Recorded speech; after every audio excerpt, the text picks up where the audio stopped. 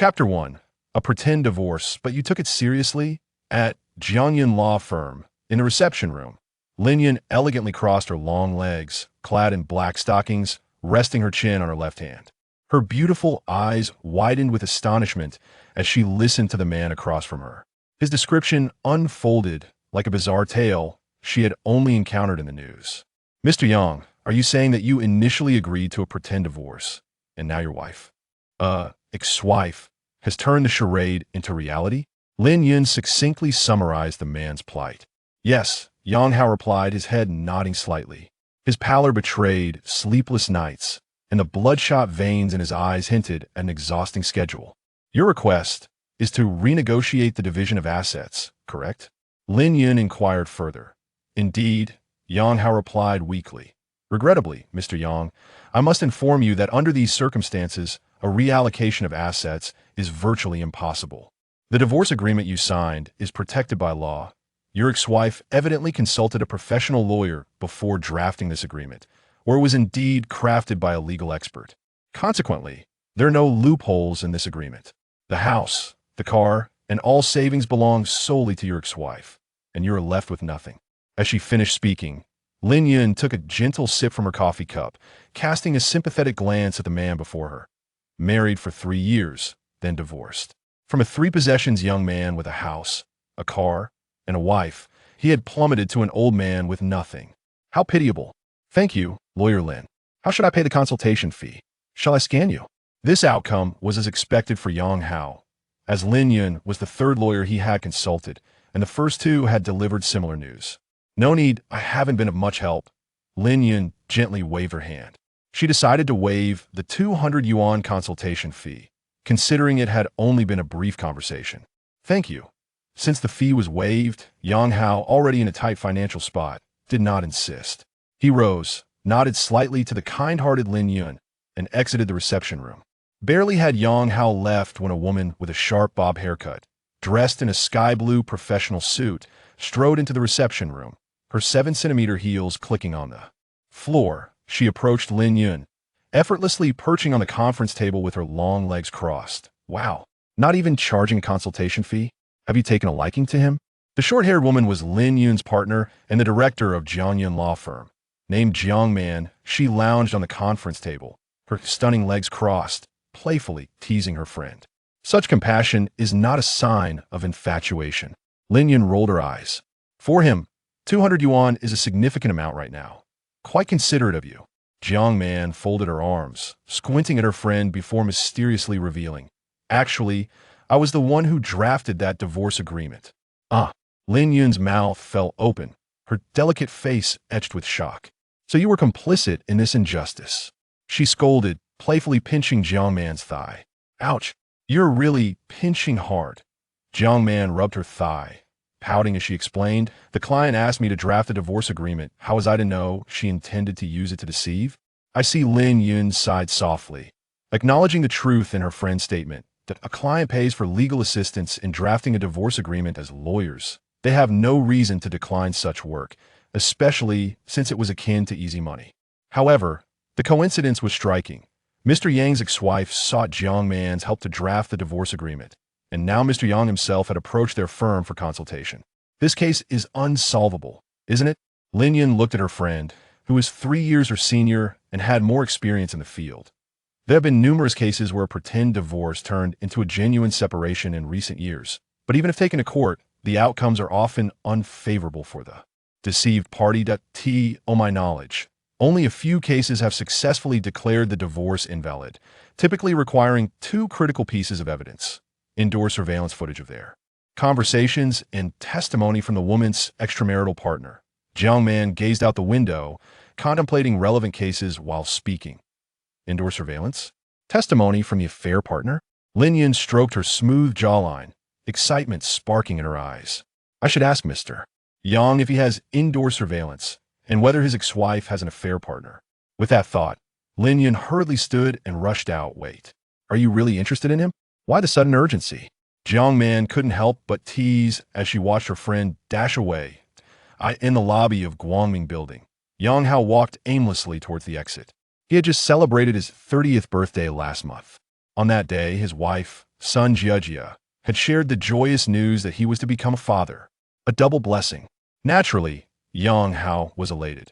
During his birthday celebration, son Jiejia suggested purchasing a property in a school district. However, due to Jiang City's housing policy, if a couple already own a property, buying another will be classified as acquiring a second home, resulting in significantly higher loan interest rates.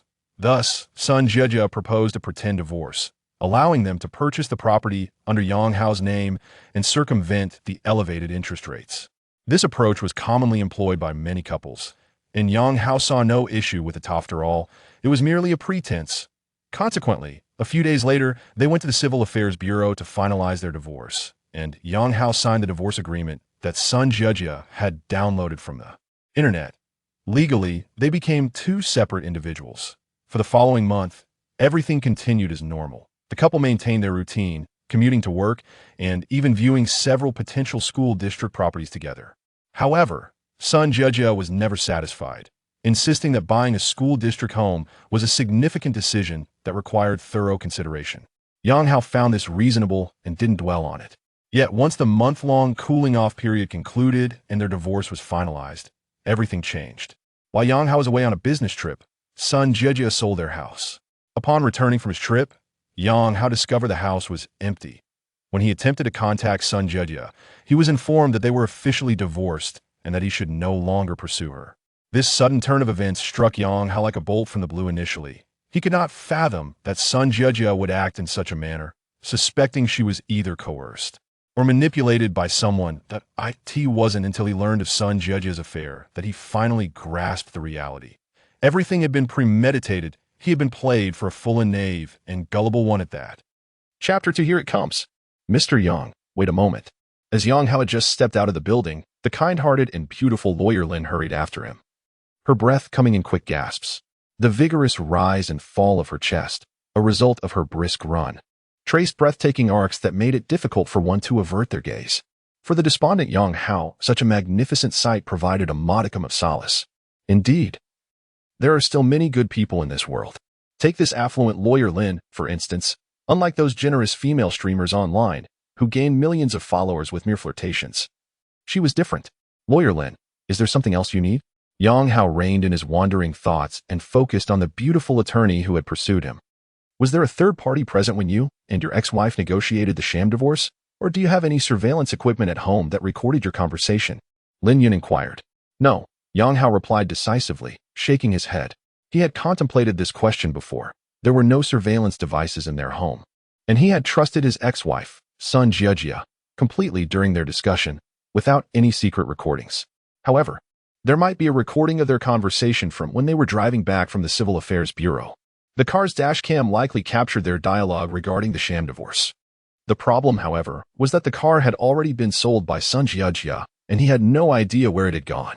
Moreover, even if he found the car, the dashcam's memory card had limited capacity, and that particular conversation had probably been automatically erased. Thus, after much contemplation, it seemed unlikely that any recording could be found. Is it possible for your ex-wife's affair partner to testify in court? Although Lin Yun deemed this possibility almost non-existent, she still asked as it could be a potential solution. That's impossible. Yang Hao laughed helplessly. His ex-wife, son Jiejia, must have conspired with her lover regarding the sham divorce to seize assets. They were in cahoots, and it would be impossible to compel her lover to testify. If that's the case, then we truly have no recourse, Lin Yun sighed softly. She desperately wished to assist this unfortunate man, yet the evidence was insufficient. When she had chased after him, she had considered that both conditions were likely unattainable, but she was reluctant to give up hope. Even the faintest glimmer of possibility warranted an attempt. What if it could turn the tide? If you discover any new evidence, please send me a message immediately. Lin Yun waved her phone slightly. All right, thank you, Lawyer Lin. Yang Hao could certainly sense the goodwill emanating from this beautiful attorney. For a man like him, who was enveloped in disappointment, such kindness felt like a ray of sunshine piercing through a gloomy sky, bringing him a fleeting sense of warmth. After the storm comes the calm. Things will surely improve. Keep your chin up. Though she could not provide tangible help, Lin Yun offered heartfelt encouragement along with a serene smile. Thank you. Yang Hao expressed his gratitude once more before bidding farewell to the enchanting lawyer with a wave. Before long, his figure vanished into the vast sea of people. Gazing at the man's desolate silhouette, Linyan felt a profound heaviness in her heart. After striving until the age of 30, he found himself utterly destitute due to the unfortunate choice of a partner. What a tragic fate for a man.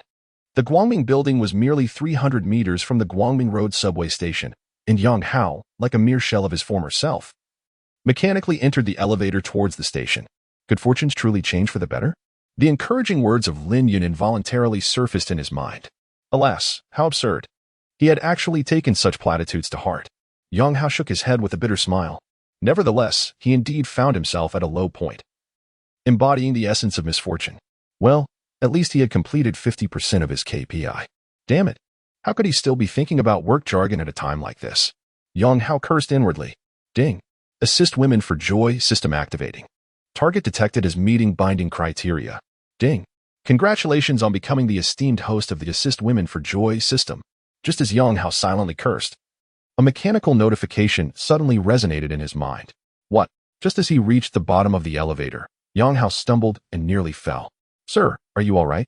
Accompanied by a gentle voice, a hand grasped Yang Hao's arm firmly from behind, preventing him from tumbling in a most humiliating manner. I'm fine, thank you. Once steadied, Yang Hao quickly expressed his gratitude, only to realize that the person who had saved him was a tall and stunning beauty. She donned a stylish and alluring outfit, a white sports tank top layered with a black jacket, complemented by black shorts that showcased her long, fair legs, which stood exposed to the air, making it difficult to divert one's gaze. As a normal man, Yang Hao couldn't help but steal a few glances.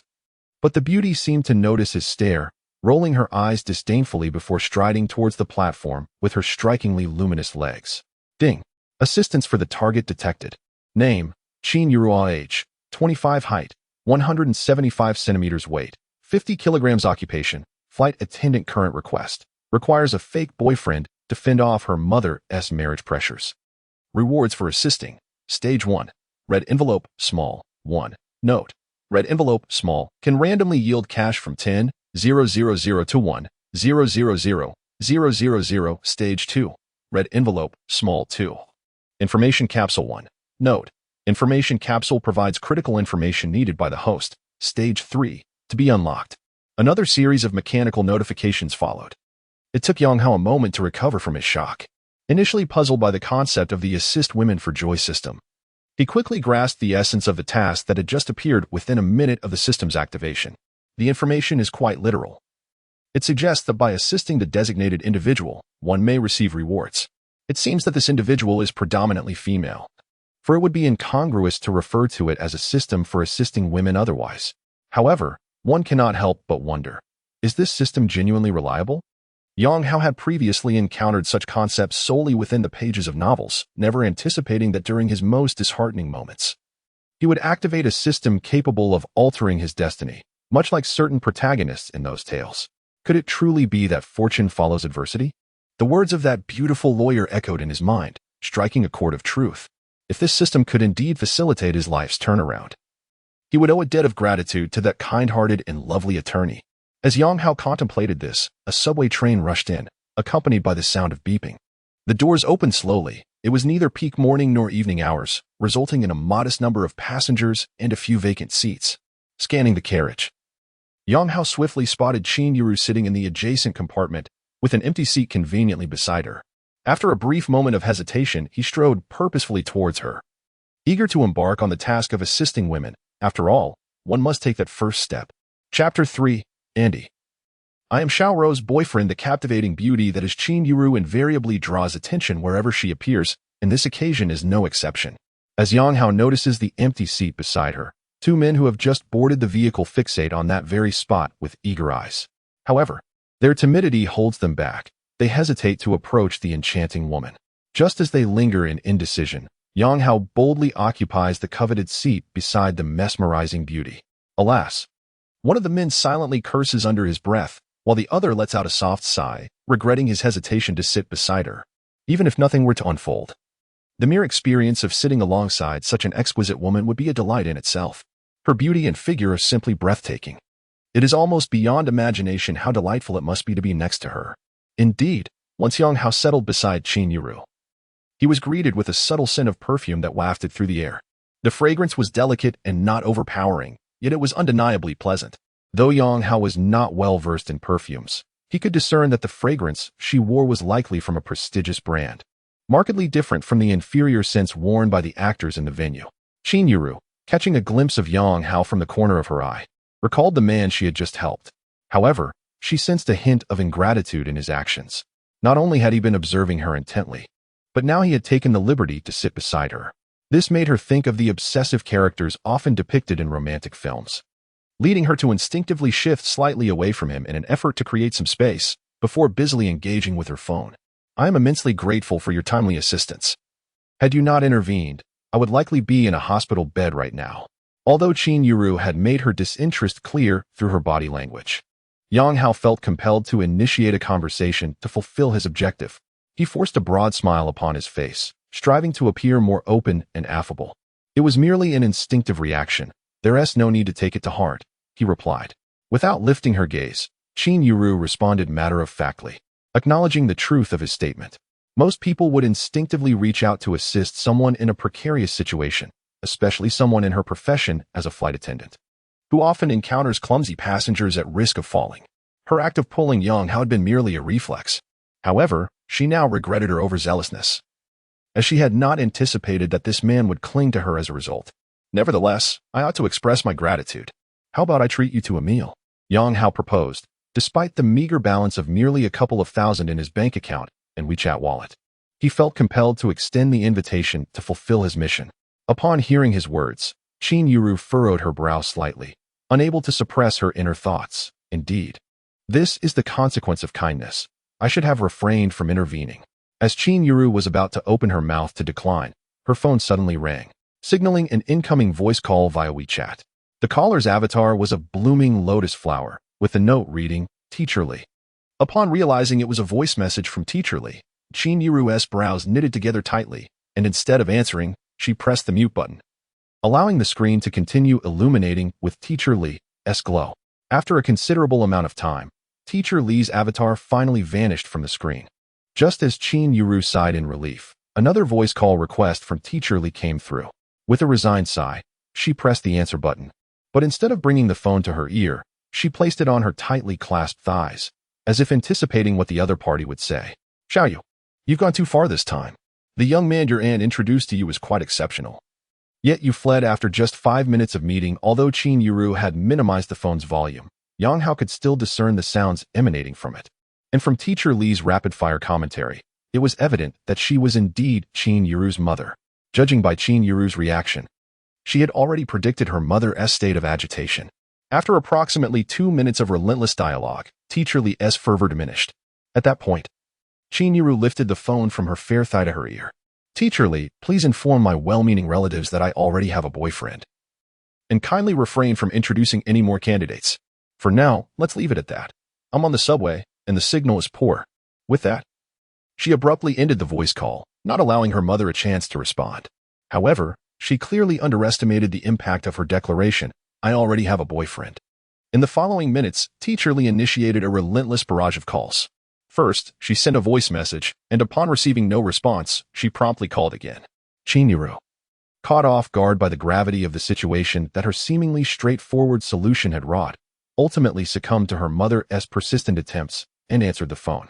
Qin Yuru, clarify this matter. When did you start dating? How old is he? What does he do? What is his family like? Unsurprisingly, once the call connected, Teacher Li immediately launched into an interrogation. Qin Yuru had only intended to use the lie of having a boyfriend to evade the incessant matchmaking, without having crafted a proper persona for her supposed partner. Under the relentless questioning from her mother, she found herself momentarily speechless, unsure of how to respond. Just as she contemplated throwing caution to the wind and confessing to her mother that she wasn't interested in dating at the moment, a voice suddenly interjected at her ear. Annie, hello, my name is Yang Hao, and I am Xiaoyu's boyfriend.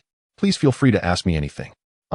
You. The moment Yang Hao spoke, silence enveloped the other end of the line, as Qin Yuru, holding her phone, stood in a daze.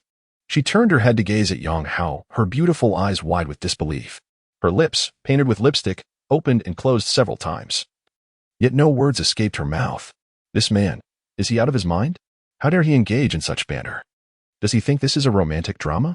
In her heart, Qin Yuru raged silently, her already furrowed brow twisting into an even tighter knot.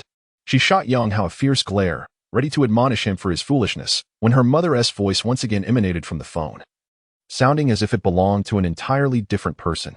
Hello? Hello? Is this Xiao Yang? Hi. I wasn't aware you were with Xiao Ro. This girl, she has a boyfriend and didn't even mention it. Auntie, we haven't been together long. Xiao Ro wanted to stabilize things before telling you. Yang Hao replied, his expression unchanged. Oh, I see. How long have you two been together? A month. A month? That is not very long. Xiao Yang, how old are you this year? What do you do for a living? Auntie, I'm exactly 30 years old and work at Xinyuan Group as a sales manager. Yang Hao candidly shared his circumstances, knowing that according to the system prompt, Qin Yuru's need was for a fictitious boyfriend. It was not his concern whether Qin Yuru or her family were satisfied. He chose to speak the truth. 30 years old. Sales manager. After Yang Hao disclosed his details on the other end of the line, Teacher Li silently repeated these two key pieces of information in her mind. The age seemed compatible with her daughter, and as for the position of sales manager, it was acceptable. However, given the current landscape, the term manager encompassed a vast range of salaries. Some earned $1 million annually while others made only a few tens of thousands. A disparity too great to ignore. Mom, the subway has arrived. We need to transfer. Let us talk tonight. Just as Teacher Li was preparing to continue her interrogation, Qin Yuru, regaining her composure, quickly interjected and hung up the call. This time, Teacher Li did not persist in calling back, but instead sent a WeChat message. Xiao Ro, this weekend your dad and I are heading to Jiangcheng. Make sure to invite Xiao Yang to join us for a meal. Upon reading her mother's WeChat message, Qin Yuru instinctively raised an eyebrow. Although she had intended to criticize Yang Hao for meddling, she swallowed her words. Ding. Congratulations to the host for completing the first phase of the task. Reward, red envelope, small, 1. Yes, no, open the red envelope immediately. At that moment, a mechanical prompt echoed in Yang Hao's mind. As he pondered how to assess the completion of the first phase, his eyes brightened. Yes, this is a definite yes. Yang Hao promptly responded. Ding. Congratulations to the host for successfully opening the red envelope, small. Randomly received are coins worth 660,000. Note, all system rewards are derived from legal sources. The host may use them with confidence. Beep. The notification sound of 66,000 yuan credited to your Alipay account resonated in Yang Hao's mind.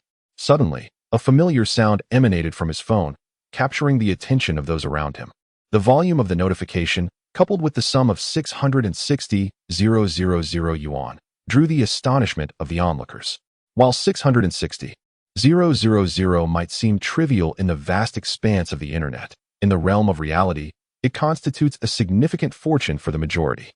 According to the latest data from the People's Bank of China, only 0.37% of depositors hold savings exceeding 500,000 yuan, which translates to approximately 5.18 million individuals in a population of 1.4 billion. The startling announcement of 660,000 yuan arriving in Yang Hao's Alipay account left those nearby in awe. Even Qin Yuru, a flight attendant by profession, instinctively glanced at Yang Hao. Though her occupation is regarded as desirable by many, her monthly salary hovers just above 10,000 yuan, rendering 660,000 equivalent to 5 years of her earnings. Chapter 4. Are you open to monthly subscriptions? Feeling the gaze of onlookers from all directions, Yang Hao couldn't help but feel a bit embarrassed. He recalled that in other households, the system rewards were directly transferred into bank accounts. Yet his system chose such a flamboyant manner. Nevertheless, as long as the reward had arrived, the method was of little consequence. Hastily, Yang Hao opened Alipay to check, and indeed, a whopping 660,000 lay in his balance. Unbelievable. Instinctively tightening his grip on the phone, he silently roared within. The arrival of the system felt like a cheat code had been activated in his ordinary life, and with such assistance, ascending to the pinnacle of success was merely a matter of time. Divorced? Yang Hao could only think that it was a good riddance. He was now eagerly anticipating the expression on his ex-wife Sun Jiajia's face upon learning of his newfound fortune. Surely, it would be quite a spectacle. Bro, that ringtone of yours is rather unique. Could you send me a copy? As Yang Hao indulged in his daydreams, a man with a buzz cut approached him. One hand grasped the hanging ring from the car roof while the other clutched an LV handbag. Perhaps worried that Yang Hao and the nearby Qin Yuru couldn't discern the brand of his bag, he deliberately raised his arm higher, flaunting the handbag before them. His clumsy attempt at showing off elicited a derisive snicker from Qin Yiru. As a flight attendant, she had witnessed countless ostentatious displays of wealth, and the buzz-cut S exhibition was among the most rudimentary. Moreover, the LV bag he brandished was of dubious authenticity, evoking a comical sense of absurdity akin to a poorly written tale of a wealthy protagonist. As a salesman who had traversed various locales and encountered myriad individuals, Yang Hao found himself somewhat speechless at the buzz-cut's antics. This display was indeed rather lowbrow. However, the buzz-cut's sardonic inquiry resonated with other men who coveted Qin Yiru's beauty, each casting expectant glances as if awaiting a performance. They too were skeptical of the 660,000 Alpay notification, convinced it was merely a ruse to attract the attention of the enchanting woman nearby. Thus, they even held a begrudging admiration for the buzz-cut's boldness in exposing Yang Hao's alleged deceit. Of course, they were primarily there for the spectacle. Whether Yang Hao or the buzz-cut faced embarrassment, it would provide them with delightful fodder for conversation in their otherwise mundane lives. Want that ring owned? Just have someone transfer you 660,000 on Alpay. Yang Hao shrugged lightly and wiped the gleaming screen of his phone with his sleeve. The buzz-cut's gaze instinctively followed Yang Hao's movements, and he soon beheld the balance displayed on the screen. His eyes widened in disbelief as he silently counted the zeros following the 66. 1, 10, 100, 1,000, 10,000. Goodness, it truly was 660,000. The buzz-cut inwardly cursed, then awkwardly smiled at Yang Hao, saying, "My apologies for the interruption." After speaking, he swiftly slipped away into another train car, leaving the onlookers with expressions of disappointment. The anticipated confrontation had not unfolded, and the young man with the flat haircut had shown signs of retreat, rendering the spectacle rather dull. Observing the scene, Qin Yiru felt a profound surprise. The young man's retreat indicated that Yang Hao truly possessed the substantial sum of 660,000 in his Alpay account. However, this amount did not astonish her, as her recent promotion to first-class service had acquainted her with affluent passengers. On one occasion, an elderly gentleman had boasted about his wealth by revealing a bank card balance of several million in her presence. Thus, Qin Yiru found it difficult to alter her perception of Yang Hao based solely on the 660,000, merely concluding that he had failed to send the notification sound associated with the transfer. At that moment, she received a message from her mother. "Dear Yiru, do not think to brush us off with excuses about working overtime. If we do not see Xiaoyang this weekend, your father and I shall not leave." Upon reading her mother's message, Qin Yiru rolled her eyes in exasperation. Indeed, no one knows a daughter better than her mother.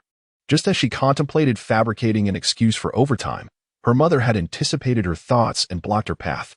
Subconsciously, Qin Yiru turned her gaze toward Yang Hao. After a brief internal struggle, she spoke. "Do you have time later? I would like to discuss something with you." "Sure," Yang Hao replied, having no reason to decline. He was eager to continue deriving benefits from Qin Yiru.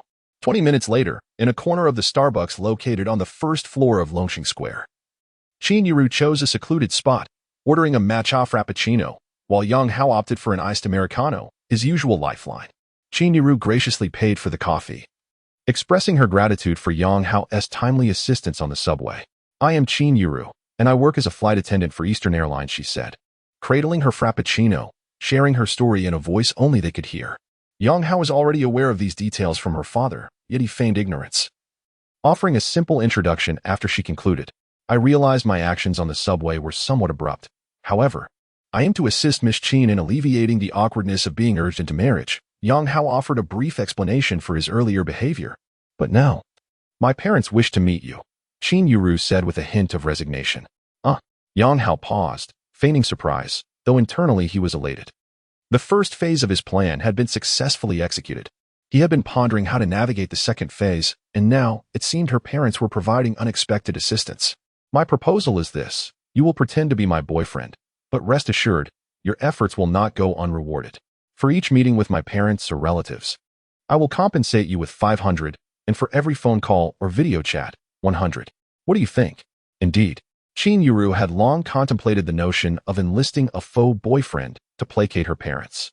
However, until now, she had not found a suitable candidate. In truth, she did not consider Yang Hao to be an appropriate choice, yet circumstances had led them to this juncture, leaving her with no option but to proceed. Upon hearing Qin Yiru's words, Yang Hao could not suppress a quiet chuckle.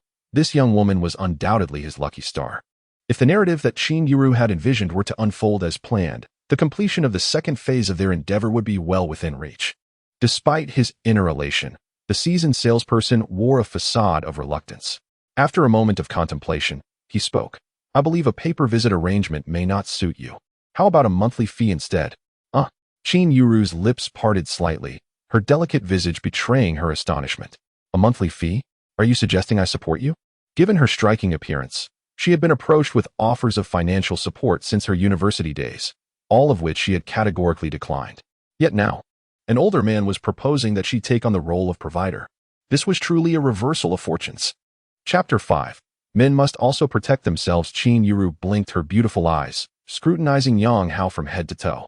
Until now, she had not carefully observed this man. But at this moment, she realized he was rather handsome. His features were well-defined, with sharp brows and bright eyes, embodying the quintessential rugged charm. However, he appeared quite haggard.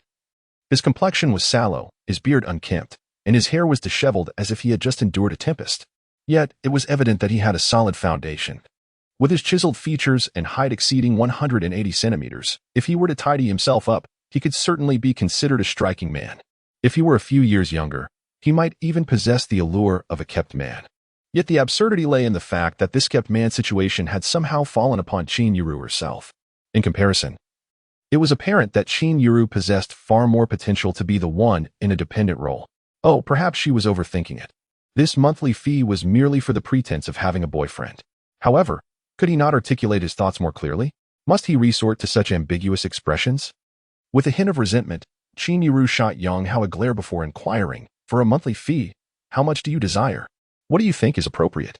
Yang Hao replied with a calm counter-question. As an experienced salesman, he would not easily disclose his bottom line, even if his lowest offer in this negotiation was zero indeed. Even negative. After all, to fulfill his task, he was willing to invest rather than profit. Qin Yuru had majored in aviation services and began her internship at Eastern Airlines before graduation, resulting in limited exposure to the outside world and no experience in negotiations. Yang Hao's rhetorical question deftly pulled her into his rhythm, prompting her to ponder his inquiry. Her slender, fair fingers rhythmically tapped against the cup of her matcha frappuccino as she silently calculated a price she could accept. Among the general working populace, Qin Yuru's income was relatively high, as she had previously earned a monthly salary exceeding 10,000 yuan. Of course, in the online realm, a monthly salary of over 10,000 could be labeled as poor, yet the reality is that out of China's 1.4 billion people, only approximately 7.84 million earn over 10,000 a month, accounting for a mere 0.56% of the total population. Even if this data lacks precision, the number of individuals earning above 10,000 monthly surely does not surpass one of the total populace. This indicates that Qin Yuru's income places her ahead of 99% of workers. Nonetheless, even with such earnings, her savings were quite limited.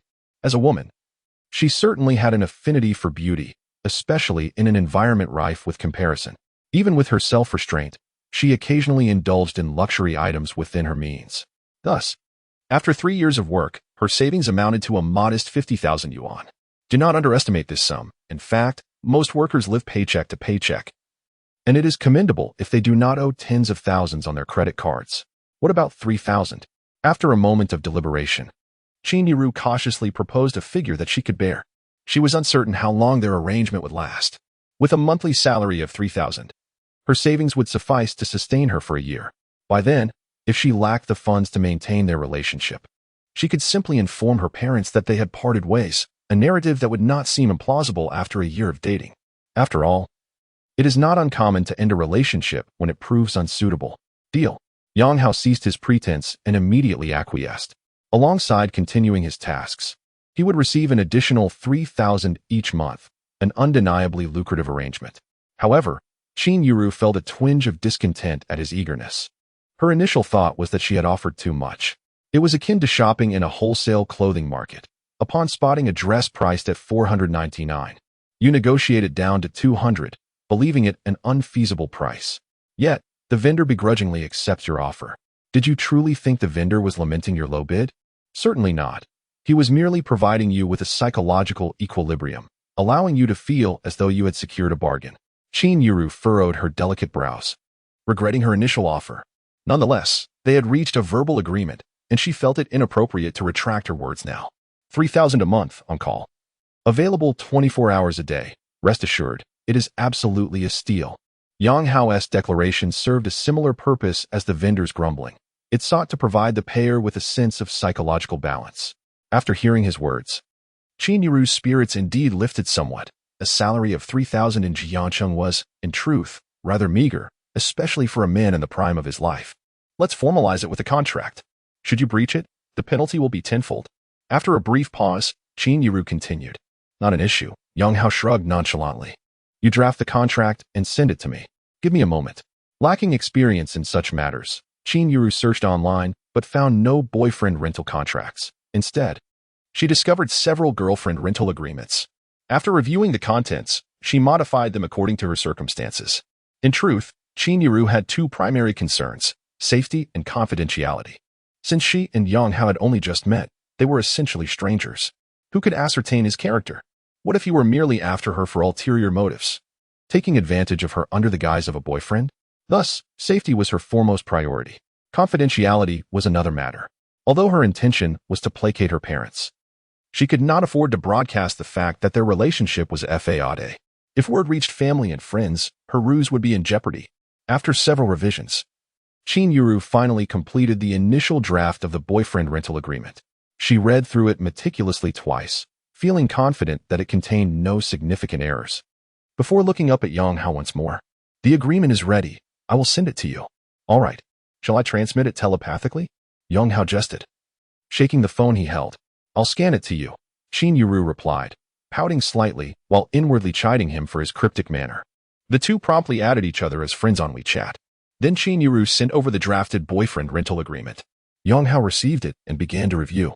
The contract appeared quite formal, with the title Boyfriend Rental Agreement prominently displayed in bold and in large letters, as it was downloaded from an online template. The terms of the agreement were rather detailed. The two most crucial points were that, without the employer's, Party A, Qin Yuru, consent, no physical contact was permitted. And Yang Hao could not disclose the existence of this agreement to any third party. Any breach of this contract would result in 100-fold compensation. If there is anything you would like to add, feel free to mention it, Qin Yuru inquired as Yang Hao finished reading. Yang Hao leisurely sipped his coffee and then pointed to his phone screen, stating, the first point, without the employer's consent, no physical contact is allowed. I believe this should be revised to, without mutual consent, no physical contact is permitted.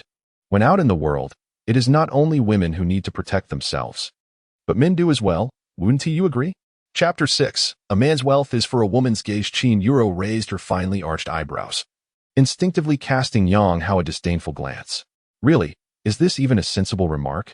He acts as though I would prey upon him, as if I would exploit this man's vulnerabilities. Although internally, she dismissed the notion with utmost contempt, Qin Yuru refrained from voicing her thoughts, recognizing that Yang Hao's request was indeed reasonable.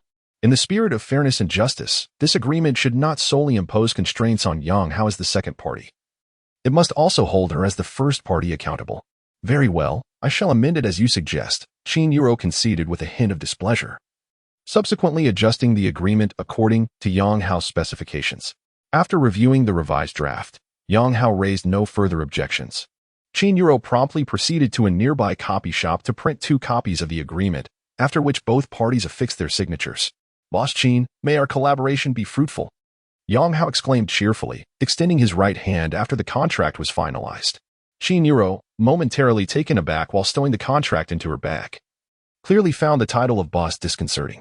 I am hardly a boss, she muttered, somewhat incredulously, yet she extended her alabaster hand to shake with Yang Hao.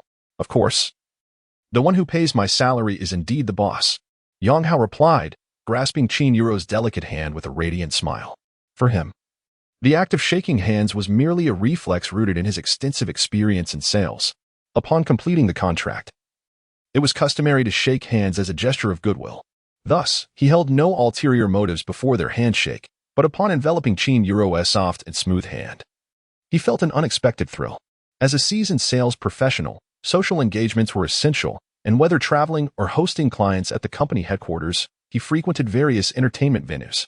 He had often found himself in playful encounters, holding the hands of numerous young women, yet he had never experienced a touch as exquisite as Qin Yuru's. Let us leave it at that. I shall call upon you when needed. Sensing an unusual tension, Qin Yuro quickly withdrew her hand, shooting Yang Hao a fierce glare. Clause 1 of the agreement, Mr. Yang. Please conduct yourself with decorum. Ahem. I was merely overwhelmed with joy. I meant no offense, Yang Hao stammered. Though his explanation held little weight, Qin Yuro let out a soft huff, choosing not to pursue the topic further. In truth, she began to regret her decision. And the more she pondered, the greater her remorse grew. How could she have signed such an agreement with a complete stranger? It was utterly absurd. Surely, it was not too late to withdraw? What did the contract stipulate regarding breach? Yes, a compensation of 100 times the monthly salary. 3,000 multiplied by 100 amounts to 300,000. Upon calculating the penalty in her mind, Qin Yuro could not help but exhale deeply. A breach fee of 300,000 was far beyond her means. Perhaps it was best to observe the situation for a while longer. Show you? Is that really you? Just as Qin Yuro was lost in her thoughts, a familiar voice suddenly resonated in her ear. She instinctively tilted her head, observing a woman clad in a yellow spaghetti strap dress approaching with a cheerful smile. The dress, form-fitting in nature, accentuated her physique, drawing the attention of nearby men with a subtly revealed décolletage. "Cici, what brings you here?" Qin Yuro inquired in a flustered tone. This woman was Cici, her university classmate and colleague. Both had graduated from Jiangxing Aviation University, sharing the same classes during their studies, and later joined Eastern Airlines together, resulting in a familiar yet superficial relationship. Their connection could be succinctly summarized as a divergence in values. Cici epitomized the materialistic woman, a quintessential gold digger with a rather indulgent private life, having been known to juggle 3 boyfriends simultaneously during her university years, one on campus, one off, and another long distance. In contrast, Qin Yuro held more conservative views and could not align with Cici's perspectives, thus they were never close friends. However, their shared history as classmates and colleagues maintained a semblance of cordiality. "I'm meeting Ming Ming for shopping. She should be here soon." "Xiaoro, who is this?" Cici had already noticed Yang Hao, quickly appraising his attire, estimating its value to be under 2,000 yuan. The only noteworthy piece was the Tizot watch on his wrist, perhaps worth 5 or 6,000. Such a man would hardly capture Cici's interest. Nonetheless, she was curious about his connection with Qin Yuro, who stood out among the beautiful flight attendants for her looks and figure, attracting high-caliber admirers, which incited both envy and jealousy in Cici. Despite having numerous suitors, Qin Yuro had never been in a relationship, just days prior. She had even claimed to have a boyfriend when she rejected a first-class passenger. Could this be him? Cici's curiosity regarding Yang Hao intensified, and before Qin Yuro could respond, she eagerly pressed on, "Boyfriend? Xiaoro, when you mentioned having a boyfriend the other day, I thought you were merely fabricating an excuse to turn down that Mr. Zhao. I didn't realize it was genuine." "Hello, handsome, I'm Cici, a colleague and friend of Xiaoro." Noticing that Qin Yuro seemed reluctant to introduce Yang Hao, Cici took the initiative to step forward and greet him. "Hello, Yang Hao." For Yang Hao, an experienced salesperson, this scenario was merely trivial. He responded with ease, neither confirming nor denying his relationship with Qin Yuro. This was a subtle conversational tactic, allowing for both advancement and retreat. "What is your position, Yang Gu?" Cici, intrigued by this concealed boyfriend of Qin Yuro, continued her inquiry. At Qin Yuan Group, Yang Hao refrained from providing specific job details, akin to his response to Qin Yuru's mother, as he was uncertain of the nature of their relationship and deemed it unnecessary to divulge every detail. The Qin Yuan Group, a colossal enterprise. It was evident that Brother Yang belonged to the upper echelons of leadership. Cici attempted to pry further into Yang Hao's thoughts, seeking to discern his true intentions. However, such trivial tactics held no sway over him. He merely smiled, offering no direct response. Unfazed, Cici turned her attention to Qin Yuro, saying, "Xiaoro, you've come to shop, haven't you? Why not join me for a stroll?" It seems Ming Ming just messaged that she is stuck in traffic and may not arrive for a while. As she spoke, she grasped Qin Yuro's arm, playfully shaking it in a charming manner.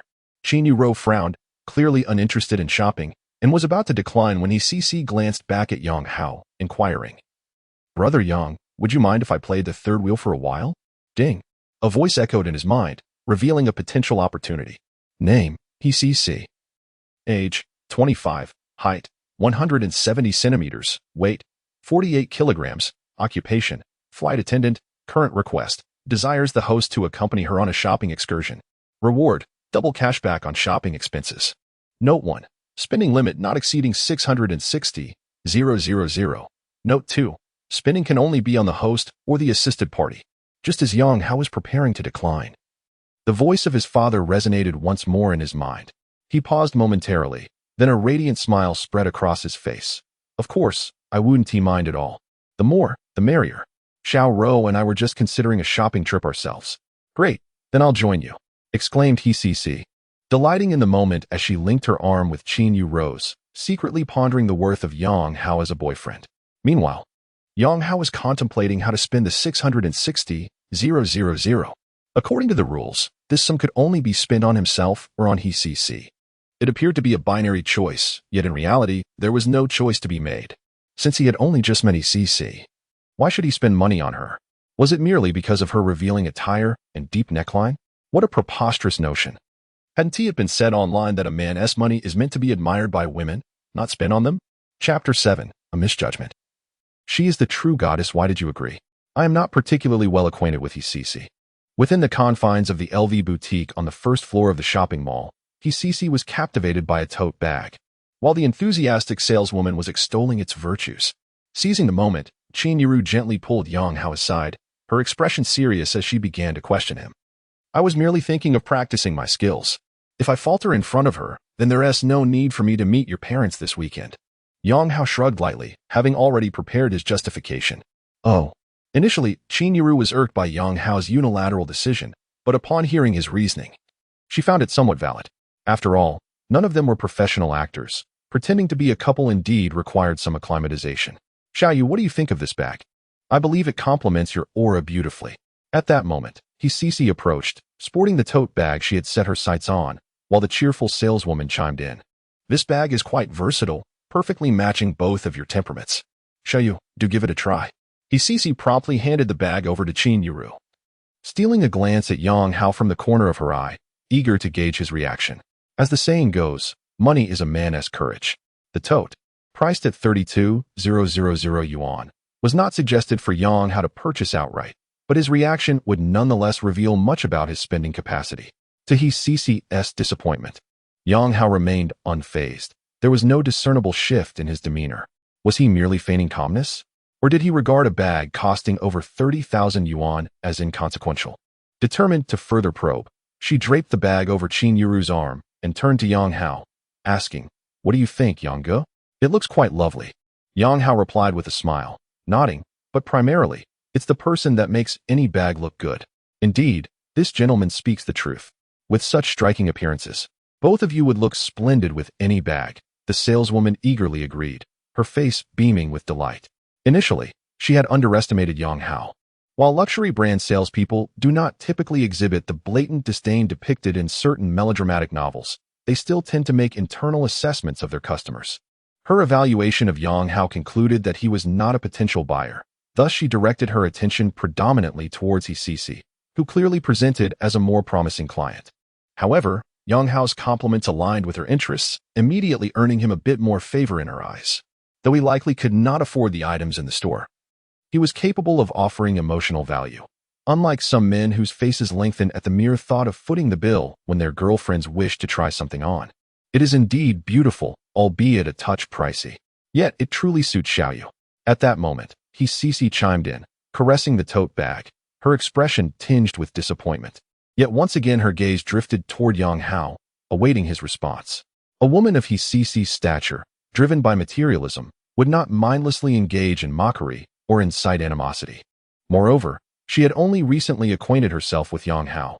Her curiosity was piqued solely by Qin Yu's clandestine boyfriend, as she sought to uncover the depths of his character. If he were merely an ordinary man with modest financial means, He would find some solace. After all, having been overshadowed by Qin Yu throughout their time at school and work, she would derive a measure of comfort from that realization. What significance does beauty and an alluring figure hold if one ends up with a mediocre partner? As anticipated, Yang Hao, whose entire ensemble, including his watch, amounted to less than 10,000 yuan, did not engage with her. Instead, he turned his gaze towards a men's bag displayed nearby.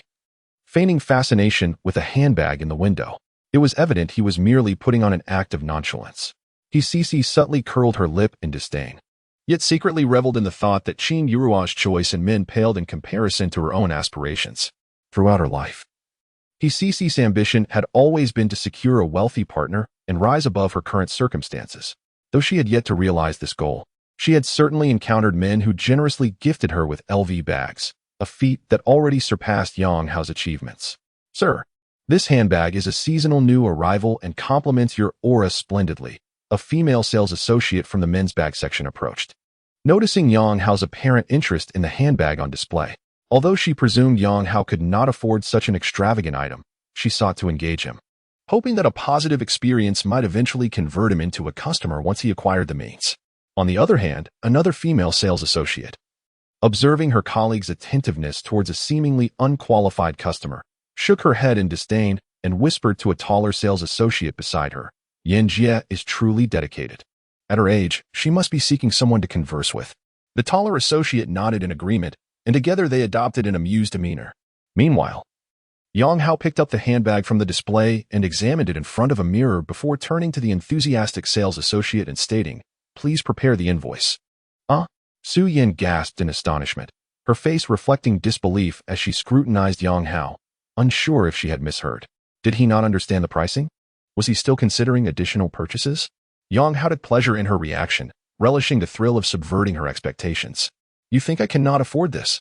Yet here I am, asking you to prepare the invoice. Are you surprised? Sir, this bag does not require additional purchases. I will prepare the invoice right away," Su Yin responded. Her spirits lifted as a beaming smile spread across her face. Initially, she had held no hope for Yang Hao's purchase due to his attire, which did not align with the typical clientele of LV. Had he shown interest in a wallet or a handbag priced just over 10,000 yuan, there might have been a chance, but the handbag he desired was valued at 75,000 yuan, a significant price even within their store. Unexpectedly, Yang Hao merely glanced at the mirror before placing his order. Witnessing this, the two female sales representatives, who were eagerly anticipating a spectacle, were instantly taken aback. Did he actually purchase that handbag? It certainly appeared so. That bag cost 75,000. Can he truly afford it? Who knows? Yet, Yan Jie is indeed processing the invoice. Could it be a misjudgment? Perhaps he is merely modest? The two saleswomen exchanged astonished whispers. Meanwhile, Cici, Qin Yuru, and the short-haired saleswoman who attended them were equally bewildered. "Shiro, it seems your boyfriend has bought a bag." "No, what's going on? He doesn't buy you a bag, but chooses to buy one for himself."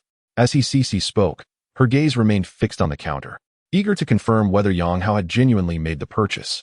Upon witnessing Yang Hao's actions, Qin Yuru felt an even greater surprise. She had assumed Yang Hao was merely an ordinary office worker. Yet, he had nonchalantly acquired an LV bag, although she was unaware of its price. A handbag of such magnitude, given LV's reputation, must surely cost 30 to 40,000 at the very least. The short-haired saleswoman, at this moment, was left astonished and speechless. She had devoted her attention primarily to Cici and Qin Yuru, only to discover that the man she had overlooked had impulsively purchased the latest seasonal handbag. She was well aware of the price. That bag was indeed 75,000. What a miscalculation. It turns out he is the true connoisseur. Chapter 8. The blessing of wealth. Amid the intricate glances of the women around him, Yang Hao calmly settled the payment. He was quite pleased with the handbag, which could be carried by hand or slung over the shoulder, making it perfect for his business trips. In the past, Yang Hao had little interest in luxury items, even considering those who spent exorbitant amounts on such things to be foolish. However, he now had to concede that his previous views had been rather narrow-minded, a mere manifestation of the old adage that sour grapes are what the unattainable taste like.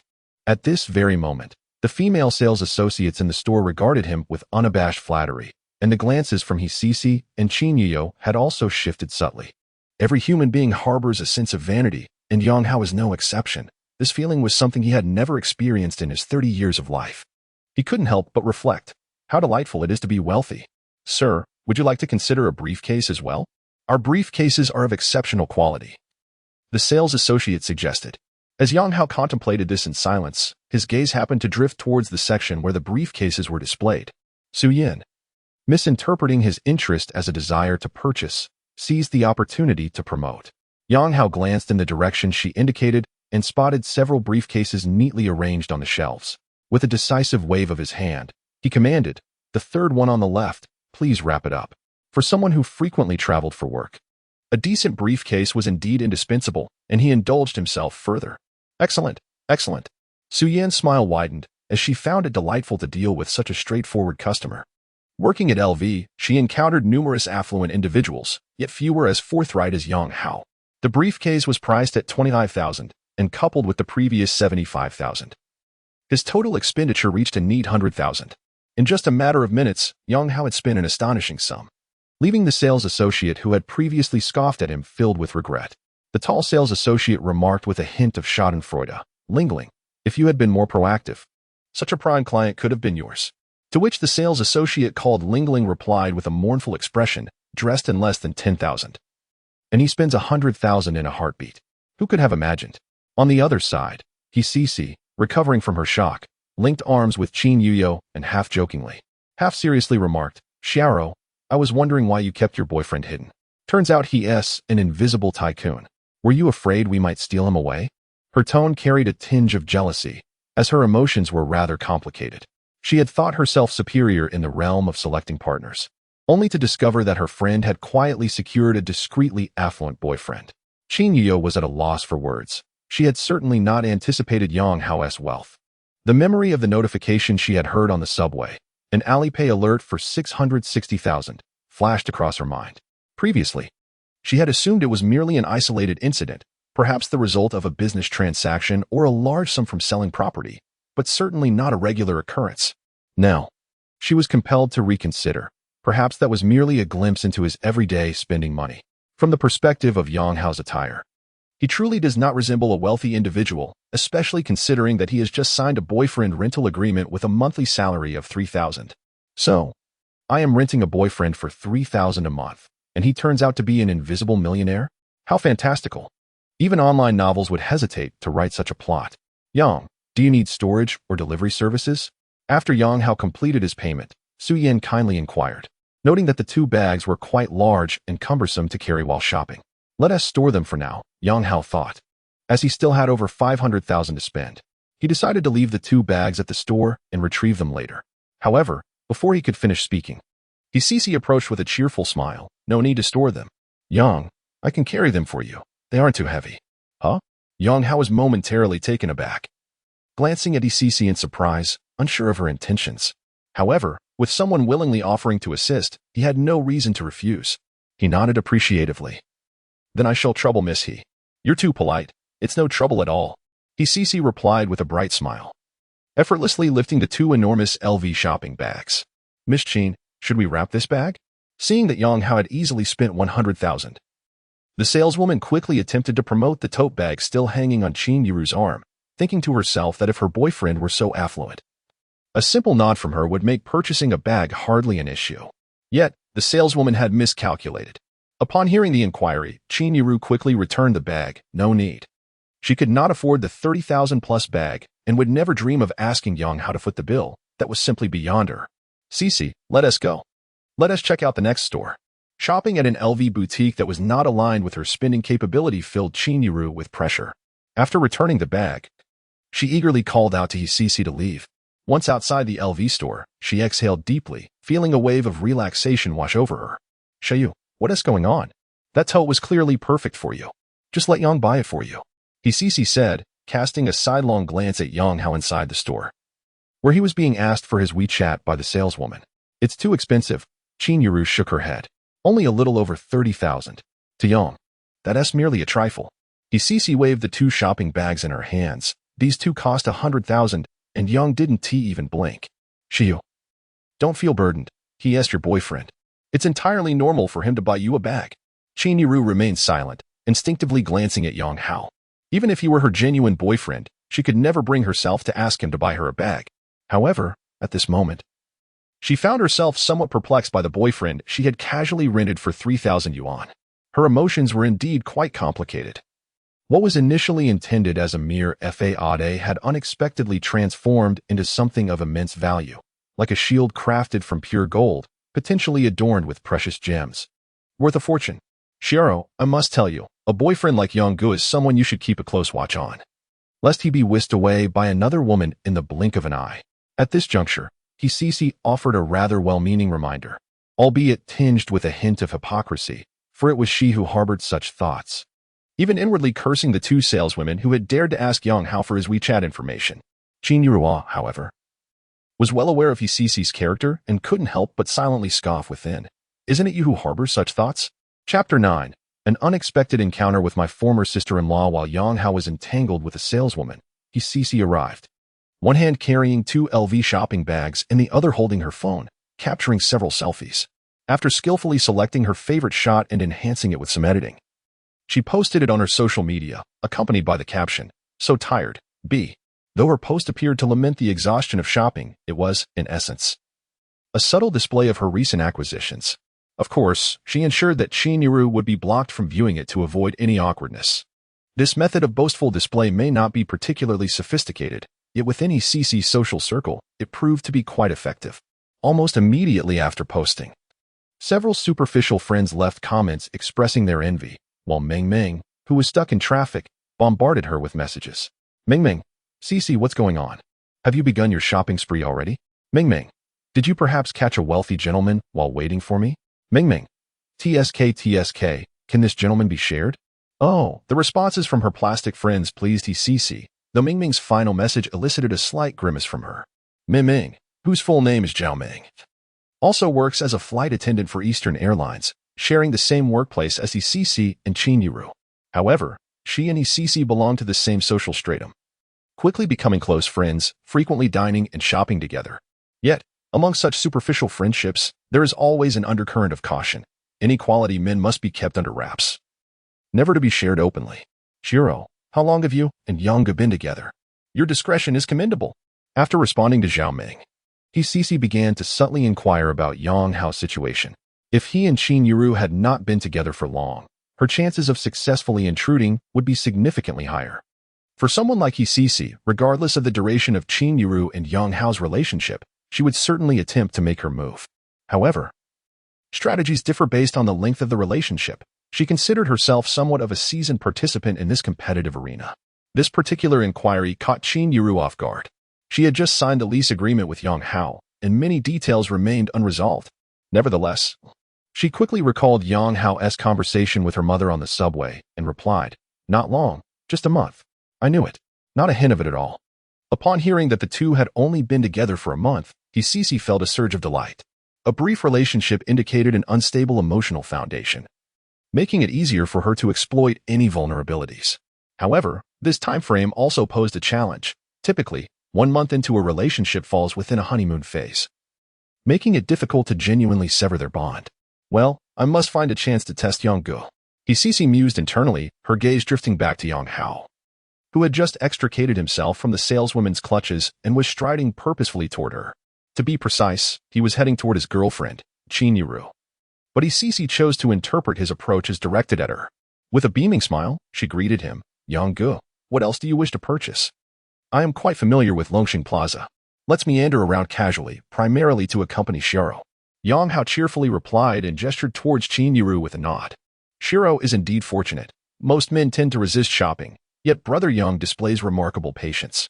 Cici, ever the flatterer, couldn't help but praise him. It must be said that she possesses a certain knack for charming men. Even when aware that she is flattering him, he feels no annoyance. This, perhaps, epitomizes the emotional value that some women often speak of. Traditionally, Yang Hao has been the provider of such emotional value, offering comfort to his wife, clients, and superiors. However, today he finds himself on the receiving end, and this experience is quite pleasurable. He even begins to comprehend why leaders, despite knowing that a subordinate is a sycophant, still choose to retain them. Such a sycophant can furnish the leader with ample emotional value, elevating their spirits. After all, isn't the essence of life simply to seek joy? Noticing the lively exchange between Cici and Yang Hao, Qin Yiru instinctively furrowed her brow. She was well aware of Cici's intentions and initially believed she should remain unaffected, considering Yang Hao was merely her rented boyfriend, and his choices of companionship were none of her concern. Yet, witnessing Yang Hao engage so warmly with Cici, a twinge of jealousy unexpectedly stirred within her. After all, it was she who had paid 3,000 yuan to rent this boyfriend. Shouldn't he maintain a semblance of distance from other women, at least during work hours, to establish some boundaries? Ding. A notification chimed in his mind. A cashback reward of 200,000 had been credited. Just as Yang Hao was conversing with ECC, his father's voice reverberated in his thoughts. Ah, so soon. Yang Hao paused momentarily, then realized this was the cashback reward from his 10,000 yuan expenditure at the LV boutique. He had anticipated a total cashback after spending 660,000, never expecting it to arrive so promptly. How delightful. Moreover, this cashback was directly deposited into his bank account, bypassing Alipay, thus averting any potential embarrassment on the subway. Brother Yang, there's a Huawei experience store over there. How about we take a look? A new foldable phone has recently been released at a discount. DCC suggested with a smile, pointing towards the nearby store. Okay. Yang Hao had no objections. After all, the goal was to indulge in consumption, regardless of the location. Besides, his current phone was purchased 3 years ago, and with technology evolving so rapidly, it was indeed time for an upgrade. It was not the weekend, and the mall was relatively quiet. There were few customers in the Huawei experience store. Upon seeing potential customers enter, a cheerful saleswoman promptly approached them. Hello, would you like to take a look at our phones? She warmly greeted, first addressing ECC, who was carrying 2 LV shopping bags, a clear indication of her purchasing power. Yes, do you have that new foldable model in stock? ECC casually inquired as she walked further into the store. You are referring to the Mate XT, the Extraordinary Master, correct? We have it in stock. Please follow me. Currently, this mobile phone is not as sought after as it was at the time of its release. After all, with a price tag exceeding 20,000. Its audience remains rather limited. As the saleswoman responded, her gaze instinctively drifted towards Yang Hao, who was following ECC. Suddenly, she appeared utterly stunned. Sister? Brother-in-law? The saleswoman stammered, her expression a mixture of anxiety and astonishment. Yang Hao, upon noticing the saleswoman, was equally surprised, for she turned out to be his former sister-in-law. To be precise, his ex-sister-in-law. At that moment, Yang Hao was unable to locate his ex-wife, Sun Jiajia, and unexpectedly encountered her younger sister, Suntingting, right here. Chapter 10. The brother-in-law's new girlfriend leaves the ex-sister-in-law stunned Sun Tingting, aged 22, graduated from university last year, and began an internship at a foreign enterprise. However, once her internship concluded, she was let go. In the following months, she cycled through 3 jobs, and after enduring a series of harsh realities, she came to terms with the fact that finding a respectable position with a decent income was exceedingly challenging for someone of her caliber. 2 months ago, through a classmate's introduction, she secured a position at a Huawei-authorized experience store as a sales assistant. Although the job was not particularly prestigious, the income was satisfactory. High-performing sales assistants could earn between 10 to 20,000 per month, comparable to that of an average white-collar worker. Brother-in-law? Yang Ge, are you married? Before Yang Hao could respond, ECC exclaimed in surprise. She glanced between Yang Hao and Qin Yiru. Connecting the dots regarding why Qin Yiru had been so low-key about her affluent boyfriend, he was, in fact, a married man. In ECC's perspective, whether or not he was married was inconsequential, as long as he could fulfill her material desires. What did marriage matter? However, being single was certainly a bonus, as it avoided any potential complications. Engaging with a married man required a degree of caution, for instance, when requesting financial assistance. One should insist on cash rather than bank transfers, for should disputes arise later, the wife could reclaim transferred funds through legal means. It was a risk she had witnessed among her socialite peers, and she was determined to heed this warning. Walking behind Yang Hao, Qin Yiru was equally startled by Suntingting's exclamation of brother-in-law.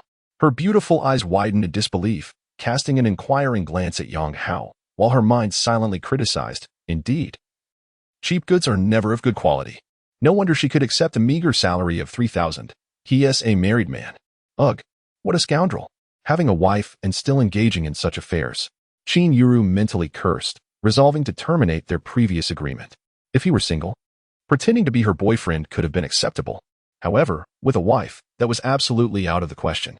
Although their relationship was a facade, it could easily be misconstrued. Should she be labeled a mistress, it would be a predicament from which she could not extricate herself. Indeed, the agreement must be dissolved. As she mulled over her thoughts, she heard Yang Hao say, "Your sister and I are divorced now, so perhaps it's best not to refer to me as brother-in-law anymore. Also, please convey to your sister that she no longer needs to avoid me. The past is behind us." Really? Is that how you feel? Suntingting looked at Yang Hao in disbelief, fully aware of the actions her sister had taken against him. Even she, as the younger sister, considered her sister's behavior to be excessive. Moreover, in recent days, Yang Hao had been frantically seeking her sister to settle scores, prompting their parents to temporarily relocate from their hometown.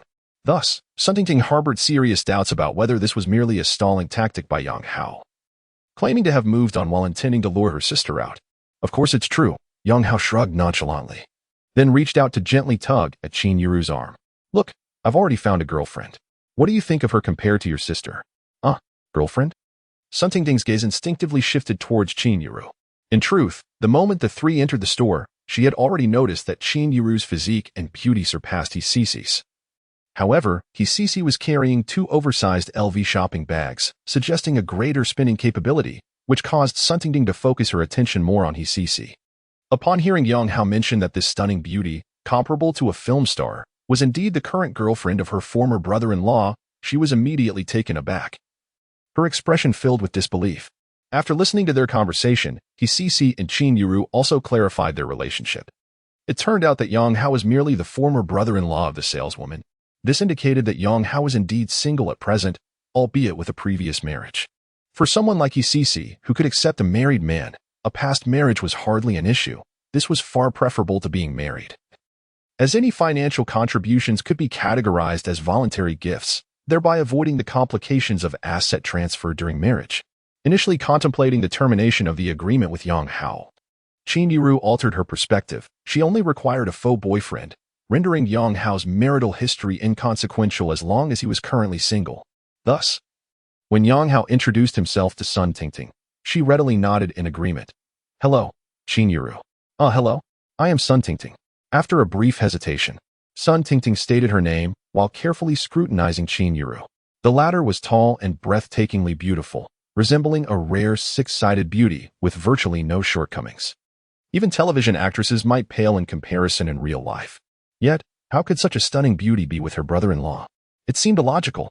Sun Tingting was relatively familiar with Yang Hao. She had attended university in Jiaqing and would occasionally stay at her sister's home, where Yang Hao treated her well, often taking her out for delightful meals.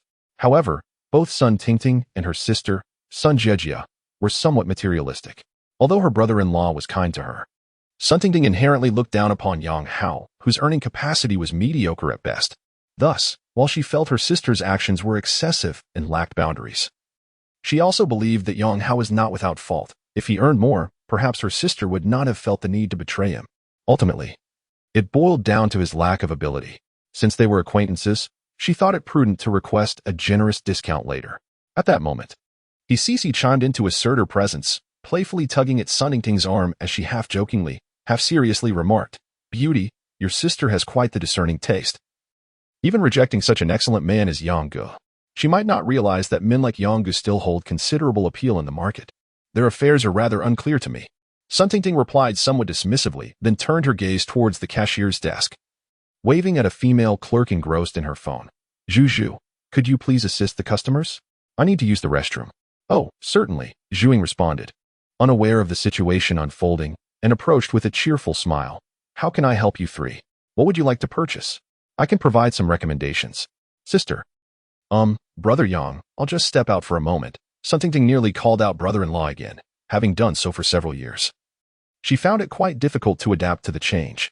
Yang Hao nodded gently, not offering any further comment. Meanwhile, Sun Tingting hastily exited the scene. But after a short distance, she quickly took out her phone to snap a picture of Yang Hao and Qin Yuru, sending it to her sister Sun Jejia.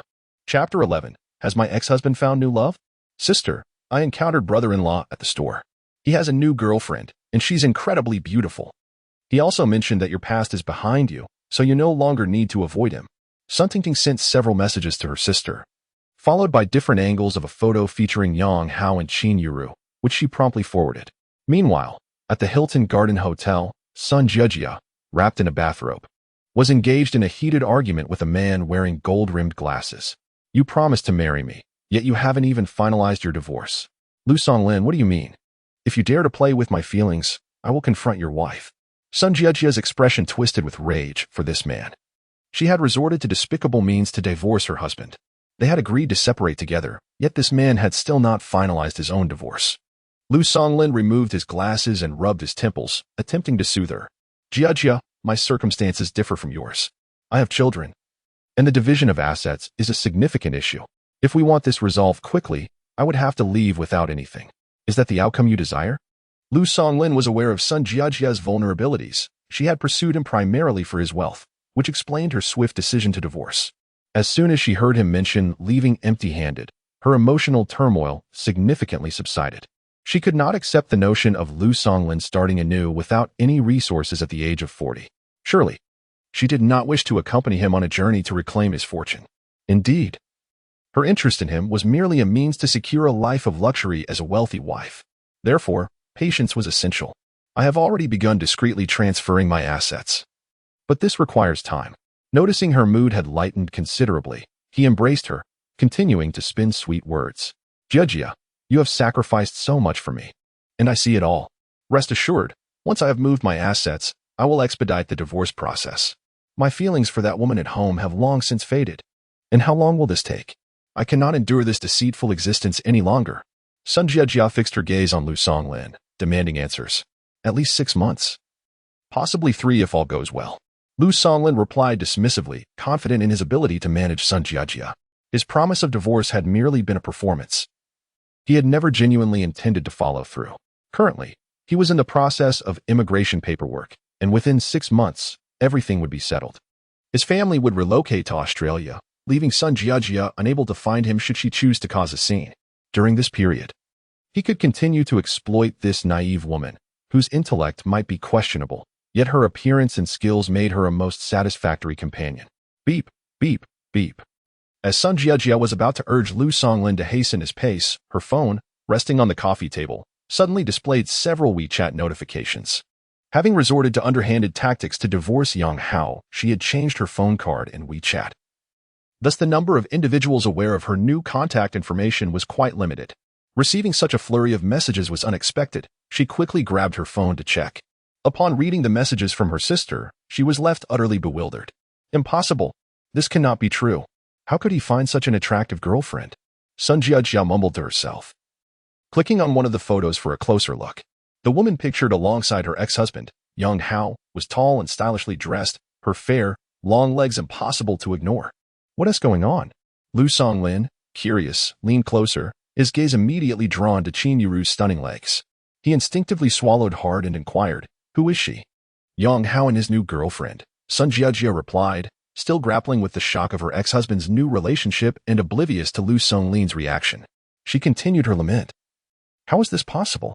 He barely has a few thousand left. How could he find such a young and beautiful girlfriend? Perhaps they are merely friends. You must know Xiaoyang's acquaintances. Take a closer look. Lu Songlin was eager to discern the identity of the beauty associated with his subordinate, Yang Hao. Indeed, Yang Hao was his subordinate. Lu Songlin served as the general manager of the sales department at Qin Yuan Group, and he had met Sun Jiajia at the wedding of a vice president within the department. Both he and Yang Hao had attended the ceremony with their wives. And what began as a simple social obligation unexpectedly blossomed into an affair between Lu Songlin and Sun Jiajia. In truth, Lu Songlin had many women on the side. He was the type who could not resist any woman exhibiting even a hint of allure, always eager to flirt and gauge their reactions. The wives of subordinates, like Sun Jiajia, held an added allure for him.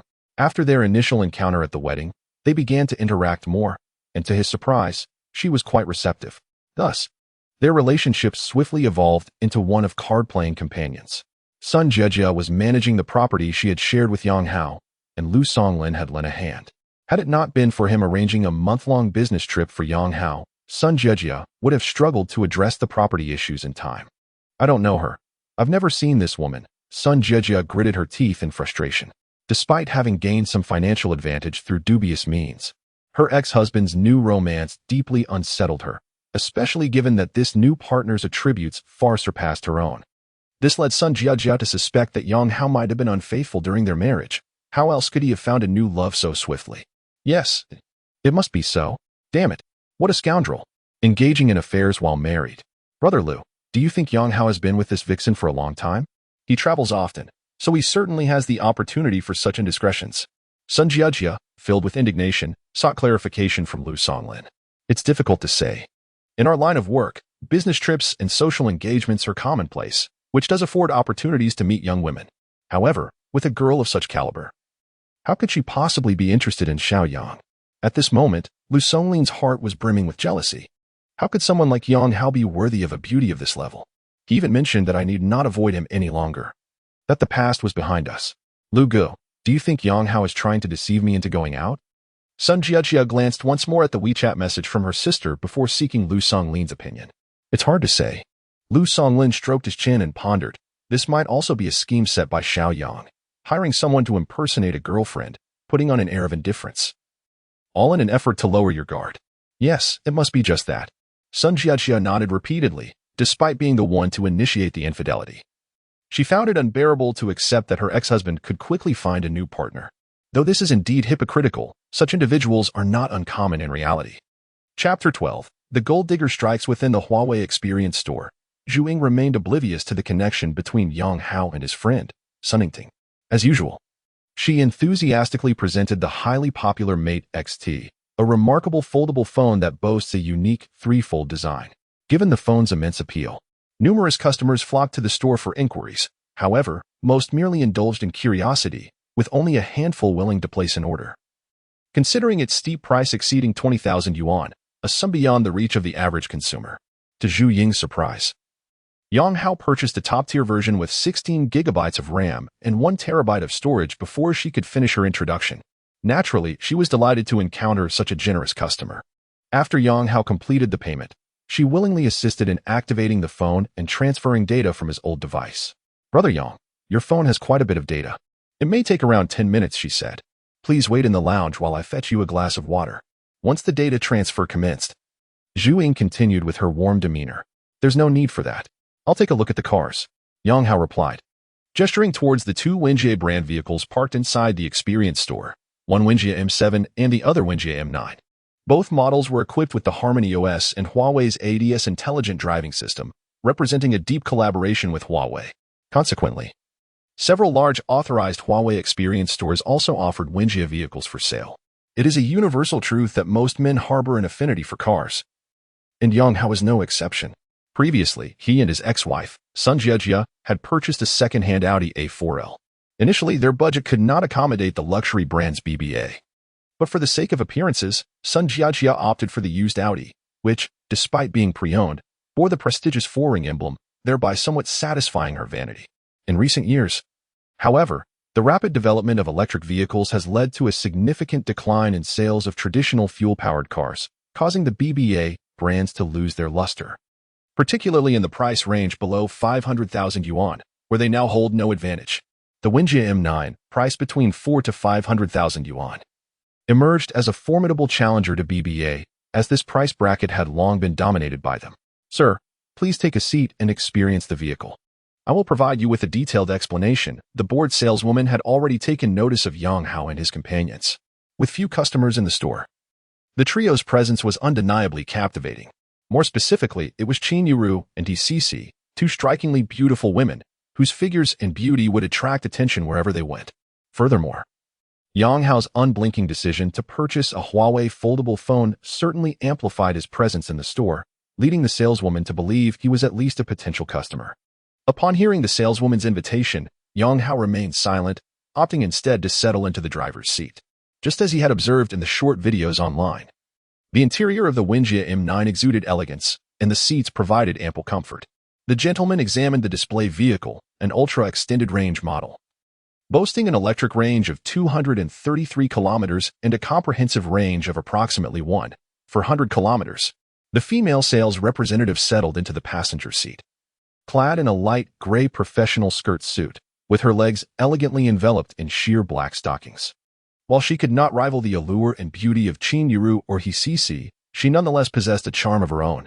As she took her seat, the hem of her skirt inadvertently ascended, revealing her beautifully encased legs to Yang Hao's gaze. Within the relatively confined space of the automobile, her alluring legs held a certain magnetism. However, Yang Hao was not in the mood to flirt. His thoughts were entirely consumed by the task at hand. After all, accumulating wealth was his primary objective. How much is this configuration? He inquired, fingers caressing the steering wheel. 529, 800 yuan. The price is standardized nationwide. But if you place an order with me, I assure you that the maintenance packages and gifts will be quite satisfactory. Deal. Yang Hao interjected before the sales representative could finish her sentence. Excuse me? Sir, are you implying that you wish to purchase it? The sales representative looked at him in disbelief. While many customers had made blind reservations during the peak popularity of the Ion M9, the current demand had cooled significantly, and competition from other brands had emerged, making such prompt decisions exceedingly rare. Yes, full payment. Can I take the car today? Yang Hao continued to toy with the steering wheel. There are vehicles available, so it should be feasible. However, I must confer with my supervisor, she replied, cautious not to make any guarantees. Go ahead and ask. If I can take the car today, I will place the order. With that, Yang Hao leaned back in his seat, closing his eyes to reflect. He felt a profound sense of accomplishment. In the past, a car costing over 500,000 yuan would have been a mere dream, yet now he could purchase it without a moment's hesitation. Truly, it was a testament to his newfound fortune. Yang, are you planning to buy a car? As the sales representative stepped aside to consult her superior, he seized the opportunity to occupy the passenger seat. Her long legs far surpassed those of the saleswoman, and as she settled in, she deliberately shifted her thigh closer to Yang Hao, presenting her fair leg tantalizingly within his line of sight. Indeed, I've heard this vehicle is quite enjoyable to drive. I thought I might indulge in some leisure. With newfound confidence from his financial status, Yang Hao felt emboldened, even when faced with someone as materialistic as he. However, with the prior display of luxury items, his words resonated with her not as mere bravado, but as the everyday experience of the affluent. See, for the wealthy, purchasing a car is akin to acquiring a toy. He silently mused that someone of her materialistic disposition was naturally acquainted with the Wanja M9. In her circle of elite socialites, it had long been stated that one should never underestimate those who drive the Wanja M9. Although the car is priced around 500,000, the owners are likely to possess luxury vehicles worth millions. They have simply grown weary of traditional gasoline cars and wish to indulge in a new energy experience. It is all about enjoyment. The sentiments expressed by her friends in the group perfectly mirrored Yang Hao's current attitude. A lavish toy costing over 500,000 was effortlessly acquired. Truly, what a display of financial freedom. I have also heard that this vehicle is a pleasure to drive. Alas, I cannot afford it. It is far too expensive. He exclaimed with a delicate sigh, then playfully winked at Yang Hao, lowering her voice to say, Brother Yang, once you take delivery of the car, would you be able to take me for a spin? Rest assured, I shall keep it a secret from Xiaoro. Before Yang Hao could respond, she quickly added that she had not intended to pursue him so swiftly, given that they had only just met today, and she had planned to maintain an air of restraint. However, circumstances had shifted unexpectedly. This brother Yang was extravagantly wealthy, having spent over 600,000 in mere moments. His financial prowess was unfathomable. Thus, she needed to act swiftly and secure his affections without delay. Chapter 13. The shock from the former sister-in-law. Yang Hao was taken aback by Cici's bold attempts to entice him. Although he had long recognized her as a gold digger who only valued wealth, she was ostensibly a friend of Qin Euro, and he was currently in the role of her boyfriend.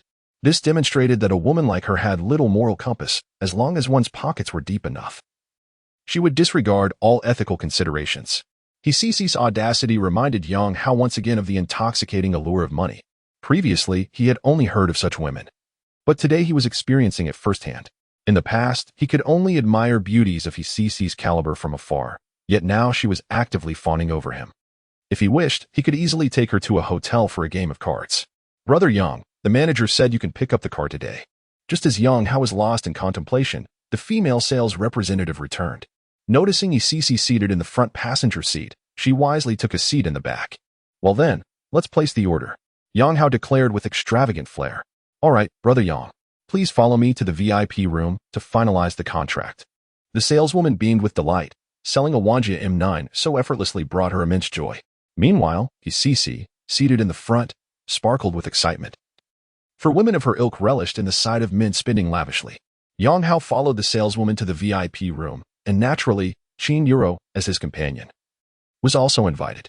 The saleswoman first served coffee and snacks before presenting the contract for Yang Hao's review.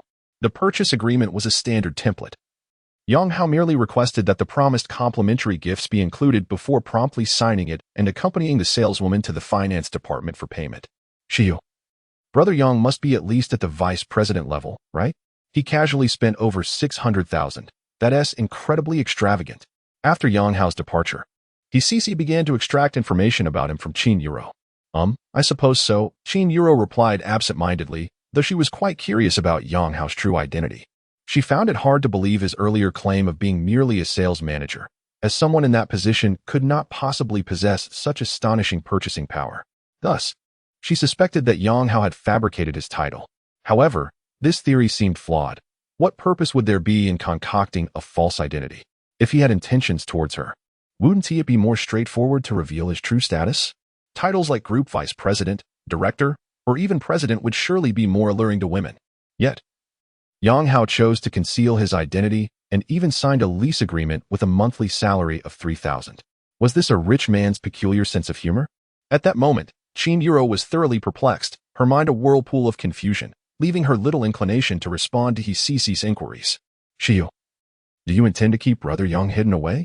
Rest assured, I would never compete with my friends for a man. For we have known each other since our freshman year, Cici said with a smile, linking her arm with Qin Yuru's, her words somewhat betraying her intentions.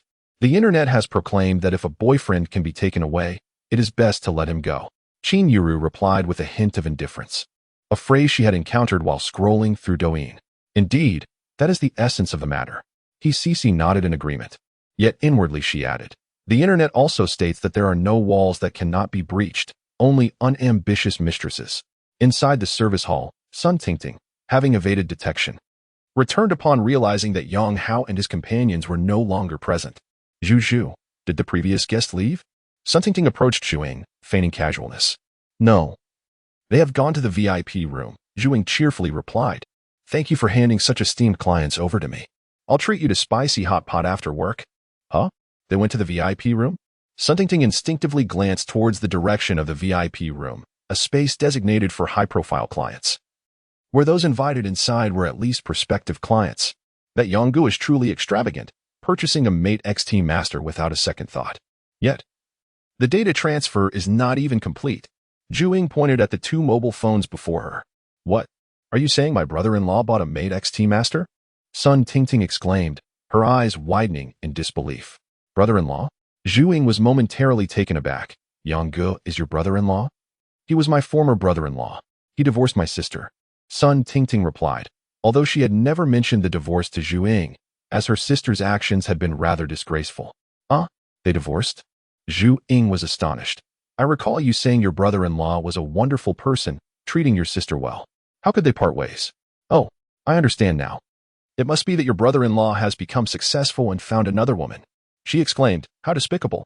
Zhuing quickly conjured a melodramatic narrative often seen in soap operas, wherein a woman supports a man through the struggles of his entrepreneurial journey, only to be abandoned once he achieves success.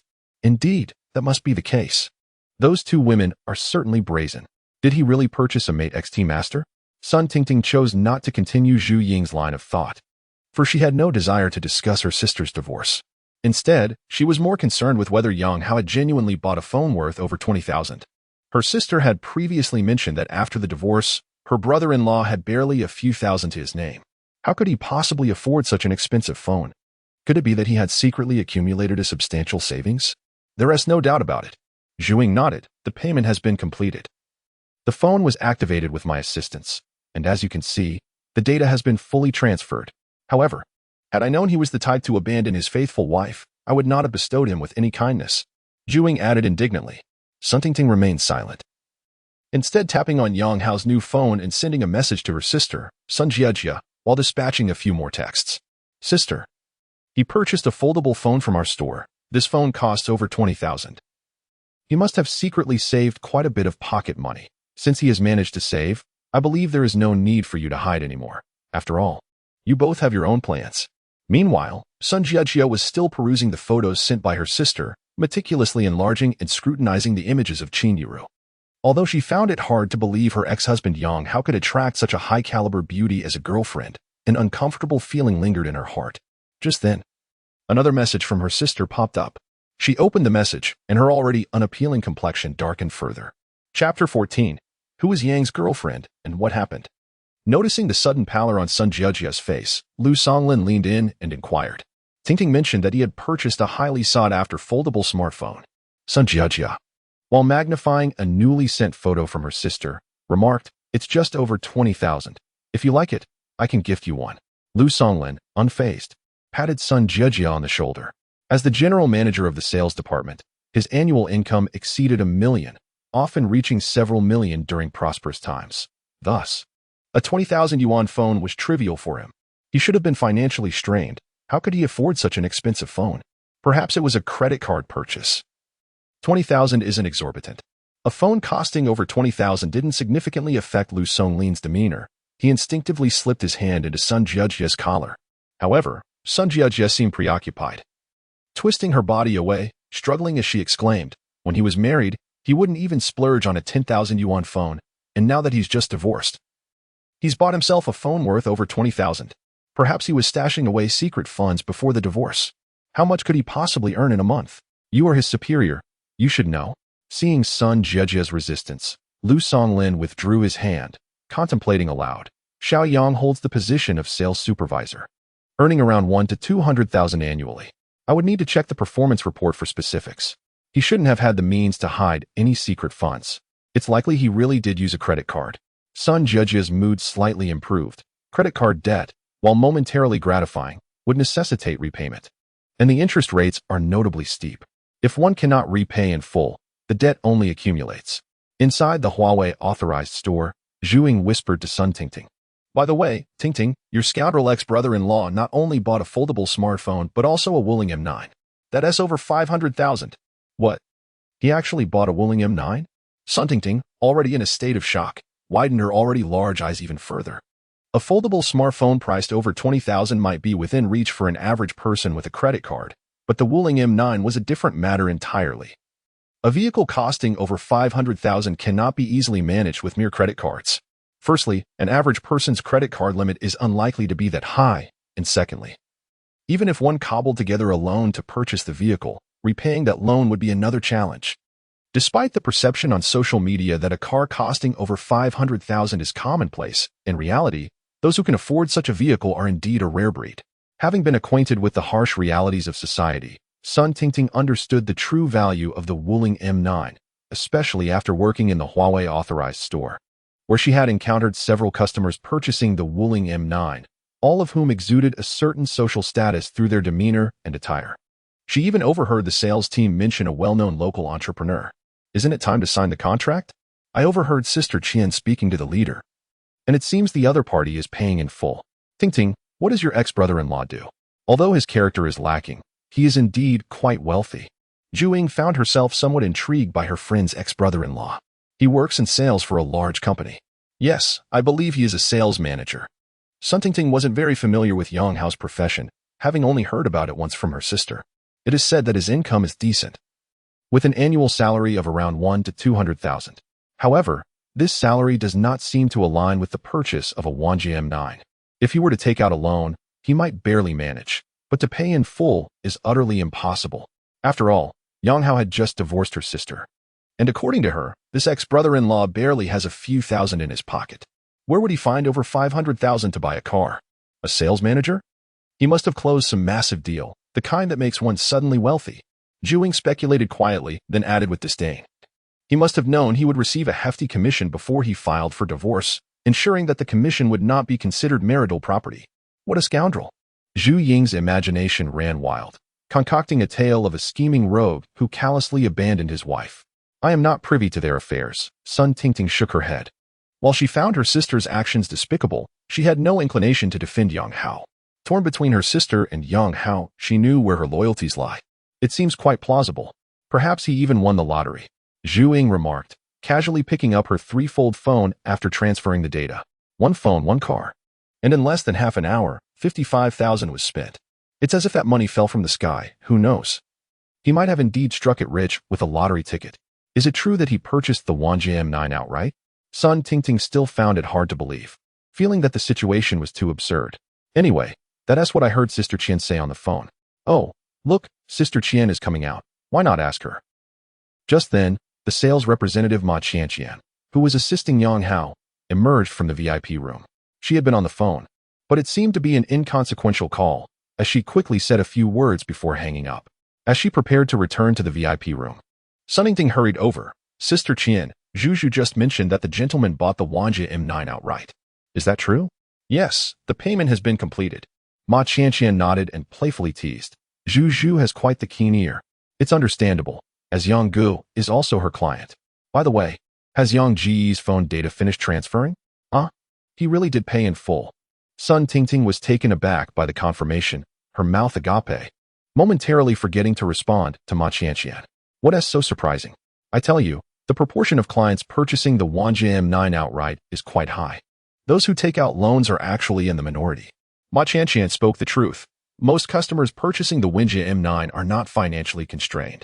Unless there are zero-interest loan promotions, the majority opt for full payment. Has Brother Yang's phone data been completely transferred?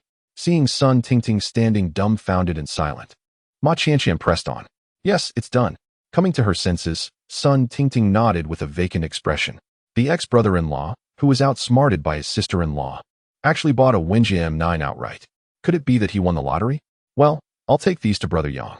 Ma Qianqian approached the counter and retrieved Yang Hao's 2 mobile phones from Zhuing. Sister Qian, which of those 2 beautiful women is Brother Yang's girlfriend? I can't quite figure it out. Zhuing inquired with great curiosity. According to Yang Hao, Qin Yuro was his girlfriend. Yet the woman carrying 2 LV shopping bags seemed to share a closer connection with him. I'm also perplexed. This question truly stumped Ma Qianqian. She shook her head and lowered her voice, saying, the world of the affluent is beyond our comprehension. Perhaps neither is his girlfriend. Of course, it's also possible that both are. Chapter 15. Seeing my ex thriving is more agonizing than death. Upon finishing her words, Ma Qianqian strode back to the VIP room, clutching her phone. Meanwhile, Zhuing pondered the phrase she had left behind. It's possible that neither is true, or perhaps both are. Indeed, what a cad he is. After achieving success, he not only abandoned his devoted wife but also indulged in such lewd pursuits. One girlfriend was no longer sufficient for him. He sought the company of 2 simultaneously. As for those 2 beautiful women, with looks and figures rivaling those of stars, how could they be entangled with a man who had already been married? Was it merely his wealth that attracted them? Alas, the moral fabric of society is truly deteriorating. Zhuing silently lamented and then lifted her phone to use as a mirror, sighing. Unfortunately, I lack their striking beauty and can only toil away selling phones. Sun Tingting once again sent a message to her sister, detailing how her former brother-in-law, Yang Hao, had purchased a Wanjia M9 outright. Inside the hotel, Sun Jiajia's mood had just begun to brighten when she was preparing to engage in a deeper conversation with Lu Songlin, only to be interrupted once more by her sister's message. Upon opening it, her spirits plummeted instantly. This is impossible. It cannot be true, Sun Jiajia muttered, her face a mask of disbelief. What now? Lu Songlin inquired. His patience wearing thin as good fortune was repeatedly interrupted. Tingting mentioned that Yang Hao had bought a Wanjia M9 outright. Sun Jiajia handed her phone to Lu Songlin, stating, if I recall correctly, the Wanjia M9 costs over 500,000, does it not? Yes, the high-end model exceeds that amount, Lu Songlin replied, casting a disdainful glance at the sister's chat history. However, that is hardly plausible. With Yang's meager income, he could never afford such a vehicle. You should ask your sister where she heard this news. It's utterly absurd. With her enthusiasm dwindling due to the incessant interruptions, Lu Songlin pulled out a cigarette and retreated to the window to smoke. Sun Jiajia, however, immediately called her sister. A mere folding phone would be acceptable, but if her ex-husband Yang Hao had truly purchased a car worth over 500,000 outright, she would certainly not accept it. It had only been a few days since their divorce. Where could he have possibly acquired such funds? Was he concealing or transferring marital assets? Tingting, are you certain he truly bought the car outright? Could it be that he fabricated a fake order to show off to you? As soon as the call connected, Sun Jiajia voiced her suspicions. Sister, that is not it. Actually, my brother-in-law, Yang Hao didn't intentionally flaunt it before me. The information about the outright purchase came from Sister Qian, the sales representative at Wanjia. He is currently in the VIP room waiting to pick up the car. When Sister Qian stepped out to make a call, I specifically confirmed it with her. Yang Hao has indeed paid in full. Sun Tingting spoke in a hushed tone, indicating she must have moved to a secluded corner. Paid in full and awaiting the car? How could this be possible? Where did he acquire such an abundance of wealth? Upon receiving her sister's affirmative response, Sun Jiajia was utterly astounded. She had believed she had absconded with all their assets.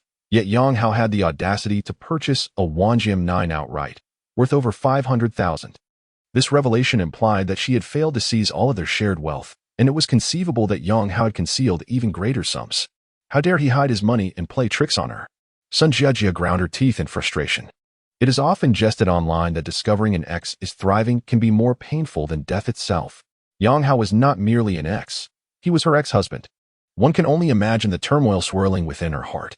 In her mind, she had anticipated that post-divorce, Yang Hao would lead a miserable existence, living in a rented apartment, subsisting on cheap takeout, and that his new lover, Lu Songlin, would wield his influence to oust him from the company. In her vision, he could not possibly be faring better than she was. When they next crossed paths, she would stand in an elevated position. Moreover, they would no longer belong to the same social strata. However, the narrative seemed to deviate from her expectations. It had only been a short time since their divorce. And yet Yang Hao had already acquired a Wanjia M9 worth over 500,000. During their time together, they could scarcely afford such an extravagant vehicle. Conversely, if he had been able to purchase such a costly car while they were together, she would not have ended their marriage. Sister, not only has Yang Hao purchased a vehicle exceeding 500,000, but he is also accompanied by two beautiful women, seemingly both his girlfriends. Sun Tingting's voice echoed through the phone. What? Two girlfriends? Are those women blind? Sun Jiajia could not contain her outrage. I cannot say for certain if they are his girlfriends, but their closeness is evident. Sister Qian mentioned that she is unsure which one is his girlfriend. Perhaps both are. Or perhaps neither. In any case, he appears to have changed significantly. Sister, you are divorced now. His circumstances should be of no concern to you. It might be best to simply remain oblivious. Sun Tingting's voice chimed in again. Although she wished to add that her sister had benefited from the divorce, she refrained from uttering this, mindful of her sister's temperament. What do you mean it doesn't matter? How could it not matter? A car worth over 500,000, purchased without hesitation. Who knows how much he has hidden away from our marriage? I must uncover the truth. If he has indeed concealed marital assets, I must reclaim what is rightfully mine. Sun Jiajia screamed, her eyes reddening with fury. She had sold the house and car, depleted her savings, and was left with merely 860,000. Yet, Yang Hao casually spent over 500,000. How could she not feel envy? Is he currently at your shop? Sun Jiajia inquired, her anger palpable. Yes, he is in the VIP room, came the reply. Sister, do not act impulsively. Although he purchased the car outright, the specifics of the situation remain unclear. It would be wise to avoid a rash appearance. Sun Tingting was acutely aware of the despicable actions her sister had undertaken. Although it appeared that her former brother-in-law, Yang Hao, was no longer in financial distress, she could not help but ponder how she would feel in his position. Forgiveness would be an unlikely outcome. Should her sister suddenly appear, it would not be surprising if Yang Hao were to retaliate with physical force. Considering her sister had absconded with all of his possessions, she was not naive enough to allow her presence to be detected. Her sole intention was to ascertain whether he had indeed purchased a vehicle and to uncover the nature of the two women accompanying him. With that in mind, she instructed, "Keep me updated on his movements." After concluding the call, Sun Jiajia swiftly donned her outdoor attire, taking precautions to avoid detection by wearing sunglasses and a mask. Chapter 16. The fruits of labor should not benefit others. Are you going to look for him? Lu Songlin extinguished his cigarette and frowned as he gazed at Sun Jiajia. I need to verify if this matter is true. If it is, he must have concealed his assets. I must reclaim what rightfully belongs to me. Sun Jiajia replied through gritted teeth.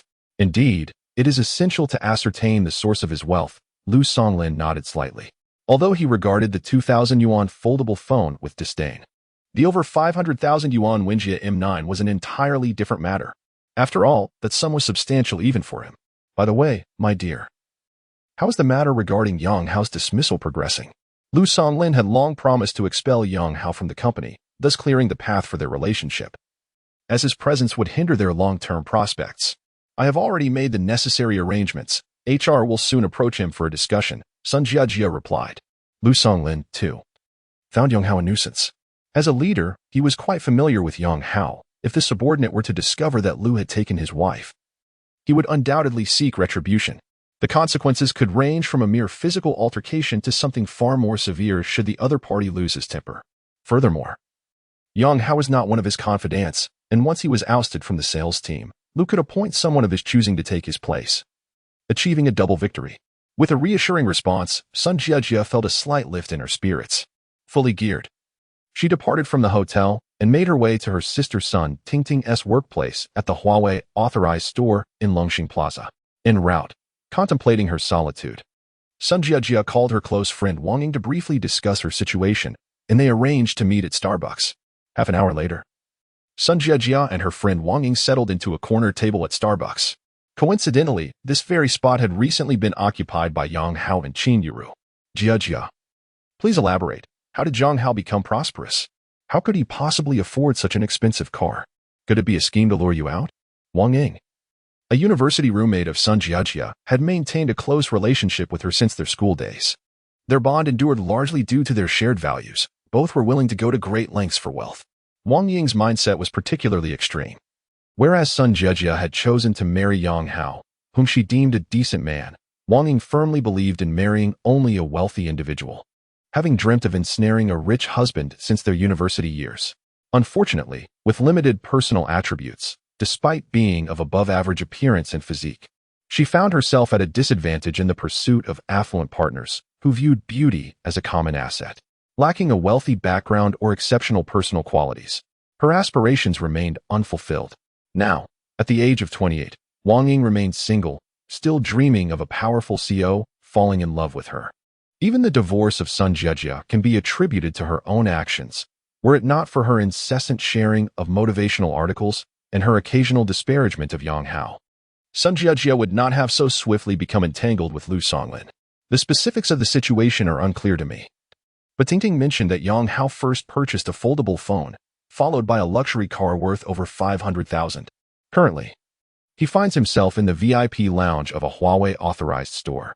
Oh, and Tingting also remarked that he is accompanied by two beautiful women, both of whom seem to be his girlfriends. Sun Jiajia recounted the known details to Wang Ying.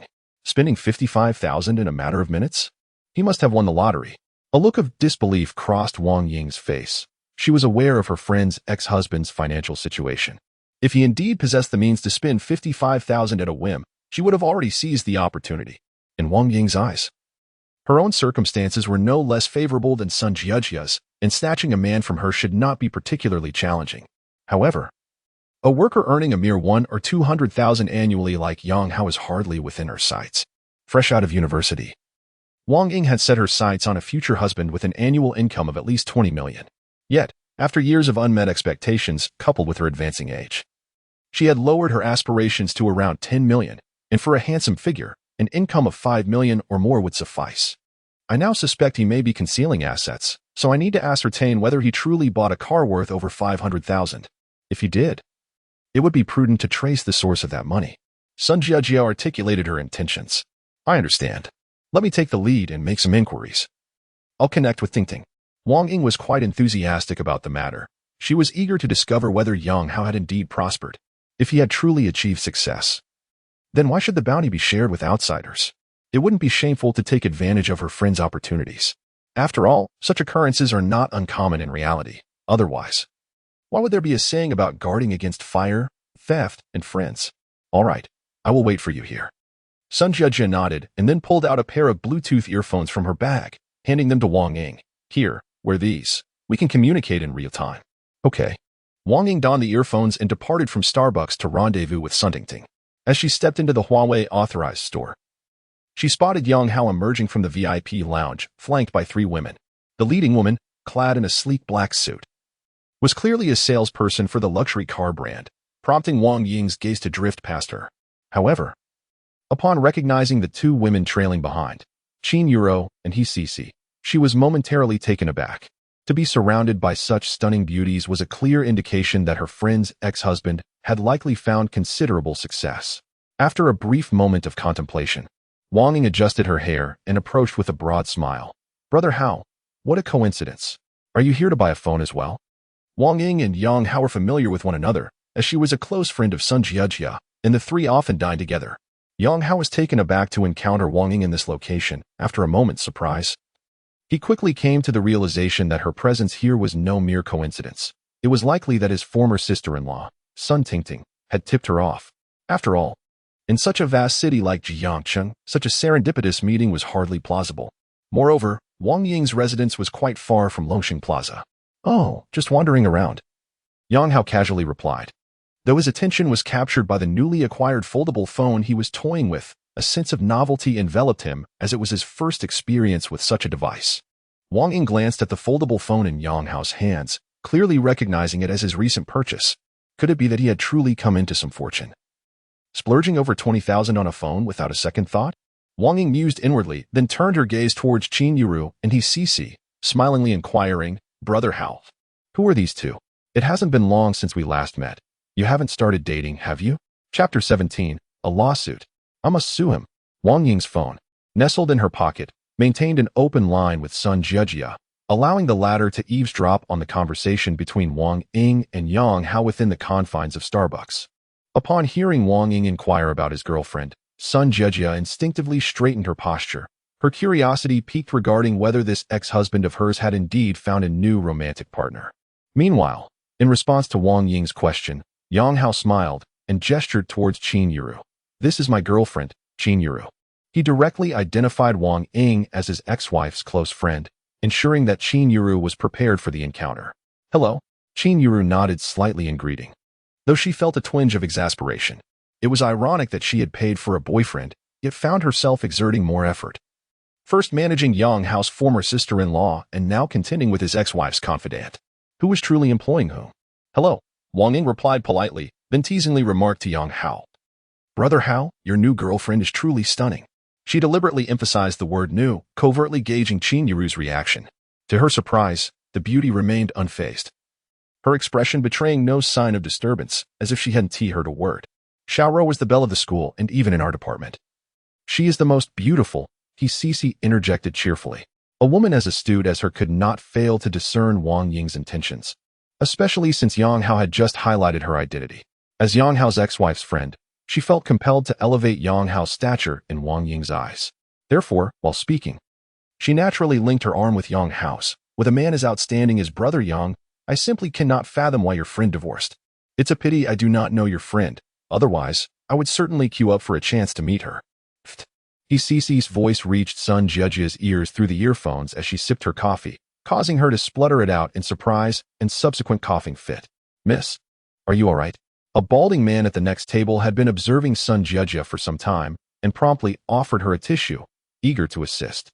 Sun Jiejia shot him a glance, dismissing his kindness, her thoughts filled with disdain. He should look in the mirror before attempting to flirt. She retrieved a tissue from her bag to wipe her mouth and the table, cursing silently. What a shameless woman. She thinks the man I rejected is a treasure. Unaware that her words had incited the ire of the very person she was discussing, He Sisi continued, I must also thank your friend on behalf of Xiaoro. We should treat you all to a meal sometime. What a wretched woman. Sun Jiejia exclaimed, her frustration boiling over as she listened through her earpiece. At the scene, Wang Ying's lips twitched violently. Although He Sisi was directing her ire at Sun Jiejia, she was, after all, acting as Sun Jiejia's spokesperson in that moment. After receiving a few sarcastic remarks, her cheeks felt aflame, yet she was at a loss for how to retort. Observing Wang Ying's embarrassment, Yang Hao's spirits soared. He understood this woman all too well, recognizing her as a kindred spirit to his ex-wife. He Sisi's confrontation with her was not much different from an altercation with Sun Jiejia, who says gold diggers are utterly worthless. In certain circumstances, they can prove quite invaluable, as evidenced in this instance. With just a few words, He Sisi rendered Wang Ying speechless and even avenged Yang Hao's grievances. Mr. Yang, the car handover ceremony is ready, interjected Ma Qianqian from the sales team. Yes, let us proceed. Yang Hao nodded, then turned to Wang Ying with a smile. Xiaoying, please convey a message to Jiejia. There is no need for her to avoid me any longer. The past is behind us. We were once a couple, and it's best we each find our own peace. He added, as you can see, I'm doing quite well now and have no intention of entangling her again. With that, Yang Hao nonchalantly shrugged and proceeded to collect his vehicle, surrounded by 3 women. Once the group had moved a distance away, Wang Ying spoke into the phone. Jiejia, did you hear all that? It seems Yang Hao has truly struck it rich. His girlfriend, Qin Yuru, appears to be a stunning flight attendant. Moreover, He Sisi seems to harbor some interest in him as well. Wang Ying recounted her observations. Follow them and see if they are indeed heading to pick up the car, Sun Jiejia replied, still unwilling to accept the reality of her ex-husband's newfound wealth. If Yang Hao had possessed such financial means earlier, why had they ever divorced? Setting aside his finances, Yang Hao stood at 183 centimeters with decent looks. He had been quite the handsome young man, which was why she had married him in the first place. Furthermore, Yang Hao had always been in excellent health. particularly with regards to his vitality. Every poker game was a lively affair, a stark contrast to Lu Songlin, who was utterly lackluster in that department. Thus, if Yang Hao could compensate for his prior financial shortcomings, he would be the epitome of a perfect husband. Curiosity piqued. Wang Ying hurriedly pursued the direction in which Yang Hao had departed, soon arriving at the handover area of the car dealership. The ceremony was in full swing, with Yang Hao beaming as he stood beside a blue vehicle, flanked by saleswoman Ma Qianqian on his left and girlfriend Qin Yuru on his right. Several staff members chanted slogans in unison. Though merely a car handover, the atmosphere was remarkably vibrant. Seizing the moment, Wang Ying quickly recorded a video and sent it to Sun Jiejia, then added over the phone, "Jiejia, it's true, they're really buying the car. I've sent you the video of the handover ceremony via WeChat." On the other end of the line, Sun Jiejia remained silent as she opened the recently received video. Though this clip lasted a mere 10 seconds, each moment pierced her heart like a dagger. Previously, she had been skeptical about Yang Hao's ability to afford a vehicle costing over 500,000. Now, with the video as evidence, disbelief was no longer an option. While it might have been plausible for him to hire two beautiful women to feign companionship, the likelihood of enlisting so many participants was exceedingly slim. Moreover, she recognized the saleswoman, Sun Tingting. Thus, the possibility of Yang Hao orchestrating a charade could be dismissed. This implied that her ex-husband had indeed prospered. Without a moment's hesitation, he had purchased a car exceeding 500,000. It was reasonable to conclude that his wealth far surpassed that sum. After all, it is uncommon for an individual to invest all their resources solely in a vehicle. He must have concealed assets during their marriage. A lawsuit. I must pursue legal action against him. I will reclaim what rightfully belongs to me. Sun Jiejia gritted her teeth, silently screaming within her heart. Chapter 18, Apologies. I cannot take this case, Sting. A cashback reward of 1.06 million has been credited. Note, rewards below 10,000 are rounded off. The lively car delivery ceremony had just concluded when the voice of his benefactor echoed once more in Yang Hao's mind. How delightful. The joy of acquiring a new vehicle was already overwhelming, but upon hearing the benefactor's voice, Yang Hao's smile radiated even brighter. Just hours earlier, he had been a man of modest means, yet now he possessed a luxurious Wanjia M9 worth over 500,000. Alongside more than 1 million in his bank account. While 1 million may seem trivial in the vast realm of the internet, the reality remains that many spend their entire lives without amassing such wealth. Over the years, Yang Hao's savings had barely exceeded 300,000 at their peak. Thus, to an ordinary individual, this sum was undeniably substantial.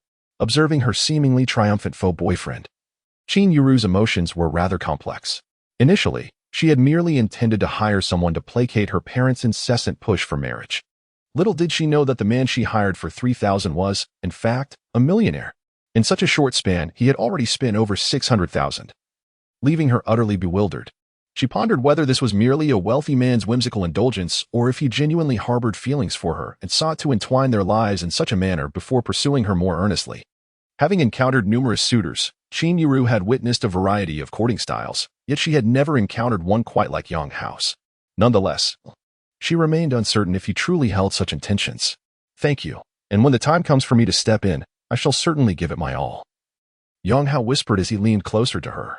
It is stipulated in the agreement that our relationship is reciprocal. I am merely fulfilling my obligations, Qin Yuru replied coolly.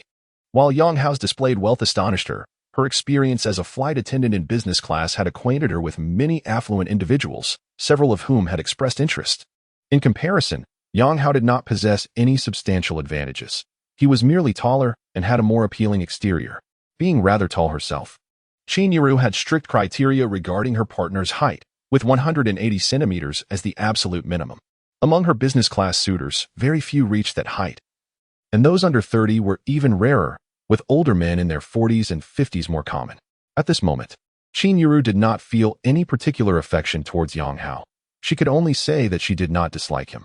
Furthermore, she harbored disdain for his sycophantic behavior. Was it truly necessary to fawn over someone simply because they had spent over 600,000?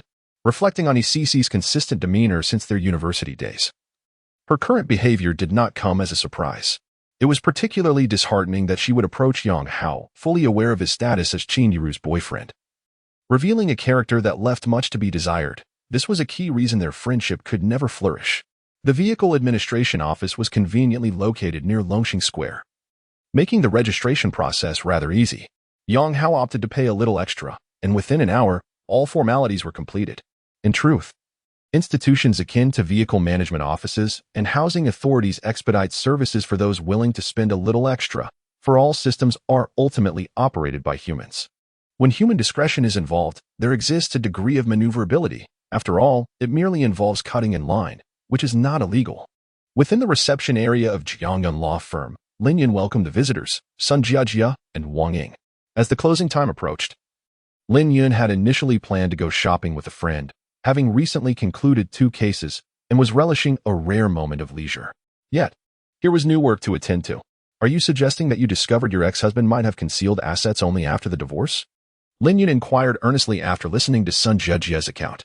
Indeed, he purchased a car worth over 500,000 yuan, and he paid for it in full. Can you ascertain whether the vehicle is registered in his name? Or can you confirm that he was the one who made the payment? Lin Yun probed. Oh well. Sun Jiajia glanced at Wang Ying and shook her head. It cannot yet be confirmed that the car is definitely in his name. Nor can we be certain he was the one who paid for it. Then you must first clarify these 2 matters.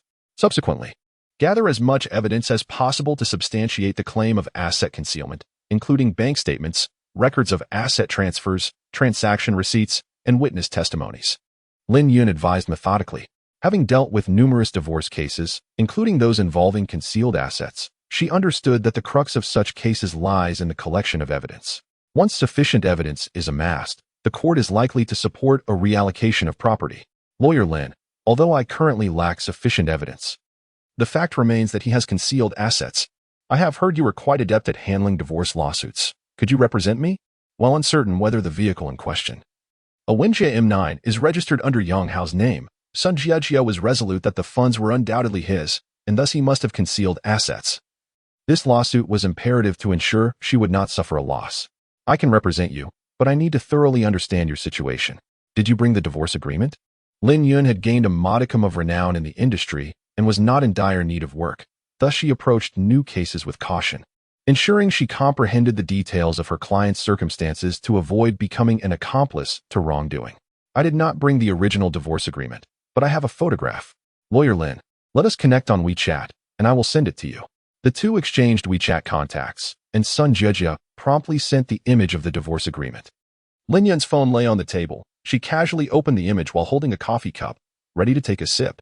However, upon seeing the name of the man on the divorce agreement, she was momentarily taken aback. Yang Hao, such a familiar name. Is he not that unfortunate soul who has just been divorced? Lin Yun set her coffee cup down and earnestly scrutinized the divorce agreement sent by Sun Jiajia, only to discover that the document felt increasingly familiar. Lawyer Lin, is there an issue with this divorce agreement? I recall that it was indeed one of the attorneys from your law firm who assisted in drafting it. Upon observing that Lin Yun had remained silent for half a day after reviewing the divorce agreement, Sun Jiajia could no longer restrain herself from inquiring. The divorce agreement posed no issues. Lin Yun raised her gaze toward the woman she had silently scolded numerous times that morning. Although they both belonged to the same gender, she found it impossible to empathize with Sun Jiajia, who had deceived her husband into a divorce, emerging from it with nothing. How could she now have the audacity to mention the reallocation of assets?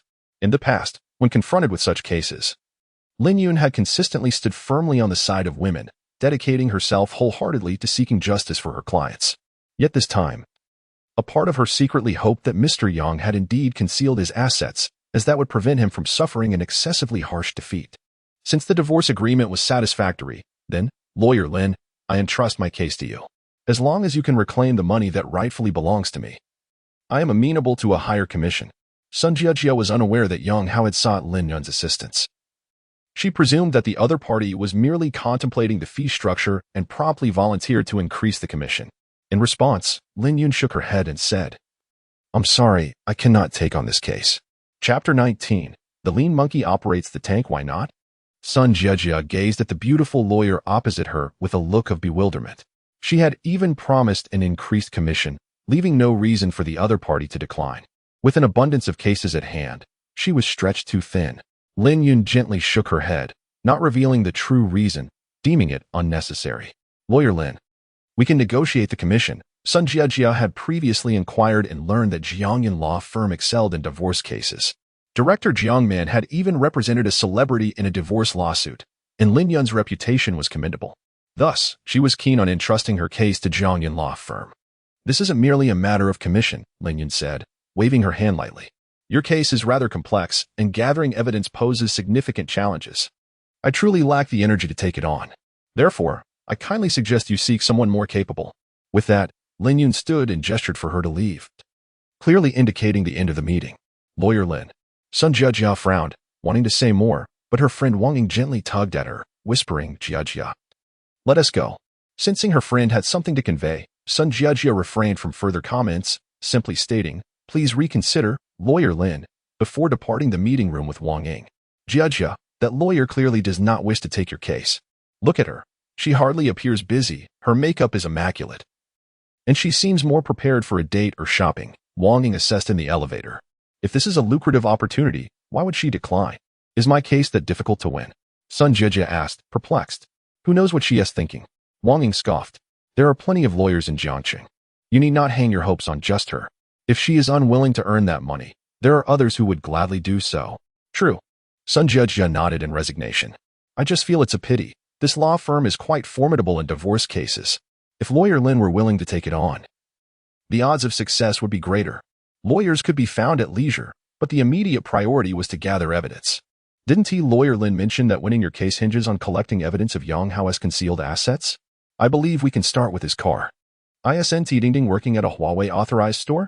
Perhaps we could invite her to dinner with that sales representative from the Wenjie. Wang Ying's thoughts were quite clear, assuming the role of a strategic advisor. Yes, I'll call Ting right away. Sun Jiajia agreed with her friend's reasoning, promptly retrieving her phone to contact her sister. Upstairs, in the office, Lin Yun shut down the computer on her desk, preparing to go shopping with a friend. Just then, Jiang Man burst into her office with urgency.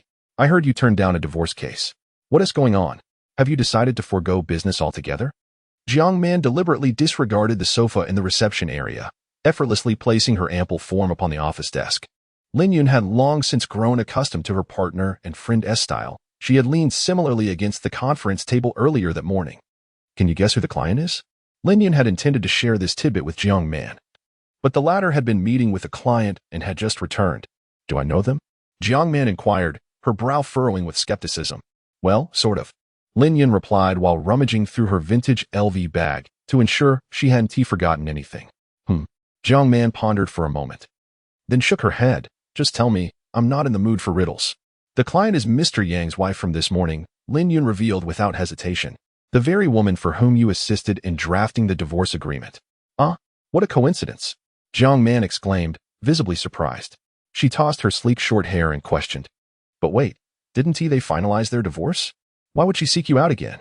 She suspected that Mr. Yang might have concealed assets during the marriage and was now seeking to renegotiate the division of property. As Lin Yun walked towards the door, she remarked, You know I never take on cases that aid in wrongdoing. I would even hope that Mr. Yang truly did hide assets. Could you please lock the office door for me? She added before striding out confidently. However, Jiang Man's voice floated back to her from behind. You're not actually interested in that Mr. Yang, are you? At the Pai Xia real estate agency, a brand new Wenjie M9 glided to a stop. Yang Hao tested the vehicle's automatic parking feature, and the car smoothly nestled itself into the parking spot. This function was a boon for those who struggled with parking. Of course, as an experienced driver, Yang Hao didn't genuinely require such assistance. He merely wished to experiment. Upon entering the agency, Yang Hao quickly spotted a familiar figure, a short, slender man with black-rimmed glasses. He was currently engaged in flirtatious banter with a voluptuous female colleague, suggesting he would treat her to drinks after work. Hello, sir. How may I assist you? The curvaceous colleague was the first to notice Yang Hao and greeted him warmly. Hearing this, the bespectacled man instinctively turned his head, initially cursing the interruption of his conversation. But his expression brightened upon recognizing Yang Hao. How go? What brings you here today? This man, Wang Jichao, was a university classmate and roommate of Yang Hao, and they had maintained a good relationship. I need assistance in finding an apartment, preferably one that is move-in ready. Yang Hao stated straightforwardly. Renting? Who is going to live there? How go? You're not planning to hide a beauty away, are you? Wang Jichao exclaimed, his eyes wide with exaggerated disbelief. Yang Hao had yet to confide in any friends or relatives about his impending divorce. Primarily, he found the situation rather shameful. and he feared that the news might reach his parents and cause them undue worry.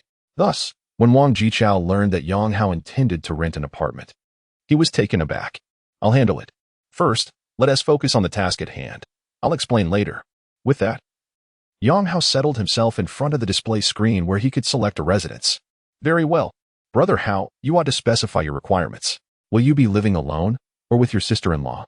Noticing Yang Hao's reluctance to disclose his reasons, Wang Jichao refrained from pressing further, taking a seat at his workstation instead. He then exchanged a knowing glance with a voluptuous female colleague, who promptly excused herself to fetch some water. Trying out a different flavor? Yang Hao teased, a grin on his face, as the woman walked away.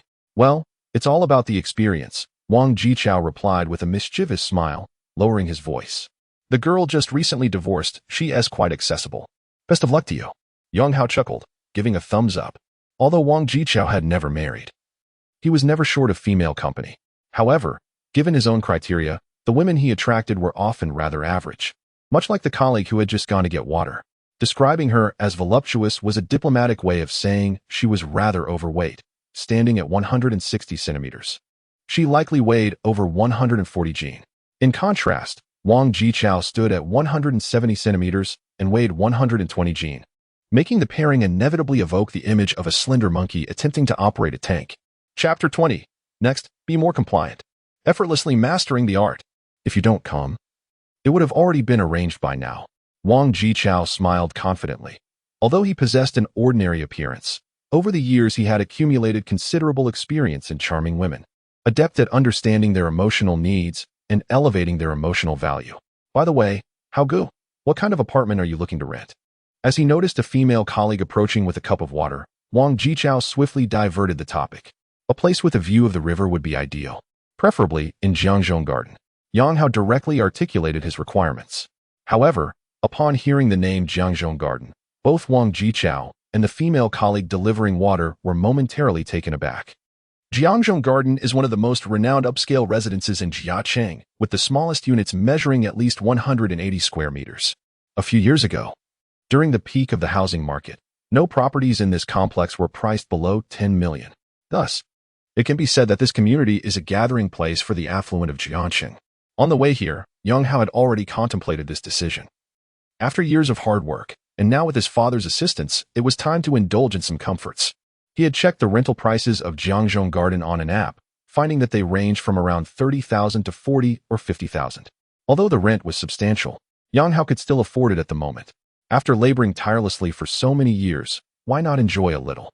Moreover, with his father providing a safety net, Yang Hao felt no anxiety whatsoever. Taking a step back, could the worst outcome truly be worse than before his father's intervention? Thus, he resolved to embrace life fully, seizing the day with a spirit of revelry. The funds in his bank account were merely numbers. The money spent was what truly belonged to him. How go? Have you struck it rich? Wang Jichao asked, astonished. Not exactly, just made a little money. If I had really struck it rich, I would have purchased an apartment in Jiangzhou Garden, don't you think? Yang Hao replied with a grin. Indeed. Wang Jichao nodded slightly, curious about what had transpired but restrained by the presence of 3 other employees alongside him and the voluptuous female colleague. Thus, he redirected the conversation back to the apartment. How good, there aren't many rental listings available in Jiangzhou Garden. Wealthy individuals aren't usually concerned about a few thousand in rent. Let me help you find something. With that, Wang Jichao skillfully searched through the property listings and quickly located available rentals in Jiangzhou Garden. How good, take a look at this one. Wang Jichao clicked on a listing with a monthly rent of 35,000, and the images of the apartment appeared on Yang Hao's screen. This apartment was listed last month, boasting excellent renovations. It was a place I took someone to photograph. By the way, the landlord is quite accommodating. As he mentioned the landlord, a smile crept across Wang Jichao's face, as if reminiscing about something pleasant. All right, please contact the landlord. The apartment Wang Jichao recommended was a spacious 225 square meters. From the images, it indeed looked appealing, with new decor and complete appliances. The rental price of 35,000 also represented a commendable value. I will call right away.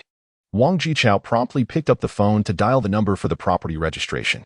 The call was swiftly connected, and Yang Hao faintly heard a gentle female voice on the other end, indicating that they could view the property at any time. Brother Hao, we can see this house right now. I'll contact other landlords to see if there are more properties available for viewing.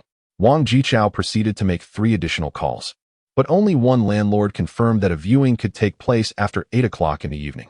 Let us check this one first. If it doesn't deviate much from the pictures, we'll take it. For Yang Hao, renting a house was merely a transitional phase, an opportunity to experience the luxury of living in an upscale residence. Thus, his requirements were not particularly stringent. All right, let us head over there now. Wang Jichao immediately called the landlord again. Properties like Jiangzhou Garden were inaccessible to their agency without prior notification from the homeowner to the property management. As they exited the real estate agency, Wang Jichao instinctively pulled out his BYD Qin Plus car key from his pocket, intending to drive Yang Hao to the viewing. Just as he was about to start the vehicle, he noticed the headlights of a brand-new Wanji M9 illuminate beside them. Yang Hao, smiling, opened the passenger door, exclaiming, "Get in. Wow. Brother Hao, you've struck it rich, haven't you? You've really made it big." Seeing the pristine Wanji M9, Wang Jichao's eyes sparkled behind his glasses. He was well aware of the Wanji M9's popularity since its launch, a dream car for many men. Eagerly, he hopped into the car, first admiring the interior before touching the central display screen, marveling, "Brother Hao, you're not being supported by a wealthy mistress, are you? Among us, you're the only one with such means." Wang Jichao was cognizant of Yang Hao's financial situation. It would be difficult for him to afford such an expensive vehicle on his own. Just closed a big deal, a commission in the millions. Yang Hao had already devised a plausible explanation. Being a sales representative in a major corporation could indeed lead to unexpected financial windfalls. Impressive, Wang Jichao convinced. Give a thumbs up, but then curiously asked, "Brother Hao, you're not renting a place just to keep a mistress, are you? After all, you do have your own house." This is a long story. With only the two of them in the car, Yang Hao decided to reveal that he had divorced Sun Jejia. Wow, truly. One cannot judge a person solely by their appearance. I can't believe Sun Jejia is like this. Wang Jichao's eyes widened in disbelief, nearly popping out from behind his glasses. Given his close relationship with Yang Hao, he was somewhat familiar with Sun Jejia, and he had always perceived her as a decent person, at least attractive. He never anticipated she would act in such a manner. Everyone has their own aspirations. Yang Hao shrugged nonchalantly. But it's probably for the best. Had I not divorced her, I might not have experienced this turn of fortune. Indeed, Wang Jichao nodded, though still muttering in disbelief. I never imagined she could be so shameless. My goodness, my worldview has shattered. However, now that I have seen her true colors, it feels rather liberating. Brother Hao, you are merely 30. There is ample time for a fresh start. No worries, the next one will be even more well-behaved. After we finish viewing the apartment, I shall take you to a newly discovered treasure of a foot massage parlor. Exquisite relaxation awaits. Wang Jichao remarked, winking playfully. Yang Hao chuckled softly. The most painful moments have already passed, yet that treacherous couple must face the consequences. Indeed, this matter cannot simply be brushed aside. Wang Jichao declared with utmost seriousness. Brother Hao, should you require assistance in any capacity, do not hesitate to ask. Naturally, as long as it does not involve anything as drastic as murder or arson. Yang Hao smiled. In a society governed by law, we must address our grievances through legal means. Chapter 21. Bargaining is an impossibility. Yang Hao was certainly not inclined to let his ex-wife, Sun Jejia, off the hook so easily. However, he was not one to resort to extreme measures. As he stated, in a society governed by the rule of law, one must naturally seek to resolve issues in a legal and compliant manner. The real estate agency where Wang Jichao worked was merely a 10-minute drive from Jiangzhou Garden. The community was designed for the separation of pedestrians and vehicles, so Yang Hao parked his car outside the premises, as the landlord had already informed the property management. The two were granted passage after registering at the entrance.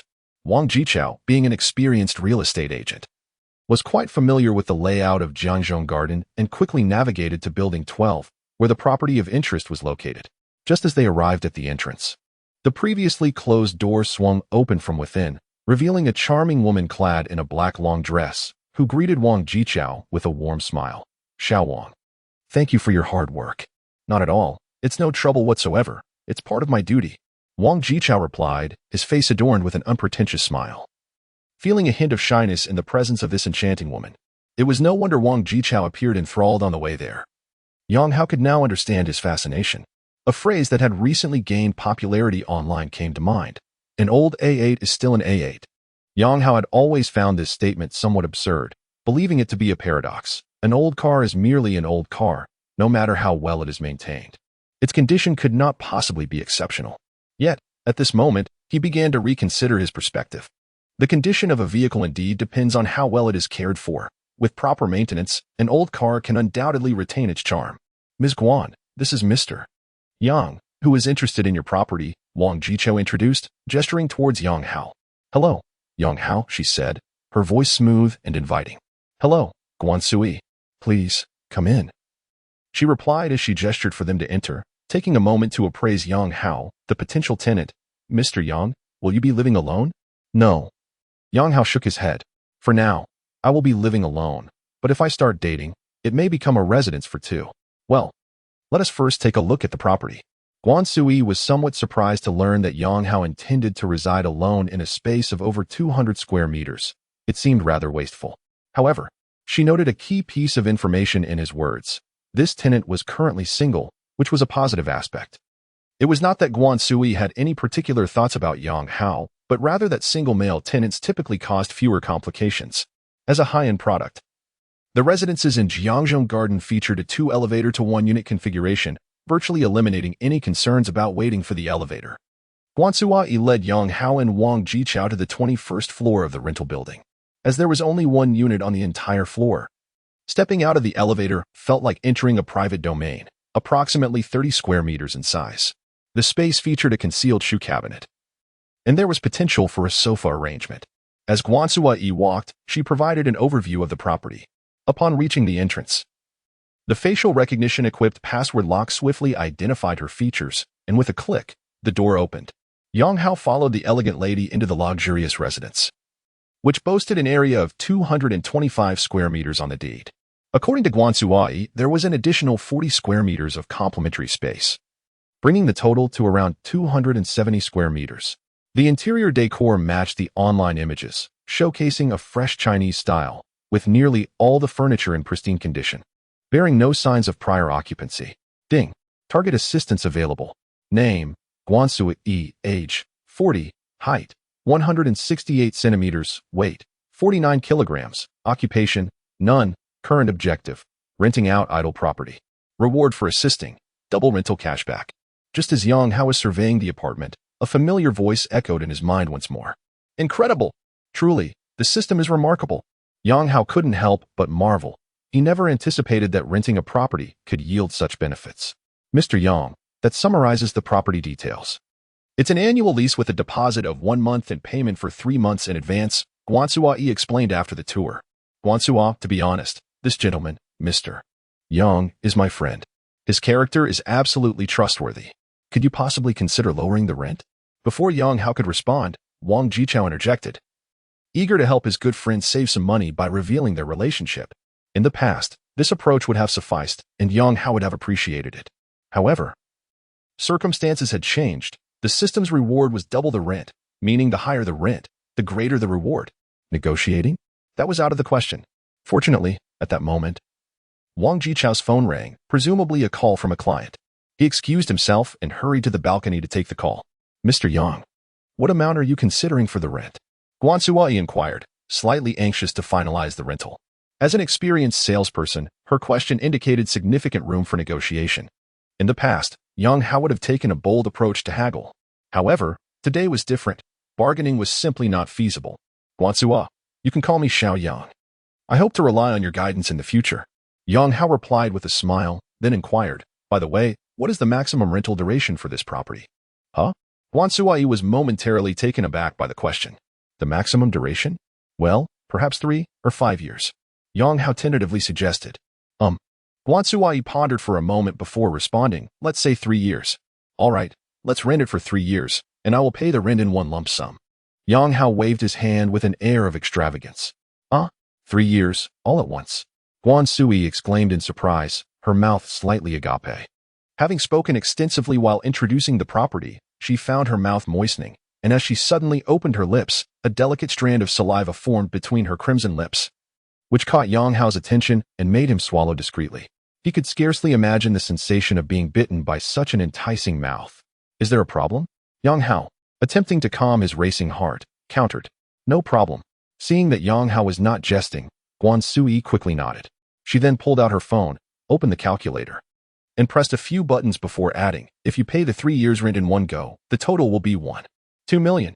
Calculating based on a monthly rent of 35,000, the total rent for 3 years amounted to 26 million. Guan Sui generously rounded down by 60,000, which was quite magnanimous. However, to her surprise, Yang Hao seemed to disregard her statement entirely and continued, the monthly rent is 35,000, so for 3 years. That totals 36 months, which comes to 26 million. Yes, Sister Guan, please provide me with your bank account number, and I will transfer the amount to you immediately. Chapter 22. The bewildered, beautiful landlord Guan Sui wore a perplexed expression as she stared at Yang Hao in astonishment. Could it be that my voice was too soft for him to hear? Xiao Yang, for the 3-year lump sum payment, just 2 million will suffice.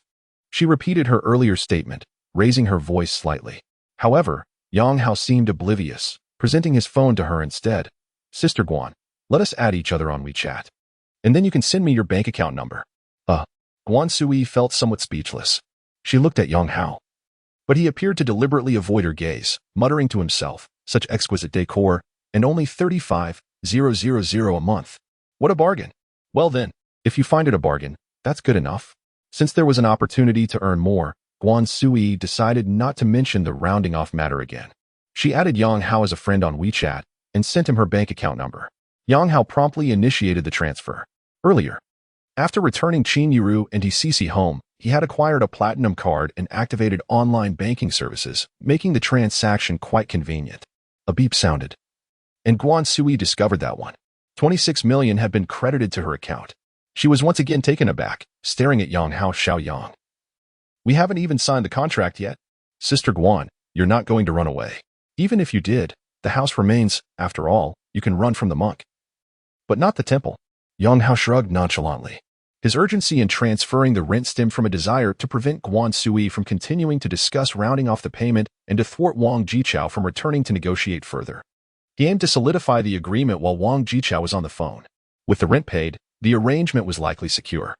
Guan Sui was surprised by this first-time tenant's trust in her, and this feeling of being trusted endeared her to him.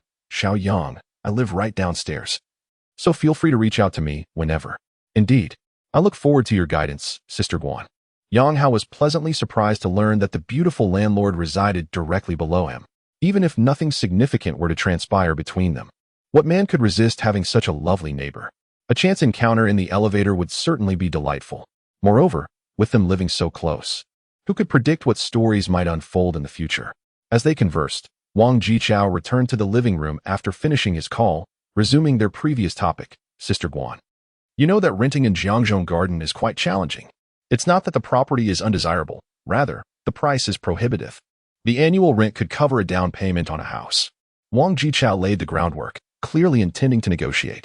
However, before he could finish, Yang Hao interrupted him. All right, Lao Wang, Sister Guan and I have already agreed on the price. Just prepare a contract. Agreed. Wang Jichao shot a disbelieving glance at Yang Hao. How much per month? 35,000, Yang Hao replied. With this decor, that price is exceedingly reasonable. Yang Hao patted Wang Jichao on the shoulder, urging him, hurry up with the contract. I still need to buy some daily necessities. No, how go? Wang Jichao furrowed his brow in disbelief. This was clearly a negotiable matter. The cheapest rental in the park was 30,000 a month. And although Guan Sui's apartment was exquisitely decorated, properties in Jiangzhou Garden were notoriously difficult to rent. It wouldn't be impossible to negotiate a reduction of 1 or 2,000. What do you mean no? Hurry up. Yang Hao adopted an impatient stance. Fine. Do as you wish. Wang Jichao muttered under his breath, his frustration evident, silently berating himself for trying to help save money. It seemed that no matter who it was, wealth could easily lead one to arrogance. He retrieved the contract from his bag, requested their identification cards, and began filling in the basic information while asking, so, we'll sign a 1-year contract, right? 1 deposit and 3 months rent? 3 years, paid in 1 lump sum. Yang Hao replied. What? Wang Jichao, who was intently focused on completing the contract, was suddenly taken aback, instinctively looking up at Yang Hao. 3 years, paid in full? Yes. Yang Hao nodded, adding with a hint of sarcasm, Old Wang, have you been flying too much lately? Your hearing seems to have declined. Get lost. Not at all. Wang Jichao quickly refuted. stealing a guilty glance at Guan Sui.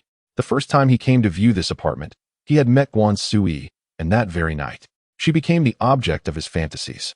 There was no denying it. This alluring woman was simply captivating. Guan Sui, being experienced, understood Yang Hao's teasing. She turned her head, covering her mouth with a soft chuckle, clearly not the type to possess a rigid demeanor. Wang Jichao begrudgingly completed the contract, but as he filled in the rental amount, he repeatedly confirmed the total with Yang Hao. 1,260,000. Paid in full. Yang Hao had mentioned securing a substantial deal and receiving a generous commission, yet Wang Jichao never anticipated the commission would be of such magnitude. Given the current downward trend in housing prices, 100,000 could buy a two-bedroom apartment in Jiang City outright. It was truly perplexing that his good friend chose to rent instead. However, in the presence of Guan Sui, he refrained from probing further. By the way, Xiaoyang, this apartment comes with 2 parking spaces. If you need them, I won't charge you for the rent. But you'll have to cover the management fees for the parking. Just as Wang Jichao finished the contract, Guan Sui added, No, Guanjia. I'll pay the full rent. Upon hearing that the rent could be waived, Yang Hao immediately became anxious. As the saying goes, one should not bite the hand that feeds them. He insisted on paying the rent. After all, how could he expect to earn rewards from his father otherwise? Hearing Yang Hao's words, Wang Jichao nearly spat out a mouthful of blood. Brother, we have money, but that's not how we spend it. She's offering it for free. Moreover, a 3-year rent paid in full without any negotiation, along with the inclusion of parking rights, is quite reasonable. My own apartment also comes with 2 parking spaces. I hardly need that many. Just use them. Renting a house without negotiation and paying 3 years' rent in a single installment. Such an agreeable tenant is indeed a rare find. Guansu expressed her sincerity. How? The parking spaces in this complex are quite expensive, and with the occupancy rate being low, there are many vacant spots. You should heed Sister Guan's advice. Naturally, Wang Jichao, as a good brother, did not want Yang Hao to spend unnecessarily. So he offered a word of counsel and then directly added a clause for complimentary parking in the contract. Seeing that Wang Jichao had taken decisive action, Yang Hao felt it would be rather disingenuous to insist on paying for the parking space. Well, the parking fee isn't exorbitant anyway, he consoled himself. Subsequently, both parties signed the rental agreement, and the accord was established. Ding. Congratulations, host, on completing the task. A rental reward of 2.52 million has been issued. After signing the contract, the familiar voice of his father echoed as expected. Yang Hao tucked the contract away and, in a moment of exhilaration, snapped his fingers and exclaimed, Nice. Chapter 23. The opportunity to reap benefits has arrived. Over 2 million has come into hand just like that. It is impossible not to feel exhilarated. Especially since Yang Hao was a penniless wretch just this morning. It can only be said that the system transforms lives. Previously, Yang Hao had only encountered such plots in novels, never anticipating that such fortune would grace his own life. Brother Hao, there's a client waiting for me at the store. I must take my leave, Wang Jichao whispered after Yang Hao completed the contract. The foot massage will have to wait for another day. I wonder how late I'll be busy. Focus on your work. It's important. Yang Hao replied with a nod of understanding, as he too planned to go grocery shopping shortly. After Wang Jichao departed, Guan Sui took Yang Hao to the property management office to register his facial recognition, fingerprints, and vehicle information. Once they emerged from the office, Guan Sui made a point to show Yang Hao around the community. At the center of the complex lay a grand crescent-shaped outdoor swimming pool, with 2 pavilions and a sizable children's castle not far from the water's edge. Xiaoyang, this outdoor swimming pool is available to all residents. If you are not fond of open-air swimming, there is also an indoor pool at the residents' clubhouse, Guan Sui explained while gesturing towards the pool. In truth, the aesthetic appeal of this outdoor pool is greater, as it is entirely open, thus the number of residents who swim here is relatively few. Yang Hao nodded gently, glancing at the voluptuous beauty of the landlady beside him, and instinctively inquired, Sister Guan, do you enjoy swimming? I haven't swum in this outdoor pool, but I occasionally visit the indoor pool at the clubhouse, Guan Sui replied candidly. Then, Sister Guan, next time you go, please take me along and familiarize me with the clubhouse facilities, Yang Hao said with feigned decorum, while his mind wandered to the enticing image of the attractive landlady donning a swimsuit. Today, Guan Sui wore a loose black dress, yet even in such attire, her ample bosom was strikingly eye-catching. Having some experience in these matters, Yang Hao estimated that she must surely be a D-cup. Just imagining her in a swimsuit, Yang Hao swallowed hard increasingly eager for the moment when this alluring woman would reveal herself. All right, Guan Sui, oblivious to Yang Hao's unusual demeanor, nodded and proceeded to introduce other amenities within the community. After a comprehensive tour, Yang Hao had become somewhat acquainted with his new living environment. Sister Guan, are there any large supermarkets nearby? He casually inquired as they ascended in the elevator. There are quite a few large supermarkets in the vicinity. The nearest one is Yonghui, just a few hundred meters from the west gate of the community. Sam's Club and RT Mart are also not far, about a 10-minute drive, Guan Sui enthusiastically shared. Which supermarket do you frequent more often, Sister Guan? Yang Hao asked as if engaging in casual conversation. Sam's Club. If you and Xiao Wang had come to view the house, I would have gone grocery shopping, Guan Sui replied candidly. So, does that mean Sister Guan is heading to the supermarket shortly? Well, I will change my clothes and then go, Guan Sui nodded. Sister Guan, would you mind if we went together? I happen to need to buy some daily necessities, and there are some things I am not quite familiar with. Yang Hao had an extensive list of items to purchase: bedding, toiletries, cookware, and all the essentials for daily living. He had nothing at all. All right then. Once I finish getting ready, I'll send you a message. After a moment's hesitation, Guan Sui agreed to Yang Hao's proposal. Returning upstairs, Yang Hao took a moment to admire the luxurious residence that would belong to him for the next 3 years. He then opened his phone's note app to begin documenting his shopping list.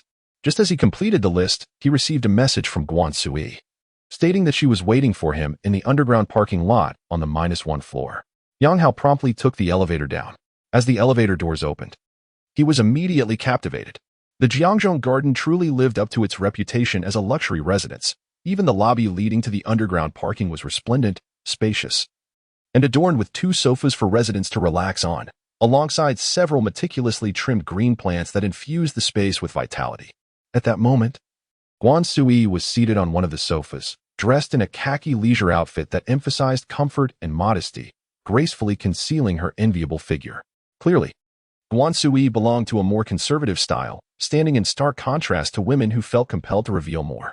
Exiting the lobby led directly into the underground parking, where, due to the low occupancy rate of the development, the usage of the parking lot was also limited. However, the few vehicles present were predominantly luxury cars, with BBA being the baseline. Yang Hao glanced towards the distance and spotted 4 or 5 striking supercars, including 2 Porsche 911s and a Ferrari. While he was unfamiliar with the remaining vehicles, Xiaoyang, you can use either of these 2 parking spaces, Guan Sui's voice broke into his thoughts. As he turned to follow her pointing finger, he noticed that the spaces were conveniently close to the lobby entrance, making it easier for him to carry items home in the future. Thank you, Sister Guan, Yang Hao replied with a smile. Just as the lights of a red Porsche Cayenne behind him flickered on, Guan Sui opened the driver's side door and said, "Let's take my car today." All right. Yang Hao agreed, settling into the passenger seat. This Porsche Cayenne may not have been the latest model with upgraded features, yet for Yang Hao and many car enthusiasts, this older version was imbued with character, akin to Guan Sui herself, who exuded an elegant charm cultivated through the passage of time. Meanwhile, Guan Sui expertly fastened her seatbelt, which accentuated the remarkable contours concealed beneath her loose-fitting attire. Yang Hao cast a discreet glance. Unable to suppress a silent admiration, it is often said that Audi is the factory of lights, and indeed, the headlights of this venerable A8 are truly exceptional. The Porsche Cayenne glided smoothly out of the parking garage, swiftly merging into the flow of evening rush-hour traffic, clearly indicating the exquisite driving skills of the elegant woman behind the wheel. However, as they paused at a red light, Guan Sui suddenly furrowed her brow. Following her gaze, Yang Hao noticed a shop adorned with signs indicating it was for rent, yet the telephone number affixed to the glass was missing half of its digits. "Are you in a hurry, Xiaoyang?" Guan Sui inquired, turning her head abruptly. "Not in a rush," Yang Hao replied gently, shaking his head. "Then please wait for me a moment." As the light turned green, Guan Sui deftly maneuvered the car into a parking space in front of the vacant shop. She rummaged through the glove compartment and produced a key before stepping out of the vehicle. It was at this moment that Yang Hao realized this establishment belonged to Guan Sui. Her earlier frown must have been due to the missing digits on the glass, thus diminishing its promotional impact. Yang Hao was suddenly reminded of Guan Sui's intentions to rent out her idle properties. It's smaller, the layout is quite compact. Initially, Yang Hao had assumed that the only property Guan Sui intended to rent was the spacious flat he had just leased. He thought he had exhausted the opportunities for profit. However, It turned out that this landlady had more than just one property to offer for rent. This meant that the chance to benefit from her generosity had once again presented itself. Chapter 24. The Sky Has Fallen. My ex-husband has truly flourished. Guan Sui bent down to retrieve a white piece of paper inscribed with her phone number. Previously, she had affixed it to the glass using solid glue, but it appeared that the glue had been insufficient, causing it to detach over time. As she contemplated purchasing a roll of tape at the nearby supermarket to reattach the number, she noticed Yang Hao walking into the shop. "Sister Guan, is this store yours?" Yang Hao inquired, surveying the surroundings. "Yes," Guan Sui nodded. "Xiao Yang, please wait a moment. I'm going to buy some tape." "No need to buy tape." Yang Hao waved his hand dismissively. "Huh, do you have tape?" Guan Sui looked at Yang Hao quizzically, noting that he only held a mobile phone, and his pockets seemed devoid of any tape. "How much is the rent for this shop?" Yang Hao shifted the conversation directly. 800,000, Guan Sui instinctively replied, then, somewhat astonished, asked, "Xiao Yang, are you looking to rent this shop?" "Yes, I want to rent it for 3 years. Yang Hao's account balance was just enough to cover 3 years' rent. Otherwise, he would have opted for a lease of 20 to 30 years. As such opportunities to seize a good deal were rare. 3 years. Guan Sui gasped in surprise. Given the current state of the physical economy, renting out commercial spaces had become increasingly challenging. Even with her shop's relatively favorable location, it had remained vacant for 2 months. Moreover, there were 3 or 4 other similar shops on the same street available for rent, so she had braced herself for a prolonged vacancy. However, Yang Hao's sudden proposal to rent for 3 years left her momentarily bewildered. "I've been looking at shops lately, and this location perfectly meets my requirements." Yang Hao smiled and shrugged. "The previous establishment was a CAF, right? I plan to open a CAF as well, with a few minor adjustments. I can start operating without incurring additional renovation costs." The latter part of his statement was clearly a pretext, a mere justification for his decision to lease the shop. "Is that so?" Realization dawned on Guan Sui's face. After a moment's thought, she said, "Xiao Yang, let me give you a discount. The advertised price is 800,000 per year. I'll charge you 750,000. "No, please don't." Yang Hao quickly shook his head, rejecting Guan Sui's kindness. "Sister Guan, this shop suits me perfectly. It should be priced as it is, and I actually like the figure of 800,000. The total rent for 3 years is 2 million. Let me transfer it to the bank account you provided earlier." With that, Yang Hao took out his phone and began the transaction, not allowing Guan Sui the opportunity for a discount. A discount of 50,000 per year would accumulate to 150,000 over 3 years. This meant that if Yang Hao accepted Guan Sui's offer, she would miss out on earning 300,000. That was a substantial sum. As Guan Sui contemplated what to say next, the full 3 years' rent was swiftly credited to her account. "Xiao Yang, this." Staring at the message on her phone, Guan Sui found herself at a loss for words. "Tomorrow, it is merely necessary to finalize a contract. Sister Guan, is it now permissible for us to visit the supermarket?" Having recently capitalized on a lucrative opportunity, Yang Hao was in high spirits. Barring any unforeseen circumstances, he would soon ascend to the status of a millionaire, worth 5 million. "Well then, let us proceed to the supermarket without delay." Observing Yang Hao's readiness, Guan Sui refrained from being overly coy, especially since her livelihood relied on collecting rents. Leasing out the shop was undoubtedly beneficial for her. "By the way, here is the key to the shop." After securing the door, Guan Sui promptly handed the key to Yang Hao. "Ding. Congratulations to the host for completing the task. The rental reward of 4.8 million has been credited." Just as Yang Hao received the key to the shop, the voice of his benefactor resounded once more in his mind. "Amazing. The benefactor is formidable." Yang Hao silently cheered in his heart, unable to suppress his excitement as he raised his fist. Fortunately, at that moment, Guan Sui had already turned towards the Qian. Otherwise, she might have thought Yang Hao was unhinged. At the Muma Western restaurant, in a private booth on the 2nd floor, sisters Sun Jiajia and Sun Tingting sat across from each other. However, they were not alone. Ma Qian, the sales representative who sold Yang Hao the Wuling M9, was also present, having been invited by Sun Tingting under the pretext of introducing a client. Ma Qian was quite enthusiastic, having just sold a Wuling M9 earlier that day. And now another client was in the offing. It seemed fortune was indeed on her side. "Qian, I heard someone bought a Wuling M9 from you today. I wanted to inquire about this vehicle." Sun Jiajia began after the pleasantries. "Sister Jiajia, you truly have a discerning eye. Nowadays, affluent individuals are shunning BBA and opting for the M9. This model is exceptionally popular, with a total of 16,000 units sold nationwide last month. Bear in mind, this is a vehicle in the 500,000 range. Ma Qian launched into an enthusiastic introduction about her area of expertise. Sun Jiaju listened attentively, only speaking up after Ma Qian concluded, "Is there a difference between the prices for loans and full payment? Loans are generally more favorable. Yet among the clients purchasing the Wuling M9, full payments are rather common." Ma Qian cheerfully replied, "I see. Was the one you sold today also a full payment?" Sun Jiajia inquired nonchalantly. "Indeed.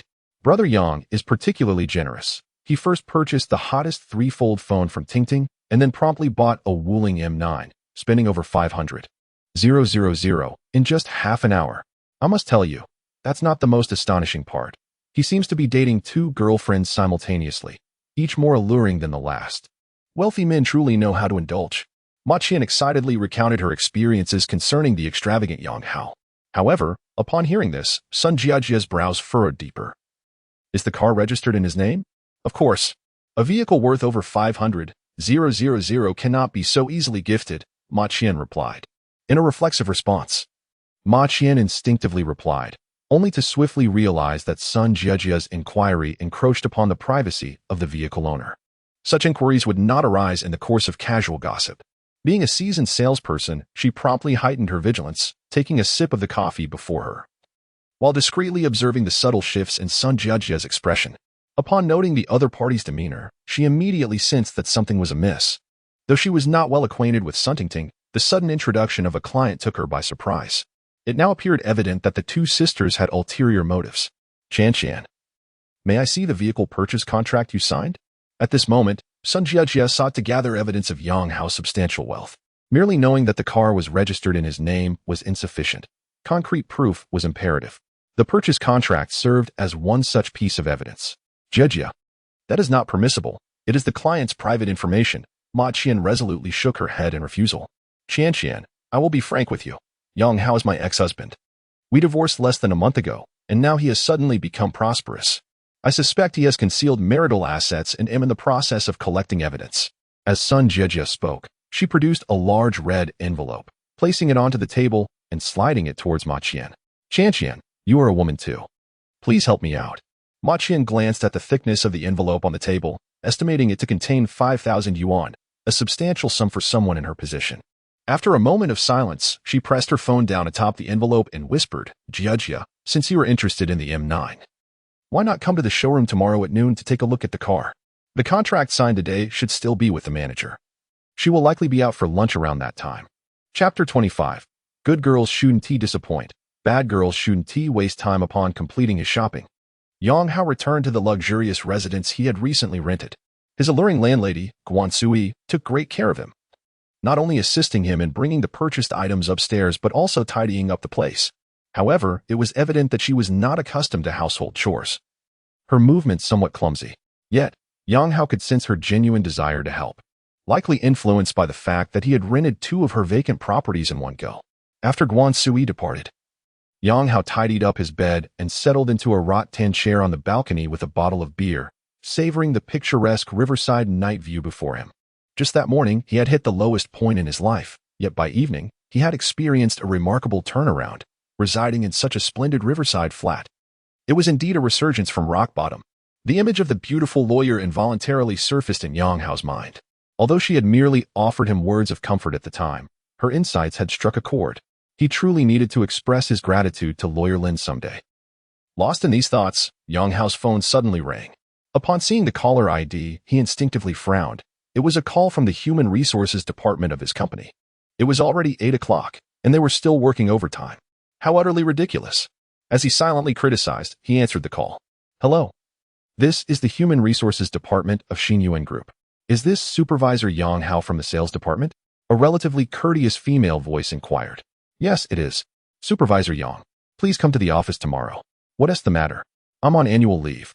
Yang Hao had taken a fortnight off to search for his ex-wife, Sun Jiajia, and still had a week remaining. "I'm just the messenger. I'm not fully aware of the specifics." "All right, understood." From her tone, it was clear she was merely relaying a message, fulfilling her superior's directive. so Yang Hao did not press further and hung up the phone. However, just as he ended the call, a few messages popped up on his WeChat. During the call, he had been removed from several workgroups. Were they attempting to optimize him? Yang Hao instinctively furrowed his brow. First, an invitation from HR. Then being kicked out of the workgroups. This smooth sequence of events had been experienced by two of his former colleagues with whom he had a good rapport. And now it was happening to him. Yet, there was no justification for the company's decision to optimize him. Yang Hao was a diligent worker, and his sales performance was among the best in the department. Thus, even if the company had plans for layoffs, he should be exempt.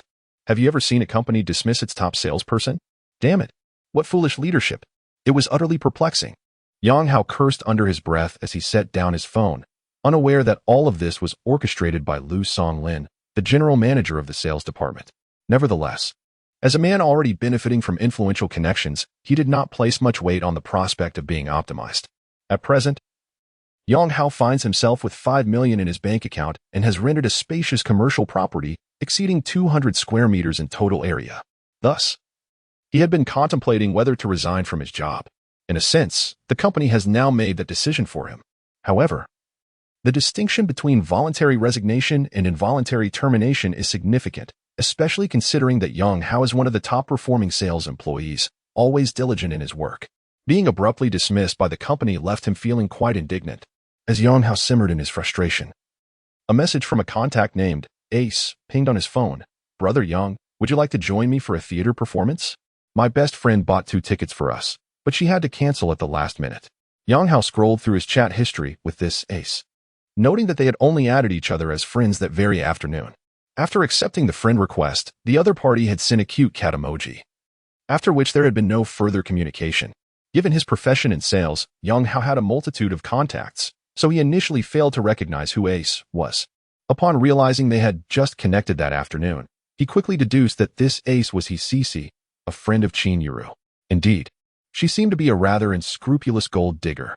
Fully aware of his relationship with Qin Yuru, she nonetheless made a move towards him. Yang Hao scoffed at the thought. Having endured a tumultuous marriage with Sun Jiajia, he developed a disdain for women like Sun Jiajia and Hisisi. Consequently, he was inclined to disregard her advances. Just as he was about to do so, Hisisi sent another message. Brother Yang, I won't tell Xiaoro. This will be our little secret. Yang Hao felt the undeniable influence of wealth. To be fair, despite her materialistic tendencies and questionable moral compass, Hisisi possessed an impressive physique and striking looks, making her a head-turner in any crowd. A woman of her caliber would never have pursued him in the past, yet now her overture felt almost like a trap, as if she were inviting him to indulge in a more intimate rendezvous. Before his divorce, Yang Hao had maintained a level of integrity. Even though work occasionally led into social clubs, he had never truly engaged with the performers there beyond superficial interactions. However, circumstances had changed, now a single man. And having been cast aside by Sun Jiajia, he harbored a simmering frustration. Thus, after his father's passing, he resolved to no longer be a lovesick fool but to embody the persona of a carefree rogue, a devoted older brother who would look out for his younger sibling. Therefore, while he might hold contempt for women like Hisisi, he found no objection to indulging in light-hearted banter and casual games with her, all in the spirit of being a good brother. After all, one must never let their younger siblings suffer. Considering the passage of time, it has indeed been a while since my younger brother indulged in such pleasures. Furthermore, as a certain internet celebrity once famously stated, good girls should not be taken for granted, and bad girls should not be wasted. Consequently, despite initially intending to disregard Hisisi, the gold digger, Yang Hao directly replied, I just moved into my new place and still have a plethora of items to organize. Ace chimed in, Brother Yang, allow me to assist you. Hisisi promptly responded. Yang Hao's lips curled into a subtle smile as he typed back, Isn't that a bit too much trouble? Ace reassured him, Not at all. I have nothing pressing to attend to. Ace continued, Brother Yang, please send me your address. Yang Hao replied, I appreciate your help. Ace responded, You are too courteous. Brother Yang, I checked the route, and it should take about 40 minutes to reach you, but I won't be able to enter your community. So I'll need you to notify the property management. Yang Hao confirmed, Okay. After concluding his conversation with Hisisi, he glanced back at the mountain of belongings still cluttering his living room, unable to suppress a smile. Having just moved in, there were countless items to purchase, and he had hesitated to ask Quan Sui to stay and assist further. His original plan was to organize everything at his own pace after waking up, but now, A helping hand had conveniently presented itself. It was she who volunteered to assist, not he who coerced her. In a buoyant mood, Yang Hao lifted a beer and downed half of it in one go. Meanwhile, in her rented accommodation, Cici excitedly opened her wardrobe, pulling out 3 dresses, modeling them while inquiring of her plastic friend Zhao Meng. "Which dress do you think suits me best?" Zhao Meng, reclining in her pajamas on the sofa while scrolling through her phone, quipped, "You seem particularly invested this time. Did you manage to snag a genuine tycoon? He resides in Jiangzhou Garden. Isn't that a sign of affluence?" As a seasoned gold digger, Cici was quite familiar with the upscale residences of Jiangcheng, and Jiangzhou Garden was among the finest.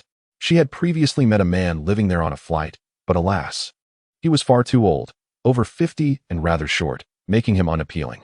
However, Yang Hao was a different story. He was young and quite handsome, among the wealthy elite. His physical attributes could be deemed exceptional, living in Jiangzhou Garden. Upon hearing that the man Cici was to meet resided in such luxury, Zhao Ming ceased her phone activities, gazing at Cici with astonishment. "Indeed, he has invited me over. So, you will have to spend the evening alone at home," Cici proclaimed with a smug shrug, then urged, "Quickly tell me, which dress looks best?" "The blue one," Zhao Ming suggested, offering what she believed to be the least favorable choice, as they were close friends living under the same roof. It was rather galling for her to witness Cici reeling in a wealthy resident of Jiangzhou Garden. What about the rest of them? There exists a saying among men: fearing their brother's struggles yet envying their successes, and the jealousy among women is even more pronounced. Earlier that afternoon, Zhao Ming had been stood up by Cici, who had claimed to have caught a big fish. In the realm of interpersonal relationships, such occurrences are rather commonplace, as the pursuit of a prosperous partner is a mutual aspiration. Thus, when one has pressing matters to attend to, the failure to keep an appointment elicits little more than a shrug. However, whenever either party experiences a stroke of fortune regarding this endeavor, the other is inevitably left feeling a twinge of envy, perhaps even contemplating a subtle undermining of the other's prospects. Despite their close bond, the two women are adept at guarding their own interests, sharing only trivial catches from their respective pools while reserving the prized catches for themselves, even if they remain unattainable. They shall languish in the depths of their waters. Based on this understanding, Cici chose not to disclose any details about Yang Hao. Upon receiving Zhao Meng's input, Cici promptly dismissed the idea of the blue dress, for they were indeed good friends who comprehended each other too well. The red dress, with its more provocative flair, ultimately captured her fancy. It was already 8 in the evening, and by the time she reached Jiangzhou Garden, it would be nearly 9, certainly. She would aim to make a striking impression. "How old could he be? I hope he isn't some old man in his 50s, Zhao Ming remarked, her tone tinged with a hint of sourness at Cici's disregard for her suggestion.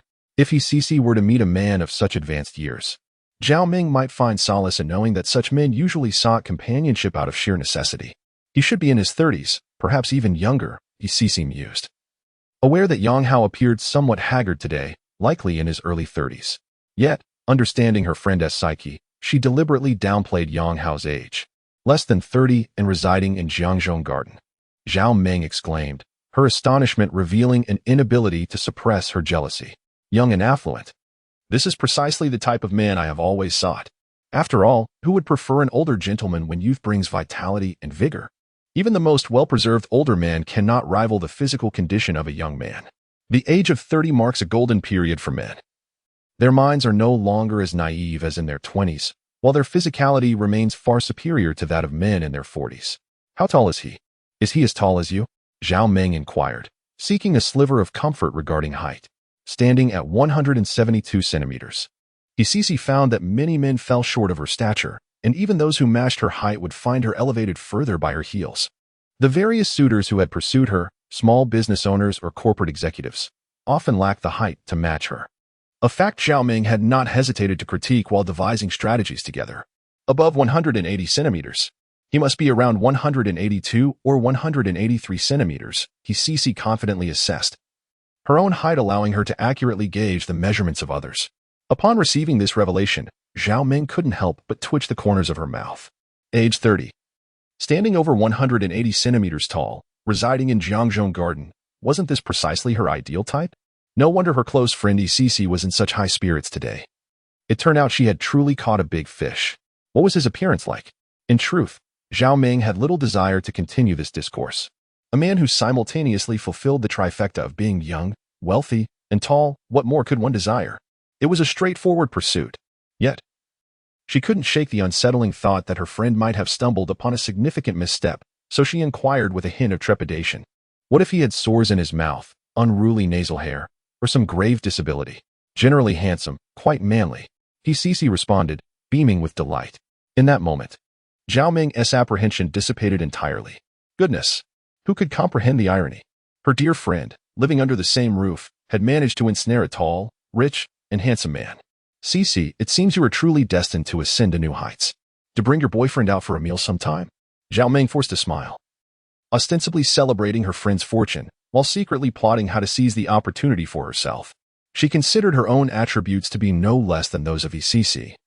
And given that men often thought with their lower faculties, Zhao Ming felt confident that, if granted a single chance, she could undoubtedly win him over.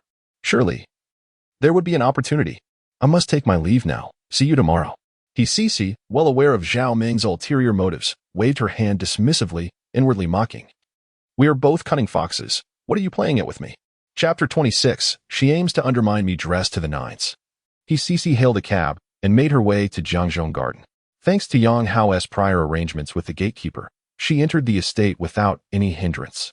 Although she was well-versed in the property prices and layouts of Jiangzhong Garden, information readily available online, this marked her inaugural venture into the estate itself. As she strolled past the central outdoor swimming pool, she paused to take a few selfies, meticulously editing 2 of them before sharing on her social media. Naturally, the location tag was the essence of her post. It had to read, Jiangzhong Garden. Additionally, it was crucial to ensure that Yang Hao was blocked from seeing her post. After sharing her updates, Cici hummed a cheerful tune as she made her way towards Building 12, where Yang Hao resided. While waiting for the elevator, she glanced at her freshly posted pictures, which had already garnered 5 likes and 2 comments. Dear, I wish I could go swimming. Hua hua. Wow, Jiangzhong Garden. Sister Cici, please take me along.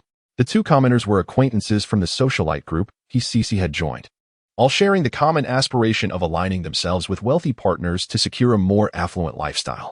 As such, these socialites were particularly attuned to luxury cars, opulent residences, and high-end brands. Cici's selfies from Jiangzhong Garden hinted strongly at her potential association with a wealthy resident, provoking envy from Deer and Hua Hua. The 3 had only crossed paths during a few group purchasing events, leading to a rather superficial connection, so their feelings were predominantly envy rather than jealousy.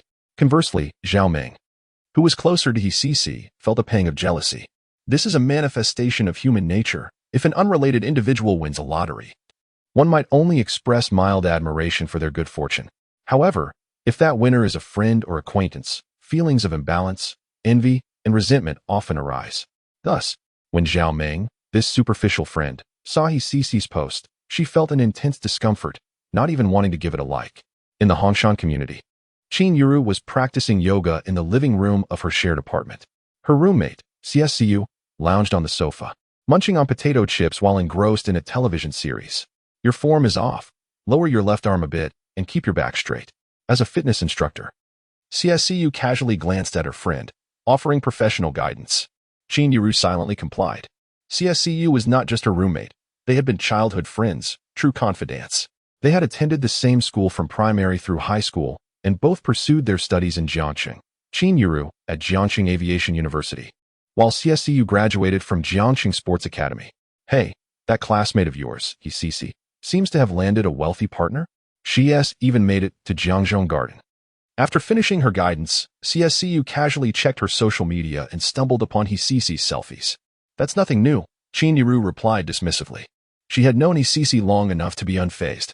Her acquaintance often flaunted luxury goods and high-end dining experiences on social media. One cannot help but admire their clear objectives. It seems that this time, they have indeed achieved their desires. As CSCU mused, she indulged in her potato chips with great delight. During her university days, she often visited Qin Yurua's school, where she became acquainted with Cici, a classmate of Qin Yurua. Back then, CSCU held a strong disdain for Cici, whom she perceived as a gold digger. However, after years of harsh realities, CSCU found herself gradually understanding Cici's perspective. Nonetheless, while she could comprehend it, she could never bring herself to engage in the same pursuit of wealthy suitors. After all, each individual possesses a unique moral compass. Some may trample upon their dignity and ethics for the sake of wealth, Yet the majority find themselves unable to do so. Listening to CSCU's murmurs, an idea suddenly struck Qin Yurua's mind regarding the boyfriend she had hired for 3,000 yuan. Judging by his displayed financial prowess, he certainly fit the mold of the ideal partner for someone like Hisisi. Qin Yurua couldn't help but recall how, during their afternoon together, Hisisi had subtly flirted with him, and now she had seemingly latched onto a wealthy man. Could it be? A thought flashed through Qin Yurua's mind, momentarily distracting her from her yoga practice. Although Yang Hao was merely her hired faux boyfriend, the prospect of Hisisi charming him away left her feeling rather uneasy. It was still too early. Why cease their interaction? Noticing Qin Yurua's sudden pause, CSCU feigned a stern expression, declaring, "Xiaro, you cannot afford to be complacent simply because of your innate advantages. I am counting on you to secure a wealthy partner and elevate my status." CSCU, self-aware of her lesser allure and physique compared to her childhood friend Qin Yurua, placed her hopes of mingling with affluent individuals on Qin Yurua, who worked as a flight attendant in business class, thus having ample opportunities to meet wealthy patrons. Given their close relationship, CSCU believed that if Qin Yurua were to find a wealthy partner, she would undoubtedly not forget her. Consequently, as a fitness instructor, CSCU was both diligent and stern in guiding Qin Yurua through her sculpting yoga sessions. While others aspired for their children to succeed, she longed for her dear friend to thrive. Qin Yurua had long grown accustomed to her friend's half-serious, half-jesting banter, wiping her brow with a towel. She scrolled through her WeChat moments, only to find no recent selfies from Hisisi. The latest post on her page was from 2 days prior, indicating that she had likely been blocked. This revelation intensified Qin Yurua's suspicions about whether Hisisi had genuinely secured Yang Hao for herself. "May I borrow your phone?" Qin Yurua asked, snatching CSCU's device without hesitation. What is going on?" CSCU looked bewildered at her friend's sudden shift in demeanor. She knew Qin Yurua well. Though she often appeared aloof, her emotions were usually quite stable. However, at that moment, Qin Yurua's emotional fluctuations were strikingly unusual in their interactions. Qin Yurua did not engage in conversation. Instead, she directly opened CSCU's moments and soon discovered a selfie posted by Hisisi. The photo itself was unremarkable, yet the location tag was rather conspicuous. "You can check it out on your own WeChat. You are not devoid of Hisisi as a friend," CSCU remarked, slightly exasperated that Qin Yurua seemed solely interested in Hisisi's moments. "She has blocked me," Qin Yurua replied coolly. "Huh? Why?" CSCU exclaimed, her mouth agape in surprise. "Did you two have a falling out? That shouldn't be the case. After all, you have merely been surface-level friends for so many years with little interaction." "She is trying to steal my man," Qin Yurua retorted icily. "What?" CSCU gasped, her large eyes blinking in astonishment. Suddenly, she sprang up from the sofa, grasping Qin Yurua's arm with enthusiasm. "Come on, tell me your story." "Wait, let me grab a bag of sunflower seeds." Chapter 27, Transforming a Materialistic Woman into a Laborer. A mere phrase ignited within CSCU a keen sense of an astonishing revelation. She had always been intrigued by the affairs of celebrities, and now, with monumental events unfolding in her friend's life, her curiosity was piqued. "Come on, tell me. What happened between you and Hisisi?" CSCU deftly opened a packet of sunflower seeds, eagerly urging her friend. Qin Yuru, though speechless, understood her friend's nature. CSCU relished gossip and thrived on excitement. The most outrageous incident occurred on the day of the college entrance examination when CSCU witnessed the original wife publicly assaulting the mistress.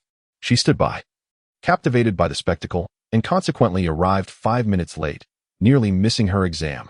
"Well, I started dating someone," Qin Yuru confessed after a moment's hesitation, deciding against revealing to her gossip-loving friend that she had spent 3,000 yuan to hire a boyfriend. The two had grown up together, their families acquainted, and their bond was strong. If CSCU learned that her friend had paid for a boyfriend, it would be akin to broadcasting it to the world. "What? Qin Yuru, you actually kept your relationship a secret from me?" CSCU's eyes widened in disbelief as she leapt from the sofa. "No, this can't be. You spend all your time at work or with me. Where could you possibly find the time to date?" Before Qin Yuru could respond, CSCU's skepticism grew. Given that they shared an apartment and were well aware of each other's schedules, it was implausible for her friend to have a boyfriend without her knowledge. "We met on the plane," Qin Yuru casually fabricated an excuse. "On a plane? So he must be wealthy then? I mean, anyone who can afford business class must have decent means." CSCU mused aloud. No. If he caught the eye of our dear Yuru, he must be a millionaire or a domineering CEO. So, it appears my friend the future CEO's wife is about to make her debut. With an inquisitive expression, CSCU pressed further, stroking her chin in contemplation. His financial situation is indeed quite good, but that is not the crux of the matter. The real issue is that this afternoon, during our date, we unexpectedly ran into his CC, and she followed us the entire time, even adding my boyfriend on WeChat. Chinyiru briefly recounted the day's events. What? You were on a date, and she followed you the whole time, even adding your boyfriend on WeChat? CSCU was taken aback, her expression morphing into one of incredulity. Chinyiru, have you lost your mind? You know very well who CC is. How could you allow her to add your boyfriend on WeChat? Even if you were just a boyfriend. Let alone if you were married. Someone like her requires vigilance. She is utterly unscrupulous. Wait, did you just say that CC intends to seduce your boyfriend? And now she is at Jiangzhong Garden. Your boyfriend wouldn't he also be residing there, would he? That must be why she has worn you out. CSCU's mind raced, quickly grasping the crux of the issue. We haven't been together long, and I never inquired about where he lives. Chinyiru gently shook her head. Then ask him now. Immediately. Right away. It would be best to call him via video to see if there are any other women in his home. CSCU exclaimed as she snatched Chinyiru's phone, swiftly unlocking it by waving the screen in front of her face, and then promptly opened her WeChat. Which one is your boyfriend? I'll send him a video. Hand me the phone. Chinyiru had underestimated her friend's insatiable curiosity. Her phone was taken and unlocked so easily, causing her to panic slightly. For she had only just added Yang Hao as a WeChat friend today, and their chat history included the rental boyfriend agreement. If CSCU were to glimpse their conversation and the agreement, Chinyiru's earlier efforts would have been in vain. Fortunately, Chinyiru reacted quickly. Before CSCU could locate Yang Hao's WeChat, she snatched the phone back and swiftly erased their chat history, erasing all traces of the rental boyfriend arrangement. So you really are in a relationship, keeping secrets even from me. CSCU pouted. All right. I want to look at your chat history. Just ask him where he lives. Chinyiru nodded slightly, contemplating before sending a WeChat message to Yang Hao. Jiangzhong Garden. CC had already entered the luxurious apartment that Yang Hao had just rented. To her, coming here to help was merely a facade. Their true intentions were undoubtedly mutual understanding. However, to her bemusement, less than a minute after entering the apartment, Yang Hao pointed to the mop, broom, and kitchenware piled in the living room and remarked, "It's really not feasible without a woman at home. Cici, you've worked hard." "Oh, it's all trivial. Yang Gu, you're too polite. I came here just to help tidy up." Although she intended to actually work when she arrived. Since Yang Hao had said so, Cici found it hard to refuse, especially since she saw it as an opportunity to showcase herself. Cici understood men's desires. She knew they generally preferred women who could manage both the living room and the kitchen, and now was the perfect time to display her culinary skills. Thus, even in a form-fitting stepmother dress and high heels, Cici threw herself into the task with determination. "Cici, I truly feel embarrassed. I'm not very good at these chores. I had originally planned to hire someone for tomorrow. There's no need to hire anyone for this little work. It's not about the money, mainly because outsiders can't be as meticulous as I am," Cici replied while working. "Indeed." Yang Hao chuckled and nodded, exclaiming, "Cici, I never would have guessed you were so capable. I frequently engage in household chores, and I derive great pleasure from them. It could be said that I find joy in such endeavors." Noticing that Yang Hao seems to favor women adept at domestic tasks, Cici immediately aligned her words with his preferences, saying, "Is that so? How rare it is. Most girls nowadays do not partake in household chores. Particularly for someone as beautiful as Cici, it is indeed a rarity to find a girl who can also manage domestic responsibilities." Yang Hao, while absorbed in his phone, smiled and flattered her, relying heavily on mere flattery. When requesting someone to work, one ought to utter some pleasant words. At that moment, Yang Hao suddenly received a message from Chinyiru. "I forgot to ask, where do you live?" Unaware that Cici had blocked him and that she had boasted about her whereabouts on social media while downstairs, he replied candidly, "Jiangzhong Garden." Chapter 28. The Materialistic Woman with Insight. As Chinyiru felt her lips twitch involuntarily at the response, she recognized that Cici possessed little in the way of moral boundaries. Yet, she was taken aback by the swiftness of her actions. It was only this afternoon that she had met Yang Hao, and now he was already ensconced in her home. This incident underscored the unreliability of the boyfriend she had hired for 3,000 yuan, who so easily entangled himself with a gold digger like Cici. Could it be that he was genuinely residing in Jiangzhong Garden? The onlooker, CSCU, craned her neck to peer at Qin Yuru's phone screen. And then she sprang up in excitement. Wow, it's true. So, CC is currently at his house? Ugh, what a scoundrel. CSCU spat out the seed shell in her mouth and grabbed Qin Yuru's arm, marching towards the door. Let us go catch them in the act. Then we can expose this pair of scoundrels online and drown them in the outrage of netizens. As they walked, CSCU spoke passionately. Wait a moment. We don't even know what's really happening. What if he CCISNT at his house, but just happened to be at Jiangzhou Garden? That would be an injustice. According to the terms of their leasing agreement, neither party could restrict the other from pursuing romantic relationships. Thus, even if Yang Hao and CC truly were involved, Qin Yuru had no legitimate grounds for confrontation. She would be acting without cause. However, CSCU was oblivious to these nuances, her hands on her hips as she declared, even if he CCISNT at his house. What is wrong with us going to check it out? You're not his girlfriend? Can't you visit him? Besides, CC has clearly blocked you from her social circle, which indicates her guilt. I believe she is indeed at his house. What are the odds of such a coincidence? Let us go. You are the legitimate girlfriend. Why should you be afraid? If anything, they should be the ones trembling in fear. CSCU's enthusiasm stemmed not only from her desire to defend her friend, but also from her eagerness to witness the unfolding drama. If she did not venture to Jiangzhou Garden today, she doubted she would sleep soundly. After all, her childhood best friend had secretly begun dating someone. A revelation that had already piqued her curiosity. Now, with the potential emergence of a third party meddling in her friend's relationship, it was a veritable feast for someone with her penchant for gossip. Qin Yuru understood her friend all too well. If she did not accompany CSCU this evening, the latter would likely be restless all night long. Moreover, Qin Yuru was genuinely intrigued to discover whether CC was truly at Yang Hao's residence. Although their relationship was strictly contractual, Yang Hao was still the boyfriend she had rented for 3,000 yuan, and in the eyes of CSCU, and even her parents, he was regarded as her boyfriend. The situation was dire. Her boyfriend had allegedly strayed. It would seem inappropriate for Qin Yuru to feign indifference. Let me change into something else before we go. At that moment, she was still clad in her yoga attire. And venturing out in such garb would undoubtedly attract the attention of every passerby. There is no denying that her figure is stunning, and yoga attire accentuates the body perfectly. Oh, I must change my outfit as well. At this moment, CSCU is clad in pajamas, which are hardly suitable for going out. Consequently, both individuals retreated to their respective rooms to change. Upon returning to her own chamber, Qin Yuru sent a message to Yang Hao via WeChat. Regarding the matter of meeting my parents this weekend, there are some details we need to discuss in person. I will come to find you. Qin Yuru did not afford Yang Hao the opportunity to decline, transforming her visit to Jiangzhou Garden into an established fact. Meanwhile, Yang Hao was left bewildered upon reading Qin Yuru's message. After spending half a day together, he had begun to discern her personality traits. She was the quintessential aloof goddess.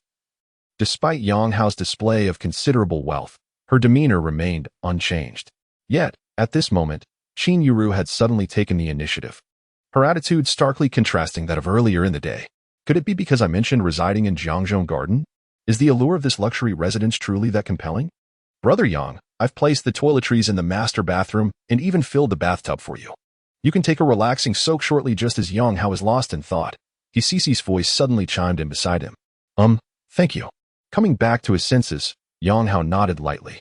As a materialistic woman, CC was acutely aware of her role and had clear objectives. Thus, she worked diligently to leave a favorable impression on Yang Hao. Brother Yang, I will continue tidying up the kitchen. At that moment, CC perceived herself as an obedient and industrious little maid, even regretting not bringing along a maid outfit. If she donned such attire and earnestly engaged in household chores, it was likely that Yang Hao would embrace her from behind while they engaged in a playful encounter reminiscent of scenes from certain films. Wait a moment. Yang Hao suddenly called out to CC, who was preparing to head to the kitchen. Upon hearing his voice, CC felt a surge of joy. She certainly did not believe that Yang Hao's invitation was merely for assistance with chores. She fancied herself quite astute regarding a man's intentions. Unable to resist any longer. Are we? Yet, she was determined not to make it easy for him. A bit of playful tension was still warranted. What is it, Brother Yang? CC paused, feigning curiosity as she looked at him. Well, Xiaoro is coming over, Yang Hao responded, somewhat awkwardly. CC was momentarily taken aback. But her surprise flickered across her face and was quickly replaced by a sweet smile. Brother Yang, I shall take my leave to avoid any misunderstandings with Xiaoro. Yes. Thank you for your hard work today. I'll treat you to a meal another time. Yang Hao was pleasantly surprised by his CC's thoughtfulness. She made a decision that pleased him without him needing to say a word. It was no wonder that many successful men had stumbled in their dealings with materialistic women. Because these so-called gold diggers possess a deeper understanding of men, they treat the art of pleasing them as an essential subject of study. Consequently, their manner of speaking and acting often brings great comfort to others. Take Cici, for instance, although she harbors feelings of resentment and is reluctant to leave. She ultimately makes the choice that would bring Yang Hao the greatest ease, considering his current circumstances. With his legitimate girlfriend arriving at home, her presence would naturally be inappropriate. Yang, the faucet over the bathtub is still running. Please remember to turn it off. Just before leaving, Cici tenderly reminds him while wearing a serene smile, which renders Yang Hao momentarily dazed. Is this truly the same gold digger from earlier in the day? Chapter 29. To catch a cheater at this moment. Yang Hao suddenly found himself understanding Master Huang. When a woman possesses exceptional beauty and physique, alongside the ability to provide emotional value, it becomes exceedingly difficult to resist. Even when one is aware of her ulterior motives, one might easily choose to turn a blind eye. After all, the essence of interpersonal relationships is fundamentally an exchange of interests. If one has nothing to offer, what incentive is there for a stunning beauty to take an interest in him? Currently, the balance in Yang Hao's bank account represents his capital, while Cici's assets lie in her striking looks and figure. If both parties acknowledge each other's worth, they can engage in a mutually beneficial exchange, establishing a relationship that both deem acceptable.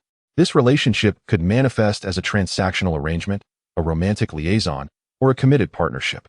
At present, Cici clearly values the capital that Yang Hao possesses, thus granting him the authority to decide whether to forge a connection and what form it should take.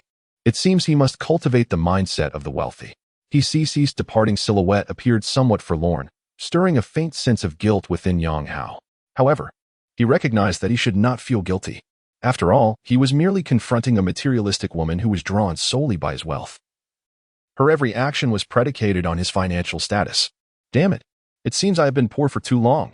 Suddenly receiving attention from a beautiful woman has left me bewildered, Yang Hao silently lamented. This affliction is one that afflicts most ordinary men. It is a consequence of society's evolution into a capitalistic culture where values are incessantly tethered to wealth.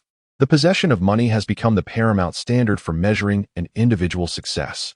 In the realm of courtship, most women prioritize economic stability above all else.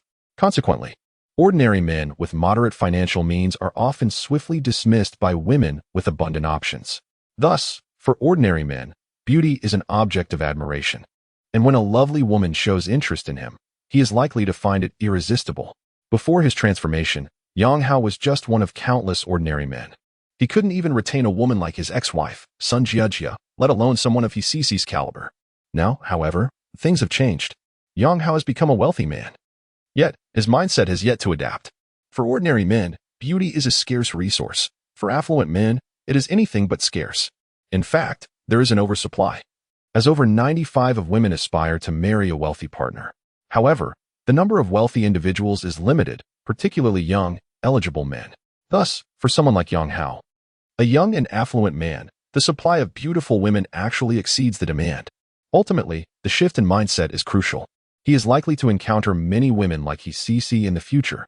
Yang Hao took a deep breath and then strolled to the balcony to smoke, admiring the flickering neon lights of the night while pondering how to excel as a wealthy individual.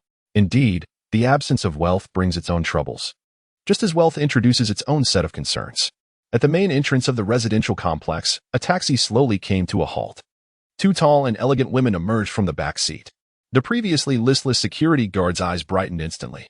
Working as a guard in the luxurious Jiangzhou garden, he frequently encountered beautiful women, yet those of such caliber were a rarity, particularly the one in the black gown, who effortlessly eclipsed all the influencers in his Douyin favorites.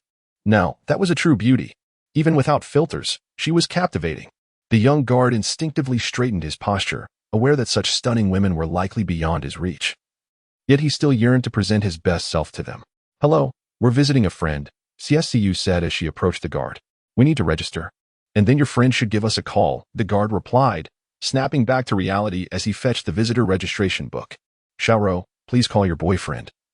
CSCU nudged Qin Yuru from behind, before pinning her details in the visitor log.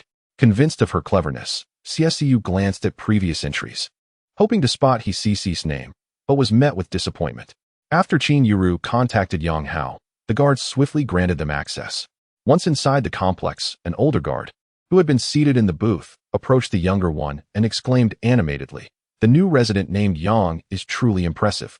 In such a short time, 3 stunning women have already visited." Indeed, the younger guard nodded in agreement. The previous beauty was also headed to Building 12, Floor 21. Wealthy individuals certainly know how to enjoy themselves. If I were rich, I would indulge even more. The older guard shrugged, casting a sly glance at the already departing Qin Yuru, and remarked, "That lady's figure is absolutely remarkable. Slender waist, ample bosom, and quite tall, probably around 175 centimeters. She must be a model." Yes, she certainly appears to be. The arrival of Qin Yuru and CSCU added a splash of color to the otherwise monotonous lives of the 2 guards, providing them with fresh gossip. Meanwhile, having entered the complex, CSCU remarked to Qin Yuru, "This luxury residence truly lives up to its reputation. It resembles a park more than a residential area." Qin Yuru remained focused on her phone's walking navigation, as the expansive area of Jiangzhong Garden could easily confuse first-time visitors. "I just checked the visitor registration book, and there was no mention of Hisisi. Could she be living here permanently?" As they approached the outdoor swimming pool, CSCU couldn't help but mutter about Hisisi again. "That seems unlikely. She lives with Zhao Ming," Qin Yuru replied, "as long-standing classmates and colleagues."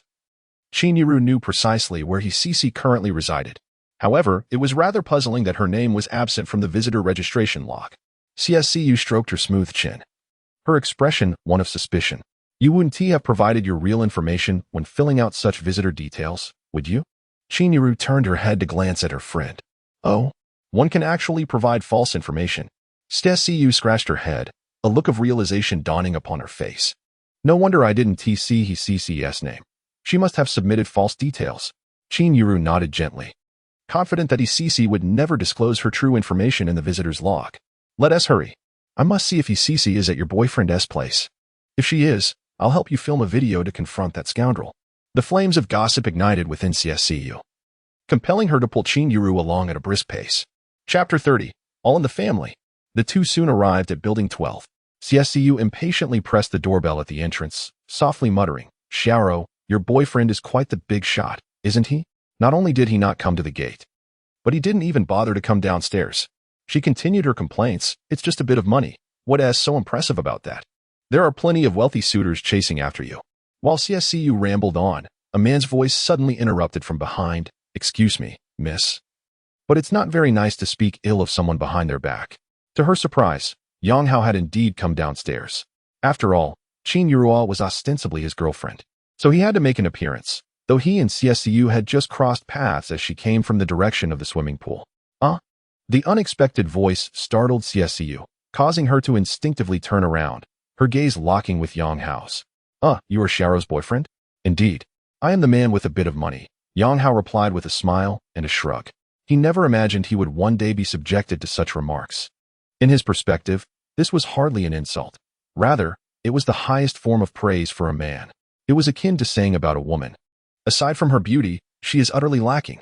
Feeling embarrassed, CSCU stuck out her tongue, realizing she had been overheard speaking ill of him. "This is CSCU. My friend," Qin Yuru interjected, helping to alleviate the awkwardness of the moment. "Hello, Yang Hao. Welcome to my home." Yang Hao nodded with a smile, then unlocked the door with a swipe, courteously pulling open the heavy entrance. Although the door appeared ordinary, once opened, the opulent entrance hall dazzled both CSCU and Qin Yuru. "Those wretched wealthy people," CSCU thought to herself as she observed the marble walls of the hall. "And that crystal chandelier must cost a fortune." She quickly surveyed her surroundings, mentally critiquing the lavishness. As a fitness instructor, she had encountered her share of affluent clients. Previously, she had dealt with greasy older men trying to use money to seduce her and second-generation rich kids flaunting their wealth.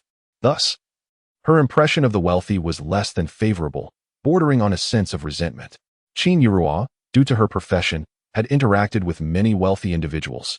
Yet her encounters were limited to the confines of an airplane cabin. She had never been in such a luxurious residence, and she was genuinely taken aback. Yang Hao was merely a stranger she had randomly met on the subway, hired as a fake boyfriend for 3,000 yuan. And now he turned out to be a millionaire. This situation felt surreal, as if a scene from a fantastical narrative had materialized into reality. Qin Yurua had even seen a similar plot on Douyin, where a woman, pressured by her parents to marry, randomly found a passerby to get a marriage certificate, only to discover that he was the son of the local tycoon. Lost in her thoughts, the elevator finally reached the 21st floor. Yang Hao warmly ushered the two into the room. "Oh, did you just move in today?" CSCU inquired with curiosity. Noticing the assortment of daily necessities piled in the living room from a recent supermarket trip. "Well, I was originally tidying up. But now that you're here, CU, your assistance is greatly appreciated." Yang Hao replied with a smile, shrugging his shoulders. Although he didn't mind CSCU's earlier comments downstairs, it was only fair to seek some return on this free labor. CSCU was taken aback. She had expected her friend's boyfriend to be so forward, requesting such a favor on their first meeting. "I'm a guest. Do you understand what that means? Asking me to help tidy up and clean seems a bit abrupt. However, since I am a friend of Xiaoro, I suppose I am not considered an outsider. See you. What do you think?" Yang Hao unabashedly employed moral persuasion. That does make sense." CSCU hesitated for a moment before nodding in confusion. Having grown up alongside Qin Yuru and being only children, they shared a bond akin to that of sisters.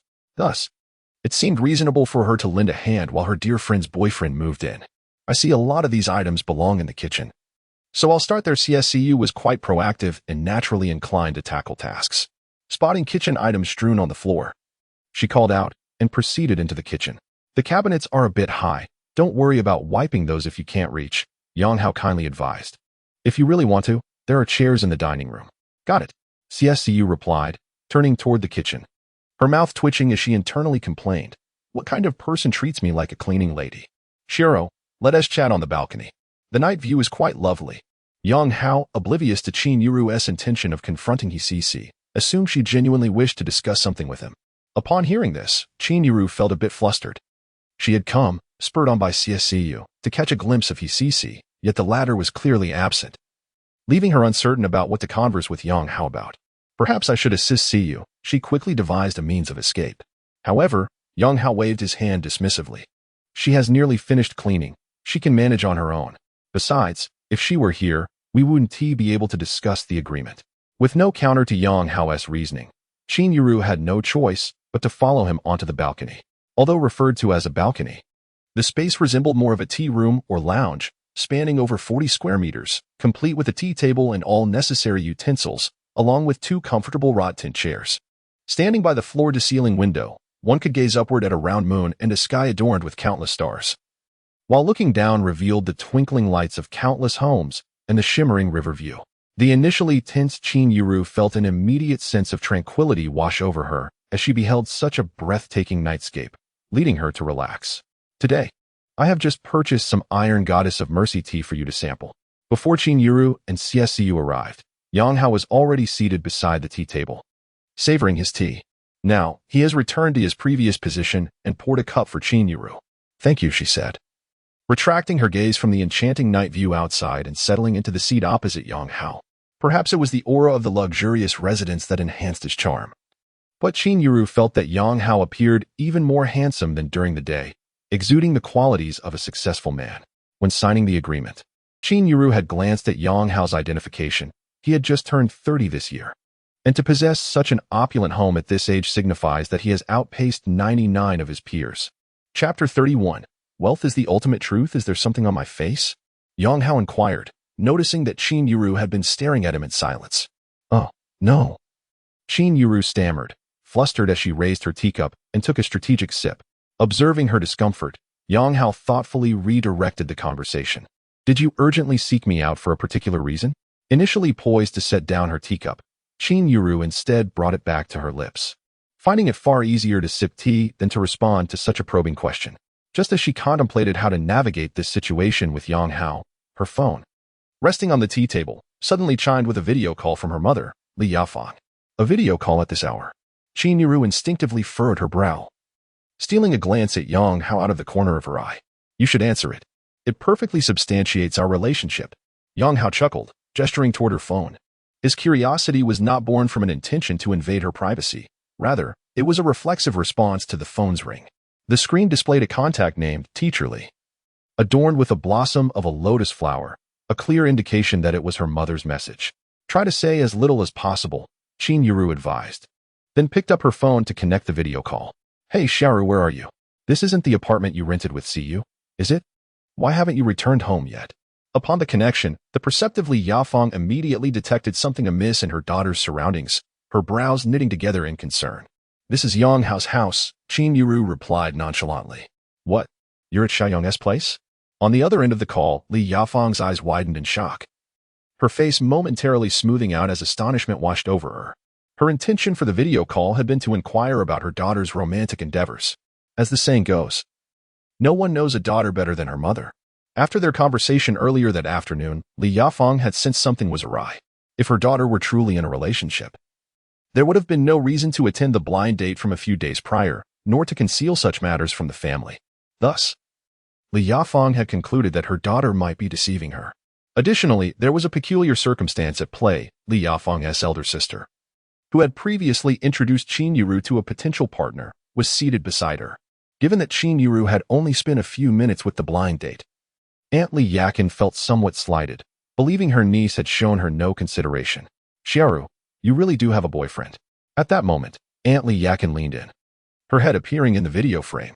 Yes, I do, Qin Yuru replied, swiftly grasping her mother's motivation for the call, likely to provide Aunt Yakin, the matchmaker, with an explanation. You child, why didn't you mention you had a boyfriend? I wouldn't have introduced you to Xiao Lu. The situation has taken an intriguing turn. Lu, with genuine intent, just called me, expressing his interest in you, and even offering a bride price of 660,000. What splendid conditions. Surely, they surpass those of your current boyfriend, don't they? Li Yakin remarked, somewhat discontented.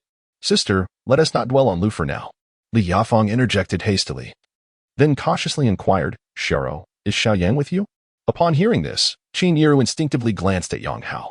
Ready for the moment, Yang Hao promptly leaned in, beaming as he waved at the camera.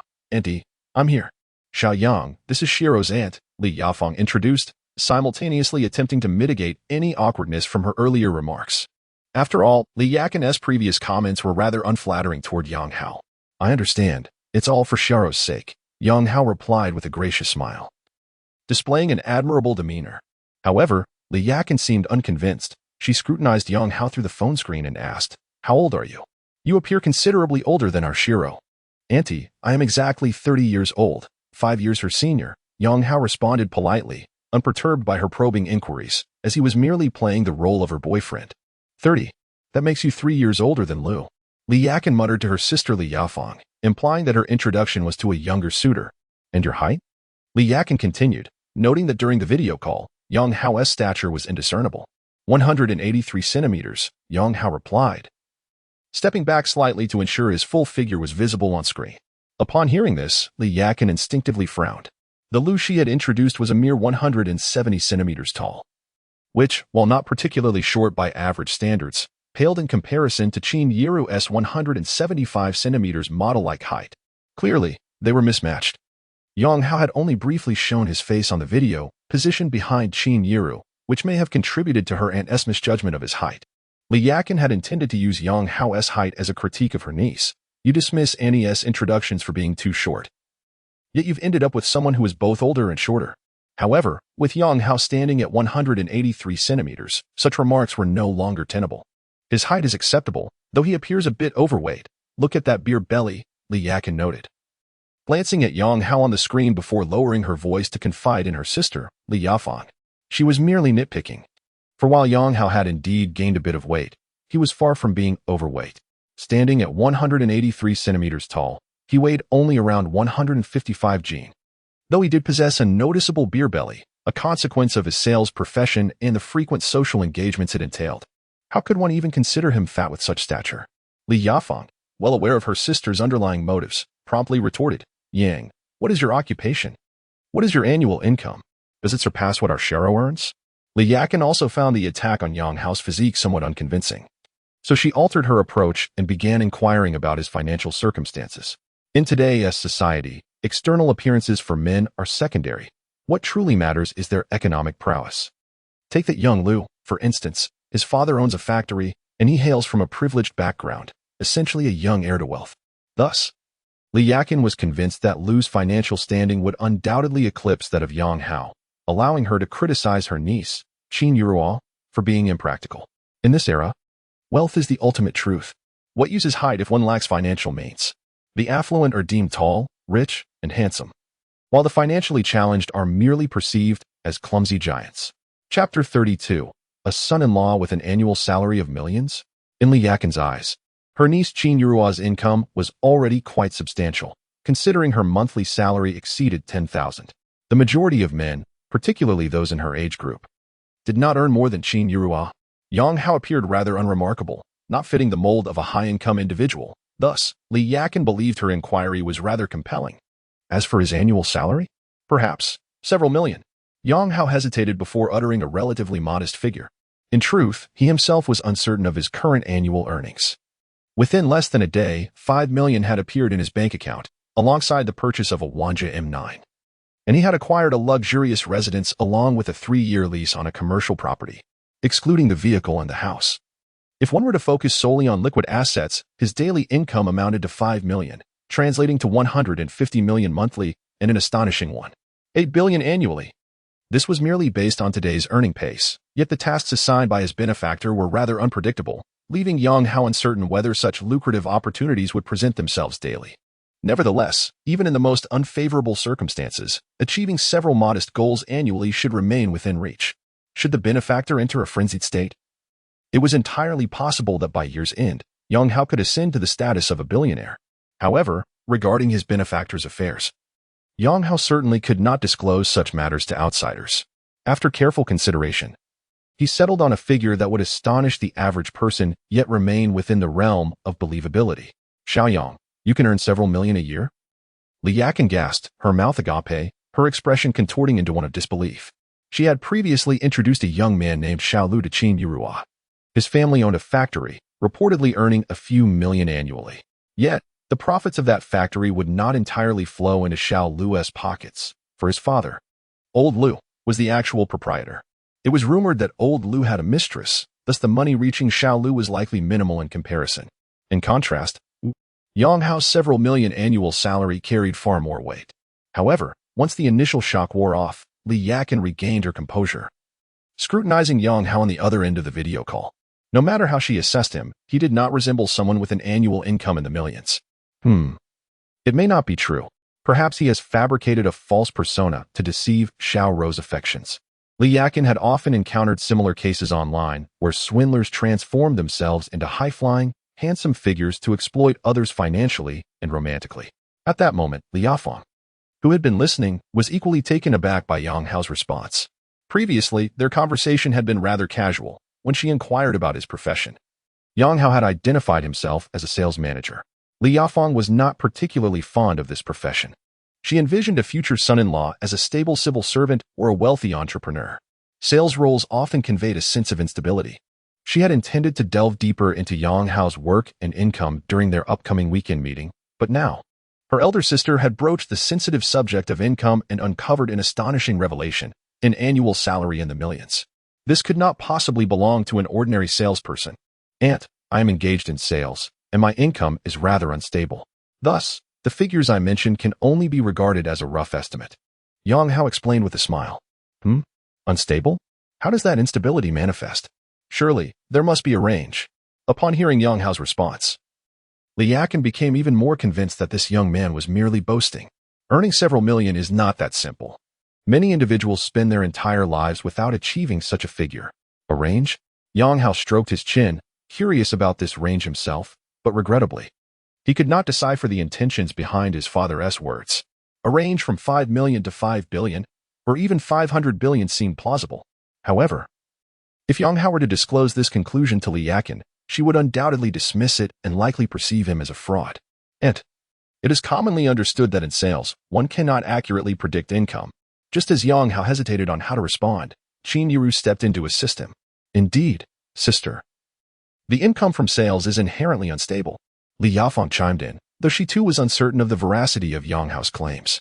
Nonetheless, she felt it necessary to cultivate a favorable impression before her son-in-law, who purportedly earned millions annually. She could not appear overly materialistic. Seeing the mother and daughter duo directing their attention towards him, Li Yakin refrained from pressing further on the income matter, yet she was not easily deterred. Xiao, you reside with the Yang family, correct? If you were to marry in the future, would this house become your marital home? Li Yakin shifted the topic to real estate, as property undeniably reflects one's financial standing. She continued enthusiastically, Xiao, let me tell you, there are many considerations regarding this house. For marriage, it should at least be a spacious 3-bedroom, no less than 120 square meters. Otherwise, there would be no room for children. Furthermore, once children arrive, one must consider school districts. By the way, how big is Xiao Yang's house? After a lengthy lead-up, Li Yakin finally posed the most crucial question. How big? Qin Yuru instinctively glanced at Yang Hao. She knew the house was quite large, but she was unaware of the specific square footage. 225 square meters. However, there are also some additional areas included, so altogether it is approximately 270 square meters. Yang Hao replied truthfully. How big? On the other end of the video call, Li Yakin could not suppress her astonishment, and Li Yafeng was equally taken aback. Jiangcheng is not comparable to the small city they inhabited. While its property prices are not as high as those in Beijing or Shanghai, they rank among the second tier nationally. A house of over 200 square meters is certainly not within the means of an average person. Li Yakin has 2 children, a son and a daughter, with her eldest son already 33 and developing his career in Jiangcheng. Just last year, Li Yakin depleted her savings and borrowed over 100,000 to assist her eldest son in purchasing a 122 square meter home in Jiangcheng, which was one of the reasons she had proposed the 120 square meter theory. Consequently, the revelation that the younger Yang Hao resides in a luxurious abode exceeding 200 square meters left her utterly astounded. The intention to suppress Yang Hao was instantly shattered. With an annual salary in the millions and residing in a luxurious 200 square meter mansion, coupled with his commendable age and external attributes, it is no wonder that her niece has taken a liking to him. Meanwhile, Li Yafeng felt a surge of secret delight. Naturally, she wished for her daughter to marry a man of substantial economic standing. After her elder sister Li Yakin's strategic maneuvering, she had managed to grasp all the pertinent information. Shiro has finally come to her senses. Li Yafeng mused silently, then smiled warmly as she addressed her daughter and son-in-law on the other end of the video call. Xiao, make sure to get some rest. I have nothing pressing to attend to. Well, let us leave it at that for now. With that, Teacher Li promptly ended the call. Her words, make sure to get some rest, left Qin Yuzhou's cheeks flushed. Clearly, her mother was overthinking the situation. Chapter 33. Feast, Feast, Feast. In Lincheng, at Times Garden, Li Yafeng hung up the phone with a beaming smile. Shiro has finally come to her senses. Not only has she found a boyfriend, but one with such impressive credentials. It seems our previous concerns were unfounded. Yafeng, you mustn't be overly optimistic. I can't shake the feeling that what that Xiao Yang said might not be entirely truthful. A yearly income in the millions, along with purchasing a spacious 200 square meter residence in Jiangcheng, and he is quite handsome too. This seems a bit too good to be true. Li Yakin remarked. Today, Yakin had come to speak on behalf of Xiaolu, but upon hearing that her niece Qin Yuru was dating, her plans shifted. Initially, she had asked Yafeng for a video call to inquire about the situation, which led to their recent conversation. Yakin's emotions were conflicted. On one hand, she felt embarrassed that her introduction of Xiaolu paled in comparison, and on the other, Yurua's boyfriend was so exceptional that he overshadowed her own daughter's partner. The dynamics of familial relationships are delicate. One hopes for the well-being of others, yet cannot bear it if they surpass one's own achievements. If you thrive beyond me, envy is sure to follow. Yakin's daughter, of the same age as Yurua's, was also 25 and had a boyfriend rumored to be an executive at a company with an annual salary in the hundreds of thousands. Initially, Yakin was satisfied with her prospective son-in-law's qualifications, but in contrast to Yang Hao's purported millions, he suddenly seemed less impressive. Isn't it said online that if someone appears too perfect, they are likely a fraud, merely a crafted persona? Yakin continued to share her thoughts. Dear sister, we cannot dismiss it like that. Shiro's attributes align well with Xiao Yang, Yafeng interjected. Having shared decades of sisterhood, Yafeng was well aware of Yakin's subtle insecurities, which were likely rooted in jealousy. Scammers are indeed becoming increasingly sophisticated, and there are far too many young women falling victim to financial and emotional deceit. We must remain vigilant. By the way, Yafeng, aren't you and I going to Jiangxing to meet Xiaoyang this weekend? I will join you. To lend my support and perhaps check in on Jichao and Xiaomin, Yakin proposed. That sounds good, Yafeng nodded, understanding that her sister was eager to ascertain the authenticity of her daughter's boyfriend. This arrangement worked in Yafeng's favor, as there were questions she found difficult to ask herself. Thus, it was better for Yakin to take the lead. Meanwhile, after concluding the video call, Qin Yurua strategically resumed sipping her tea. Her mother's remark about them resting well implied she assumed Yurua and Yang Hao were already cohabitating, a notion she was reluctant to clarify. What did you think of my performance just now, Boss Qin? Yang Hao teased, noticing Yurua appeared somewhat anxious. Quite good, Yurua replied, setting down her teacup. My aunt tends to be quite competitive, so you needn't take her comments to heart. I understand. Every family has such relatives, Yang Hao acknowledged. Now, shall we return to our previous discussion? What brings you to me? They resumed their dialogue, aligning their scripts once more. This weekend, I am to meet my parents. Which must be flawless. Qin had already prepared her lines. Very well. Yang Hao once again took his seat opposite Qin. I believe our understanding of each other is still rather limited, making it easy for us to slip up.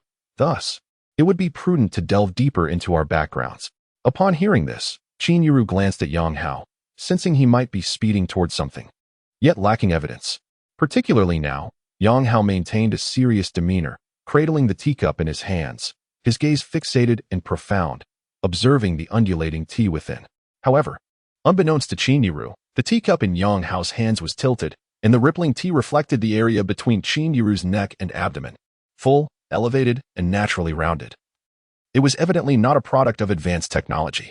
Silently, Yang Hao rendered his judgment. My parents will arrive in Jiangxing on Saturday and return Sunday afternoon. I will make reservations for both the restaurant and hotel, but I need you to accompany me to the high-speed train station to greet them. Qin, oblivious to the fact that the man across from her was utilizing the principle of reflection to scrutinize her, decided to discuss the weekend arrangements. All right, I will fully cooperate. Yang Hao withdrew his gaze and nodded gently. Concerning your personal circumstances, I still require a more detailed understanding. Otherwise, I will be at a loss when my parents inquire. You have been married, correct? Yes, I am divorced. Do you have children? In truth, this was the very question Qin yearned to ask. Earlier that afternoon, at the Huawei Experience store, Yang Hao had an unexpected encounter with his former sister-in-law, Sun Tingting. Thus, she was aware of his divorce. However, the distinction between being divorced with or without children is significant. In this era, divorce is no longer a rarity, and the divorce rate continues to soar annually.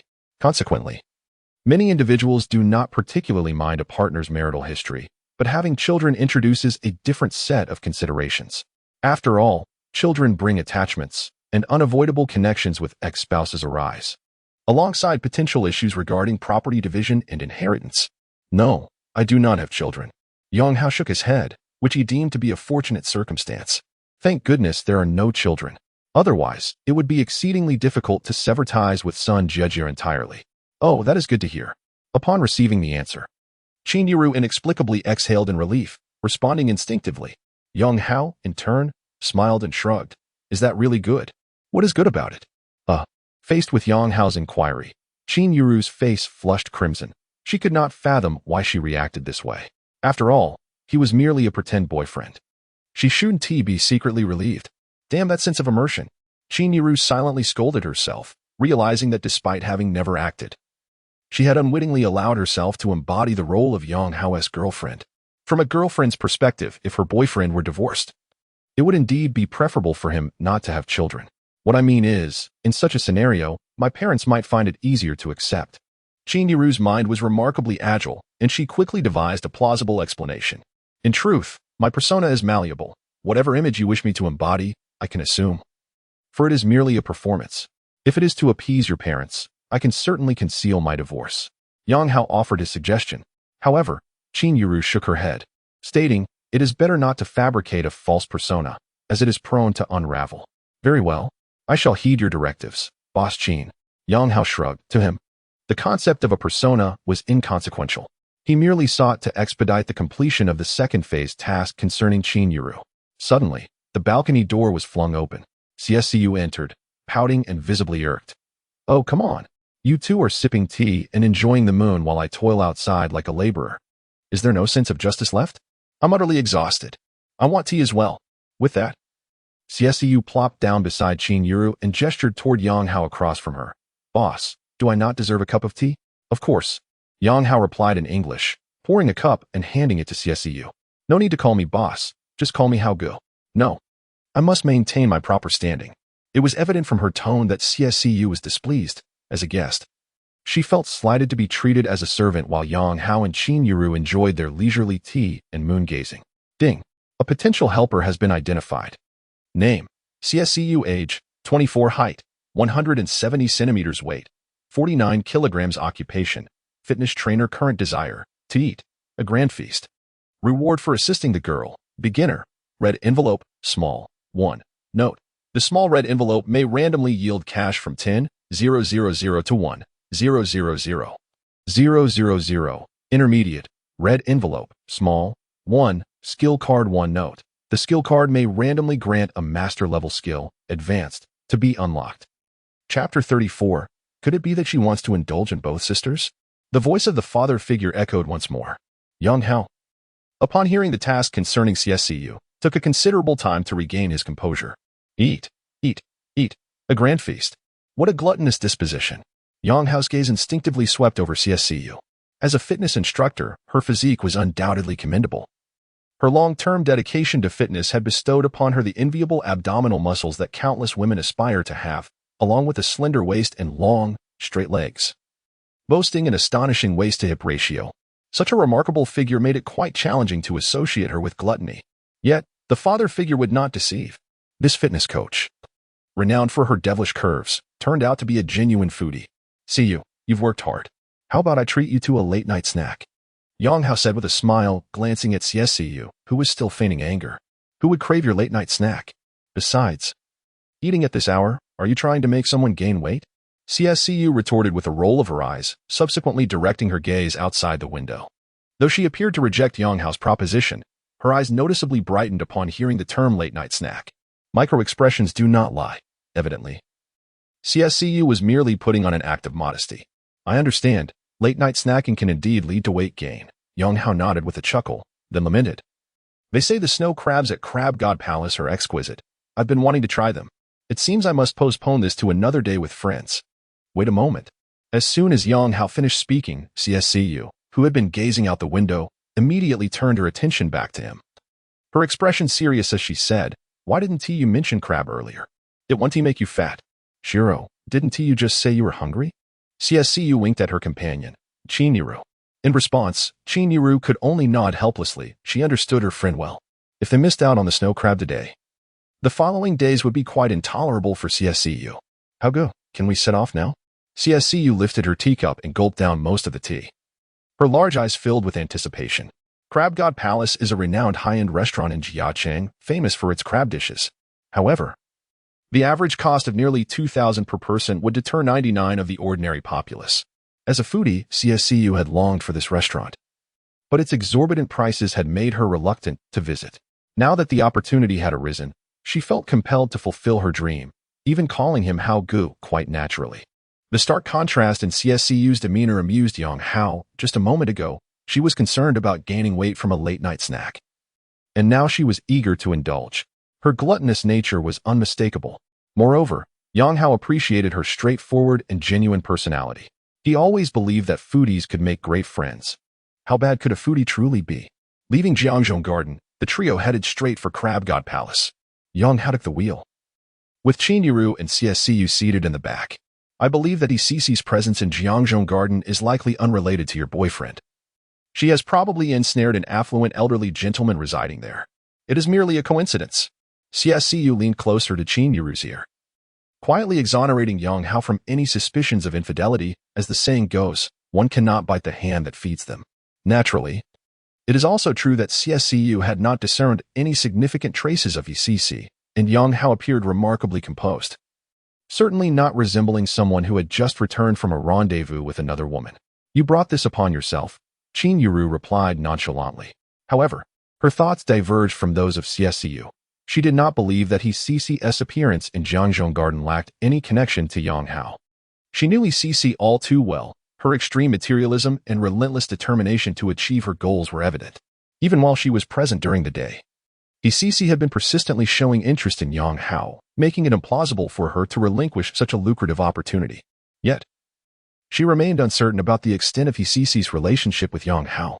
In truth, this matter was beyond her jurisdiction, after all.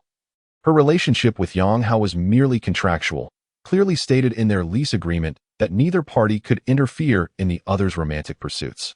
Initially, Qin Yiru viewed this clause with indifference, as their association was strictly contractual, and she harbored no particular expectations. However, as the conversation shifted to ECC, she felt an uncomfortable stir within her. This subtle emotional shift startled her. After all, she had only just met Yang Hao today, and it was unrealistic to claim any burgeoning feelings. Yet, Yang Hao's personal qualities had exceeded her expectations, aligning somewhat with her criteria for a partner. Moreover, given that Yang Hao was her nominal boyfriend, a flicker of possessiveness arose within her. Yes, that must be it. On the way, Qin Yiru silently dissected her innermost thoughts. As they approached 10 o'clock, the trio arrived at the Crab God Palace. This establishment boasted an ancient aesthetic, with both the exterior and interior exuding a vintage charm, and each private room was attended by dedicated servers. Yang Hao had accompanied clients here twice before. Thus, he was well acquainted with the venue.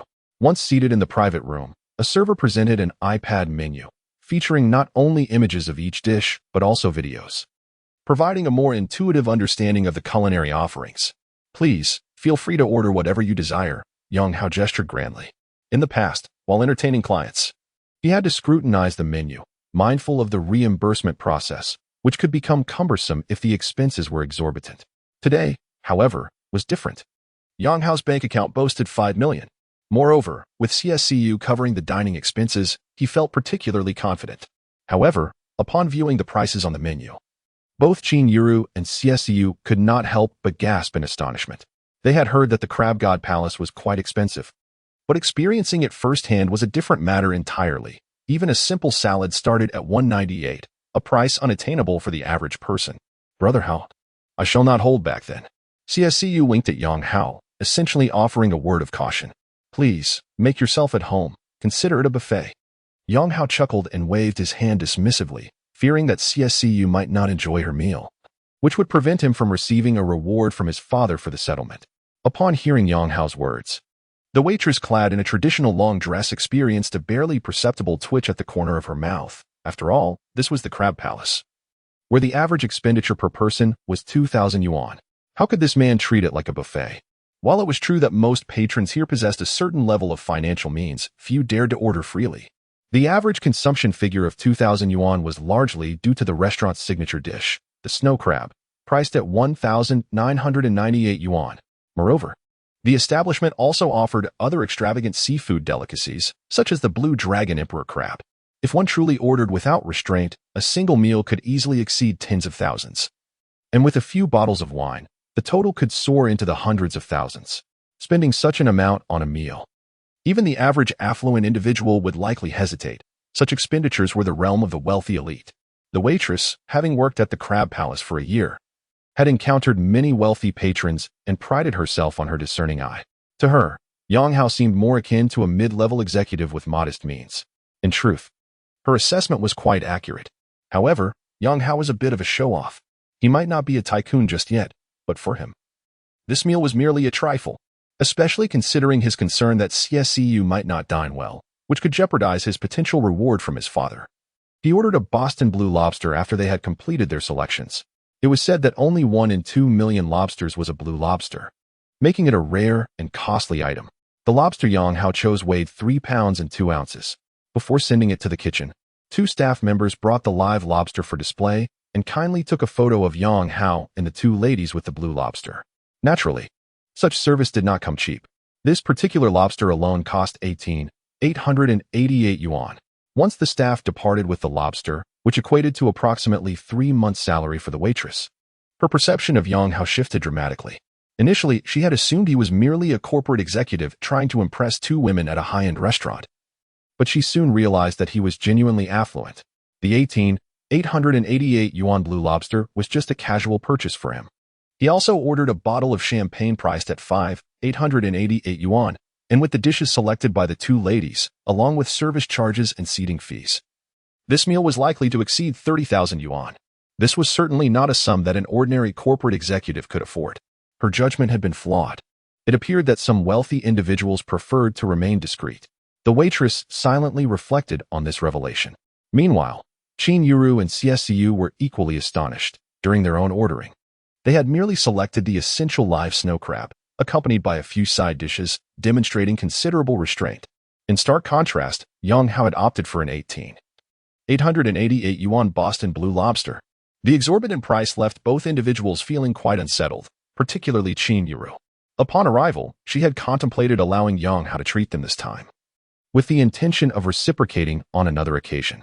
A lavish meal costing several thousand yuan was still within her means. However, the current bill had escalated to over 30,000, consuming more than 2 months of her salary.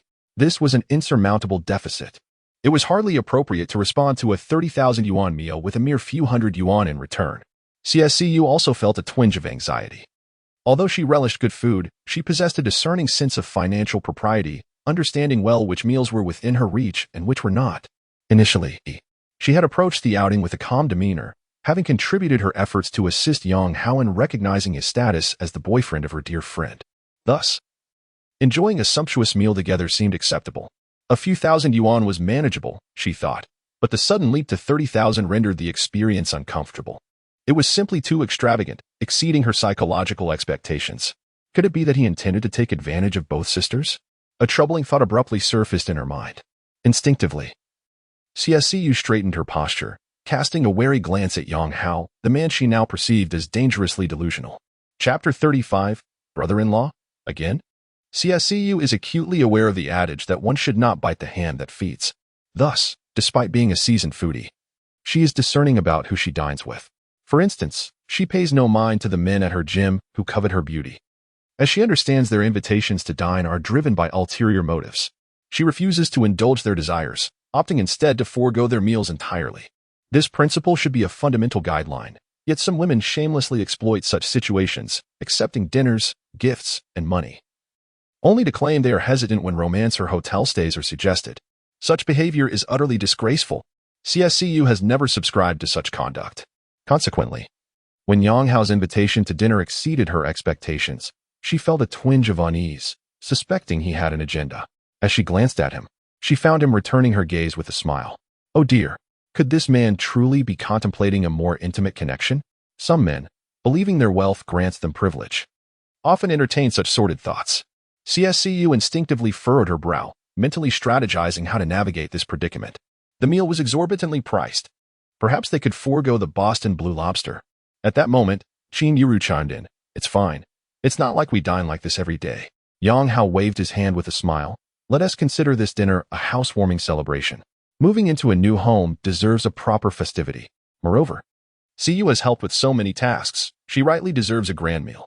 As a seasoned salesperson, Yang Hao possesses a keen ability to read emotions, and he sensed the unusual demeanor of the two women.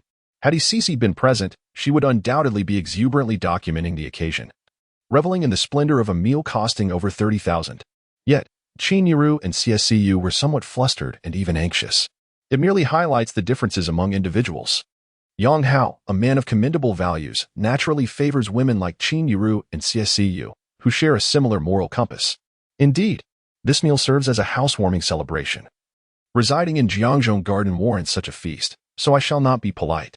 Yang Hao's reasoning was quite persuasive, and CSCU's previously knitted brows relaxed in response. Once again, he urged, please, don't hold back. Let us treat this as a buffet today. He was keen to ensure that CSCU enjoyed herself, fearing she might not eat well and he would be denied his reward. All right, Brother Hao? CSCU playfully snapped her fingers and happily retrieved her phone for a selfie. After a while, an extravagant crab feast and the prepared blue lobster graced the table. Being a high-end restaurant, both the tableware and presentation of the dishes were exquisite, prompting CSCU to enthusiastically snap photos. Brother Hao, may I post this on WeChat? After the photos were taken, CSCU inquired, you may post if you wish, no need to seek my approval. Yang Hao shrugged nonchalantly. What I meant was, may I also share this in my moments? CSCU had a picture on her phone featuring Yang Hao, Qin Yuru, her, and Lan Long. and she intended to place this image at the center of her grid, hence her inquiry. Of course, I'm not a celebrity, Yang Hao replied with a smile. Eager to ensure that CSCU enjoyed the meal, and he was more than willing to accommodate her modest request. However, I am quite curious about how I would appear in your moments, so could we add each other on WeChat? Yang Hao casually waved his foldable phone. Appreciating CSCU's personality and welcoming the idea of having another attractive foodie friend. In response, CSCU teasingly remarked, "How good, you have some nerve. Adding other girls on WeChat in front of your girlfriend? Huh? Xiaoro, what do you think?" She turned to Qin Yuru with a mock-serious expression. "Have you forgotten our agreement from last year's birthday?" Qin Yuru replied with an unflappable demeanor. What agreement?" CSCU scratched her head, then suddenly slapped her smooth. "Fair thigh. Haha, I remember now. How go at me." She quickly added Yang Hao on WeChat. "What agreement?" Yang Hao's curiosity was piqued as he noted CSCU's contact. "It's a secret," CSCU replied mysteriously, shaking her head, and then gestured toward Qin Yuru, admonishing, "Xiaoro, you mustn't spill. Mind your own business," Qin Yuru retorted, somewhat exasperated. She was typically tight-lipped, while the gossip-loving CSCU found it challenging to keep secrets. What they termed an agreement was more of a playful jest between two close friends. Last year, during CSCU's birthday celebration, they had consumed a fair amount of alcohol and, as both were single, they agreed that even when they began dating, their relationship should not interfere with their sisterly bond. CSCU added another stipulation: whoever entered a relationship must help the other test the boyfriend's character to see if he could withstand the challenges posed by their friendship. If he could resist the allure of a best friend, he had passed the test. Yang Hao, of course, was unaware of this trivial pact. And seeing the two remain tight-lipped, he chose not to pry further. After all, it was merely a casual inquiry, not something that particularly concerned him. At this moment, Yang Hao was solely focused on when the rewards for his father's business would be settled. "Don't just take photos and post them. Hurry up and eat," he urged the somewhat NPC-like CSCU. All right. I've posted. Now it's time to eat." CSCU set her phone down and eagerly picked up her chopsticks. Qin Yuru also began to eat gracefully. Yang Hao casually scrolled through the recent moments shared by CSCU, presented in a standard 9-grid layout. The centerpiece featured a photograph of 3 individuals alongside a vibrant blue lobster. In the image, Yang Hao stood between the 2 women, cradling the lobster's body, while Qin Yuru and CSCU, positioned on either side, playfully grasped the lobster's formidable claws, perhaps apprehensive of being pinched by the lobster's pincers. Qin Yuru wore a gentle frown, in stark contrast to the carefree CSCU, who cheekily pouted her lips. Their expressions offered a glimpse into their distinct personalities. CSCU had whimsically captioned the post, "Here to be a light bulb, one that shines and is edible." After glancing at the post, Yang Hao effortlessly clicked like and jested, "See you. Your light bulb isn't bright enough. Why not shave your head?" Absolutely not," CSCU replied, her mouth already stuffed with crab meat, her words muffled as she chewed. "Take your time eating. Don't choke," Qin Yuru kindly cautioned, though she had long since grown accustomed to her friend's eating habits. You still don't know my prowess?" CSCU retorted without looking up, extending her chopsticks toward a dish called sea urchin in a wooden box. Meanwhile, as she immersed herself in her meal, her earlier post began to garner attention. The first to notice was Hisisi. After leaving Jiangzhou Garden, Hisisi felt a twinge of dissatisfaction, especially after returning to her rented room and being subtly mocked by her superficial friend Xiaoming. After all, when she departed the rental, she had declared she wouldn't return that evening. The unexpected visit from Qin Yuru, the legitimate girlfriend, had forced her retreat. Once back in her room, Hisisi practiced yoga for a while before lounging on the sofa, applying a face mask while conversing with the fish in her pond. As she refreshed her social media feed, she stumbled upon CSCU's post. "Oh, I forgot she is still on my WeChat friends list," Hisisi exclaimed in surprise, immediately realizing that her own post might have been visible to CSCU. After all, she was a close friend of Qin Yuru, having grown up together. Could it be that my post revealed my whereabouts, prompting Qin Yuru to visit? She pondered, clenching her fists in regret for not having blocked CSCU. Had it not been for this oversight, perhaps her desired outcome would have been achieved that evening. As Hisisi lamented her misstep, she clicked on the 9-grid photo shared by CSCU. Being a seasoned gold digger, she was well acquainted with the upscale establishments in Jiangqing, having visited the Crab God Palace more than once. Thus, she was familiar with the restaurant's decor and menu prices. And upon seeing the Boston Blue Lobster held by Yang Hao and the others, her eyes widened in astonishment. Recently, A small businessman invited her to dine at the Crab Palace, where the staff had recommended the Boston Blue Lobster. However, due to its exorbitant price, the businessman showed no inclination to order it, and consequently, she missed out on the experience. She had a rough idea of the cost, knowing that such a lobster would certainly exceed $15,000. Indeed, Yang was extravagant. If it weren't for the exposure of my whereabouts through my social media, I might have been the one posing with the lobster. The more Cece contemplated, the more regretful she became, even biting her own lip in despair. As a fitness coach, CSCU had a plethora of contacts on WeChat, most of whom were either members of the gym or potential members who had inquired previously. Suntingting was one such prospective member. She had visited CSCU's gym for swimming half a month ago, purchasing a fitness swimming experience pass online. Upon her arrival, she happened to be greeted by CSCU, and the two exchanged WeChat information. At that moment, after returning to her rental apartment from a dinner with her sister, Suntingting was chatting with her roommate while scrolling through her phone. It was then that she stumbled upon a recent post by CSCU, noted as Coach Sia. Initially indifferent, she merely intended to enjoy the spectacle, casually clicking on the central image of the 9-grid layout. But in the next instant, she was utterly taken aback. Brother-in-law? Again with the brother-in-law. Chapter 36. The ex-wife is once again taken aback. Suntingting's eyes widened in astonishment. Her mouth agape as she found herself in a state of utter bewilderment. She magnified the photograph featuring the central figure, scrutinizing it closely. It was undoubtedly her former brother-in-law, Yang Hao. Furthermore, there was a more significant piece of evidence. Her ex-brother-in-law had even liked this post on social media. My goodness, is this not the Crab God Palace? Who could be so extravagant? As Suntingting examined the image intently, her roommate and colleague, Zhu, leaned in. Zhu, are you familiar with this establishment? Suntingting inquired with curiosity. Of course, the Crab God Palace. It's incredibly expensive, Zhu replied. Didn't Zhao post about it before? She went there with her boyfriend and made 3 posts, clearly eager for everyone to know she dined at such a high-end restaurant. Zhao, as mentioned by Zhu, was a mutual college acquaintance, though their relationship was rather superficial, lacking any significant connection. Isn't this Yang Hao? Zhu exclaimed. Ah, Boston Blue Lobster. Truly, Yang Hao is something else. He is quite affluent. Zhu recognized Yang Hao in the photograph, particularly because the foldable phone on the table was one she had sold earlier that afternoon. Moreover, having seen Yang Hao pick up a vehicle from the neighboring dealership, Zhu had a lasting impression of this wealthy figure. Ting, I really don't understand your sister. To have such a rich husband and simply let him go. Besides, Yang Hao is quite handsome, exuding a certain masculinity. If it were me, I would never consider divorce. Zhu pondered, reflecting on how Yang Hao had become Suntingting's ex-brother-in-law. Suntingting remained silent, continuing to scroll through the photos shared by CSCU. Among them, Yang Hao appeared only in the central 9-square image, while there were 2 pictures of her with Qin Yuru, and the remaining images featured CSCU and the restaurant's ambience. After glancing at the caption, Suntingting quickly deduced the connection between CSCU and her former brother-in-law. The fitness instructor she had encountered was likely a friend of her ex-brother-in-law as current girlfriend. Ting, can you enlighten me on why your sister divorced Yang Hao? Was there infidelity involved? Is the woman in the photo the mistress who took her place? Zhu sat beside Suntingting, her expression brimming with curiosity. No. Suntingting shook her head. There was no affair. The specifics elude me.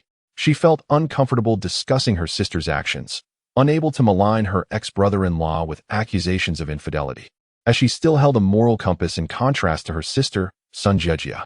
Ting, you can confide in me. I won't spread it around. I'm merely curious. Yang Ji's circumstances are so favorable. If it weren't for his current girlfriend being so stunning, I might have considered making a move myself. Zhu playfully tugged at Suntingting's arm. You're considering making a move on my brother-in-law? Suntingting replied in surprise, glancing at her friend. What brother-in-law? You should refer to him as Yang Hao. He is divorced now. Theoretically speaking, I indeed possess a chance, and not only do I hold this opportunity, but you do as well. In fact, your chances may be slightly greater. After all, isn't it said online that a sister-in-law's half-asset belongs to her brother-in-law? Thus, you enjoy a certain status boost in front of Yang. Furthermore, if you truly develop a relationship with Yang, he wouldn't even need to change his parents-in-law, which would be quite convenient. Zhu teased with a smile. Her bold words left Suntingting speechless, and after a moment of stunned silence, she slapped her friend's thigh and exclaimed, a dog's mouth cannot spit out ivory. How could I possibly marry the same man as my sister? With that, Sun Tingting feigned anger and returned to her room. Why not? There are numerous historical examples of sisters sharing a husband. Besides, you are not together. Zhu Ying continued to jest at her friend's retreating figure. Sun Tingting, however, slammed her bedroom door shut. Her irritation was not genuinely directed at Zhu Ying's remarks. Rather, she wished to promptly inform her sister, Sun Jiajia, of the situation. Moreover, Zhu Ying's words had indeed struck a nerve. During her university years, she frequently stayed at her sister's home and interacted with her brother-in-law, Yang Hao, quite often. She held a favorable view of him, handsome, well-paid, family-oriented, and incredibly doting towards her sister. For a considerable period, she even used Yang Hao as a standard when searching for a boyfriend. Their interactions were always harmonious. Yet due to their special relationship, Sun Tingting had never considered the direction Zhu Ying suggested. Now, her words served as a reminder. Yang Hao had already divorced her sister, and the unique bond they once shared had dissipated. She was single now. Goodness, what am I thinking? Even though my sister and brother-in-law have divorced, I cannot entertain such thoughts. Sun Tingting firmly slapped her forehead and then forwarded a photo that CSCU had posted on her social media to her sister, Sun Jiajia, along with a brief explanation of the situation. Meanwhile, Sun Jiajia was seated at her computer, reviewing cases related to concealed marital assets. After learning from Ma Qian that her ex-husband, Yang Hao, had purchased the Winjia M9 outright, she concluded that he must be hiding marital assets. Thus she felt compelled to pursue legal action. Moreover, most related cases online had ended in victory, although the execution phase proved somewhat challenging. Sun Jiajia was determined to gather solid evidence and execute a surprise asset preservation strategy to maximize her benefits. At that moment, she received a message from her sister. Upon opening the photos, her brows furrowed, especially upon seeing the images of her ex-husband with Qin Yiru, CSCU, and that Boston Blue Dragon. She seethed with anger. He just bought a car for 500,000 this afternoon. Now he is dining at Crab God Palace. This meal must cost 2 to 3,000. Naturally, Sun Jiajia, who shares similar attributes with Cc, is well aware of the Crab God Palace, having accompanied Lu Songlin there on 2 occasions. However, Lu Songlin did not treat her to Boston Blue Lobster. Oh, you, Yang Hao. When we were together, you feigned poverty, and now you have completely unleashed yourself. Haven't you? Taking that little enchantress out to such an extravagant meal. Sun Jiajia clenched her teeth, producing a grinding noise, and immediately dialed her sister. Sun Tingting, where did those photos come from? Recently, she had added a fitness coach's WeChat, and the pictures were all posted on her moments. Sun Tingting replied. Screenshot that post and send it to me. This can all serve as evidence. Sun Jiajia declared, fuming. All right, Sun Tingting responded, and then proceeded to follow her sister's instructions. Though she felt sympathy for Yang Hao, the bond of sisterhood temporarily led her to side with her sister. Chapter 37. What more could you possibly want with such a bulging stomach? Tingting, was this post made just 15 minutes ago? Upon receiving a screenshot of her sister's social media post, Sun Jiajia promptly inquired. Indeed, the timestamp on social media is quite accurate. Sun Tingting noted that her sister had posted it merely 10 minutes prior, and now only 5 minutes had elapsed since. Hence, it was reasonable to conclude that they were still at the Crustacean Palace. Tingting, accompany me there. After a brief silence, Sun Jiajia spoke with a serious tone. Sister, what do you intend to do? Sun Tingting was taken aback. Based on her understanding of her sister, it was highly likely that she was up to something. Of course, I need to gather evidence. Prepare yourself. I will arrive at your apartment complex in 20 minutes. Am I going to? Upon hearing her sister's words, Sun Tingting's brow furrowed in distress. She truly did not wish to be embroiled in the affairs between her sister Sun Jiajia and her former brother-in-law, Yang Hao. After all, this was a matter of her sister's own making, and she did not want to act against her moral compass. Yet, Sun Jiajia was her dear sister, which placed her in a difficult position. Sister, Sun Tingting sought a reason to excuse herself, but before she could finish, Sun Jiajia had already hung up the phone. Sigh, had I known, I wouldn't have said anything. Sun Tingting regrettably tugged at her hair. Truly, it was better to avoid unnecessary complications. However, it was too late for regrets now. 20 minutes later, Sun Jiajia arrived at the entrance of the apartment complex where Sun Tingting resided, having hailed a ride. Sister, perhaps we shouldn't go. They might have just posted that upon returning home, it would be futile for us to go now. Sun Tingting expressed her reluctance, standing outside the car window. Get in. Sun Jiajia decisively opened the rear door of the car. They must still be there. That woman's selfie conveniently captured the wall clock in the private room, indicating it was taken 40 minutes ago. Oh. Suntington sighed in resignation and reluctantly entered the vehicle. Driver, to the crustacean palace. Please hurry. I'm off to catch a cheating spouse. As soon as Sun Tingting settled into the car, Sun Jiejia instructed the driver. Catch a cheating spouse? Excellent.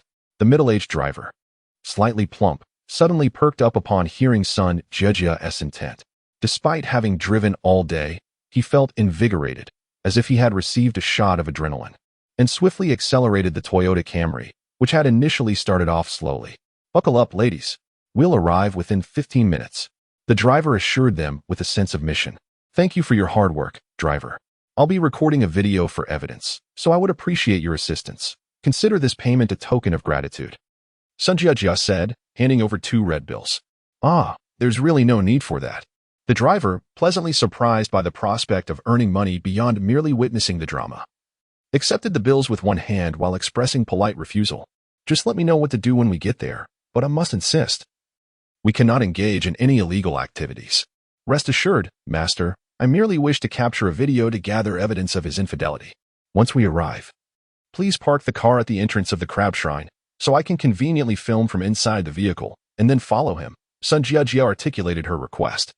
That's simple. I can assist you in filming, the driver declared with a sense of camaraderie upon hearing her straightforward plan. That would be splendid. Thank you, master. She replied gratefully.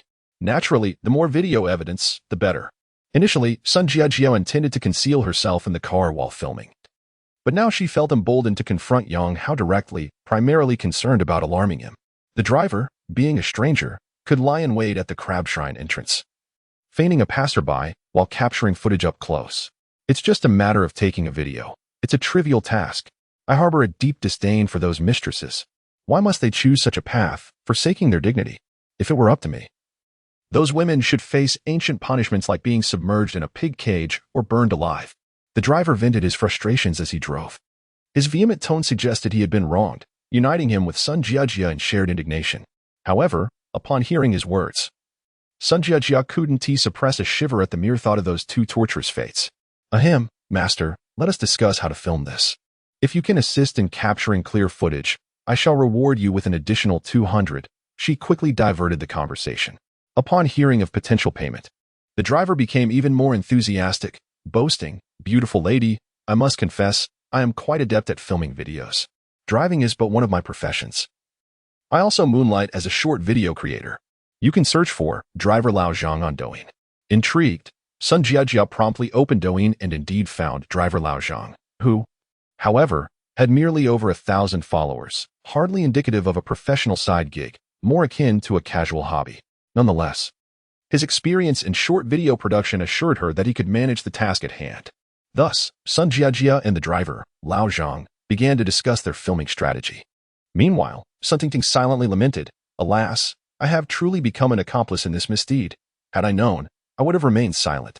After a flurry of vigorous actions from Lao Zhang, 12 minutes later, the Camry came to a stop at a parking space not far from the entrance of the crab shrine. From the back seat, Sun Jiejia could observe the entrance, although capturing audio would likely prove impossible. Therefore, the driver, being an unfamiliar face, effectively served as a mobile camera. "Madam, do you have a photo? Let me identify the individual first," Lao Zhang stated with professional poise as they parked. No sooner had he spoken than the doors of the crab shrine swung open from within. "They are coming out. Zhang, now is the time to proceed." Sun Jiejia, visibly excited, pointed towards Yang Hao, who was surrounded by the beautiful attendants Qin Yuru and CSCU. Bah, not just one mistress, but a second one as well. These wealthy individuals truly know how to indulge. Upon seeing Yang Hao alongside Qin Yuru and CSCU, old Zhang spat disdainfully and promptly exited the vehicle. On the other hand, Yang Hao felt somewhat disheartened. The meal had concluded, the bill settled, and CSCU's belly had grown round. Yet, his father remained unresponsive. What was he thinking? Wasn't this a lavish feast? Ding. Congratulations to the host for completing the first phase of the task. Reward, red envelope, small, X1. Yes, no. Would you like to open the red envelope immediately? As Yang Hao pondered whether something was amiss, the long-awaited notification finally chimed in. Yes, it must be. Yang Hao promptly responded. Ding. Congratulations to the host for successfully opening the red envelope, small. You have randomly received 880,000 or coins. Note: all system rewards are derived from legitimate sources. The host may use them with confidence. Chapter 38. Oh no. My ex-husband has truly struck it rich. Upon hearing the notification chime from his phone, Yang Hao could not help but snap his fingers in delight. The small red envelope had proven to be exceedingly successful, surpassing his previous experience on the subway by an astonishing 220,000. With a sudden influx of 880,000, he felt an overwhelming sense of satisfaction. Ding! Your Alipay has received 880,000 yuan. As Yang Hao basked in his good fortune, a familiar female voice suddenly emanated from his phone. Another reward deposited into Alipay. Drawing from his prior experience on the subway, Yang Hao was not particularly surprised, though the ostentatiousness of this reward method did catch him off guard. Walking beside him, Qin Yiru and CSCU instinctively turned their gazes toward him. After all, 880,000 is no trifling sum. Thud. Just as Yang Hao pondered whether to offer an explanation, a middle-aged man approaching him stumbled over something and fell flat on his face. Brother, are you all right? Yang Hao kindly extended a hand to assist the fallen man. I'm fine, thank you, came the response from the man, who was none other than the driver, old Zhang. Startled by the notification of 880,000 yuan, he had inadvertently tripped and fallen. Hastily recovering, he picked up his phone, which had also met the ground in the tumble. From within the car, Sun Jejia could not help but scold. What a useless person. What kind of mental fortitude is this? Scared by a mere video recording, Sun Tingting remained silent. Her attention fixated on her former brother-in-law, Yang Hao. She noted that his demeanor was markedly improved compared to earlier that day at the Huawei store.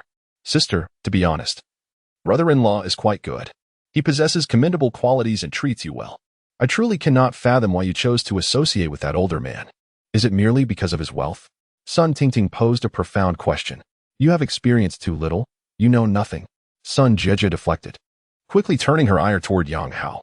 Look at him, divorced just a few days, and suddenly he has money. It's evident he is not on the same page as me, concealing assets during our marriage.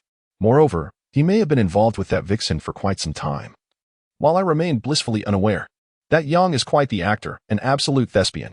He has played the role of a devoted husband in front of us while secretly engaging in sordid affairs. I must tell you, Tingting, when you seek a boyfriend in the future, you must be vigilant and not let appearances deceive you. Originally intending to question her sister, Sun Tingting found herself on the receiving end of a barrage of misguided values. Sighing in frustration, she chose not to respond further. At that moment, driver old Zhang returned to the vehicle and, taking his seat, lamented, "What terrible luck. I tripped and fell. However, I did manage to capture the video, albeit not entirely complete." As he spoke, old Zhang showcased the footage he had recorded, which, due to its proximity, was remarkably clear. Yet, after Yang Hao and the others exited the Crab God Palace, there had been little verbal exchange. And only as the video neared its conclusion did they hear the familiar notification, 880,000 yuan deposited into Alipay. Pause. Where did that sound come from? Sun Jiajia's eyes widened in astonishment. That's the sound from your husband's phone. It startled me as well. 880,000. I would have to work for several years without eating or drinking to earn that. Driver old Zhang exclaimed. Are you certain it's from his phone? Sun Jiajia furrowed her brow, initially intending to record a video, never anticipating such an unexpected revelation. 880,000 was casually deposited into an account. Did that mean her ex-husband's total assets were in the hundreds of millions? Yang, I truly misjudged him. Sun Jiajia gritted her teeth, the news of her ex-husband's fortune hitting her harder than a death blow. Miss, their car has left. Should we follow? Old Zhang, ever diligent, pointed to the Wuling M9 that had already exited its parking space. Yes. Sun Jiajia managed to squeeze out a single word, then turned to Sunningding, saying, Did you see that? Who knows how much wealth he has concealed? It's certainly not as simple as you imagined. Sun Tingting feigned agreement, though she too was puzzled by Yang Hao's sudden wealth. Nevertheless, she believed her former brother-in-law was of good character, having known him for more than a fleeting moment. If it were an act, it could be maintained for a short while, but no one can keep up such a ruse for years. Miss, I'm an outsider and shouldn't meddle, but as a man, I can share the psychology of most men. Your husband clearly appears to be affluent, not lacking in funds. Who knows how many women are vying for his attention outside? To be honest, it's not just him. Any man might struggle against such temptations. Speaking for myself, I certainly cannot resist. If he treats you well, I advise you to turn a blind eye. There is no need to invite misery upon yourself. As long as you don't divorce, those other women won't stand a chance. Being a wealthy wife isn't so bad, and if you're truly bored, you could seek companionship yourself. Old Zhang rambled on, unexpectedly providing Sun Jiejia with some comfort. Master Zhang, you don't understand our circumstances. Sun Jiejia was reluctant to delve into this topic with him, especially since she deemed his words trivial. Had she known during her marriage with Yang Hao that he might have assets worth millions, she would have never considered divorce. She longed for the life of a wealthy wife. Yet, the truth was, during their time together, Yang Hao had no money. Indeed, every family has its own struggles. Old Zhang could sense her disinterest in continuing the conversation and sighed, shifting his focus to the pursuit. Yang Hao activated the smart driving mode, completely oblivious to the vehicle following him. He first dropped off Qin Yuru and CSEU at their home before returning alone to Jiangzhou Garden. As his Wuling M9 smoothly entered the underground garage of Jiangzhou Garden, Old Zhang had no choice but to temporarily park on the roadside. Master Zhang, which community is this? Given the nighttime setting, Sun Jiejia could not discern the direction or recognize the entrance to the community garage. This is Jiangzhou Garden. Beautiful lady. Are you unaware that your husband owns a property here? Driver Old Zhang exclaimed in astonishment. It is indeed the Jiangzhou Garden. Sun Jiejia gasped in disbelief. As a seasoned gold digger, how could she not be familiar with the Jiangzhou Garden? It was her dream to reside in this abode, a symbol of status and prestige. However, she never imagined that her ex-husband, Yang Hao, would be living there now. This revelation implied that his wealth was far beyond mere hundreds of thousands. She was well aware that properties in Jiangzhou Garden started at millions. To reside in such a place, one must possess assets amounting to at least several million. For who could possibly spend millions on a home? Good heavens! Her ex-husband had truly struck it rich. Chapter 39. Sun Jiejia's regret. As Sun Jiejia speculated that Yang Hao's net worth might be in the hundreds of millions, her mind was solely focused on suing for a share of the fortune. Although a tinge of regret lingered in her heart, it was minimal, especially considering that Lu Songlin was also worth millions. However, her mindset had shifted significantly. She had just quietly calculated in her mind that Yang Hao resided in a luxurious apartment at Jiangzhou Garden, drove a 500,000 yuan Wanja M9, and effortlessly received 880,000 yuan via Alipay. Merely these known assets summed up to over 10 million yuan. It was inconceivable for an ordinary person to invest all their wealth solely in real estate and vehicles, particularly in a lavish estate like Jiangzhou Garden, where annual maintenance and utility costs alone could amount to tens of thousands.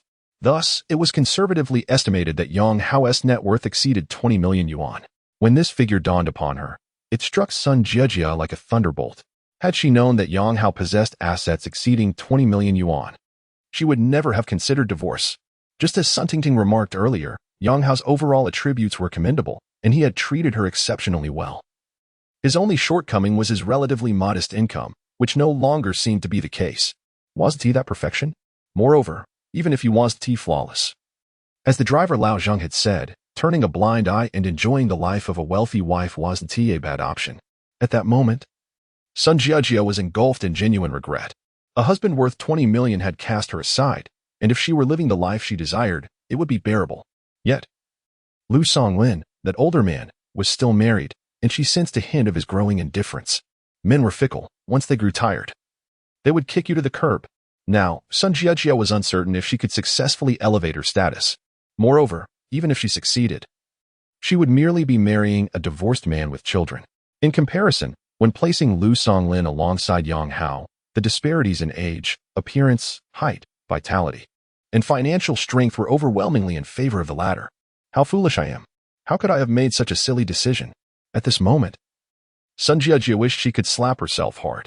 Beauty, where to now? Lao Zhang's voice interrupted her thoughts. Let us head back, Sun Jiejia replied weakly. Her gaze drifting through the car window towards the luxurious buildings of Jiangzhou Garden, her eyes filled with envy. Honestly, I suggest you pretend to know nothing. It's better to be blissfully ignorant. After all, you're not short on money. You're living quite comfortably.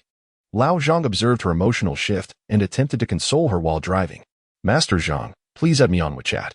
Send me the video you just recorded, and I'll give you a token of appreciation. Sun Jejia diverted the conversation.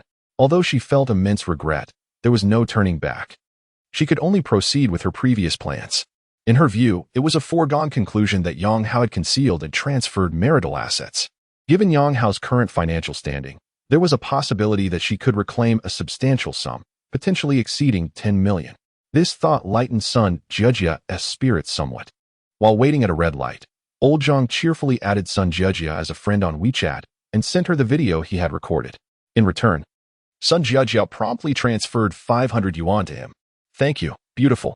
Initially, we agreed on 200, but now you sent 500. Old Zhang beamed with delight.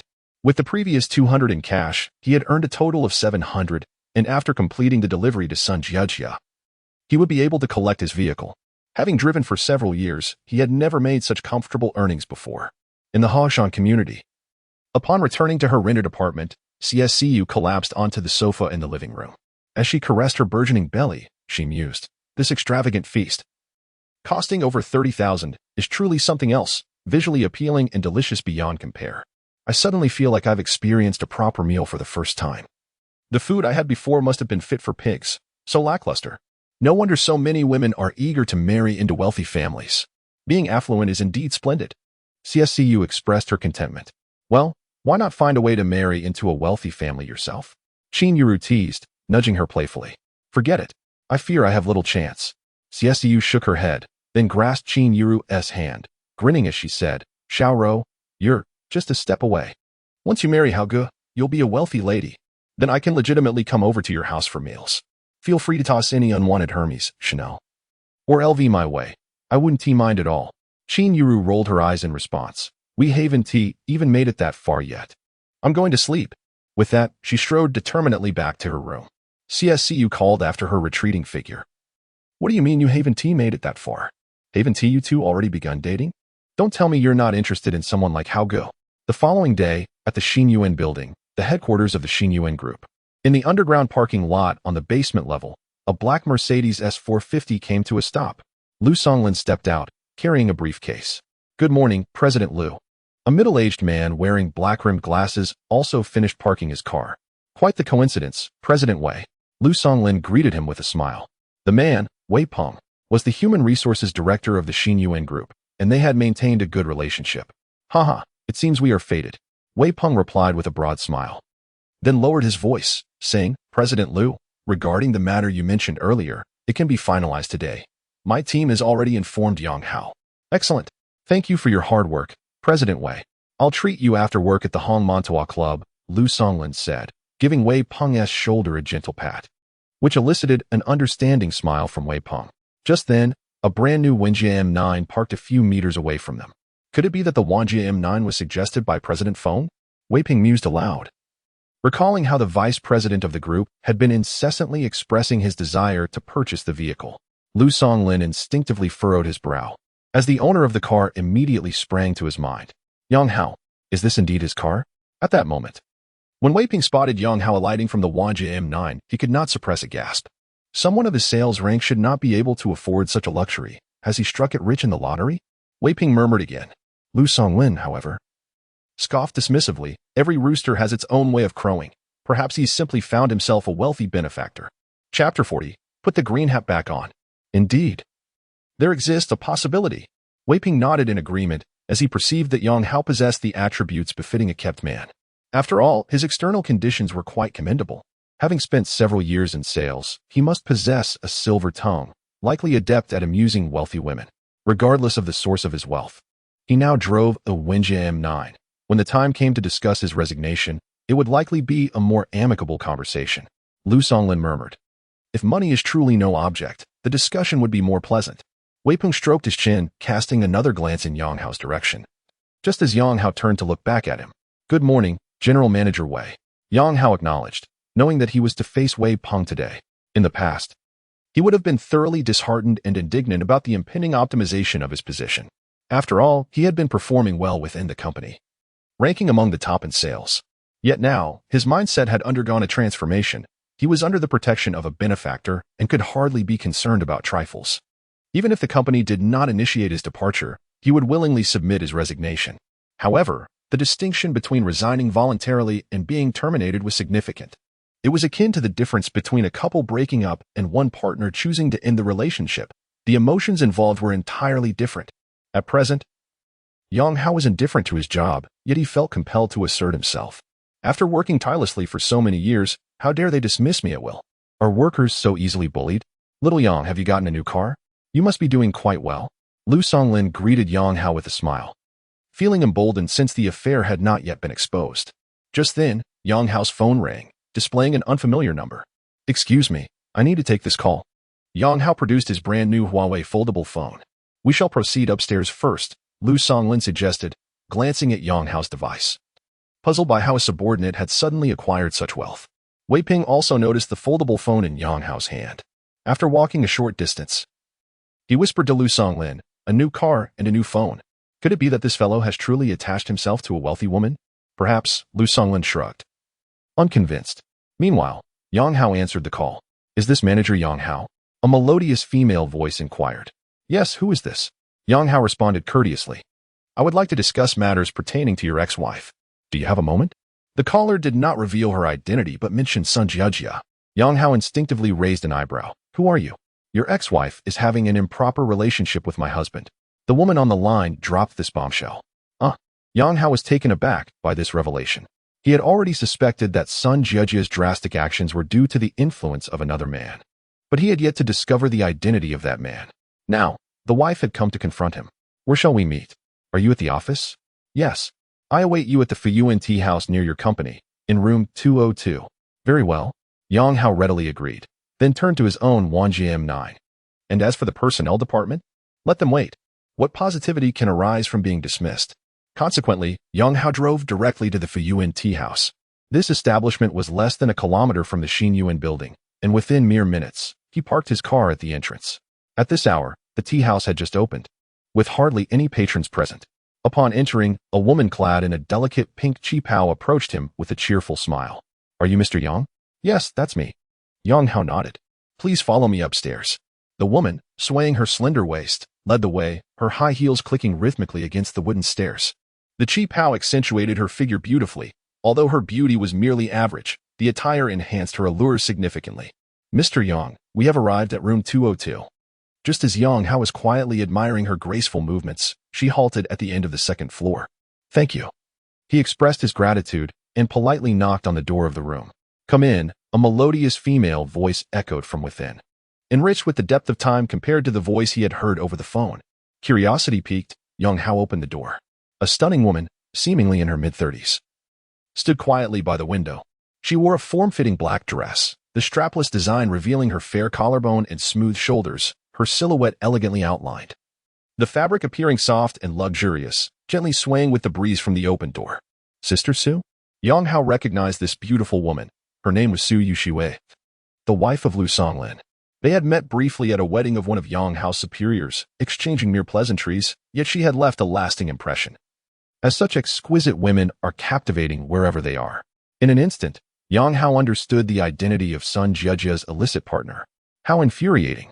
It turned out to be that scoundrel Lu Songlin, and it was at that very wedding that the two of them had become acquainted. I thought you had forgotten me. Su Yushiwei remarked, nodding at Yang Hao, gesturing toward a chair beside the tea table. How could I possibly forget someone as beautiful as you, Sister Su? Yang Hao replied cheerfully, closing the door behind him and taking a seat at the tea table. Su Yushiwei then sat opposite him, pouring a cup of tea. So, you are here to handle your resignation today? Huh, how did you know? Yang Hao inquired, surprised at her awareness. I installed a Trojan on Lu Songlin's phone. His every move is under my surveillance. Dismissing you was a decision made in collusion with Sun Jiajia, Su Yushiwei stated directly, bypassing any unnecessary preamble. I see. After Yang Hao posed his question, he quickly realized that Su Yushiwei had obtained the information from Lu Songlin. However, he was taken aback by the fact that this enchanting young woman had installed a Trojan program on Lu Songlin's phone. It seemed she was already aware of the situation and was orchestrating a much larger scheme. Sister Su, it appears you possess a wealth of information. I wonder, what is it that you seek from me? Yang Hao inquired with curiosity. You seem utterly unfazed by the fact that Sun Jiajia and Lu Songlin are together. Did you know beforehand? Su Yushiwei had anticipated Yang Hao's reaction to discovering his ex-wife's infidelity would be one of fury, yet he remained surprisingly calm, which left her quite astonished. I was unaware until I encountered you, Sister Su, Yang Hao shrugged. However, I did know that Sun Jiajia had an illicit affair. I never expected that person to be Lu Songlin. That truly caught me off guard. Do you wish to take revenge? Su Yushue gazed into Yang Hao's eyes, her beautiful eyes sparkling with an indescribable allure. How would I go about that? Yang Hao felt that the captivating woman's gaze was somewhat unusual, perhaps even inappropriate. He has slept with your wife. You could very well sleep with his wife in return, could you not? Chapter 41. The fierce young woman Su Yushue's voice was soft and alluring as she spoke, her fair hand gently resting on Yang Hao's hand that clutched the teacup. This. Yang Hao's eyes widened in disbelief as he stared at the beautiful woman before him, astonished by her audacity. Indeed, young women can be quite daring. He suddenly recalled a film titled Apple, which featured a similar scenario where the female protagonist was coerced by her boss and ended up pregnant. The boss's wife confronted the protagonist's husband, but in the movie, the boss's wife was far from appealing. Yet, Su Yushue was a completely different story. Although she was several years his senior, her innate beauty and impeccable maintenance rendered her a pinnacle of femininity. Yang Hao was no saint, especially after experiencing the betrayal of Sun Jiejia. He had come to terms with life's fleeting nature. It was essential to indulge oneself. There was no need to constantly worry about others' opinions. As long as it was within legal bounds, one ought to embrace life's pleasures. Noticing Yang Hao's silence, Su Yushue narrowed her beautiful eyes and remarked, "Being older is a good thing. I prefer the mature." A smile crept upon Yang Hao's lips as he set down the teacup and took hold of Su Yushue's hand. Half an hour later, the room fell into a tranquil hush. Su Yushue lifted her cup, enriched with flavor, and drank it all in one go. Observing this, Yang Hao, who was smoking, couldn't help but silently marvel. This woman was indeed fierce. Wiping the remnants of tea from her lips with a napkin, Su Yushue resumed her composed demeanor as a respectable married woman. You should take on a leadership role over Lu Songlin. He pales in comparison to you. She affirmed Yang Hao's capabilities before continuing. Now that we know each other well, I shall speak plainly about my intentions. Sister-in-law, please do, Yang Hao replied with a chuckle. Still using the familiar term. Privately, he referred to Lu Songlin as Brother Lu, hence his use of sister-in-law when they met at the wedding. The playful moment had led him to recall that address. As for the reason, it was something understood only by those in the know. I hope you can help me gather evidence of Lu Songlin's professional misconduct and hidden marital assets. I want him to leave with nothing. As she broached this subject, the allure in Su Yushue's eyes was replaced by a chilling glint. It was clear that she harbored deep resentment toward her husband, Lu Songlin. You are aware they intend to dismiss me. Therefore, I fear I may not be of much assistance. Yang Hao gently shook his head. Do you think they can remove you, and you would simply walk away? That is not your character. Moreover, you have collaborated with Lu Songlin for several years, and you must be privy to some of his lucrative schemes. Since he is our mutual adversary, I believe we should unite to seize what rightfully belongs to us. Prior to approaching Yang Hao, Su Yushue had already carefully crafted her words, adopting a serious demeanor as she spoke. Are you suggesting we form an Avengers alliance? Yang Hao jested with a smile, his spirits buoyed by the assistance he had received. Call it whatever you like. I simply wish for us to stand together. Su Yushue responded earnestly. Ding. A potential ally has been identified. Name: Su Yushue. Age: 38. Height: 168 centimeters. Weight: 47 kilograms. Occupation: housewife. Current objective: in need of a partner to assist in her quest for vengeance. Reward for assisting: Phase 1. Information Capsule X1. Basic Blind Box X1. Note 1. The information capsule provides crucial information required by the host. Note 2. The basic blind box may yield tangible rewards valued up to 1 million. Phase 2. Information Capsule X2. Intermediate Blind Box X1. Note: the intermediate blind box may yield tangible rewards valued up to 10 million. As Su Yushue finished speaking, the voice of her benefactor echoed once more in Yang Hao's mind.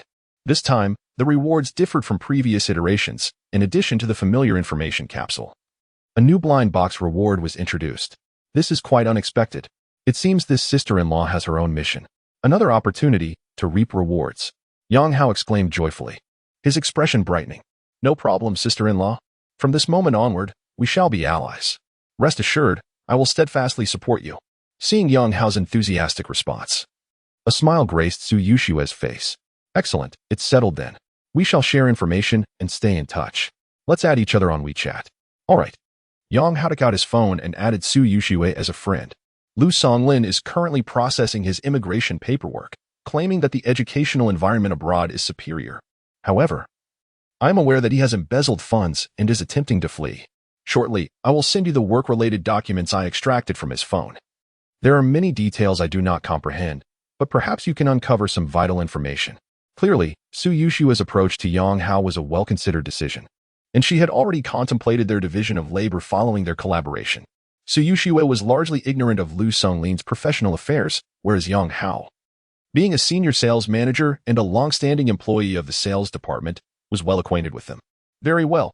Yang Hao nodded solemnly, intrigued by the prospect of unearthing Lu Songlin's misconduct.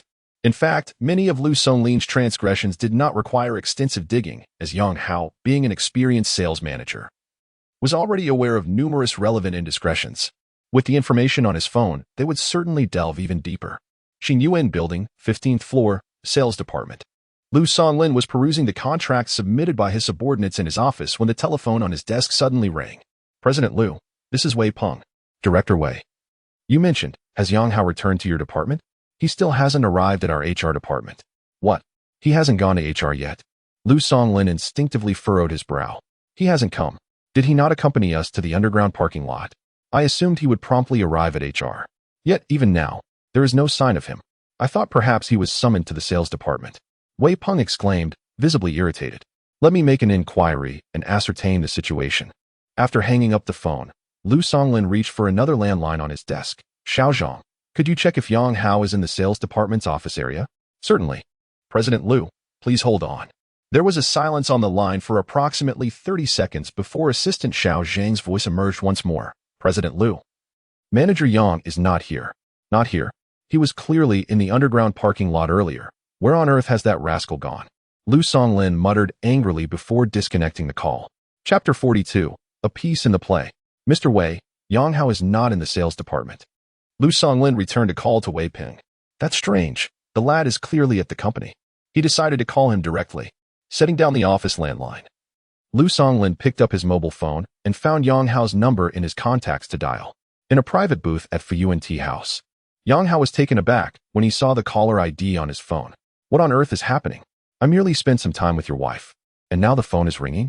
He glanced at Su Yushua, seated across from him, and showed her the caller ID. Could Lu Songlin be monitoring you? Impossible. Su Yushua waved her hand dismissively. Just answer it.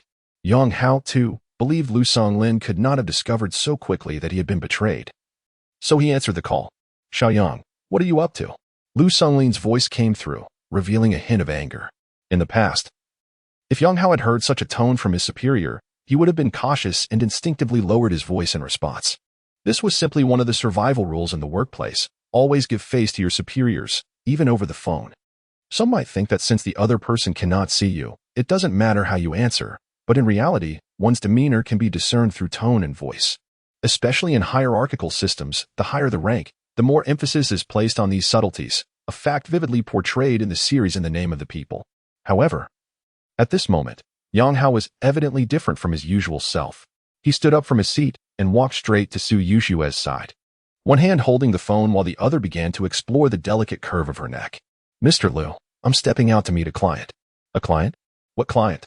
Lu Songlin instinctively inquired. A beautiful female client. Yang Hao responded cheerfully, relishing the softness beneath his palm.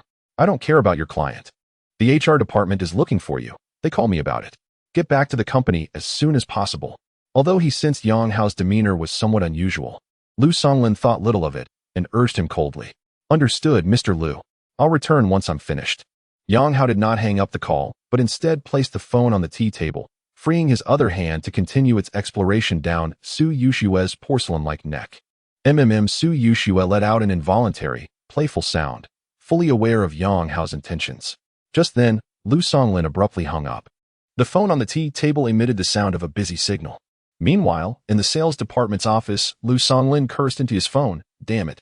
He says he's meeting a client, but he's clearly off having fun. Do you really regard me as merely a component in your game, don't you? How outrageous. Lu Songlin undoubtedly heard that playful admonition. A veteran like him could easily discern the source of such a sound. However, the voice struck him as inexplicably familiar. Yet, with just a single utterance, he could discern nothing. Moreover, Lu Songlin's attention was not fixated on this matter. He was far more preoccupied with the fact that Yang Hao still had the leisure to seek the company of women. It appeared he had indeed come into considerable wealth. However, where did his money originate? It seems necessary to thoroughly investigate all the orders he has handled. There must be some hidden intrigue. Moreover, it is also possible that the expenses for public relations and hospitality were inflated.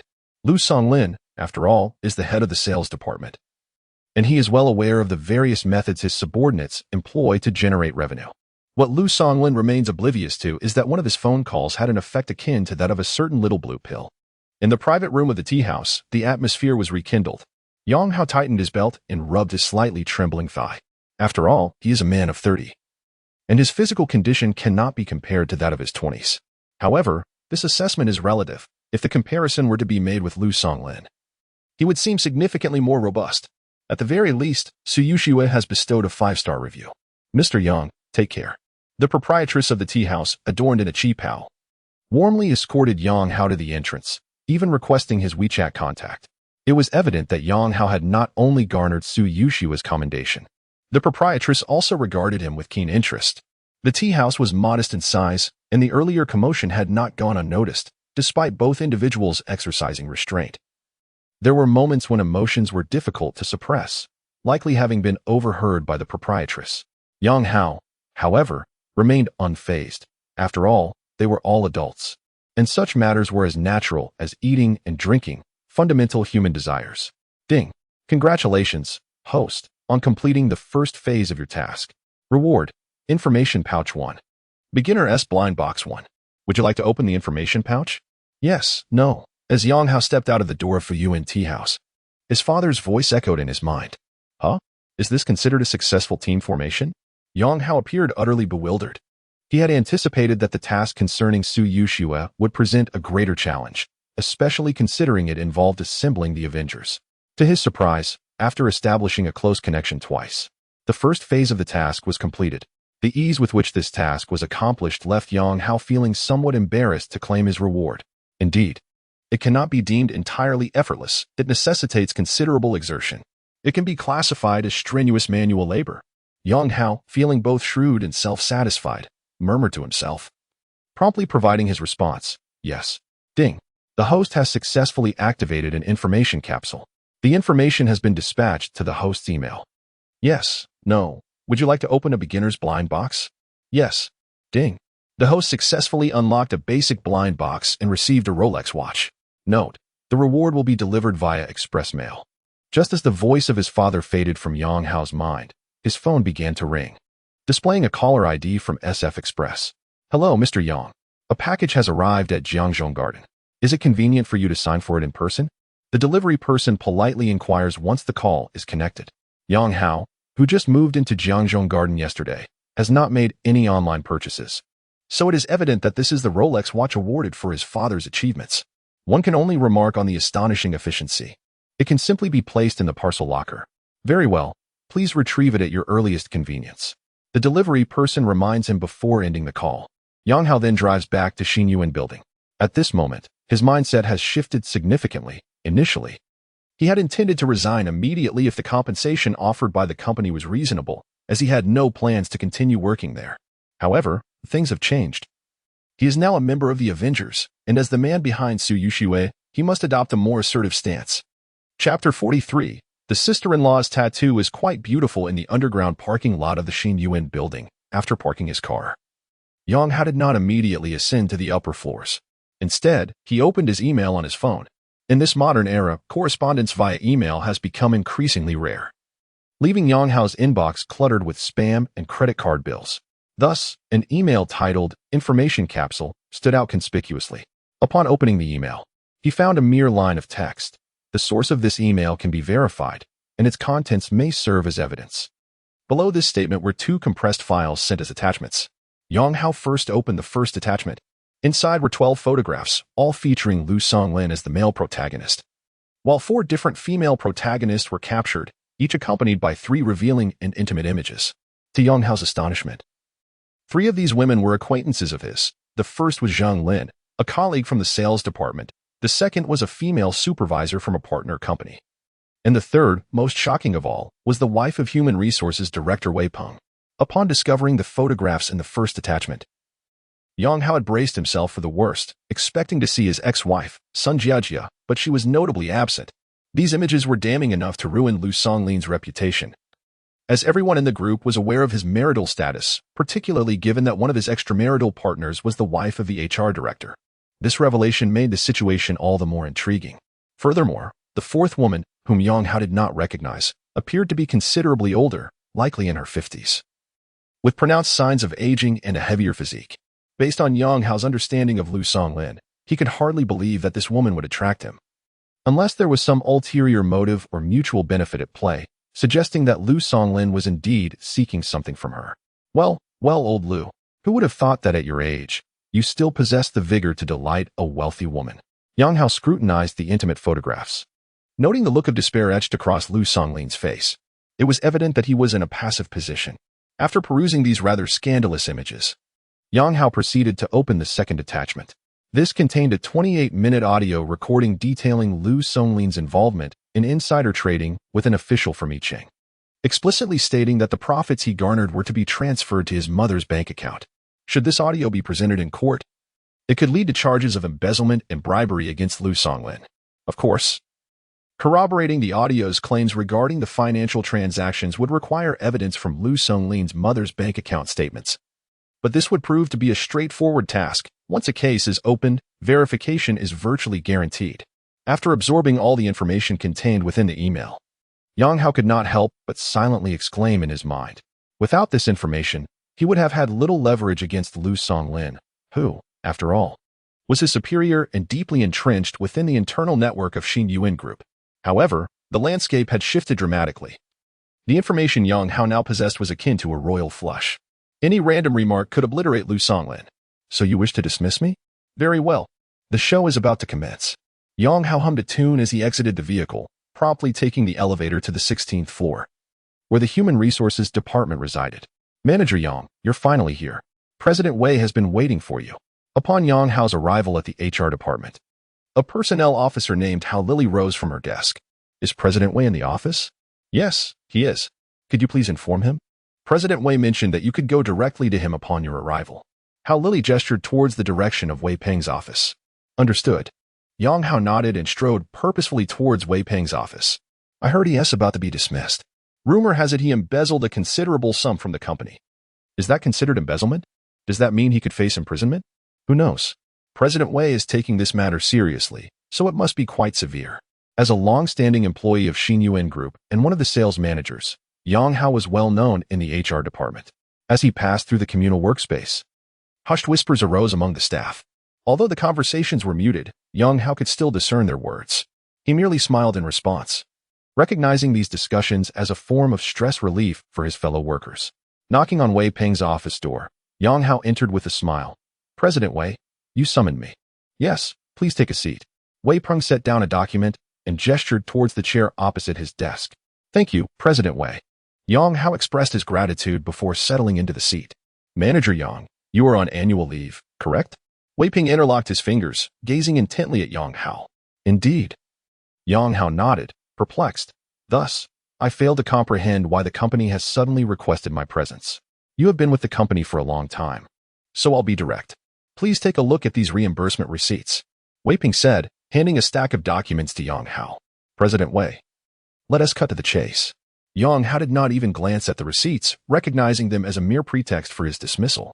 Those in sales understand that expenses for receptions or travel can often be reported slightly higher, as long as legitimate invoices are presented.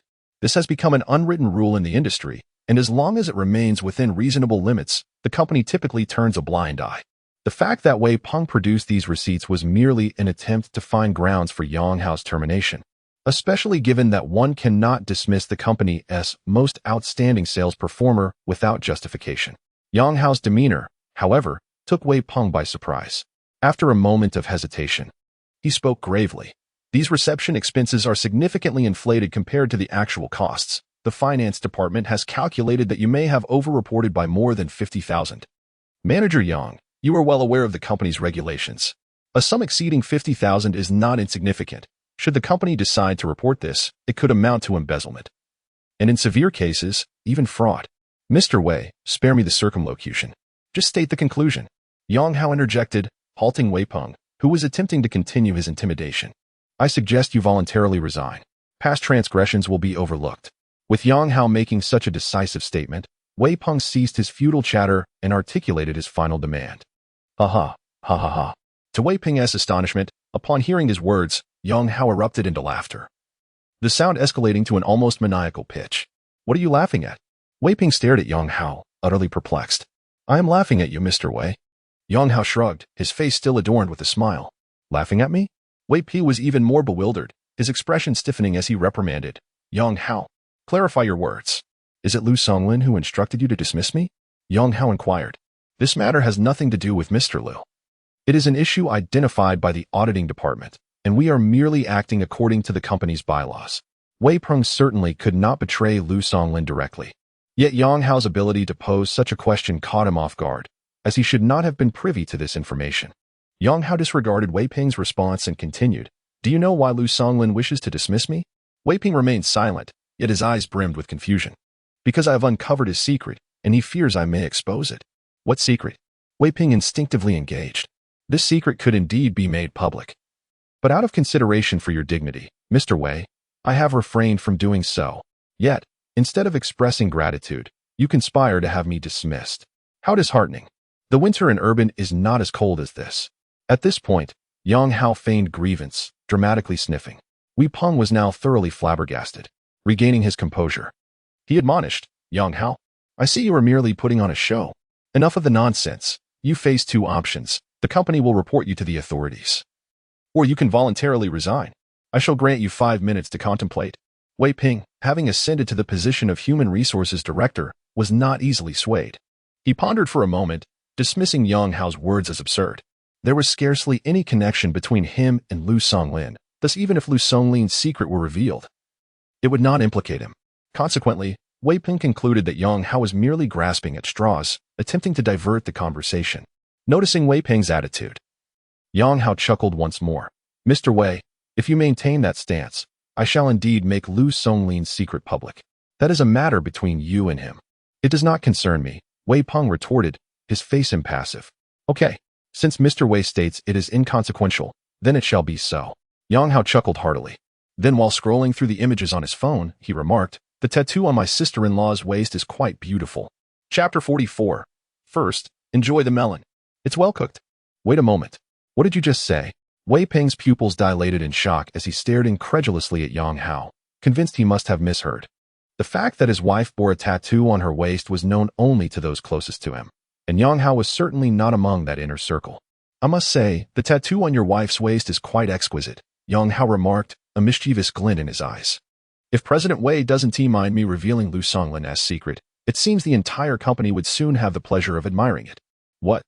The gears in Wei Peng's mind began to turn swiftly as he processed the overwhelming implications of Yang Hao's words, his expression contorting with disbelief. Are you implying that Lu Songlin is involved with my wife? See for yourself, President Wei. I've already sent it to your WeChat, Yang Hao replied, rising from his seat and strolling to the office's floor-to-ceiling window to gaze appreciatively at the bustling cityscape below. Unable to contain his urgency, Wei Peng quickly unlocked his phone and opened the chat with Yang Hao. A shocking image immediately filled his screen. The reason it was so shocking had little to do with his wife's figure, but rather the sight of Lu Songlin's protruding belly and his completely exposed anatomy, which was indeed hard to bear. Damn it, Lu, how dare you sleep with my wife? Wei Peng roared in fury, storming out of the office with determined strides. President Wei, aren't we going to discuss the termination? Yang Hao called after him, but received no response. At that moment, Wei Peng was consumed by rage, singularly focused on confronting Lu Songlin, completely indifferent to Yang Hao's concerns. What is wrong with President Wei? Who has angered him? Is it Manager Yang who provoked him? As Wei Peng dashed out of the HR department, those employees who had previously speculated about whether Yang Hao would be dismissed found themselves with a fresh topic of gossip. This perfectly epitomized the old adage, life is merely about discussing others and being discussed in return. Amidst the hushed murmurs, Yang Hao emerged from Wei Peng's office with a smile. Manager Yang, what happened to President Wei? Did you have a conflict with him? Someone inquired curiously upon seeing him. I'm not entirely sure what is troubling President Wei. However, If you wish to witness some excitement, you might want to head to the sales department, he replied, striding purposefully towards the stairwell. The HR department resided on the 16th floor, while the sales department was on the 15th, making the stairs the quicker option, unless, of course, the elevator fortuitously happened to be on the 16th floor, a rather slim chance that Yang Hao was unwilling to gamble on. For he did not want to miss the unfolding drama. What does Manager Yang mean? Could it be that President Wei has clashed with someone from the sales department? Let us go and see for ourselves. Come on, let's go. I will not. It is working hours. Coward. After Yang Hao departed, the personnel department engaged in a brief discussion, followed by a few curious individuals who decided to pursue the commotion on the 15th floor. Good day, Mr. Wei. Is there something you require? Upon entering the territory of the sales department, Wei Peng was promptly greeted by several employees. Is Lu Songlin in? Wei Peng inquired with a stern demeanor. Yes. Mr. Wei, you are looking for Mr. Lu, correct? I shall notify him. No need. Wei Peng dismissed the assistant with a wave and strode purposefully toward Lu Songlin's office. Witnessing this, the sales department employees were left in utter astonishment. What is happening? Has Mr. Lu offended Mr. Wei? I recall their relationship has always been amicable. The crowd exchanged bewildered glances, each appearing thoroughly perplexed. At that moment, Yang Hao arrived at the sales department he was familiar with. Manager Yang, your office items have been packed. As Yang Hao entered, Zhang Lin, who had previously conversed with Wei Peng, approached him and pointed to a cardboard box stacked in the corner. Zhang Lin, 28 years of age, married last year, was also promoted to be Wei Peng's assistant during the same period. Previously, speculation had circulated regarding a potential romantic involvement between her and Wei Peng. Yet now Yang Hao possessed undeniable evidence in the form of photographs. His gaze swept over Zhang Lin, who was clad in a typical office outfit, her legs adorned with sheer stockings. Coincidentally, today she wore the very same attire captured in the photographs, albeit with the stockings torn and her skirt pushed up to her waist. Having seen Zhang Lin in such a compromising state, Yang Hao's eyes inevitably reflected a hint of levity and amusement. Assistant Zhang, you are rather impatient. I have yet to resign. However, Mr. Lu. Shoo. Yang Hao interjected, gesturing for silence while pointing towards Lu Songlin's office. Let us first enjoy the spectacle. It is bound to be entertaining. With that, he strode confidently towards Lu Songlin's office. Zhang Lin and her colleagues, initially taken aback, soon followed suit, their confusion palpable. As Yang Hao and the others reached the entrance of Lu Songlin's office, a cacophony of shouting erupted from within. Lu Songlin, how dare you sleep with my wife? Just wait until I make you pay for this. Bang. Wei Peng, you. Lu Songlin's words were abruptly cut off by a piercing scream. How dare you sleep with my wife? I will end you. Bang, bang, bang. Crash. The sounds of curses, scuffles, and anguished cries incessantly emanated from the office. Zhang Lin and the others stood in stunned silence, none of them anticipating such an explosive revelation. After a brief moment of shock, a few eager individuals whipped out their phones to record the unfolding drama. In order to provide the onlookers with a clearer understanding of the circumstances within the office, Yang Hao, under the pretense of mediating, swung open the office door. General Wei. General Lu, what on earth is happening here? Let's discuss this calmly. Yang Hao remarked sarcastically from the doorway.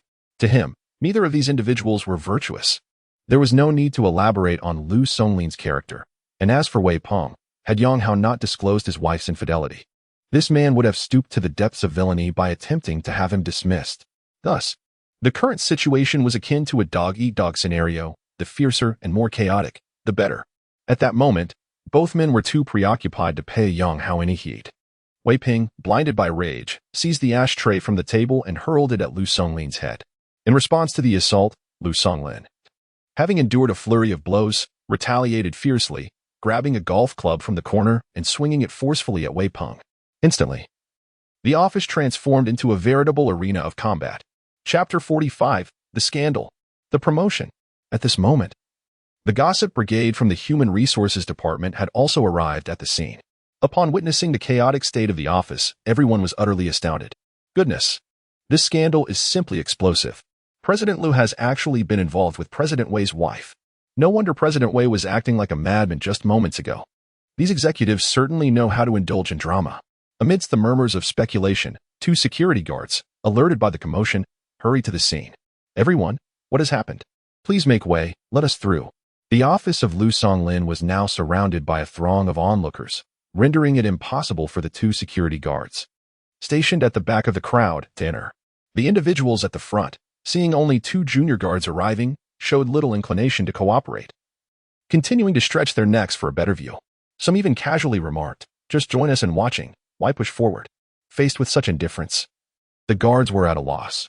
One of them quickly radioed their supervisor from the security department and then joined the spectators, indulging in the spectacle.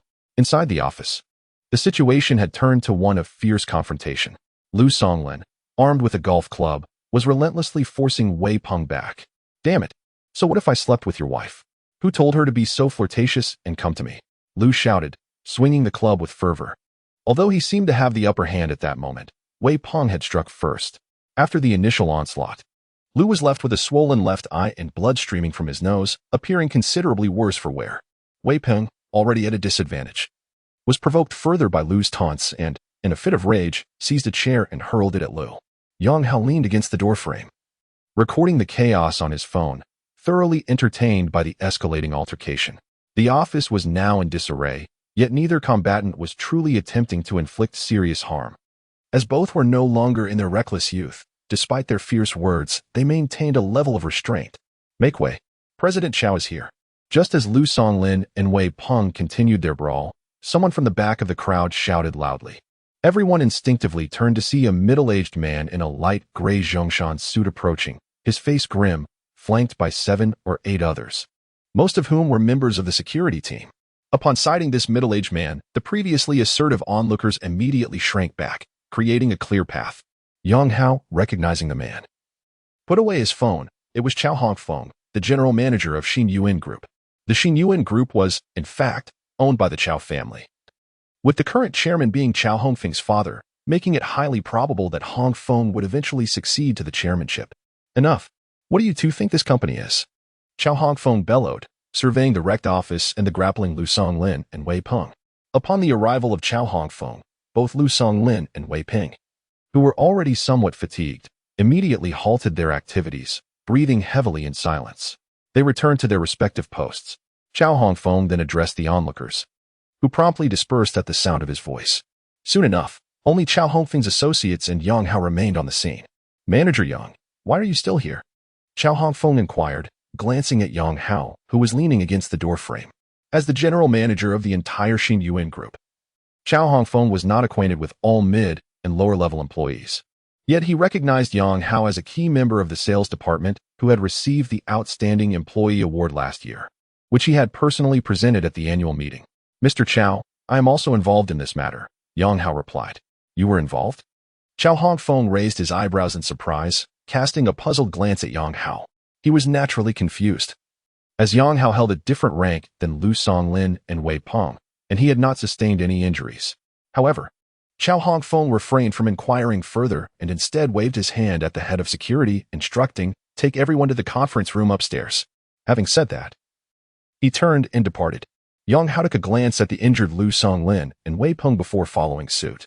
The head of security then assisted the wounded Lu Songlin and Wei Peng to the conference room on the upper floor.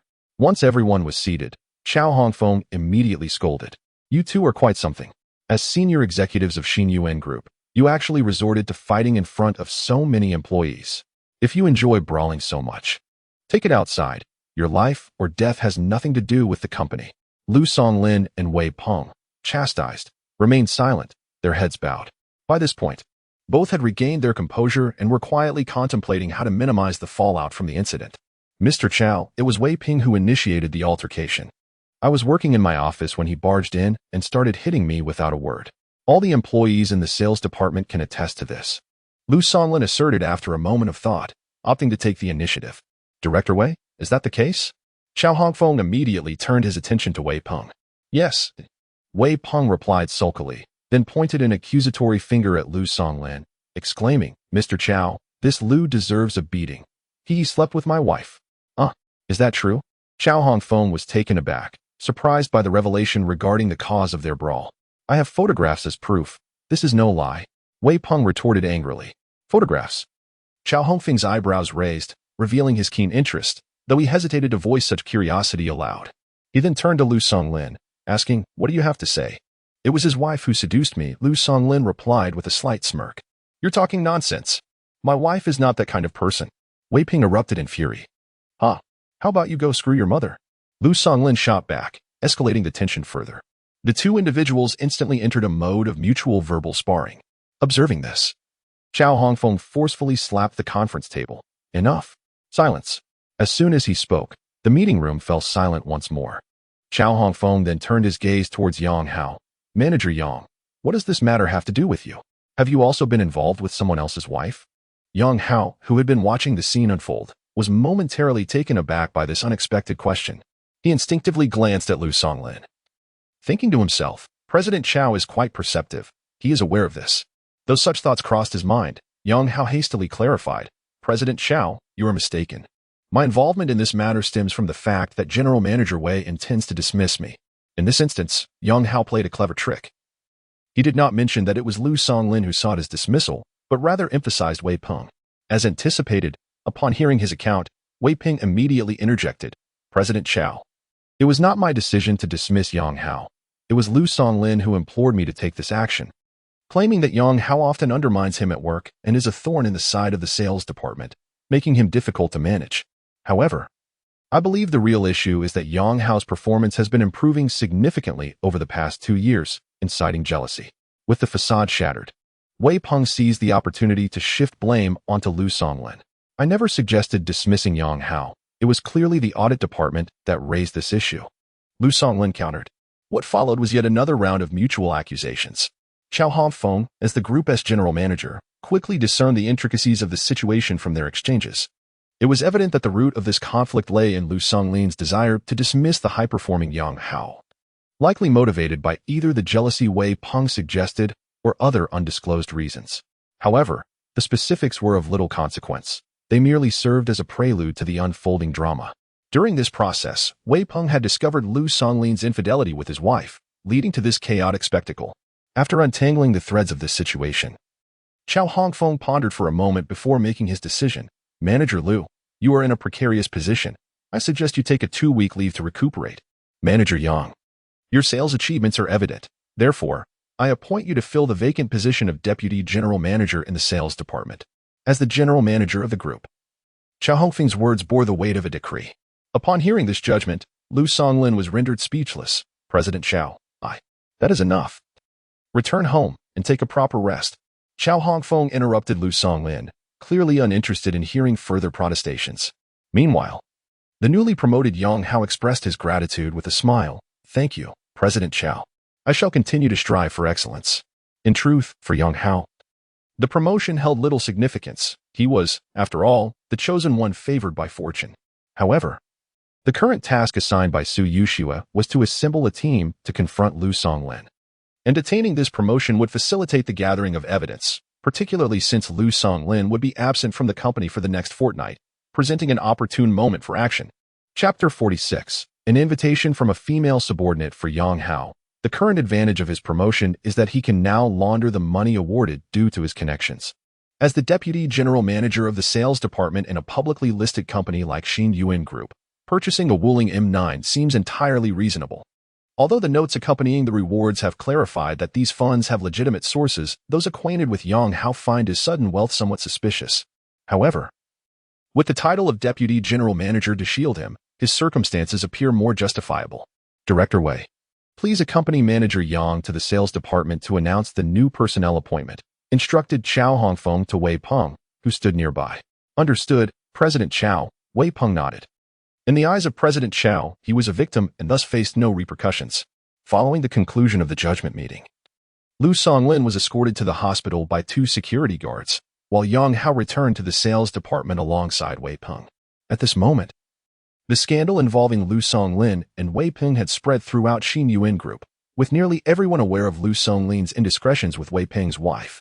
However, a recent announcement from the President's office via the company intranet prohibited employees from discussing the incident and forbade any online dissemination of information regarding it. Such announcements are typical protocol, as the public brawl between 2 executives tarnishes the company's image, and ultimately, the affair is a private matter between the individuals involved. It is reasonable to prevent employees from gossiping about it within the company. Nevertheless, the effectiveness of such an announcement is limited. It is impossible to suppress the chatter surrounding such a scandal, especially among the sales department staff, who were direct witnesses to the events. Thus, when Yang Hao and Wei Peng returned to the sales department, the already buzzing employees became even more energized. After all, Wei Peng was one of the key figures involved, and Yang Hao was also a participant in the unfolding drama. Although they were unaware of Yang Hao's specific role, the presence of two of the three individuals involved naturally heightened everyone's anticipation for the next developments. To the dismay of many, however, Wei Peng's purpose was to announce a new personnel appointment. Yang Hao had been promoted to Deputy General Manager of the sales department. For most employees, this appointment was not entirely unexpected, as Yang Hao had previously demonstrated exceptional performance, earning the respect of his colleagues. Yet Zhang Lin, who had already packed Yang Hao's belongings and placed them in a corner of the office, was at a loss. Lu Songlin had clearly informed her that Yang Hao had been dismissed, with only the formalities remaining.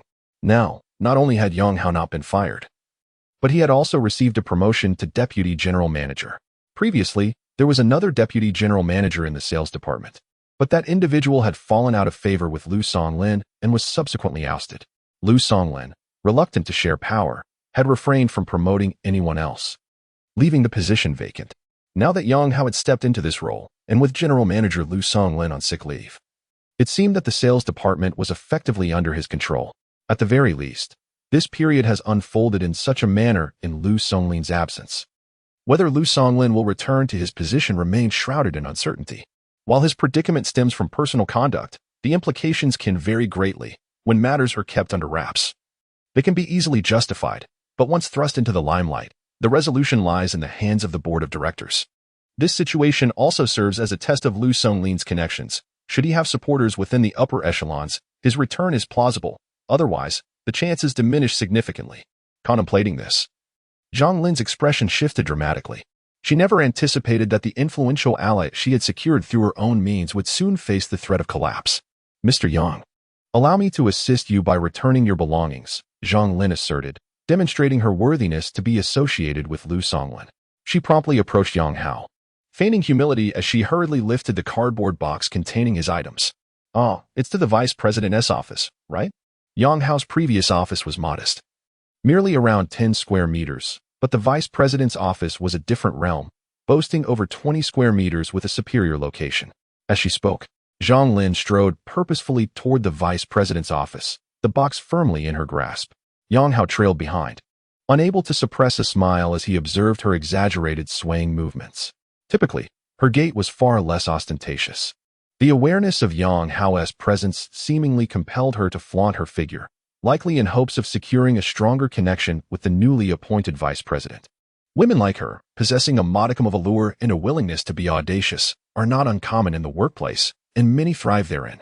Yang Hao, seasoned in professional environments, had encountered all sorts of individuals.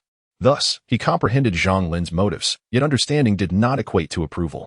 He held a certain disdain for such women, those who were frivolous and devoid of principles, mere chameleons adapting to whichever way the wind blows. Had she maintained her previous demeanor, he might have regarded her with a modicum of respect. "Mr. Yang, this office has been unoccupied for quite some time. I shall tidy it up." Upon entering the vice president's office, Zhang Lin placed the box on the coffee table and immediately began her cleaning endeavors without further ado. Yang Hao remained silent throughout, allowing her to exert herself in the task. "Mr. Yang, I was previously under Lu Songlin's direction. Whatever he commanded, I dared not contradict." As the office began to take shape, Zhang Lin cautiously sought to justify her actions. You may continue with your tasks," Yang Hao replied casually, gesturing dismissively. However, Zhang Lin lingered, discreetly observing the newly appointed vice president. After a moment of hesitation, she inquired, "Mr. Yang, should we perhaps organize a gathering this evening to celebrate your promotion?" In large corporations, sycophants abound, akin to parents in school groups who incessantly flatter teachers. Such individuals, intent on ingratiating themselves, often disregard the feelings of others. Presently, Zhang Lin exemplified this, for with a mere nod from Yang Hao, she would effectively orchestrate the evening's events for everyone involved. "Perhaps another day. Everyone has their own commitments to attend to," he replied. Yang Hao firmly declined, for he had ascended from the lowest rungs of the ladder and possessed an acute understanding of the sentiments of ordinary employees. Most individuals were reluctant to partake in such celebratory gatherings. "Mr. Yang, I am free this evening. Perhaps I could treat you to dinner. The Western cuisine at Castle Hotel is quite exquisite, especially the German sausages. Zhang Lin responded swiftly, seamlessly interjecting. When she mentioned the German sausages, she subtly pressed her lips together, hinting at her desire for the delicacy. Chapter 47. The sister-in-law. As a lobbyist, Yang Hao cast a glance at Zhang Lin, silently cursing her as a frivolous woman. Having both worked in the sales department, he was relatively familiar with her prior to this day.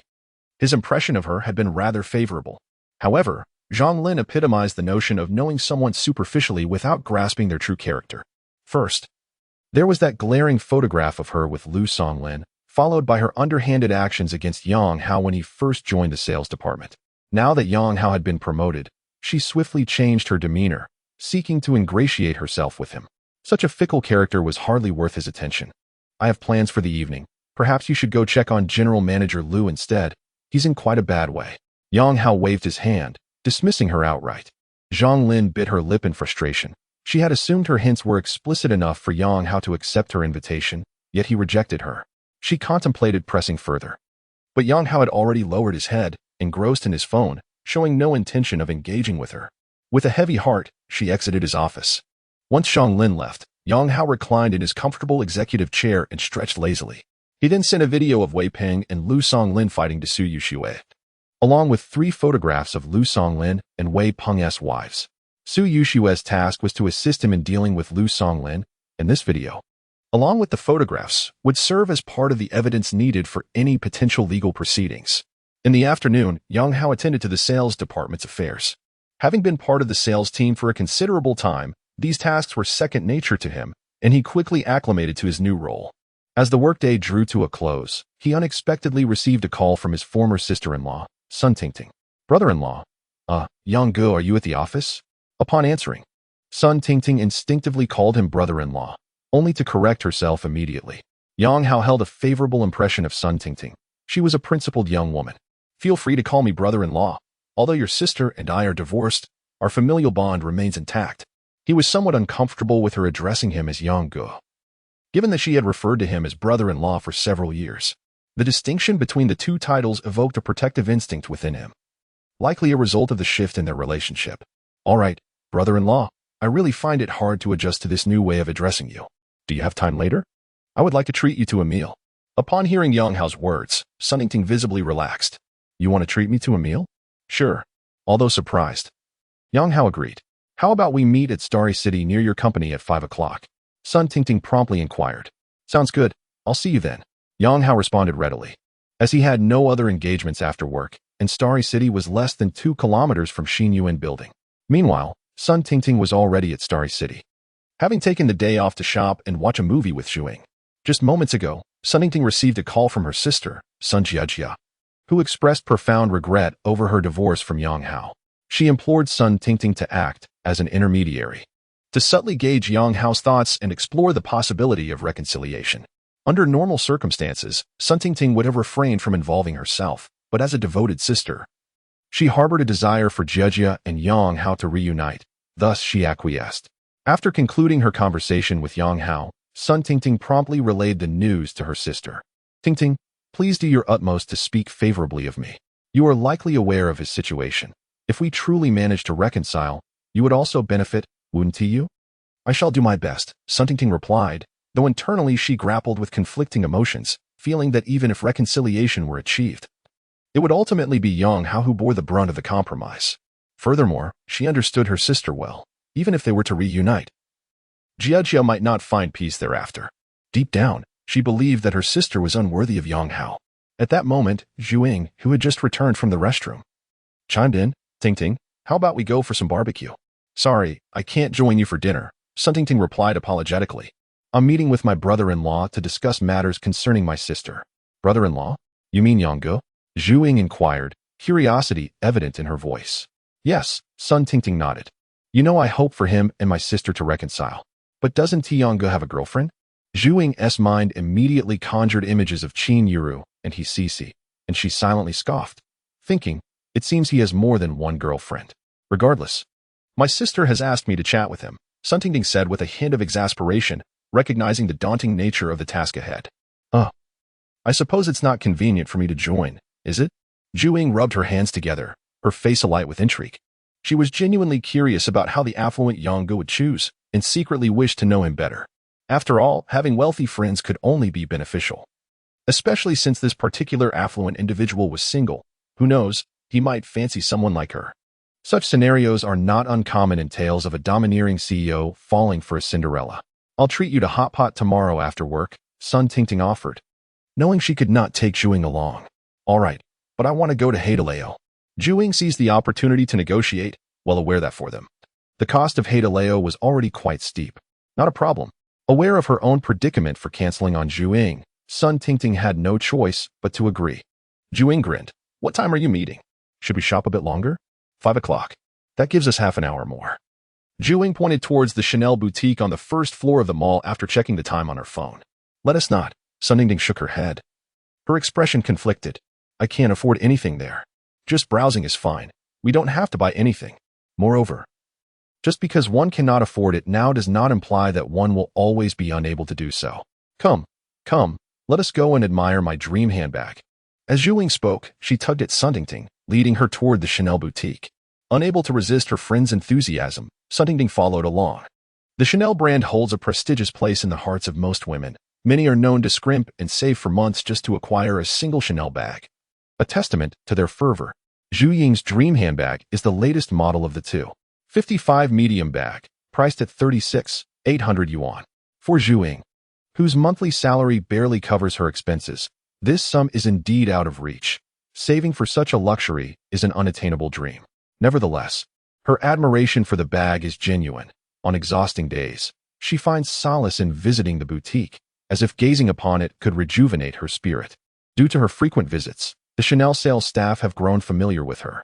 Hello, Miss Zhu. Are you here to look at the 255 bag again? A short-haired saleswoman greeted them, evidently recognizing Zhu Ying and immediately mentioning her favorite item. In truth, the saleswoman harbored some inner disdain, thinking to herself, what is the point of looking if she cannot afford it? Such a waste of time. However, the condescending attitudes often depicted in novels rarely align with reality. Even if luxury salespeople may internally scoff, they maintain a courteous demeanor, as it is a fundamental aspect of their professionalism. Yes, please. Thank you, Zhu Ying replied. Her tone friendly. The saleswoman promptly retrieved the coveted bag and kindly assisted her in trying it on. Zhu Ying had donned the bag several times before. She stood before the mirror, twirling to admire her reflection before draping the bag over Sun Tingting's arm. Tingting, look, it truly is stunning. Sun Tingting gazed at her reflection. And indeed, the Chanel bag looked exquisite on her arm. Yet, the price was equally striking, over 30,000. It was a thought too extravagant to entertain. Chapter 48. The younger sister-in-law becomes a long-term beneficiary outside the Chanel boutique. Yang Hao had just ascended from the parking garage to the first floor of the mall via the escalator. Despite it being a Friday, the post-work rush had yet to commence, resulting in a relatively sparse crowd within the shopping center. As Yang Hao prepared to call Sun Tingting, he caught a glimpse of his former sister-in-law trying on bags through the floor-to-ceiling windows of the Chanel store. At that moment, this young and beautiful former sister-in-law was adorned in a lovely white dress, with chestnut-colored hair cascading naturally over her shoulders. The strands swayed gently as she turned her body before the mirror, reminiscent of the delicate touch of time upon the strings of a musical instrument. Infused with the rhythm of youth. When Yang Hao first met Sun Tingting, she was merely a 16-year-old high school student clad in a uniform. Now, at 22, she had blossomed into a true young woman. Although she had recently entered the workforce after graduating from university, she retained the freshness of youth, free from the staleness that often accompanies a long career. Indeed, this phase of her life was her finest hour. She was far more charming than her sister. Gazing at his young and attractive sister-in-law, a smile of admiration involuntarily graced Yang Hao's lips. Ding. Target for assistance identified. Name, Sun Tingting. Age, 22. Height, 167 centimeters. Weight, 45 kilograms. Occupation, salesperson. Current aspiration, to purchase the Chanel 255 handbag she is trying on. Reward for assistance, small red envelope X1 ding. This assistance target can be bound as a long-term beneficiary. Yes, no, bind? Note, long-term beneficiaries will refresh tasks randomly and notify the host in a timely manner. Huh? The initial task seemed quite ordinary. But this subsequent prompt was a novel experience for Yang Hao. A long-term beneficiary? In other words, he could continuously benefit from his former sister-in-law's endeavors. This was certainly worth binding. Without hesitation, Yang Hao responded with, yes. Ding. Congratulations, host, on successfully binding the long-term beneficiary, Sun Tingting. Additional reward, Intermediate Blind Box X1. Note, an intermediate blind box can yield tangible rewards valued between 1 million to 10 million. Kind reminder, helping others is a traditional virtue of the Chinese nation. The more long-term beneficiaries you bind, the more abundant the rewards. Is this really a thing? The problem is, you didn't even explain how to bind long-term targets. Yang Hao was momentarily taken aback, then began to silently grumble in his heart. However, the system provided no further clarification. At this point, Yang Hao was disinclined to ponder the matter further and immediately opened the additional intermediate blind box he had received. Previously, he had opened a basic blind box from completing tasks and received a Rolex. According to the system's explanation, this intermediate blind box could yield rewards worth between 1 million and 10 million. Thus, Yang Hao eagerly opened this intermediate blind box. Ding. Congratulations, host, on successfully opening the intermediate blind box. Reward, 1 Bentley Bentayga, top configuration. Note, Bentley dealership staff will contact the host for delivery. All related paperwork and insurance have been completed. Wow, a Bentley Bentayga. The system is astonishing. Yang Hao excitedly raised his fist. After all, what man does not adore automobiles? Especially luxurious ones like Bentley?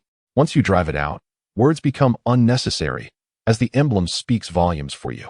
Soon enough, Yang Hao received a call from the staff at the Bentley dealership inquiring about the time and place for the vehicle pickup. After a moment's contemplation, he decided on 9 o'clock the following morning at the entrance of Jiangzhou Garden for the handover.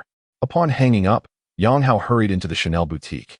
Having noticed that Sun Tingting had already returned the Chanel bag to the sales associate. Sir, would you like to see? A saleswoman approached him as he entered. Typically, Chanel is frequented by female patrons, and any male customers usually accompany their girlfriends or wives, or are there with a specific intent to select gifts.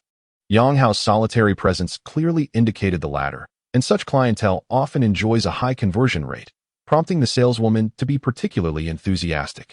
However, Yang Hao merely nodded politely and said, I'm looking for someone. With that, he strode purposefully towards Sun Tingting and Zhuing. At this moment, the two had finished trying on Zhuing's dream bag and were about to explore the accessories section, where the trinkets were relatively more affordable. Something they could still manage to indulge in. Brother-in-law, how did you find this place so quickly? Sun Tingting was the first to spot Yang Hao. Surprised since they hadn't yet reached the appointed time. Yang Ge, Zhuing greeted him with a cheerful smile. After all, Yang Hao had purchased a Huawei folding phone from her the day before, so they were somewhat acquainted. Oh, Xiaozhu is here too. Yang Hao responded with a slight nod before turning to Sun Tingting. I saw you trying on bags as I came up from the underground parking. Did you particularly like that one? Not really. Just browsing, Sun Tingting replied, somewhat bashfully shaking her head. However, the short-haired saleswoman caught the scent of opportunity and chimed in with a bright smile. Sir, that bag truly complements this young lady's elegance. You must have noticed. It seems tailor-made for her. Indeed, I find it quite beautiful. Let us go ahead and process the payment. Yang Hao waved his hand nonchalantly. Huh? All right. Yes. The saleswoman was momentarily taken aback but quickly nodded and hurried off to the cash register. Brother-in-law, you. Sun Tingting was left speechless, staring at Yang Hao, momentarily at a loss for words. Tingting, you're a working professional now. You deserve a bag like this to make a statement. Yang Hao replied with a grin. But this bag is too expensive. Brother-in-law, let us not. It's over 30,000. Sun Tingting shook her head repeatedly, her brow furrowed in distress. Although Yang Hao had always treated her well, the fact remained that he had divorced her sister, making such a lavish gift difficult for her to accept. Tingting, please accept Yang's heartfelt gesture. Before Yang Hao could utter a word, Zhuing had already begun to offer her counsel. Initially taken aback by Yang Hao's extravagant gift of a handbag, she quickly regained her composure. Although the bag was not intended for her, her dear friend Sun Tingting now possessed it, allowing her the delightful opportunity to borrow it and indulge in a bit of luxury. This was certainly preferable to the absurdity of visiting a Chanel boutique merely to try it on. Xiaozhu, you speak wisely, Yang Hao concurred. All these years, your brother-in-law has never presented you with anything of significance. Do accept this bag. Perhaps it would be best to decline. It is far too costly. Sun Tingting shook her head repeatedly. Despite her admiration for the handbag, its price tag exceeding 30,000 was well beyond her means.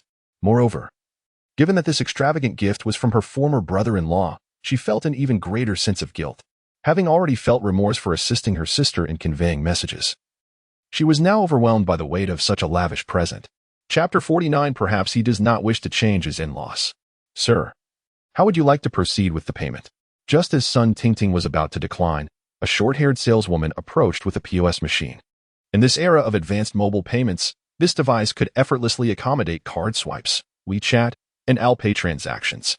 Let's use Alipay, Yang Hao stated, promptly presenting his payment code. With a beep, the transaction was successfully completed. The saleswoman graciously invited the trio to the lounge area, where she served an array of snacks and beverages, followed by a pristine 2.55 handbag.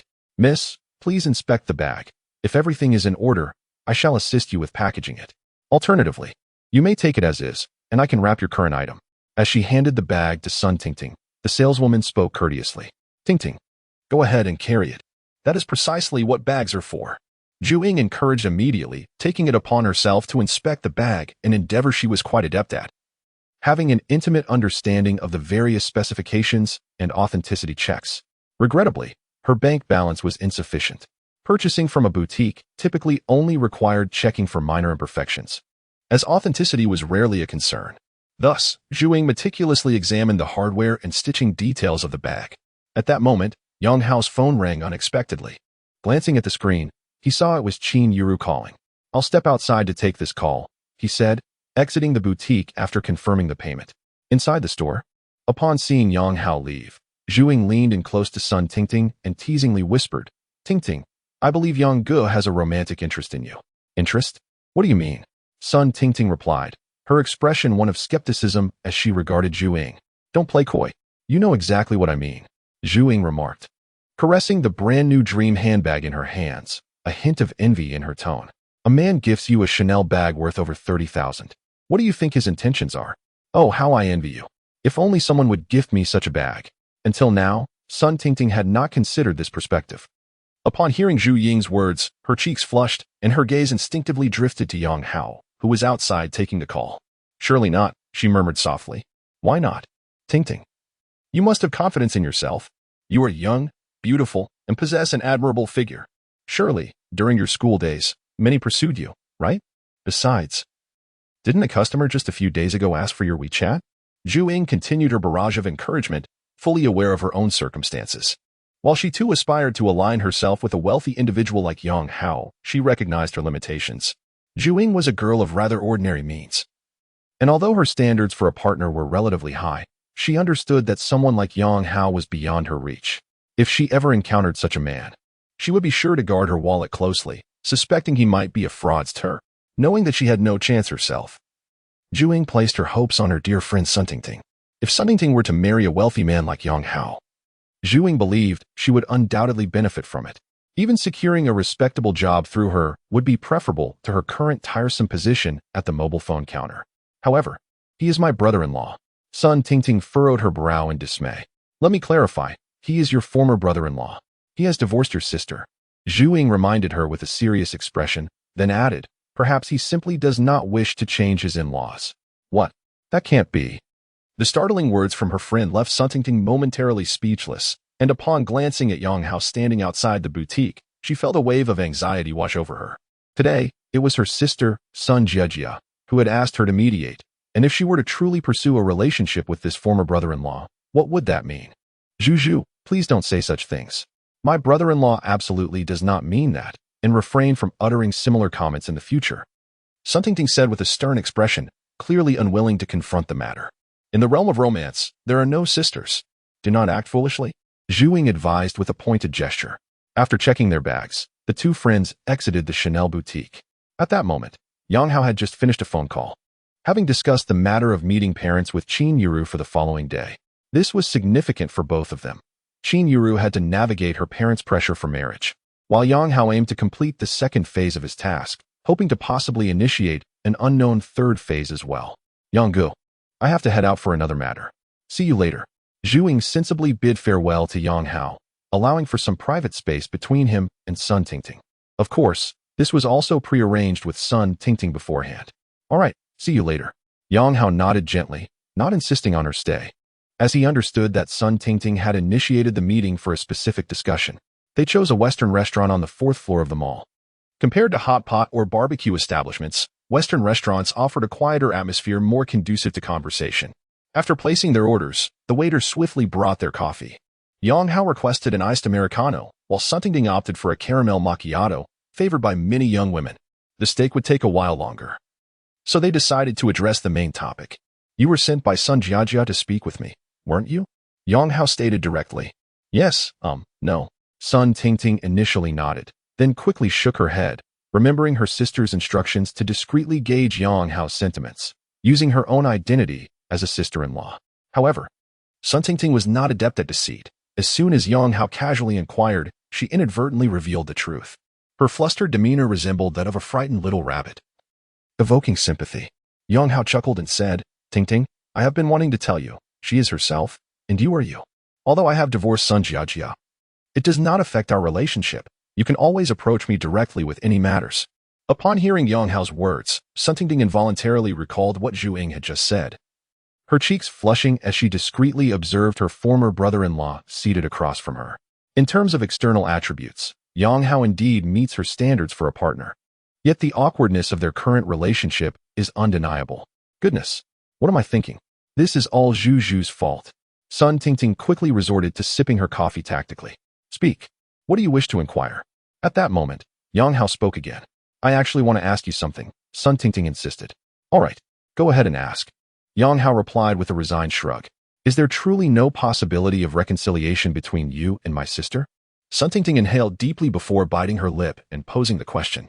Upon hearing that Sun Jiajia had sent her sister to ask this, Yang Hao couldn't help but chuckle in disbelief.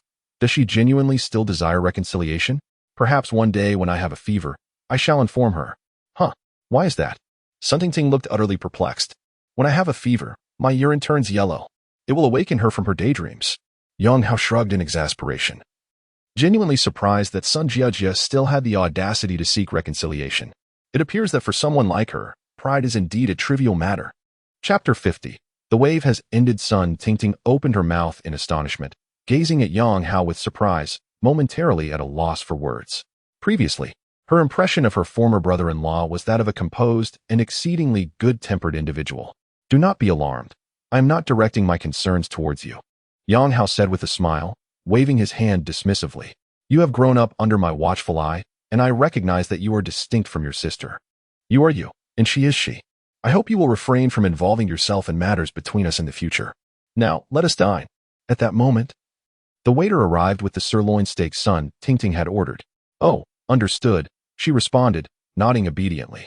She had no desire to partake in the affairs surrounding her sister's divorce from Yang Hao, and with his clear declaration, she felt she could provide her sister with an explanation. After their meal, Sun Tingting insisted on paying the bill. She had mentioned during their phone conversation that she would treat Yang Hao, especially since he had gifted her a Chanel bag worth over 30,000. Thus, she was resolute in her decision to cover the cost, even though the meal amounted to over 600, leaving her financial situation for the month quite strained. She paid without hesitation. Seeing her earnestness, Yang Hao acquiesced to her wishes. Shall we take a stroll or head straight home?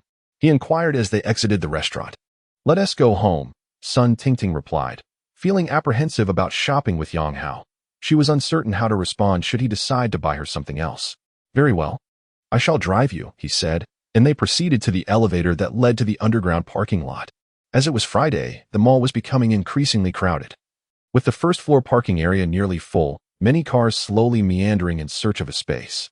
Tingting, I recall that you passed your driving test, did you not? Yang Hao suddenly asked as they prepared to get into the car. Yes, I obtained it during my junior year, she affirmed. Then you should drive. It will be good practice, he encouraged, opening the driver's door and taking a seat in the passenger side. Brother-in-law, I am not capable, she replied, a hint of panic in her voice. She had hardly driven more than a handful of times, having only practiced in her father's Nissan Sylphy during visits home. Driving is a skill that improves with experience. If you do not drive, you shall never become proficient, Yang Hao reassured her with a smile. But this car is newly purchased. I worry about the possibility of an accident, she expressed, her concerns resurfacing. Do not fret. The vehicle is insured, he replied, waving his hand reassuringly. Moreover, this model is equipped with advanced driver assistance features that will intervene in case of any emergencies. All right then, with Yang Hao's encouragement, Sun Tingting relented, and as she settled into the driver's seat, he meticulously explained the gear shift and several essential functions of the car. Yang Hao's actions were undoubtedly driven by a specific intention. Firstly, Sun Tingting had already been bound as a long-term assistance target, which would ensure frequent interactions in the future. Secondly, she was the sister of Sun Jiajia. If one were to retaliate against Sun Jiajia, there seemed to be no more effective strategy than to sway the affections of her closest confidant. After experiencing Sun Jiajia's betrayal, Yang Hao had undeniably succumbed to darkness. His inner thoughts had transformed completely from what they once were. Both Sun Jiajia and Lu Songlin were subjects of his inevitable vengeance. Particularly, he was determined to make Sun Jiajia taste the bitterness of despair. Thus, Sun Tingting indeed presented an excellent entry point. Of course, Yang Hao had no intention of intentionally harming her. He merely needed to draw Sun Tingting into his camp. Perhaps even to have her act as his girlfriend for a period of time, which would undoubtedly strike a blow to Sun Jiajia. Winning the favor of a naive girl like Sun Tingting was not particularly challenging, especially since they were already somewhat familiar, and she recognized his character. As the saying goes, if she is innocent, show her the splendor of the world. If she is weary, take her for a ride on the carousel. This sentiment would likely resonate with Sun Tingting, and today's Chanel handbag served as a fitting beginning. Teaching her to drive was merely a continuation of this endeavor. During their driving lessons, some physical contact was inevitable. Initially, Sun Tingting would shy away when her fingers brushed against Yang Hao's hand, but as they practiced more frequently, she gradually became accustomed to it. Sun Tingting maneuvered the brand-new Wenjia M9 out of the underground parking lot at a leisurely pace before cautiously merging onto the main road. For her, driving such a spacious and luxurious SUV was a wholly new experience, especially since she was aware that this vehicle cost around 500,000. The sense of pride at driving such an expensive car filled her with a quiet joy. Though Sun Tingting was not as materialistic as her sister, she still possessed a sense of vanity. Driving such a costly vehicle naturally uplifted her spirits. However, her rented accommodation was conveniently close to the Shinkong City shopping mall. And despite the traffic, she arrived in under 20 minutes, thus concluding her delightful driving escapade. You did wonderfully. If you ever need a car, just let me know. Yang Hao said with a smile as Sun Tingting parked the vehicle beneath her apartment. I'm so nervous. My palms are sweating. Sun Tingting playfully stuck out her tongue. Genuinely anxious, considering it was her first time driving an SUV, especially one so expensive. Everyone feels nervous the first time. You'll be fine next time. Yang Hao reassured her with a wave of his hand. Okay, take care driving, brother-in-law, Sun Tingting replied, beaming as she waved goodbye and entered the darkened building. However, with each step she took, the motion sensor lights in the corridor illuminated, guiding her from the first floor to the fifth. Yang Hao did not hasten to depart. Instead, he tilted his head, bidding farewell to the graceful figure that occasionally appeared in the window of the staircase. Gazing at that elusive silhouette, he found himself momentarily lost in reverie, as if transported back to his high school days. During that time, he had a girlfriend, his first love, and after each evening study session, he would escort her home, lingering beneath her apartment to see her ascend the stairs. How delightful it was to be young. Indeed, being with a youthful girl rejuvenates one's spirit. Yang Hao silently reflected, while simultaneously grasping the reason why the girlfriends of ultra-wealthy men are invariably under 25. Having a younger partner truly enhances one's mood. Now, Yang Hao found himself possessing such capital. Therefore, the time for indulgence had arrived. After enduring 30 arduous years, there was no need to deprive himself any longer. As the saying goes, no woman remains forever young, but there will always be young women. Chapter 51. The enraged Sun Jiajia upstairs. As Sun Tingting entered the room, Zhu Ying, with a sycophantic demeanor, promptly brought her a pair of slippers. Princess Tingting, please change your shoes, she beamed, adjusting the footwear before her, even altering her address. What kind of antics are you up to now? Sun Tingting rolled her eyes. Having been university roommates, she was well acquainted with Zhu Ying's eccentricities, which had become part of her charm. Thus, Sun Tingting was hardly surprised. May I borrow your Chanel 255 handbag, medium size, for a while and take a few pictures? Zhu Ying asked in a melodramatic tone. I knew it. Sun Tingting replied, tossing the bag she had been holding to Zhu Ying. Though she had a fondness for the bag, it was nowhere near Zhu Ying's level of obsession. Upon receiving the bag, Zhu Ying treated it as a precious treasure, posing in front of the mirror while cheerfully exclaiming, It must have been Brother Yang who dropped you off, right? How do you know? Sun Tingting looked at her friend in astonishment. I was just hanging clothes on the balcony and witnessed the whole thing. Not only did Brother Yang bring you back, but you were also driving his car. Zhu Ying exclaimed. Let me tell you, Tingting, Brother Yang definitely has feelings for you. After all, how could he possibly lend you his brand new car? It's been said that men never lend their wives or cars. The fact that he let you drive his new vehicle, worth $500,000, speaks volumes about your significance in his life. Zhu Ying transformed into a strategist, her enthusiasm palpable as she analyzed the situation. Listening to her, Sun Tingting found herself unable to refute the notion. Indeed, her former brother-in-law had treated her exceptionally well, and their interactions had crossed the bounds of normalcy. Not to mention, he had casually purchased a handbag worth over $30,000, and their driving lessons had involved considerable physical contact. Ah, you've sensed it too, haven't you? Zhu Ying, perceptive as ever, immediately continued upon seeing Sun Tingting's silence. Tingting, just as I mentioned back in Starry City, you must seize this opportunity. How many times in a lifetime do we women get such chances? This is a golden opportunity. If you manage to win over Brother Yang, you won't need to stand behind a counter anymore. You'll be a wealthy matron, and I shall be the little assistant of a wealthy matron. Zhu Ying mused dreamily, her smile widening at the thought of a monthly salary of several thousand. It was evident she was genuinely envisioning that future. Enough. Stop daydreaming. Sun Tingting retorted, pursing her lips contemplatively. I have no intention of relying on a rich man, even if I were to end up with my brother-in-law. Brother Yang, it wouldn't be for money. All right, we're not doing this for money. Zhu Ying quickly chimed in with a grin. Just then, Sun Tingting's phone rang, interrupting their banter. It was a call from her sister, Sun Jiejia. As Sun Tingting gazed at the flickering characters of sister on her phone screen, the smile on her face abruptly vanished. While ascending the stairs, she pondered how to report the outcomes of her meeting to her sister, only to find herself increasingly despondent as she was at a loss for words. Just then, her sister's call indeed came through. I answered the phone, and Sun Tingting, clutching the phone as if it were a hot potato, hurried back to her bedroom. Why did it take you so long to answer? Did you finish your meeting with him? The moment the call connected, her sister, Sun Jiejia, questioned her. I just got home, Sun Tingting replied softly. Then why didn't you let me know? I thought you were still with him. Sun Jiejia's voice was laced with reproach. I just got upstairs and haven't even changed out of my pajamas, Sun Tingting responded, a hint of helplessness in her tone. All right, enough of that. What did he say? Is there any possibility of reconciliation? Sun Jiejia inquired eagerly. Upon learning that Yang Hao was now living in Jiangzhou Garden, she had barely slept the previous night. Tossing and turning as she contemplated how much her ex-husband, Yang Hao, might currently possess. After finally drifting off, she dreamt of moving into Jiangzhou Garden, envied and praised by all her friends and family, only to awaken to the stark reality of it being a mere fantasy. My brother-in-law's stance is resolute. He said reconciliation is out of the question. Sun Tingting conveyed candidly. How did you inquire? Sun Jiejia's anxiety was palpable upon hearing Yang Hao's stance. It wasn't really me asking. He brought it up himself. He guessed I was reaching out regarding your situation and then asked what I wanted. I said I just wanted to know if you two could reconcile. He firmly stated it was impossible and told me not to meddle in your affairs. Sun Tingting succinctly summarized her conversation with Yang Hao. Repeat his exact words. After hearing Sun Tingting's account, Sun Jiejia's face turned a deep shade of anger. Yet she remained undeterred, eager to discern Yang Hao's precise words. Perhaps Sun Tingting misunderstood him. Exact words? Sun Tingting raised an eyebrow, visibly troubled. Yes, his exact words. Please recite them in full. Sun Jiejia's insistence was unwavering. However, his words were rather harsh. Just say it.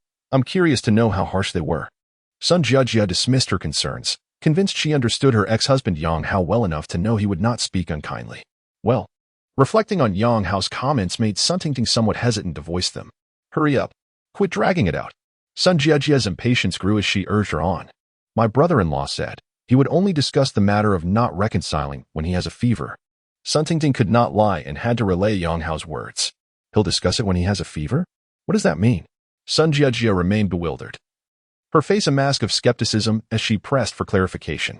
Her brother-in-law had proclaimed, fever and heat, yellow urine. Wake her up so you won't be lost in daydreams.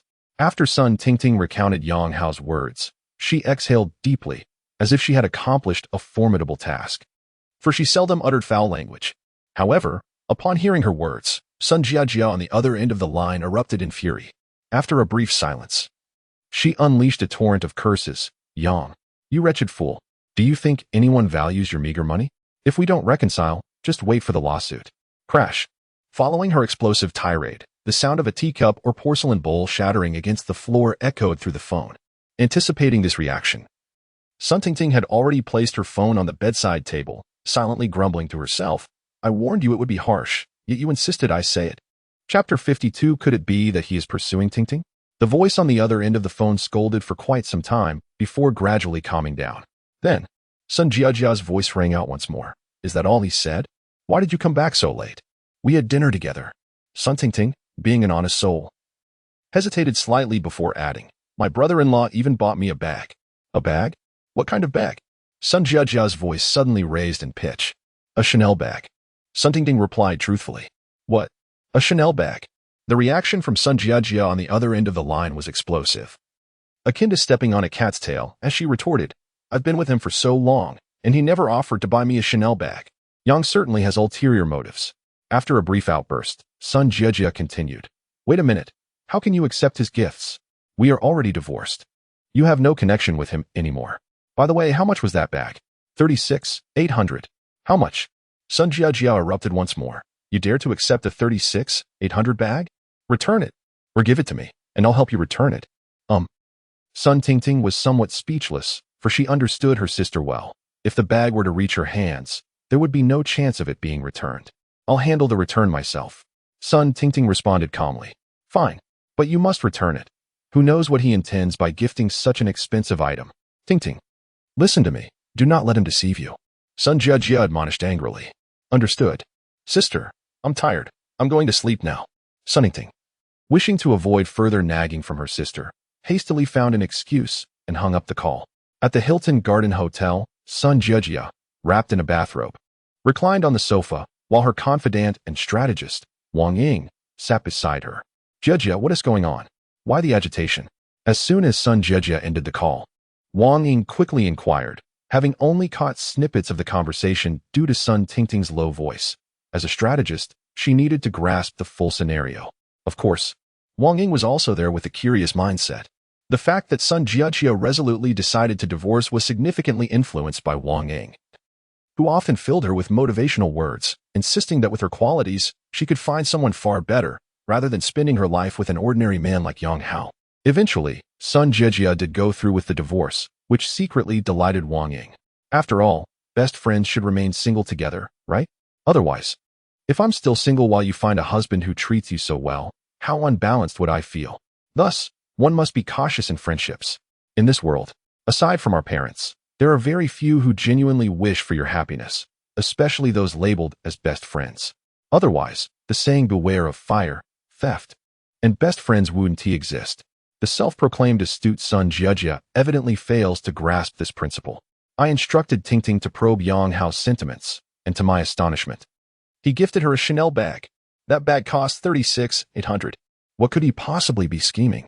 Sun Jiajia exclaimed indignantly. What? Yang Hao actually bought Tingting a bag worth over 30,000. Wang Ying was equally shocked. She had previously overheard Sun Jiajia discussing the bag, but she never anticipated it would be so exorbitant. Could it be that he has some intentions towards Tingting? Wang Ying speculated. Are you suggesting that Yang Hao is pursuing Tingting? Sun Jiajia gasped in disbelief.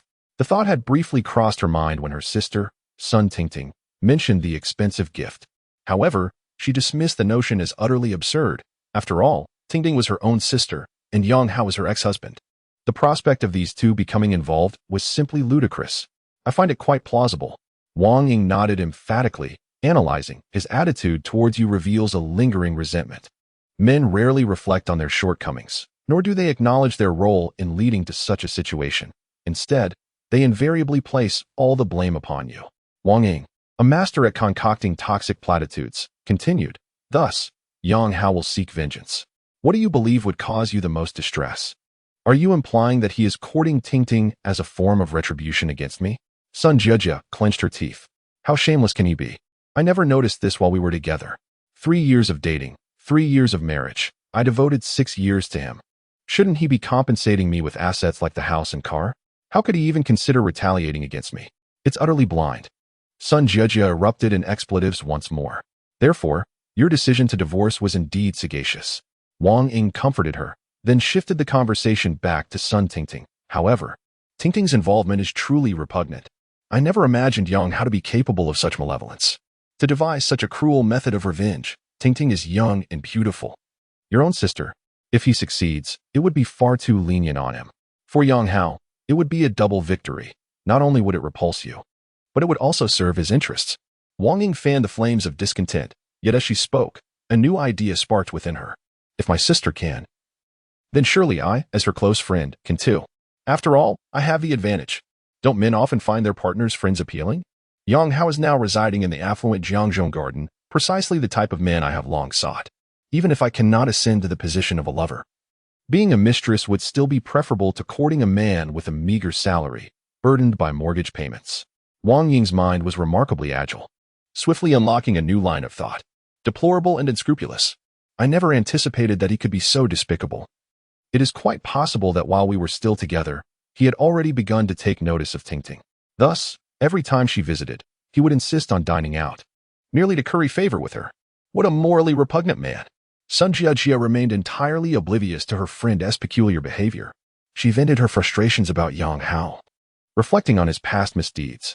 Sometimes, it is indeed the case that once one arrives at a conclusion, retroactively reasoning can make it appear as though everything follows a discernible pattern. Jiajia, I truly believe that Tingting is not that kind of girl. She would never engage with her former brother-in-law. Nevertheless, you should still caution her, and if necessary, keep a close watch on her. The current Yang Hao is not the same as before. He possesses financial means, and few women can resist such a lure. Wang Ying's seemingly well-intentioned warning concealed her ulterior motives. If Yang Hao's endeavors with Sun Tingting faltered, it would undoubtedly facilitate her own plans. Chapter 53. The poor play with cars, the rich play with watches in Jiangzhou garden. Yang Hao was at home unpacking a delivery, revealing a Rolex watch from a beginner's blind box. Although Yang Hao had little knowledge about watches, Rolex was an internationally renowned luxury brand, with even entry-level models costing tens of thousands.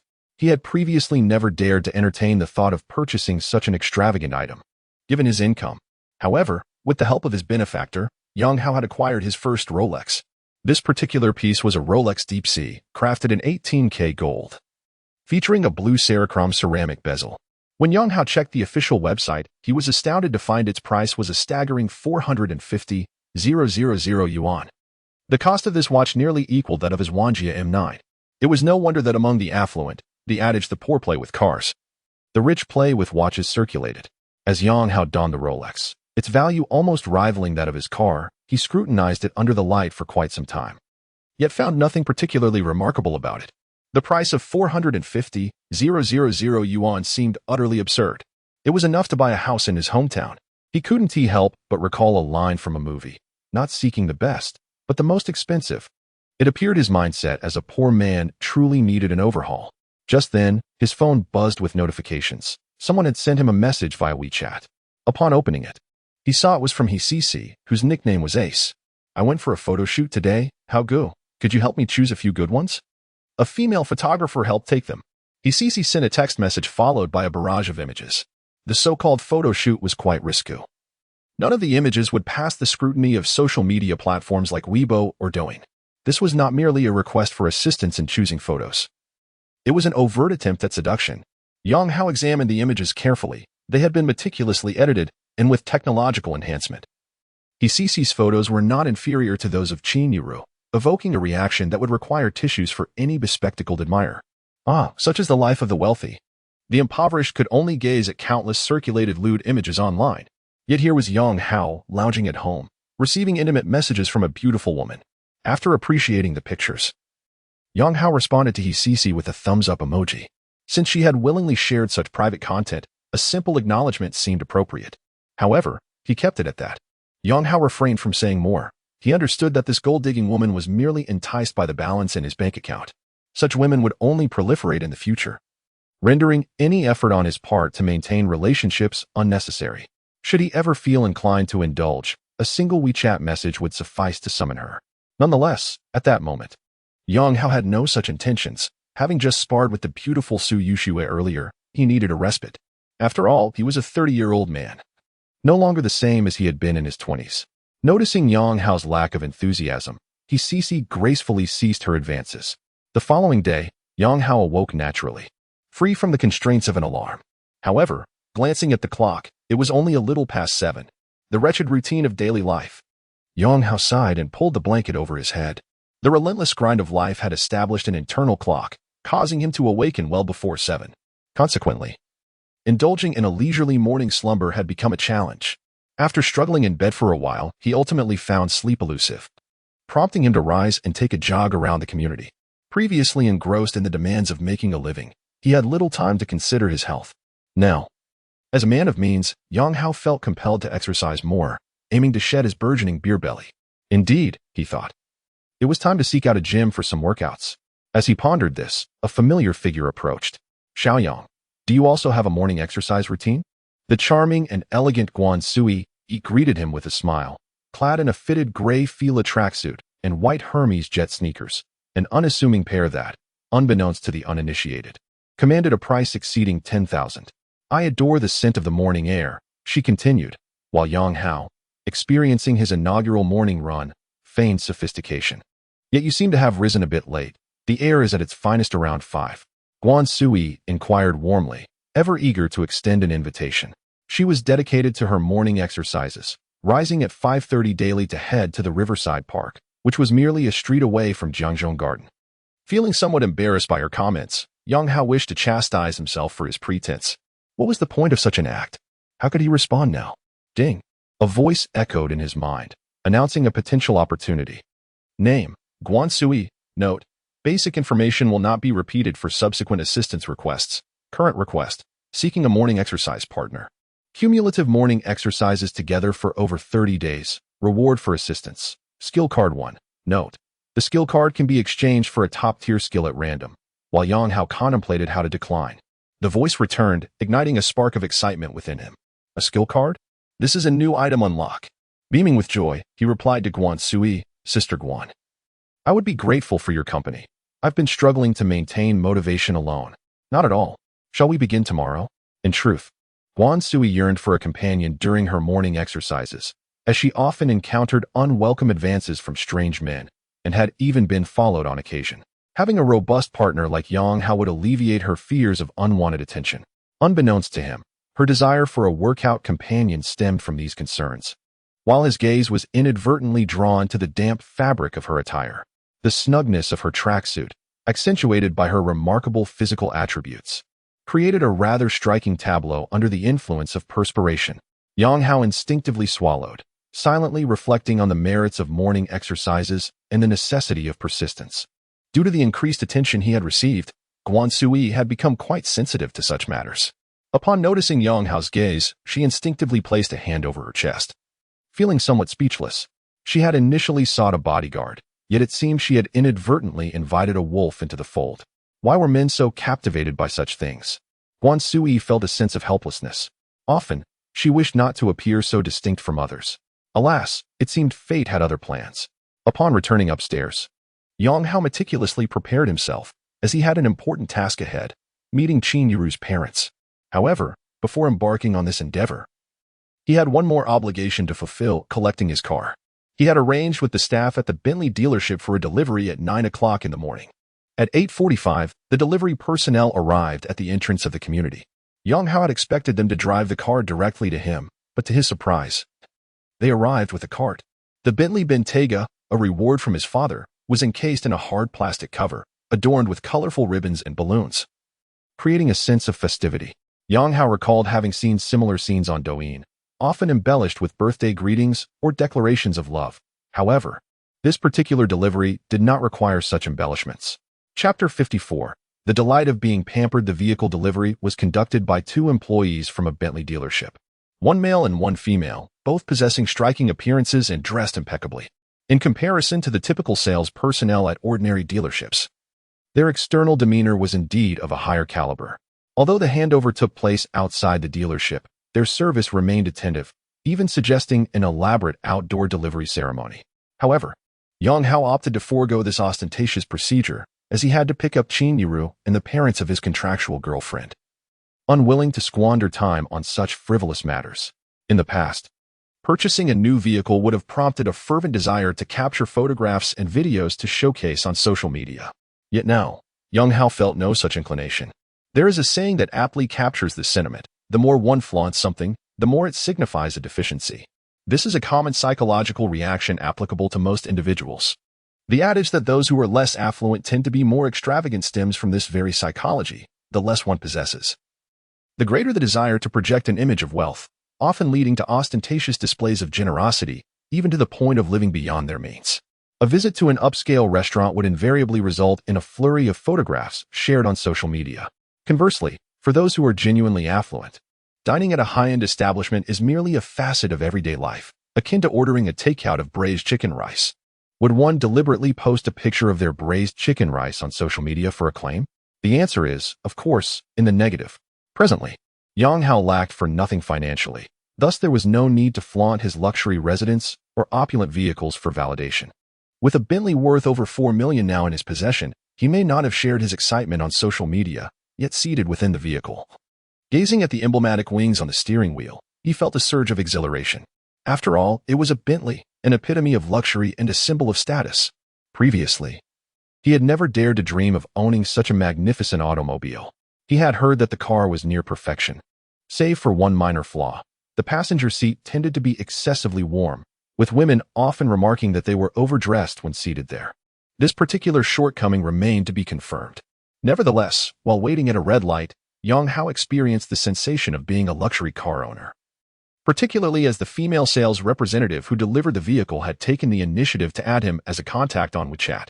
Such personal connections between sales personnel and car owners were undoubtedly discouraged by the company, yet this prohibition often fell on deaf ears.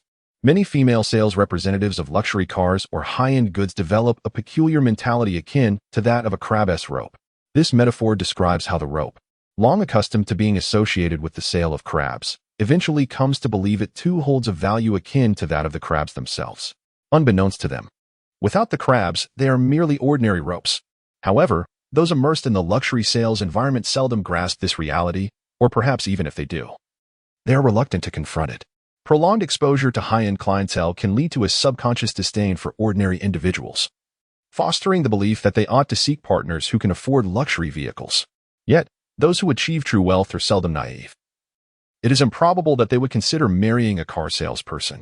The ultimate fate of these female sales representatives often appears to be becoming the mistresses of wealthy men, seizing the opportunity to amass a fortune while they are still young, only for the relationship to dissolve once the affluent gentleman grows weary. Despite this, these women continue to pursue their dreams, clinging to the belief that they might be the exception who truly escapes this fate. Little do they realize that the probability of such an outcome is even lower than winning the lottery's grand prize.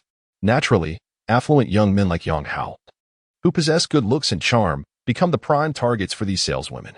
According to data released by Bentley headquarters, the average age of Bentley owners worldwide is 50 years. Thus, as a 30-year-old Bentley owner, Yang Hao's value is evidently remarkable. One saleswoman, named Chun Yao, proactively added Yang Hao as a contact on WeChat, claiming that she could assist with any vehicle-related inquiries. She even tentatively assured him that she would refrain from sending unwanted messages to avoid any misunderstanding with his wife. Yang Hao, having embraced a carefree attitude, did not mind being influenced by such dubious practices. In a sense, it was a rite of passage for the wealthy. He anticipated dealing with various types of women in the future, and both CC and Chun Yao served as suitable practice for his interactions. Therefore, he replied nonchalantly, "I just got divorced." Since she sought to flatter him, he granted her the opportunity to play the role of an admirer. As expected, upon receiving his message, Chun Yu seemed invigorated, initially offering insincere condolences, expressing regret for mentioning his wife, before making it clear that she was single. However, Yang Hao chose not to engage further, responding coolly that he was driving. Chun Yao then showered him with concerned messages, urging him to drive safely. Yang Hao chuckled softly and set his phone aside. At that moment, he began to understand why some women enjoy keeping admirers. The sensation of being desired is undeniably pleasurable. In the Hongshan community, Qin Yuru and CSCU attracted the attention of passers-by, particularly men, who couldn't help but steal glances as they walked by, some even turning back for a lingering look. "Where's Hao Gu? If he doesn't arrive soon, I'll be late." CSCU, on her way to work, intended to hitch a ride with Qin Yuru, who was being picked up by Yang Hao to go to the train station, thus avoiding the crowded subway. Today, she wore a pink Nike tracksuit, a crossbody bag accentuating her figure, while she casually scanned the surroundings for the sight of Yang Hao's car, the Wanja M9. You could always take the subway, Qin Yuru remarked, casting a disapproving glance at her friend who was complaining about carpooling, subconsciously checking the time. They had agreed to meet at 10 o'clock, and there were still 10 minutes to spare. Are you worried about your boyfriend's fuel expenses? She teased. TSK, you're not even married yet, and you're already looking elsewhere. CSCU pursed her lips and, glancing around, suddenly pointed towards a distance, exclaiming, "Wow, that car is so striking. It appears to be a Bentley." Hearing her exclamation, Qin Yuru instinctively followed her gaze and spotted the gleaming black Bentley. The car's paint shimmered like a mirror, radiating a profound luster under the sunlight, exuding an air of mystery and nobility that imparted a sense of composure and grandeur, leaving one in awe. Oh, it's coming towards us. Could it be that someone is approaching to strike up a conversation? She pondered. Surely, it must be attracted by our beauty. Goodness. A wealthy individual driving a Bentley taking the initiative to engage. What should we do? Should we exchange WeChat details? As the Bentley drew ever closer, CSCU tugged at Qin Yuru's arm, murmuring excitedly. Chapter 55. I have a boyfriend who drives a Bentley. Xiaoro. You have a boyfriend. Well, such matters should be approached with caution. Never mind. Allow me to bear this wretched entanglement for you. After all, we are dear friends. CSCU struck a pose of righteous indignation. As she spoke, the sleek black Bentley indeed came to a halt beside them. Upon witnessing this, CSCU instinctively took a step back, clearly revealing her nature as a mere talker who lacked the courage to confront the situation head-on. Qin Yuru was taken aback to find the Bentley stopping right next to her. Furrowing her brow, she contemplated how to decline the stranger's advances when the tinted window of the front passenger seat descended, revealing a familiar face. Get in. Qin Yuru gasped in surprise. Her mouth agape. She never anticipated that the occupant of the Bentley would be Yang Hao, her contractual boyfriend whom she employed for a mere 3,000 yuan a month. Goodness, what a dramatic turn of events. She had casually approached someone on the subway, only to discover he was a wealthy individual driving a Bentley and residing in a lavish 200-square-meter apartment in Jiangzhou Garden. This was akin to a plot from a short drama coming to life. How go? Ah, this Bentley is yours? CSCU exclaimed, equally astonished upon recognizing Yang Hao. She then turned to Qin Yuru, feigning reproach. Xiaoro, how could you? Knowing this is your boyfriend's car. You didn't say a word, deliberately letting me make a fool of myself. From CSCU's perspective, it was inconceivable that her friend, who had been dating Yang Hao for over a month, would not recognize his car. Realizing she needed to maintain her composure, Qin Yuru collected herself, deciding that expressing overt surprise in front of CSCU would be illogical. She calmly opened the passenger door and slid inside. CU is heading to work. I thought I might catch a ride. Of course, Yang Hao nodded, then waved to the still-stunned CSCU standing by the roadside. CU, hop in. All right. CSCU enthusiastically replied, quickly opening the rear door and taking her seat. How go? Is this Bentley also yours? She inquired with curiosity once settled in the back seat. Yes. It's a new purchase, Yang Hao acknowledged with a nod. A new purchase? CSCU exclaimed in astonishment. Didn't you just buy a Wenjia M9 yesterday? Who says one cannot buy two cars? Yang Hao countered with a playful retort. Oh well, I suppose I was narrow-minded. Indeed. The world of the affluent is beyond my comprehension. CSCU initially paused, then shook her head in admiration. Yang Hao, the wealthy man, merely smiled in silence. West Fitness Center. This is one of the larger gyms in Jiacheng, spanning 4 floors. The ground floor houses a swimming pool, while the second, third, and fourth floors are dedicated to strength training, equipment, and various classes. In front of the fitness center, there is a small parking lot capable of accommodating around 30 vehicles. At this early hour, the parking lot was sparsely populated, with only around 10 cars present. However, one particular vehicle, a fluorescent green Porsche 718, stood out strikingly. At this moment, 2 men of differing heights were engaged in casual conversation beside the Porsche. Brother Ping, this time you will undoubtedly win over that little vixen surnamed Xie. What woman doesn't adore sports cars, especially a Porsche? Proclaimed the shorter man with unwavering confidence. And what if it doesn't work? The taller man, evidently less optimistic, furrowed his brow and inquired. Rest assured, it will. The shorter man insisted. This is a Porsche. She is a fitness instructor by the name of Xie. Has she ever ridden in a Porsche? When she arrives, just suggest taking her for a spin. She will surely get in the car with you, he declared with conviction. All right, you'll cover for me, and once I succeed, I'll treat you to a lavish time at Honglangsha, the taller man promptly promised. His name was Gao Peng, a member of the West Club. From the very first day he began working out there, he had set his sights on CSCU, but unfortunately had made no headway, as she showed little interest in him. The reason was quite simple. Gao Peng was married. However, emboldened by his modest wealth, he sought to cultivate a clandestine relationship with CSCU, which he naturally would not entertain. Undeterred, he sought the counsel of Huang Mao, a self-proclaimed Casanova of Jiaqing, who advised him that to excel in his pursuits, he must first equip himself appropriately. The key to wooing women, he asserted, was a sports car. Thus, he assisted Gao Peng in acquiring a second-hand Porsche 718 from a car dealer, spending over 200,000, and also arranged for a grand bouquet of roses, claiming that women were fond of such gestures. Now, everything was in place, save for the arrival of the heroine, CSCU. Goodness, a Bentley Bentayga, and the latest model. Just as Gao Peng contemplated how to approach her, Huang Mao suddenly exclaimed. Gao Peng glanced towards the roadside, and indeed, a black Bentley was slowly making its way to the entrance of the fitness center. Brother Peng, if you had that car, not just one CSCU, but 10 would be within your grasp, Huang Mao remarked wistfully. That goes without saying. That car must cost nearly 5 million. Gao Peng, a man with some financial acumen, was well aware of automotive values, and his eyes were filled with envy as he beheld the magnificent Bentley Bentayga. This is the highest configuration, including purchase tax and luxury vehicle tax. It must total 5 million. Huang Mao nodded in agreement. The luxury vehicle tax applies to passenger cars priced over 1.3 million, with a rate of 10. Yang Hao's Bentley Bentayga is priced at 4.11 million, which means the luxury vehicle tax alone amounts to 410,000, and with an additional 10 vehicle purchase tax of 410,000, the taxes alone would exceed 800,000 when factoring in insurance and other miscellaneous expenses. The total indeed approaches 5 million. As the two were engaged in a discussion regarding the price of the Bentley Bentayga, it had already come to a stop in front of the gym.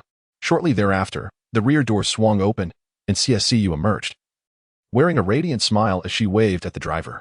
Is that CSCU? What on earth is happening? Gao Peng was utterly taken aback, completely unaware that he had acquired such a formidable rival.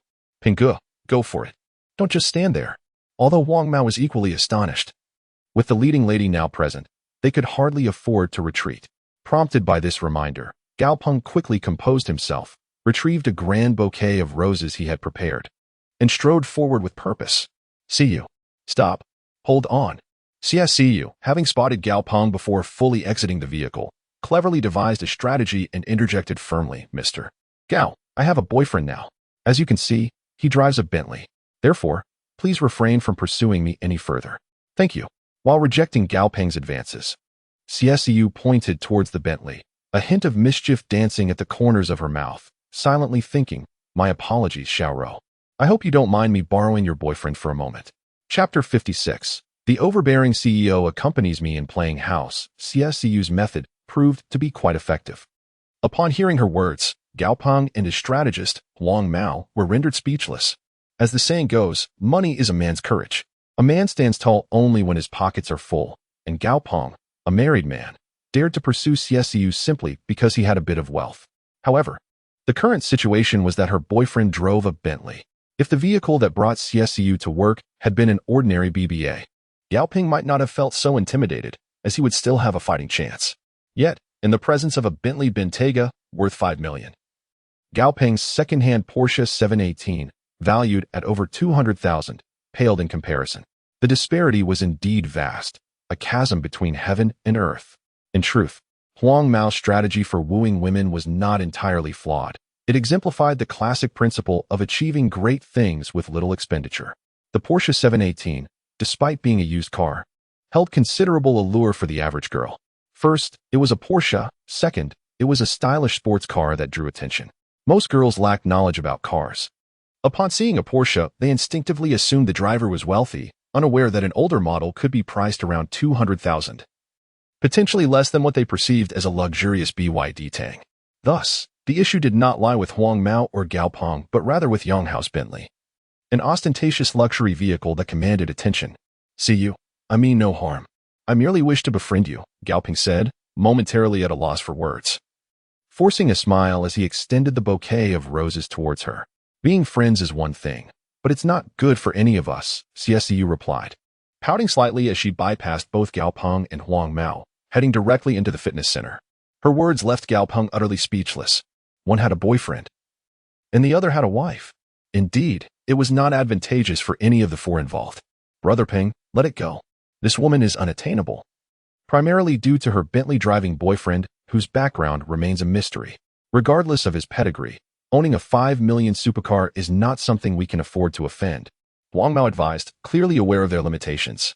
I had no prior knowledge of her having a boyfriend. I don't know where he came from. Gao Peng lamented, feeling a sense of injustice as he had long desired CSCU. Women are plentiful. There will be no shortage of those who wish to ride shotgun in your Porsche. A night out at the bar district guarantees some results. Huang Mao continued to encourage him. Yes, a stroll tonight sounds good, Gao Peng replied, nodding in frustration. Casting a reluctant glance towards the gym where CSCU was engaged in lively conversation with a female receptionist, both wearing radiant smiles.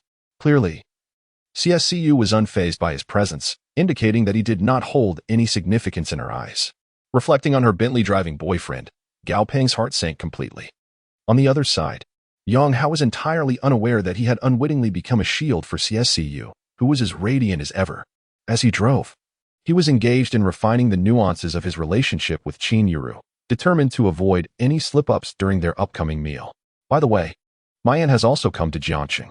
She mentioned that my cousin would join us for dinner. My cousin, the son of my aunt, is also making his way in Jiangqing, working for a foreign enterprise. He possesses a somewhat arrogant demeanor, so if he utters anything ungracious, feel free to disregard him. Qin Yuru elaborated on her aunt, Li Yakin. Rest assured, my greatest asset is my adaptability. No matter what he says, I will simply engage with him. Yang Hao recalled having seen Qin Yuru's aunt during a video call, and it was evident from their conversation that she was rather status-conscious, bearing a striking resemblance to her son in that regard. However, such matters were not of primary concern to Yang Hao. His foremost interest lay in whether he could fulfill the second phase of his task regarding Qin Yuru following today's meeting. The rewards for this phase included 2 small red envelopes and an information pouch. Each small envelope could randomly yield between 1 to 1, 000, 000 or coins, meaning theoretically, the 2 could total up to 2 million. For Yang Hao at this stage, 1 or 2 million was quite enticing. Moreover, drawing from his experience with the previous information pouch, his anticipation for this one surpassed even that of the red envelopes. This item could hold incredible secrets, potentially revealing someone's scandalous past. Driven by his desire for these rewards, Yang Hao was naturally determined to collaborate with Qin Yuru and perform this role to perfection. However, his earlier address of her as boss had left Qin Yuru feeling somewhat embarrassed. She earned a mere 3,000 a month, while Yang Hao, the actor, arrived replete with props, luxurious properties, and high-end vehicles. It was as though he had come with his own funding. In a production setting, such actors could brazenly confront the director. Not satisfied, then simply replace the director. After all, unless they are of such renown that they can single-handedly ensure box office success, they are replaceable.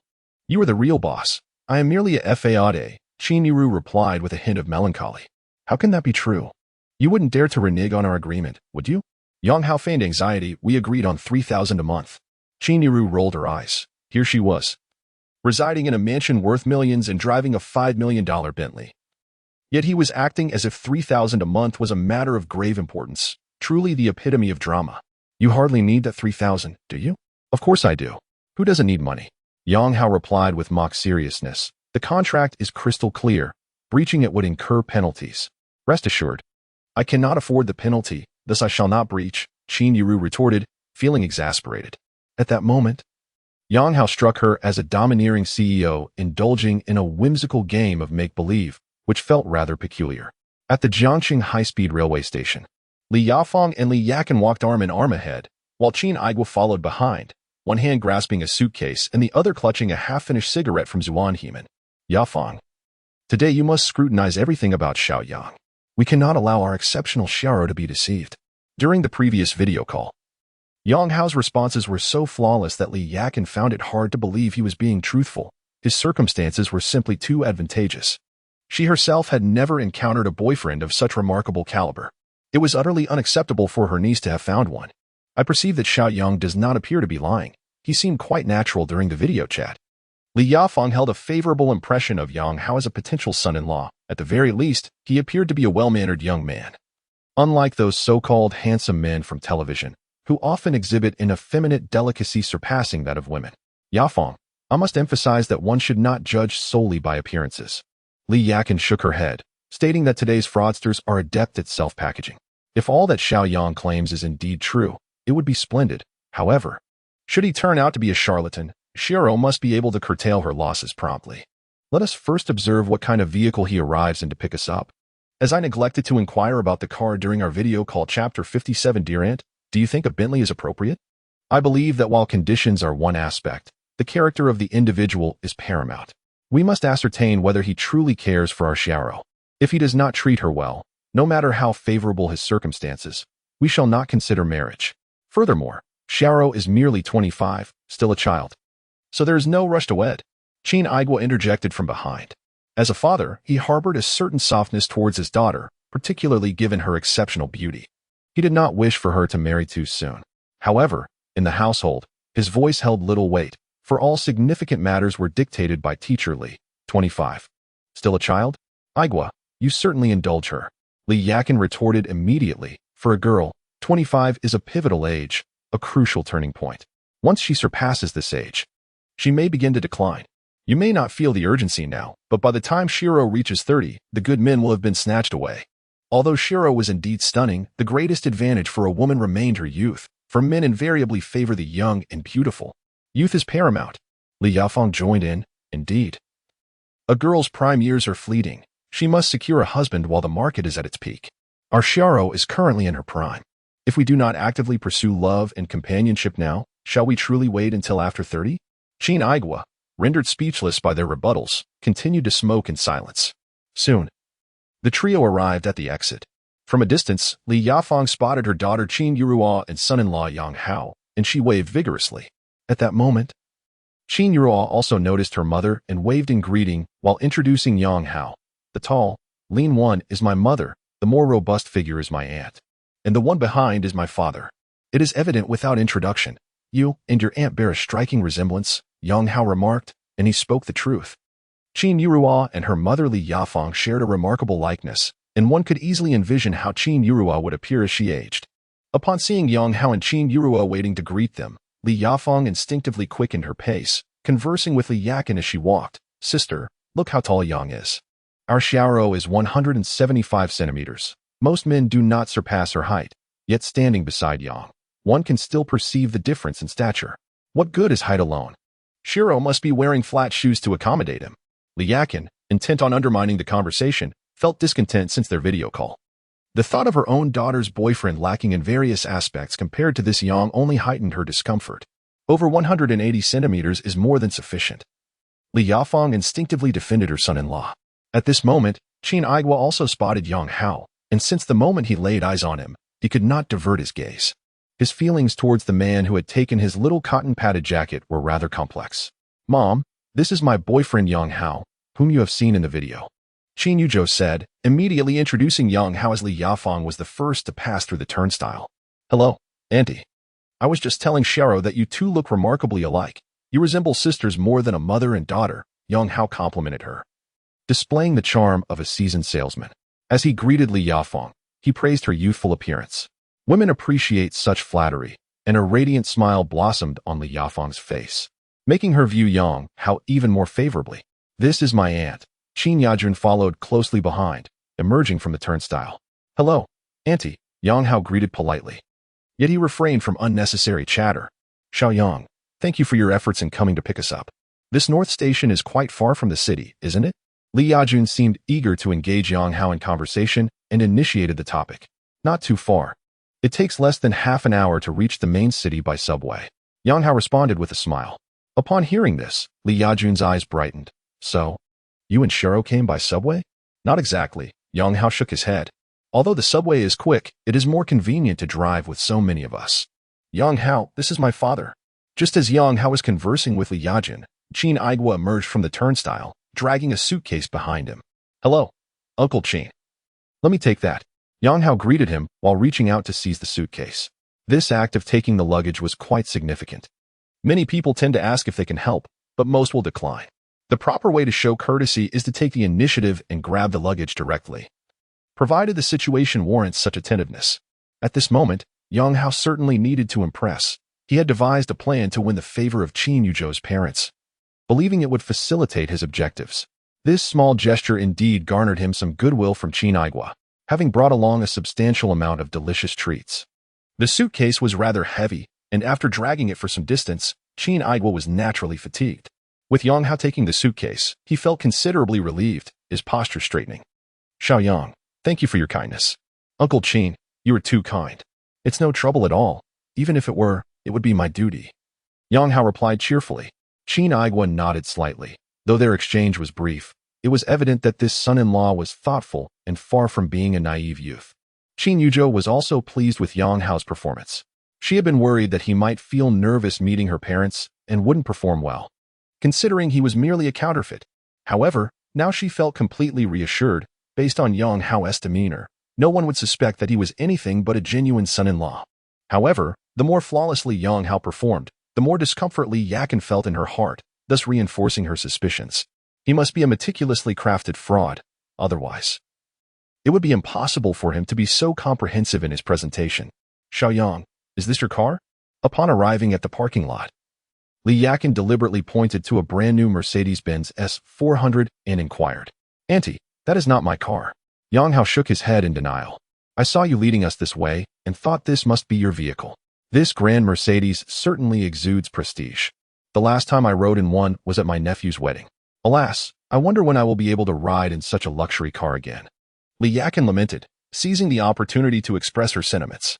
Yang Hao was acutely aware of Li Yakin's intentions. She was speaking for him and also probing. This snobbish aunt must believe that if Yang Hao's car were superior to this Mercedes, she would engage, but if not, she would remain silent. Yang Hao chose to remain silent, pretending not to hear. As expected, Li Yakin quickly concluded that Yang Hao's car was inferior to the Mercedes, and she followed up with, Xiaoyang, let us strive to ensure that Annie can ride in the grand Mercedes you drive in the future. Sister. Li Yafeng felt her older sister's words were somewhat excessive and was about to speak up on Yang Hao's behalf when she heard her son-in-law say, Auntie, that might disappoint you. Relying on me, you won't be able to ride in a Mercedes. However, would a Bentley suffice? Chapter 58. I thought you all lived together. Yang Hao suddenly began to comprehend why online novels frequently feature the trope of a seemingly unassuming character who ultimately reveals their true strength. It was exhilarating. Truly exhilarating. So, you think you can trample me with your Mercedes S400? Come on then. Allow me to show you what a system is. What it means to be the fortunate child chosen by fate.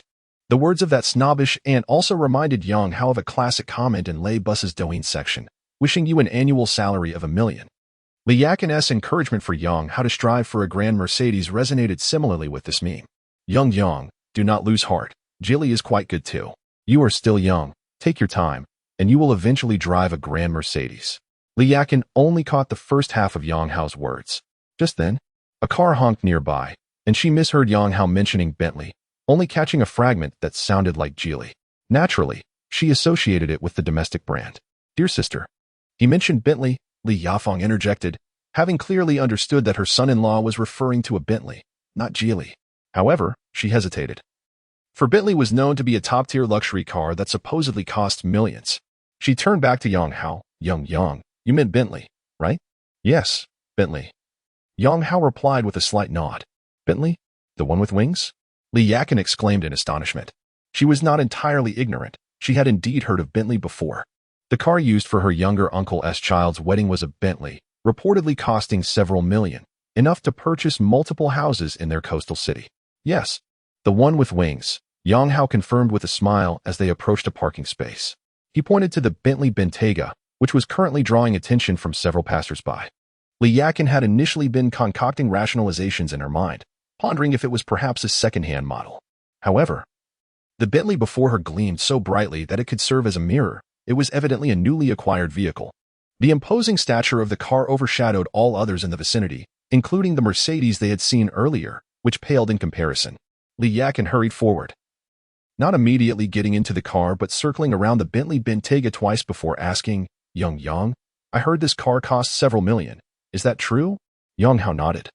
Yes, This model is around 5 million after tax. 5 million. My heavens.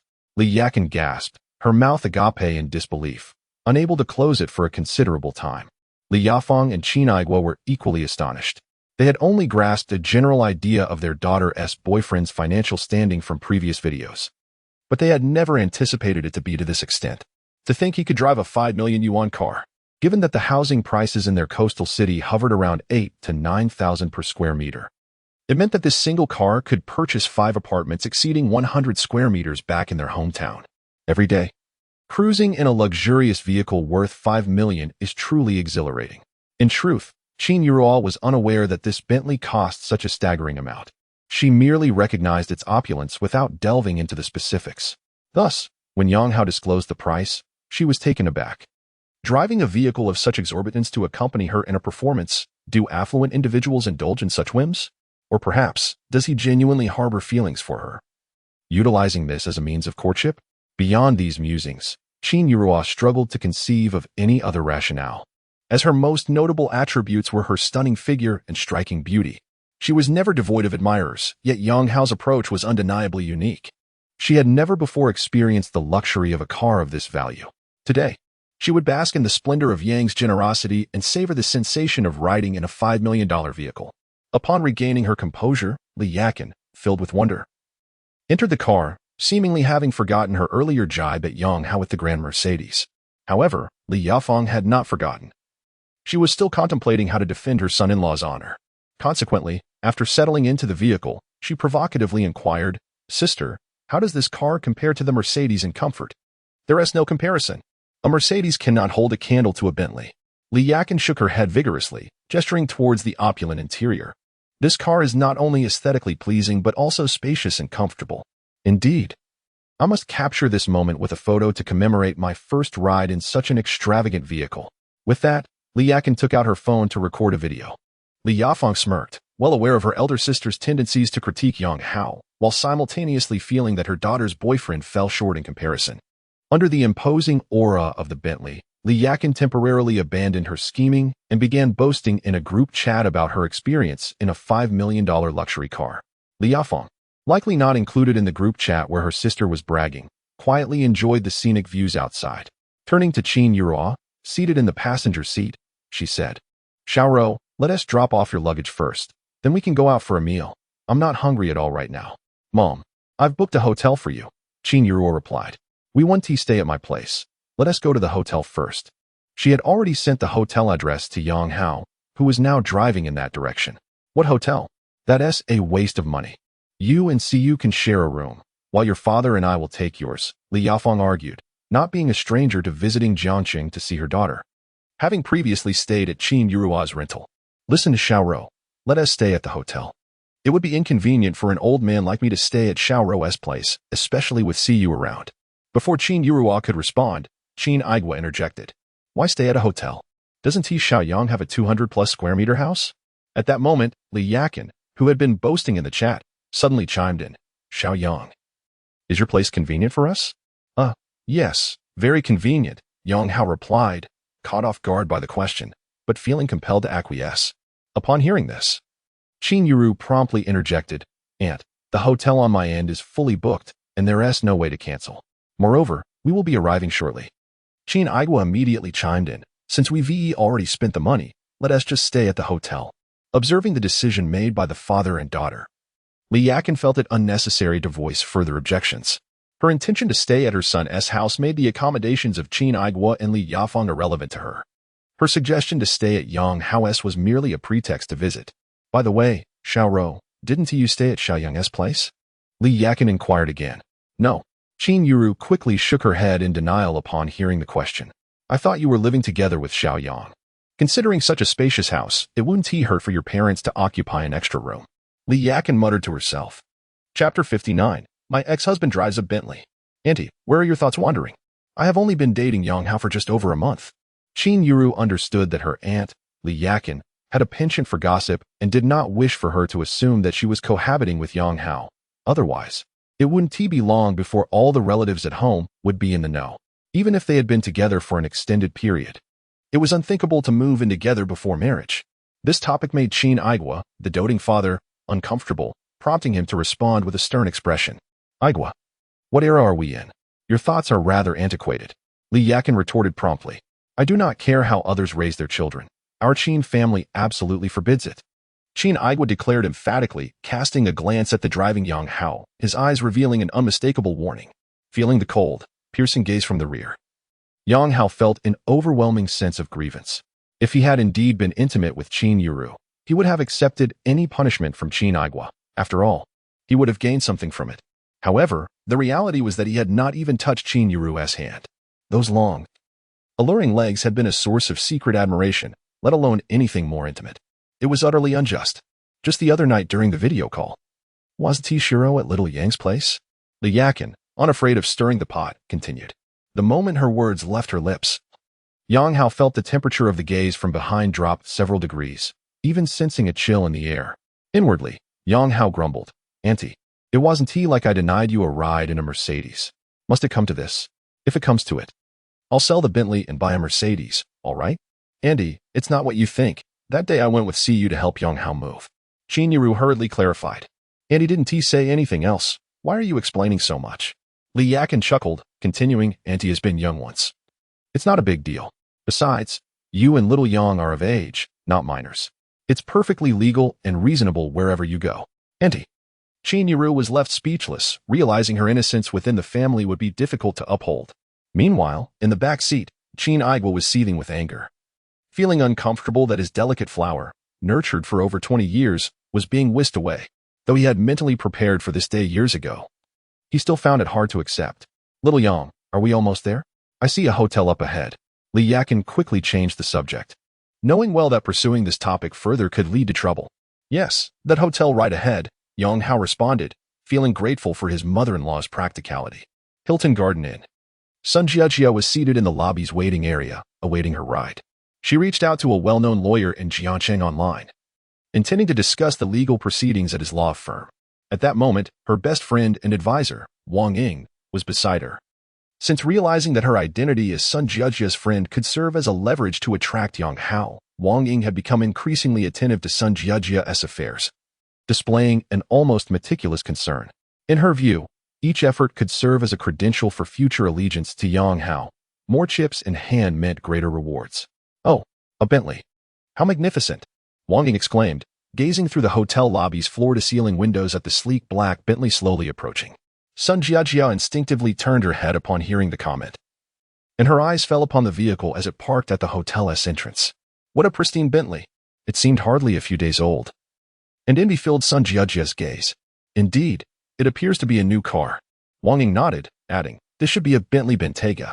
Even the base model costs nearly 3 million, while the high-end version exceeds 5 million, as I recall from Mr. Qian. 5 million. When will I ever ride in such a luxury car? Sun Jiajia's envy deepened. However, in the next moment, her admiration transformed into sheer astonishment. She stood frozen as she recognized Yang Hao stepping out of the driver's seat, calmly retrieving a suitcase from the trunk. The hotel's concierge promptly took the suitcase, beaming and engaging in conversation. Simultaneously, Yang Hao's current girlfriend exited the passenger side, her long, slender legs causing Sun Jiajia to feel inadequate as she instinctively adjusted the hem of her skirt resting on her knees. Wow, Haogu has even driven a Bentley, Wang Ying exclaimed, her reaction more pronounced, though her slip of calling him Haogu nearly betrayed her conflicted loyalties. Fortunately, Sun Jiajia's focus remained on Yang Hao, Qin Yuru, and the dazzling Bentley Bentayga, thus missing Wang Ying's casual reference to the man she typically referred to as that guy with the surname Yang. Jiajia. How much has that Yang been hiding from you? Wang Ying hastily corrected her address for Yang Hao, indignation coloring her voice. Driving a Bentley is simply outrageous. Quickly, help me take a picture. This is evidence. Sun Jiajia reacted swiftly, opening her phone's camera and handing it to Wang Ying while she lifted a magazine from the coffee table to shield herself. But Yang Hao knows me, she mused. As Sun Jiajia's confidant, Wang Ying was indeed acquainted with Yang Hao and had met him numerous times. You're wearing sunglasses, and at this distance, he might not recognize you, especially since he may not even glance in this direction. Ultimately, I cannot let him discover my presence. Otherwise, he might suspect something and possibly move his assets. Sun Jiajia buried her head in the magazine as she spoke. Meanwhile, Yang Hao was indeed oblivious to the two individuals seated in the corner of the lobby's resting area, for the hotel lobby was vast, adorned with a water bar, a reading nook, and even a grand piano. At that moment, a little girl was perched upon the piano bench, playing a melody, drawing the attention of passers-by, who unwittingly overlooked those in the secluded resting area. Consequently, Wang Ying was able to successfully complete her evidence-gathering task. Jia, they have gone upstairs. Once Yang Hao and his companions entered the elevator, Wang Ying returned her phone to Sun Jia. Did you capture everything? Sun Jia set the magazine aside and hurriedly checked the videos on her phone. Thanks to her quick reflexes, she had started recording early enough to capture the moments when Qin Aigua and Li Yafang exited the vehicle, as well as Yang Hao closing the car door. Although this did not definitively prove that the Bentley belonged to Yang Hao, it could serve as supplementary evidence of his wealth, or so Sun Jia believed. However, after viewing the video, a wave of distress washed over her, akin to a pang of angina. She instinctively pressed a hand to her chest, only to realize that her heart had always been quite healthy. It was not real pain, but rather the psychological anguish of witnessing her ex-husband driving a Bentley. Less than a month post-divorce, her ex had already acquired a Bentley. How could one endure such a predicament? Chapter 60, The Devoted and the Devotee Xiaoying. Do you think Yang Hao has met the woman's parents? Sun Jia inquired, her brow furrowed as she attempted to calm her emotions. Perhaps, Wang Ying nodded in agreement. This is far too swift. That Yang has no sense of decency at all. It's only been a few days since the divorce, and he is already considering remarriage. Sun Jia clenched her teeth, indignation radiating from her as she declared, I must promptly file a lawsuit to reclaim what is rightfully mine. At that moment, Sun Jia's ride arrived, and she swiftly took Wang Ying by the hand, exiting the hotel and heading straight to the prearranged law office. Meanwhile, upstairs in the hotel, the others were taking a break and engaging in casual conversation. Li Yakin sent a message to her son, Zhang Jichao, informing him of her arrival in Jiaqing and inviting him to join her at the hotel. However, Zhang Jichao replied that he was unable to come due to an unexpected work commitment. How absurd for them to have him working on a weekend. Li Yakin complained to Li Yafang while responding to her son. It's all right. There will be other opportunities, she reassured herself. For Li Yafang, Zhang Jichao's absence was inconsequential. In fact, a small part of her relished the idea, knowing well the character of her nephew. If he had joined them for dinner, he would likely have displayed that familiar air of scholarly arrogance, which he often exhibited even in front of elders during the New Year celebrations. Upon learning that her cousin, Zhang Jichao, would not be attending, Qin Yiru felt a sense of relief. She had previously advised Yang how to avoid conflict, and with Zhang Jichao not coming, there was no longer any need for concern. Besides, today's meeting was merely a formality to appease their parents. There was no need for extravagance. And the unexpected presence of Aunt Li Yakin was already beyond the planned arrangements.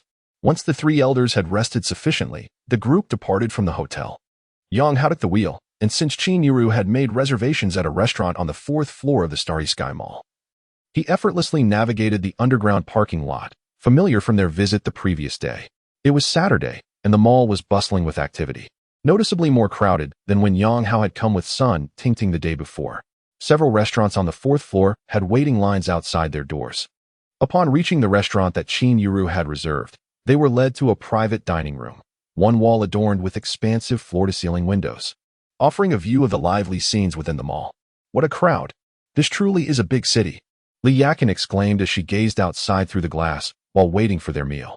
Suddenly, she spotted a familiar figure and, believing she might be mistaken, promptly nudged her sister, Li Yafang, seated beside her. Third sister, is that not our Jichao? Li Yafang immediately followed the direction of her finger and glanced over. Indeed.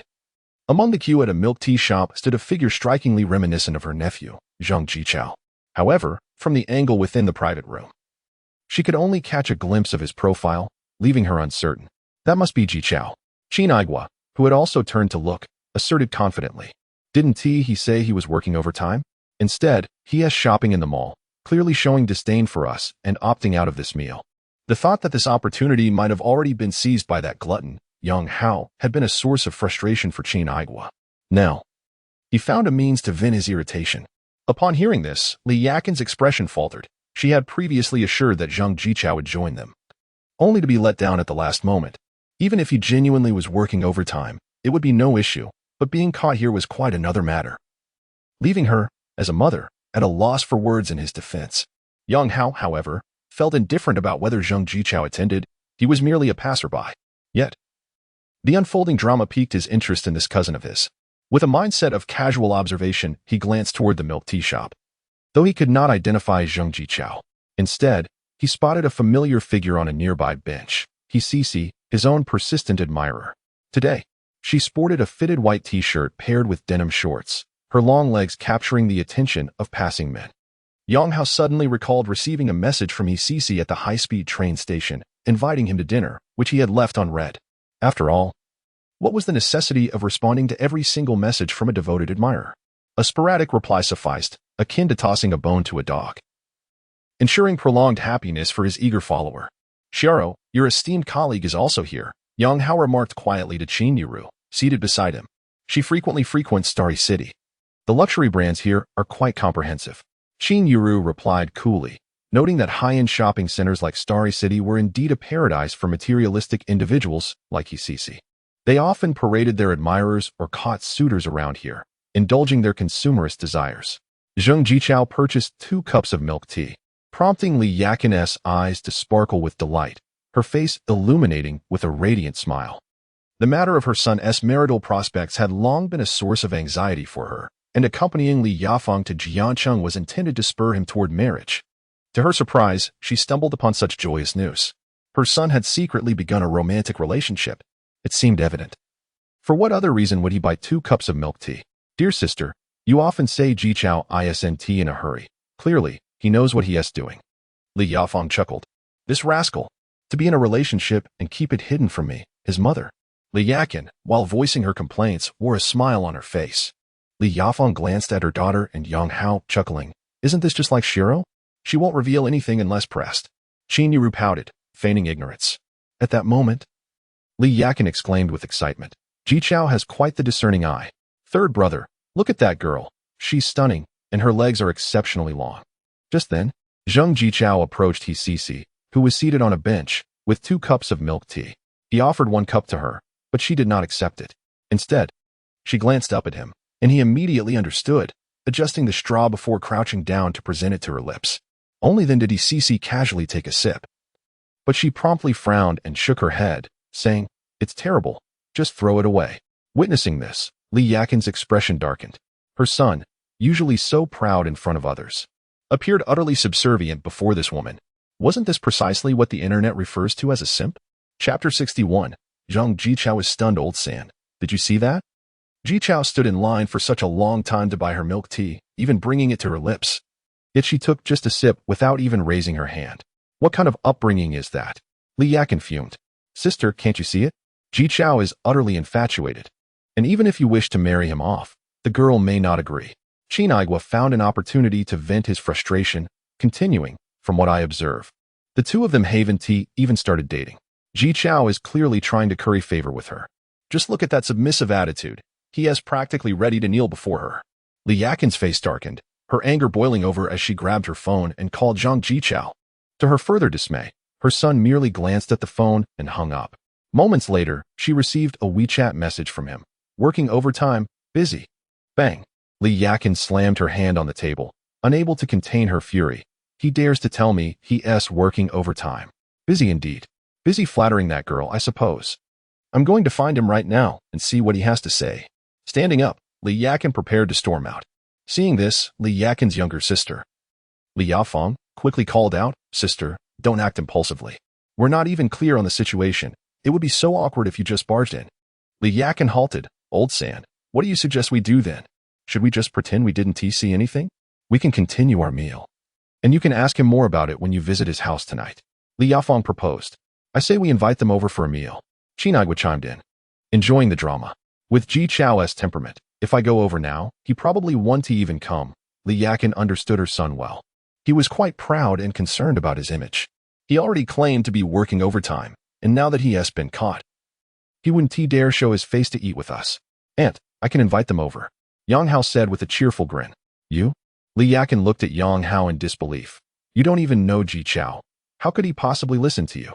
Qin added, Xiaoyang, you shouldn't get involved in this. You don't understand Jichao. He is particularly proud. If you go to invite him, he won't come. Yang Hao smiled mysteriously. If you want him to come, I have my ways. All right, Xiaoyang, go ahead and invite them over. Li Yakin was eager to meet the little vixen who had captivated her son. Her good son had turned into a sycophant before her eyes. This simply wouldn't he do. Okay. Yang Hao replied, then took out his phone to send a WeChat message to his CC. Come to Jiang and Rinjia, room 108, for dinner with your friend. 2 seconds after sending the message, Yang Hao observed his CC rise from the bench. Her expression one of astonishment as she gazed at the sign of Jiang and Rinjia. In the next moment, he received her reply. Brother Yang, did you see me? Yang Hao responded, yes, come over. Xiao Rou is here too. His CC, the devoted admirer, all right. His CC, the devoted admirer, you don't need to bring that friend, right? It's just a chance encounter. We're not very close. Yang Hao, bring her along. His CC, the devoted admirer, fine. On the other side. Seeing his CC continuously messaging someone, Zhang Jichao felt a pang of frustration. He had been pursuing his CC for 3 months, yet tangible progress eluded him. Last night, he attempted to invite her out for dinner today, only to be met with silence. Just when he thought his chances were utterly dashed. This morning he unexpectedly received a message from his CC. She explained that her phone had died last night and she had gone to bed early. Hence she missed his message, but she accepted his invitation. Naturally, Zhang Jichao was elated at what he thought was a lost cause, and thus this date materialized. However, his CC seemed preoccupied. Although she was physically present, her mind appeared elsewhere, as she brazenly engaged in conversation with a man via messaging. Zhang Jichao felt a swell of annoyance, but found himself powerless, as they were not in a romantic relationship. CC, let us go for a meal. That newly opened Japanese restaurant is really splendid. Zhang Jichao interjected, eager to assert his presence. I don't want Japanese cuisine. Come with me to meet a few friends. His CC replied coolly. Huh? Meeting friends? Zhang Jichao was momentarily taken aback, only to be engulfed by jubilation. The goddess was inviting him to meet her friends, implying she might be inclined to accept him. Even if it meant pretending to be her boyfriend, it was a step toward deepening their bond. Sure. Where shall we eat? It's on me. Zhang Jichao nodded enthusiastically. That place, his CC said, pointing at the Jiang and Rinjia sign, before striding purposefully in that direction. Is it that close? Zhang Jichao had already taken note of Jiang and Rinjia. It had been among his considerations for dining with his CC. However, he had dismissed it due to its more modest pricing compared to a fancier Japanese restaurant he had in mind. When treating the goddess, he believed it prudent to choose a venue that was the most upscale within his financial means. He had even contemplated Crab Palace, but ultimately ruled it out due to its exorbitant prices. Now, seeing his CC's choice of Jiang and Rinjia for meeting friends, Zhang Jichao felt a surge of confidence, knowing the expenditure would not be exorbitant. CC, this meal is on me. Please don't let your friends pay. Zhang Jichao hastened to match his CC's pace, projecting an air of generosity. No need for that. His CC casually remarked that the person who invited her was none other than Yang Hao, a wealthy magnate residing in the Jiangzhou garden. Surely, he would not require her friend to foot the bill for such a lavish meal. No way. It is my first time meeting your friend. I cannot allow him to bear the expenses.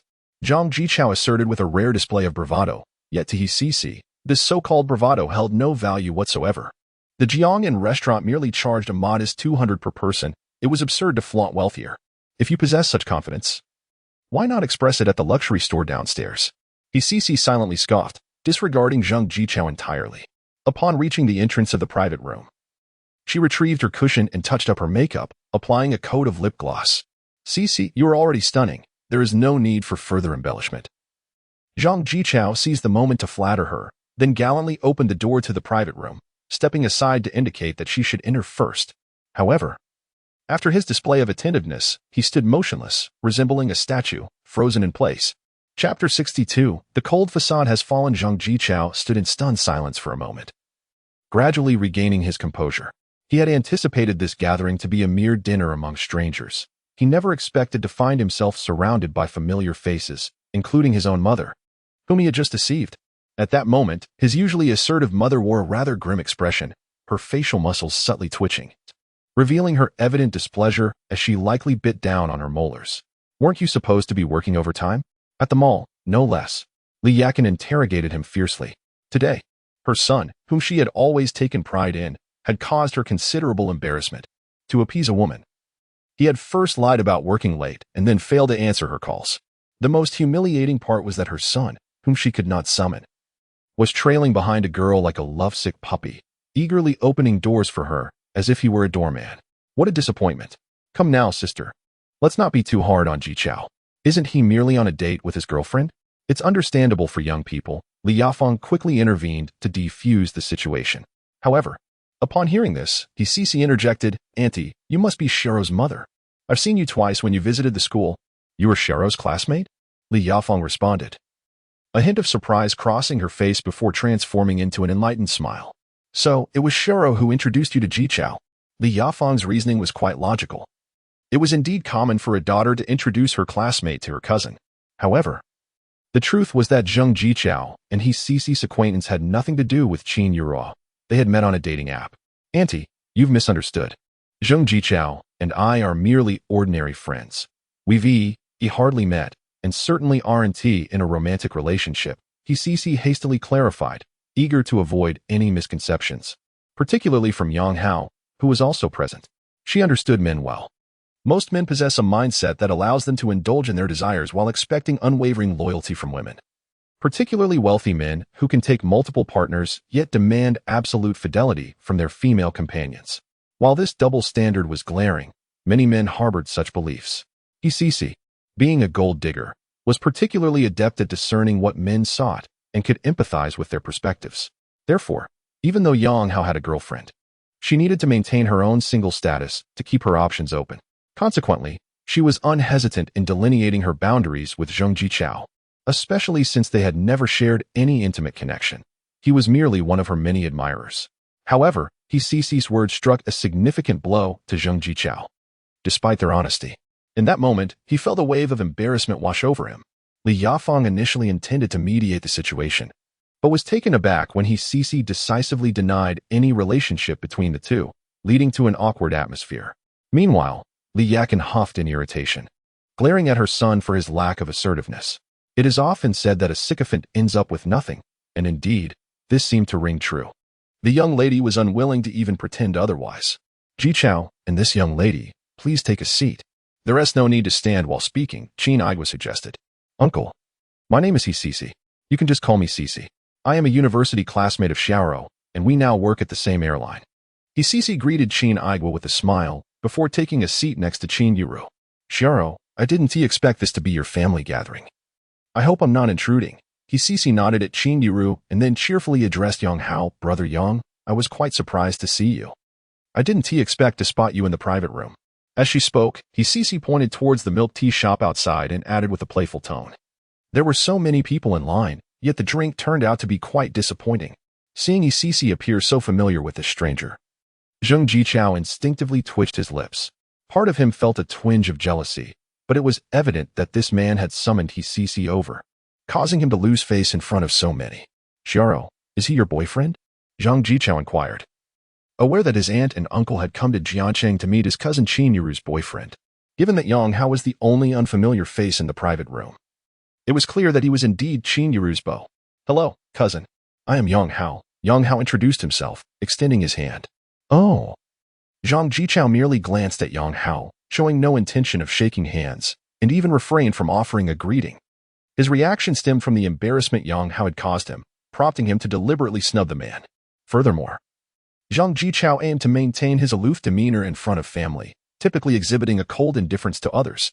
Had his earlier sycophantic behavior not been witnessed by everyone, his treatment of Yang Hao would not have raised any eyebrows.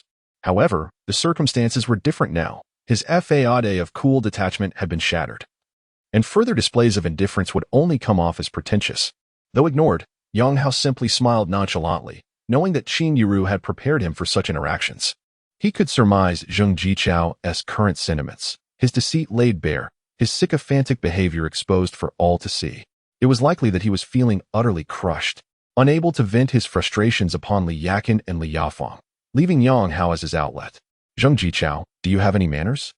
Yang is trying to shake your hand. Can't you see? Li Yaqin seized the opportunity to vocally reprimand him. Was I? I didn't notice. Zhang Jichao disdainfully curled his lip. Now you understand, right? Apologize to Xiao Yang. Li Yaqin reprimanded once more. No need, no need. We are all family. It's not a big deal, Yang Hao quickly interjected, striving to mediate the situation. He had no intention of causing offense today. His sole desire was to complete the task at hand successfully. It would be pointless to let such a trivial matter lead to discord after all their previous efforts. Zhang Jichao continued to feign ignorance, lifting his cup of water and drinking quietly. Observing this, Li Yakin could only cover for her ungrateful son, Xiaoyang. Do not stoop to his level. He has studied so much yet remains utterly oblivious to the ways of the world. Chapter 63, Completion of Phase 2 Task. As he stood before a multitude, Zhang Jichao felt his face flush with embarrassment as his mother reprimanded him. He was acutely aware of his own discourtesy, yet the prospect of offering a sincere apology was utterly out of the question, especially since the situation had indirectly caused him to lose face. There was no way he would bow his head in this instance. Fortunately, the arrival of the server with the dishes provided a timely reprieve for Zhang Jichao. Soon, a sumptuous array of delicacies adorned the table, and the guests engaged in light-hearted conversation. Li Yafeng, being considerate of her nephew Zhang Jichao's dignity, skillfully steered the discussion towards topics he excelled in, thus granting him an opportunity to shine. As several glasses of wine were consumed, Zhang Jichao began to emerge from the shadows of his earlier embarrassment. Emboldened by the effects of alcohol, eager to present himself favorably in front of CC. What does Xiaoyang do for a living? There are generally two ways to showcase oneself, the first being the straightforward and brash display of one's accomplishments, and the second involving the subtle undermining of others to highlight one's own superiority. Zhang Jichao clearly favored the latter approach, seeking to avenge the humiliation he had suffered. Sales, Yang Hao replied casually. As an experienced sales veteran who had navigated countless social gatherings, he immediately sensed Zhang Jichao's intentions and felt a wave of exasperation wash over him. It was akin to lighting a lantern in a restroom, merely seeking filth. However, recalling Li Yakin's characteristic behavior, Yang Hao found some understanding. Like mother, like son, the power of hereditary traits is indeed formidable. Sales. That profession is rather unstable. Isn't it? Zhang Jichao mused, a look of concern creeping onto his face as he feigned worry for Yang Hao's future. Indeed, it can be quite precarious. Just recently, I was on the brink of unemployment. Yang Hao followed Zhang Jichao's lead, silently cursing himself for merely playing along without any intention of boasting. I knew it. Sales positions are among the most unstable. Zhang Jichao nodded, appearing to have his suspicions confirmed. Which university did you graduate from? What was your major? Why not consider joining our company? I could provide an internal recommendation. Ahem. At this point, Li Yakin quickly cleared her throat, interrupting her son's misguided attempt at bravado. Jichao, Xiaoyang is doing quite well in his career. There is no need for your concern. I'm merely offering my good intentions. Zhang Jichao, still not finished with his display, continued. Xiaoro is a flight attendant. Her career relies on youth. Once she becomes pregnant after marriage, it's highly likely she will have to resign. After all, one cannot continue to fly while expecting. Therefore, the burden of providing for the family will rest squarely on Xiaoyang's shoulders. He must secure a stable income. Our organization is a Fortune Global 500 enterprise, enjoying stable and substantial income. If Xiaoyang were to work here, should Xiaoro decide to resign after marriage, she would have no cause for concern. As Zhang Jichao spoke, he instinctively glanced at his CC seated beside him. Though his words were directed at Yang Hao, they were, in essence, intended for his CC's ears. The unspoken implication was clear. Your career as a flight attendant is merely a transient phase. The future remains uncertain. Should you choose to be with me? Resigning would pose no issue. I am capable of supporting you. Zhang Jichao believed his statement to be profoundly reasonable, serving as a subtle insinuation to his CC. He felt utterly pleased with his performance, yet was disheartened by the lack of support from those around him. Such a logical argument, and yet no one rallied behind it? Brother Super, I have never contemplated resigning, nor do I wish to rely on anyone else. It is always preferable for a woman to be self-sufficient. The sole voice of dissent was Qin Yiru, and her viewpoint diverged sharply from Zhang Jichao's. Xiaoro, I speak only of objective facts. At this moment, you may feel that way, but once you are truly pregnant, your perspective will likely change. Zhang Jichao remained steadfast in his stance, but before he could elaborate, Li Yakin shot him a disapproving glance. Stop worrying about Xiaoro and focus on your own affairs. Yang's annual salary is in the millions, even if it fluctuates. Could he not support Xiaoro? Honestly, you don't even have a girlfriend yet you presume to dispense advice. Li Yakin could no longer contain herself. Had she been unaware of Yang Hao's capabilities, she would have relished watching her son attempt to surpass him.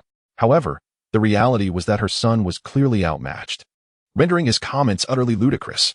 It was akin to certain players from the national football team, in an interview, dismissing Messi as merely a product of a system, an utterly misplaced assessment of their own abilities.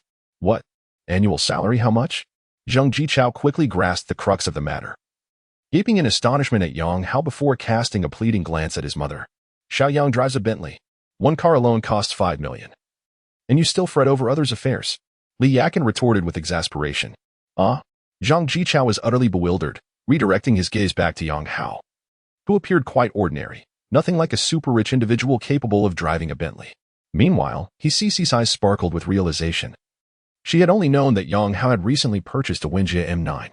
She had previously thought that someone of Yang Hao's wealth could not possibly own just one vehicle. Indeed, he possessed a Bentley. As she had surmised, he was a true affluent individual. Xiaoyang, what sales are you involved in? Can one genuinely earn millions in a year? Zhang Jichao steadied himself, fixing his gaze upon Yang Hao, inquiring whether one could often discern deceit through the eyes. Naturally, Zhang harbored doubts regarding the plausibility of this seemingly ordinary man earning several million in a year, and thus sought to uncover any inconsistencies through his questions. I am the Deputy General Manager of the Sales Department at Xinyuan Group. Yang Hao briefly introduced his company, highlighting its diverse ventures, such as renewable energy and large machinery. Zhang Jichao was already familiar with Xinyuan Group, for it was quite renowned in Jiangqing, being a conglomerate valued at over 100 billion. Consequently, upon learning of Yang Hao's position as the Deputy General Manager of Sales, a sense of disappointment washed over him. If Yang truly held such a significant role in a prominent company, earning a few million annually was certainly within the realm of possibility. After all, sales professionals thrive on commissions, and within a corporation of Xinyuan's magnitude, the income potential for a deputy manager is remarkably expansive. Cousin, I appreciate your goodwill and understand your concern for me and Xiaro. However, should the situation you mentioned arise, I am confident I can provide for her. Yang Hao responded with humility, sharing his plans. Moreover, I hold great respect for Xiao's personal choices. If she wishes to work, she may do so. And if she prefers not to, she could manage the household or even run a shop. Just the other day, I acquired a storefront and am contemplating a side venture. Upon hearing his words, Li Yafeng and Qin Aigua exchanged glances of satisfaction. They had encountered wealthy individuals before, yet their impressions were often unfavorable. Most appeared arrogant and dismissive, as if their wealth entitled them to command the world's attention. In contrast, Yang Hao, having amassed such considerable fortune at a young age, remained modest and respectful, particularly towards his daughter, a truly rare quality. Ding. The second phase of the task Assist the Daughter for Joy has been completed. Reward. Red envelopes, small, X2, information package X1. Chapter 64. One word, cheap. Ding. Congratulations, host, for successfully commencing the third phase of the task. Task content. Enhance the relationship with the target. Task rewards, distributed in phases. Red envelope, medium, 1, intermediate blind box 1, skill card 1. As Yang Hao still reveled in the joy of completing the second phase of the task, the voice of the system echoed once more, announcing the unexpected initiation of the third phase. Moreover, the rewards for this task were exceedingly generous. The skill card, a coveted item, had reappeared. However, the task content left Yang Hao in a state of perplexity, enhancing the relationship with the target. How exactly does one achieve this upgrade? Is it through profound communication, a visceral connection, or perhaps emotional resonance? Lacking a definitive standard, he could only embark on a journey of exploration. Ding. Yes, no. Open the red envelope. As Yang Hao pondered in silence, the system's voice resonated again. Yes. He instinctively issued the command, only to be immediately engulfed by regret. Wait. Yang Hao recalled that upon opening the red envelope, small, the rewards distributed by the system were always processed through Alipay.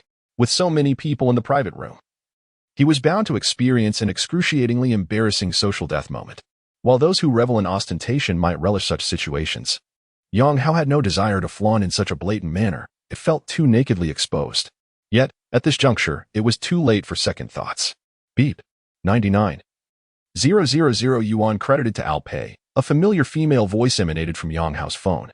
In an instant, all eyes in the private room shifted towards him. 990,000. For those present, it was an astronomical sum. And yet, this substantial amount had effortlessly transferred into Yang Hao's Alipay account. For most individuals, only a modest sum would find its way into Alipay for casual spending, while significant deposits were securely housed in banks for peace of mind. Yet, for Yang Hao, a staggering 990,000 had casually appeared. Indeed, the pocket money of the wealthy consisted of figures that ordinary people could only dream of. Cough, cough. I wonder which distributor mistakenly credited my Alipay account with the payment. Yang Hao offered a solemn explanation. However, his feeble excuse was met with disbelief. What distributor would transfer payments to Alipay? Such transactions typically went through corporate accounts. Nevertheless, an alternative explanation surfaced. It could be a kickback. Such funds were undoubtedly routed to personal accounts, but in today's climate, where vigilance was paramount, cash transactions prevailed. Transferring such a conspicuous amount to Alipay was rather ostentatious. It was evident that Yang Hao was quite the busy bee. Li Yakin chuckled, adeptly smoothing over the situation. On the way here, she had contemplated interrogating Yang Hao, intent on exposing his deceitful facade. Yet now, she had abandoned that notion. After all, he was the vice president of a major corporation. Arriving in a 5 million yuan Bentley and casually receiving 990,000 in pocket money through Alipay. Such a person could not possibly be a fraud. He must be a genuine tycoon. When faced with the affluent Yang Hao, Li Yakin's thoughts were rather straightforward. She sought opportunities to cultivate a favorable relationship with him. For one never knows when such connections might prove beneficial in the future, especially if he were to marry her niece, Qinyiru. Then seeking his assistance would be all the more justifiable as a relative. Although her mother had completely switched sides, Zhang Jichao was still unwilling to be overshadowed so easily. Yang Hao's words appeared quite flawless, yet one could not help but question the ostentatiousness of the operation that signaled 990,000 yuan arriving via Alipay. Was it not reminiscent of a mobile ringtone? There had been a ringtone that went viral for signaling a 1,000,000 yuan deposit. Zhang Jichao pondered silently for a moment before jokingly remarking, "If it hadn't come from Xiao Yang's phone, I would have thought it was merely a prank ringtone." Although he spoke in jest, the implication of his words was clear. He doubted the authenticity of the 990,000 yuan. Upon hearing him, Li Yakin, who had already switched allegiances, raised her eyebrows. Deep down, she struggled to believe that her niece, Qinyiru, had indeed found such a remarkable billionaire. This comparison diminished her own daughter's standing, and Zhang Jichao's comments brought to mind that once popular ringtone. It was not entirely implausible. Who would deposit such a substantial sum into Alipay? With these thoughts swirling in her mind, Li Yakin cast a fierce glare at Zhang Jichao and feigned anger, exclaiming, "What nonsense are you spouting? How could Xiaoyang possibly use such a ringtone?" While she appeared to chastise Zhang Jichao, she was indirectly emphasizing the plausibility of the ringtone's existence. "I was merely jesting. Xiaoyang would never use such a ringtone, right, Xiaoyang?" Zhang Jichao quickly grasped his mother's intent and chimed in. Observing the playful exchange between mother and son, Yang Hao felt a twinge of exasperation. He had intended to maintain a low profile and avoid ostentation, yet what he received in return was skepticism and veiled mockery. Very well, if that was the case, he would abandon his pretense. Yang Hao smiled and nodded, saying, "Indeed, I have heard that ringtone." While he echoed the sentiments of the mother and son, he silently issued a command to activate another small red envelope that he had planned to open later. Ding. Alipay deposit of 880,000 yuan. Zhang Jichao was poised to launch another offensive, hoping to expose Yang Hao's supposed use of the ringtone to unmask his duplicitous nature. However, the familiar female voice resonated once more, this time with a different amount. The sum had shifted from 990,000 to 880,000. This left Zhang Jichao utterly dumbfounded. For the change in figures essentially refuted his hypothesis. If it were indeed a ringtone, the amount should have remained at 990,000. Though modern mobile phones boast an array of features, they had yet to achieve the capability of randomizing numerical amounts with each ringtone alert, especially Yang Hao's phone, which lay untouched on the table since the sound of 990,000 yuan arriving via Alipay had echoed through the room. This unequivocally eliminated any possibility of him manipulating or altering the phone's ringtone, thereby indirectly confirming that what everyone had heard was not merely a ringtone, but the genuine arrival of such a substantial sum into Yang Hao's Alipay account. An astounding 990,000 yuan in one transaction, followed by another of 880,000 yuan. In a mere few minutes, Yang Hao had amassed a staggering total of 1,870,000 yuan. His ability to generate wealth was tantamount to that of a money-printing machine. Apologies, yet another payment has come through. I had previously advised the distributors against making payments over the weekend, but they chose to disregard my counsel. Yang Hao began to explain once more, though this time his demeanor had shifted. His initial desire to conceal the truth had given way to a new mindset. If being low-key and humble only invites skepticism and veiled mockery, then perhaps it is time to embrace a more ostentatious approach. Some individuals require a blatant display of success to silence their criticisms. In a word, it is disdainful. Chapter 65, Genuine Luxury Cars and Imitations Indeed. This time Zhang Jichao refrained from his usual prattling, as the lines he had meticulously crafted in his mind became utterly unnecessary. In just a few fleeting minutes, a staggering sum of 187 million had been credited. Setting aside the likelihood that Yang Hao's so-called payment was a mere fabrication, even if it were genuine, the rapid influx of such a substantial amount would undoubtedly yield him a significant commission. Being the deputy general manager of the sales department and the person responsible for this transaction, in essence, it is evident that acquiring wealth comes effortlessly to the affluent. Zhang Jichao strategically took a sip of water to mask his discomfort. Meanwhile, Li Yakin plastered on a smile, once again extolling Yang. You truly exemplify the prowess of a vice president in a major conglomerate, remaining so industrious even on weekends, engaging in substantial business. Truly impressive. You may be a few years younger than Jichao, yet your accomplishments have left him far behind. Jichao, you ought to learn from Yang in the future. At this juncture, Li Yakin had completely relinquished her resistance, contemplating how she might leverage her connection to Yang Hao. Naturally, her thoughts turned to her son, Zhang Jichao, who was also striving in Jiacheng. Although his current position was relatively stable, his earnings were merely average. If Yang Hao could lend him a hand, perhaps he too could ascend. However, Zhang Jichao remained silent, his head bowed, feigning ignorance. His pride was one factor, but more significantly, he felt an overwhelming sense of humiliation. Mere moments ago, he had boasted to Yang Hao about his potential departure to their company, offering to assist with an internal recommendation. Yet, now, the tables had turned dramatically, with his mother pleading for assistance from the very person he had dismissed, leaving him uncomfortable. Of course, this was only a secondary concern. The primary reason for his disquiet was the presence of his goddess, Hisisi, standing nearby. He wished to maintain a modicum of dignity and could not bring himself to openly fawn over the wealthy in her presence. Unbeknownst to Zhang Jichao, Hisisi held a profound appreciation for him at this moment, as his steadfastness had only reinforced her belief that Yang Hao was indeed a man of considerable wealth, possibly one of those elusive billionaires who orchestrate the operations behind the financial curtain. It is a well-known fact that many affluent individuals remain obscured from the public eye, and the fortunes of those visible to us represent merely the tip of the iceberg. The so-called richest among us are but the visible elite, while those hidden behind the scenes possess unimaginable wealth. They lead lives of opulence beyond the comprehension of ordinary folk.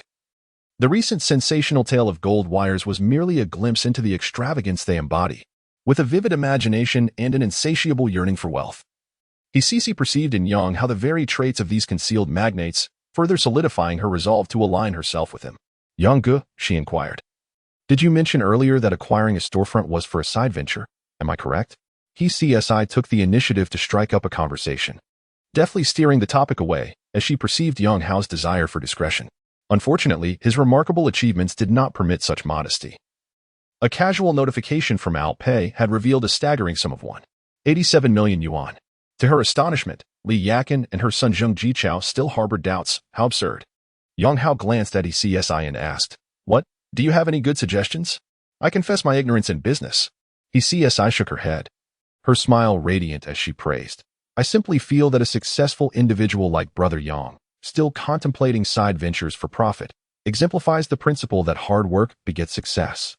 Indeed, Li Yakin readily echoed, casting a glance at her son Zhang Jichao. Jichao, you should engage more with Yang for learning. Zhang Jichao mumbled in vague agreement, strategically sipping his drink. At that moment, he wished for the dinner to conclude swiftly. Otherwise, he dreaded the potential scorn from his mother. The crux of the matter was that he had no grounds to refute her. In contemporary society, wealth had become an essential marker of success. Once entering the workforce, few would pay attention to one's educational background or talents. Instead, it was the salary, the type of residence, and the car one drove that captured others' interest. In the presence of Yang Hao, Zhang Jichao's sole asset was his academic qualifications, yet this was precisely what elicited little attention. Aside from Zhang Jichao, the others at the meal seemed to be enjoying themselves, particularly Li Yaofeng, who was exceedingly pleased with her son-in-law, Yang Hao. Throughout the dinner, her smile hardly wavered. After the meal, the group proceeded to the underground parking lot. Zhang Jichao had driven there himself, piloting a 7-year-old Zodi SR9. However, he proudly claimed to be the owner of a Porsche Macan. His audacity stemmed from Zodi's dubious practices. The SR9 model was a blatant imitation of the Macan, and when purchased, it even came with a full set of Porsche emblems. Consequently, many uninformed women fell victim to this deception, mistakenly believing they had nabbed a wealthy boyfriend who drove a Porsche, only to discover he was merely driving a Zodi. Zhang Jichao's Zodi SR9, a second-hand purchase from a few years prior, had served him well, deceiving several women. Yet, in the presence of the affluent Yang Hao, he dared not admit to driving a Porsche. Such a claim would be transparently false.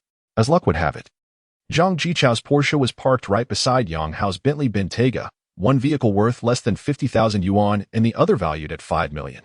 This situation was ripe for amusement, a counterfeit luxury car juxtaposed against a genuine masterpiece. Zhang Jichao found himself in an awkward predicament when he arrived at the mall. Yang Hao had not yet arrived, so he had failed to notice the Bentley. Now, with both cars gleaming in proximity, he suddenly found himself devoid of the courage to even retrieve his car keys. In this fleeting moment, he truly grasped the essence of life's disparities. Were it not for the connection with his cousin, Qin Yuru, he might have never had the opportunity to dine at the same table as Yang Hao, the owner of a Bentley. As he walked alongside Qin Yuru and caught sight of Yang Hao's Bentley Bentayga, a spark ignited in her eyes. Given that most internet celebrities prefer flaunting wealth with a Rolls-Royce, in recent years, affluent individuals in the country have leaned towards the more understated Bentley, a characteristic that perfectly matched Yang Hao's vehicle. This further solidified Ci's conviction that her speculation was indeed correct. Yang Hao was the type of invisible tycoon orchestrating affairs from behind the scenes. I've called for 2 drivers. They should be arriving soon. Cousin, is your car parked nearby? On such an occasion, drinking was a given. Both Yang Hao and Zhang Jichao had indulged, adhering to the principle of not driving after consuming alcohol. As Yang Hao emerged from the restaurant, he summoned 2 drivers. Upon hearing Yang Hao's inquiry about his car, Zhang Jichao felt even more reluctant to produce his car keys. He merely gestured toward the distance. It's over there. Zhang Jichao intended to let Yang Hao leave first when the drivers arrived, allowing him to have his vehicle taken away without the awkwardness of directly handing over the keys. At that moment, the 2 drivers Yang Hao had summoned arrived. One was tall and the other short, both clad in blue vests from a driving service company. May I ask if Mr. Yang is here? The taller driver inquired. That's me. Yang Hao waved and pointed to the sleek Bentley Bentayga beside him. This car. Please take it to the Hilton Garden Inn. Ah? A Bentley? The tall driver examined the pristine black vehicle, a troubled expression crossing his face. Brother, I can't drive this. It's too expensive. Yang Hao was momentarily taken aback, as he had never considered such a scenario. In the past, neither his own vehicles nor those of his clients had been so luxurious that a driver would hesitate to operate them. It's fine. You drive it. If anything happens, I'll take responsibility. Yang Hao nonchalantly waved his hand. Brother, I only do this as a part-time job. I think I'd better pass, the driver replied. You called for 2 drivers, right? I'll take the other car. Before Yang Hao could respond, the shorter driver interjected, Old Gao, I can't drive this Bentley. You should take it. I can't risk it. If I crash it, I wouldn't be able to pay. The tall driver shook his head. Forget it. I'm not taking this job. Sir, I sincerely apologize. With that, the tall driver promptly canceled the order and sped away on his electric scooter. Yang Hao was left both amused and perplexed. He never anticipated that driving an extravagant car would bring about such troubles. At that moment, the shorter driver spoke up again. Brother, don't think Old Gao is overreacting. Just the other day, a fellow driver crashed a Ferrari due to inexperience. He had to sell his house just to cover the damages. Yang Hao nodded in understanding. I see. Brother, what kind of car is that? If it's as expensive as this one, I will leave. I truly apologize, the short-statured driver remarked earnestly. You may inquire with him. Yang Hao gestured towards Zhang Jichao, who was equally oblivious to the identity of the vehicle in question. Zhang Jichao glanced at Yang Hao's Bentley, then at his own Porsche Taycan, his lips twitching as he grappled with whether to claim it was a Porsche or a Zodi. At that moment, Cici interjected with a decisive answer. Pointing to the Zodi SR9 parked beside the Bentley, he drives a Porsche. Throughout their conversations, Zhang Jichao had often alluded to his ownership of a Porsche, sharing photos of himself grasping its steering wheel with one hand in social media circles.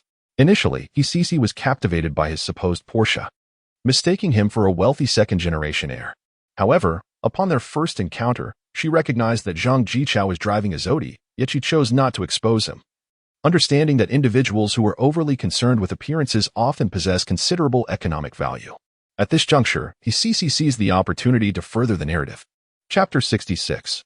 I am off for a shower. Upon hearing he sees words, Zhang Jichao was instantly struck by a sense of irony, akin to lifting a stone only to drop it on his own foot. He had persistently boasted that he drove a Porsche. Yet the repercussions of his fib had arrived with alarming swiftness. To feign a Porsche in front of so many witnesses, especially with affluent individuals like Yang Hao present, was utterly humiliating. At that moment, Zhang Jichao yearned for a hole to burrow into.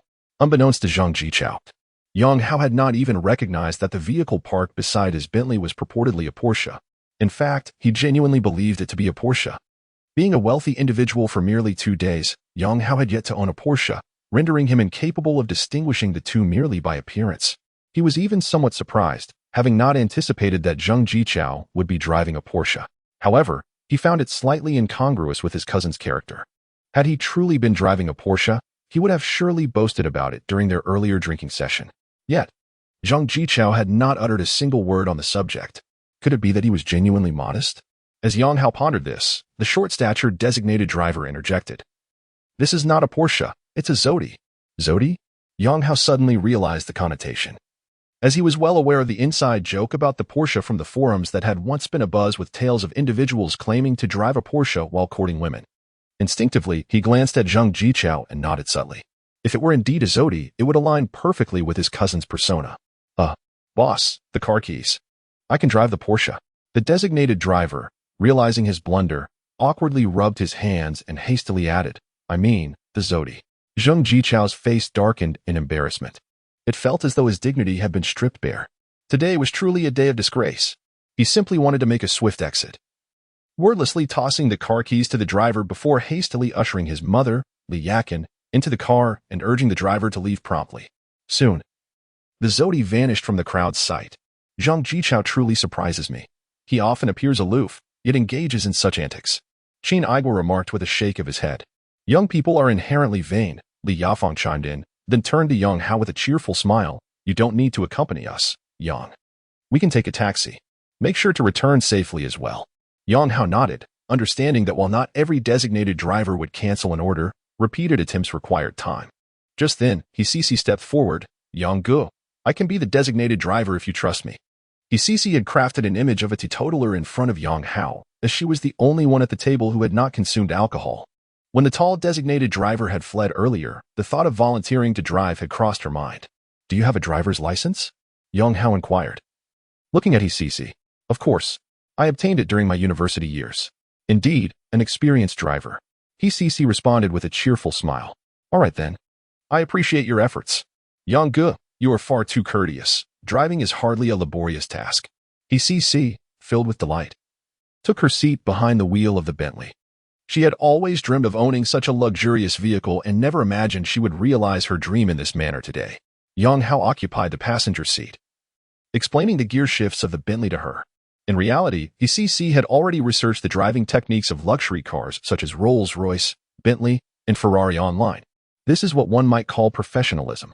Some women may be materialistic, lacking in personal development, but Hisisi is different. While indulging in luxury, she diligently studies almost every day. Luxury cars, opulent residences, prestigious watches, and high-end goods are her areas of research, and she has even invested in various training courses. You may criticize her values and perspectives, yet her efforts cannot be denied. It's merely a testament to the fact that everyone has their own way of living, pursuing different aspirations. Especially as one matures, it becomes easier to comprehend young women like her. For when your pockets are sufficiently filled, you might even wish to assist her. Who could resist a stunning and vivacious young woman? Hisisi first drove the Qin family to the Hilton Garden Hotel, leaving only her and Yang Hao in the car. Without the presence of the primary partner, Hisisi felt a surge of joy, contemplating her plans for after she dropped Yang Hao home. He was in a slightly tipsy state, an opportune moment indeed. Meanwhile, back in their hotel room, Li Yafeng was filled with concern. Igua, don't you think that CC seems a bit off? Off? What do you mean? Qin Igua, having consumed a fair amount of alcohol, was in a half-drunken, half-awake state, rubbing his forehead in confusion. I can't shake the feeling that her gaze towards Xiao Yang is rather inappropriate. Li Yafeng turned to her daughter. Xiao Rou, how is your relationship with Cici? She wouldn't do anything to betray you, would she? We are merely ordinary colleagues, Qin Yuro replied, handing her father a warm towel. As for her mother's concerns, Qin Yuro was well aware of Cici's true nature. She knew that Cici had long sought a wealthy man like Yang Hao. However, despite being aware of Cici's intentions toward Yang Hao, their relationship was strictly contractual. According to the terms of their boyfriend rental agreement, neither could interfere in the other's private life. Therefore, even if Yang Hao were to become involved with Cici, she had no grounds to intervene. This understanding left Qin Yuro feeling inexplicably perturbed. Although Yang Hao was not her genuine boyfriend, he was her nominal partner, and the thought of him being enticed away by Cici left her feeling quite unsettled. Ordinary colleagues, indeed? Xiao Rou, you must be cautious of her. I perceive she is not someone to be underestimated. Li Yafeng spoke with a grave expression. Is it really as severe as you suggest? You are making a mountain out of a molehill. Qin Igua replied, while wiping his forehead with the towel his daughter had handed him. I find Cici to be quite amiable. She is fully aware that Xiao Yang is our Xiao Rou's boyfriend. How could she possibly harbor any ill intentions? Upon hearing her husband's words, Li Yafeng was momentarily left speechless. This is precisely why men lack discernment. Thankfully, you have no wealth. Otherwise, a young lady might very well sweep you away in an instant. Qin Igua could not tolerate such slander and immediately sat up in bed to retort. Am I that kind of person? In my youth, there were indeed women who pursued me, yet I turned them all down. Turned them down? What about Fong Fong? I have already explained. She was merely a client. The elderly couple inadvertently found themselves embroiled in a verbal sparring match, and after several exchanges, Qin Igua ultimately conceded. Xiao Rou, heed my words. Do not linger with us. Go visit Xiao Yang's home now. Li Yafeng declared triumphantly, turning to her daughter. Is that truly necessary? Indeed, it is of utmost importance. As she spoke, Li Yafeng pushed her daughter towards the door. Let me tell you, today's young ladies are quite cunning. With Xiao Yang's exceptional qualities, he is exceedingly sought after. Well, I shall return later this evening. In truth, Qin Yuro was also quite eager to visit, and since her mother had already expressed her insistence, she chose not to resist further. Once their daughter departed, Li Yafeng slammed the hotel room door shut and locked it from the inside. Hearing the sound of the lock, Qin Igua suddenly sobered up, sitting upright in bed, and trembled as he asked, Why are you locking the door? Xiao Rou booked us such a splendid hotel. We must not waste it. I shall take a shower first. Even at over 70, Grandma Qing is still indulging in sweet romance, and at 49, Li Yafeng is in the prime of her life. It is only natural to have such needs. Chapter 67. A Gamble Worth Billions. In the prestigious Minglu community, the chauffeur parked Zhang Jichao's Porsche in the designated spot. Sir, your Porsche is parked. If it's not too much trouble, could you kindly leave a good review? Thank you. The short chauffeur, anxious not to incite Zhang Jichao's ire, emphasized the luxury of the vehicle.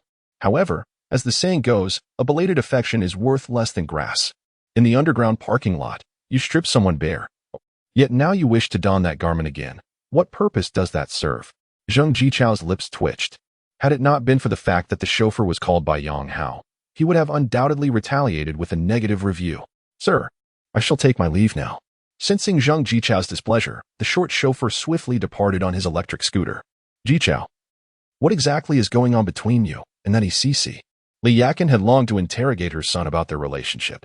Previously, with outsiders present, she refrained from doing so, but now it was just the two of them.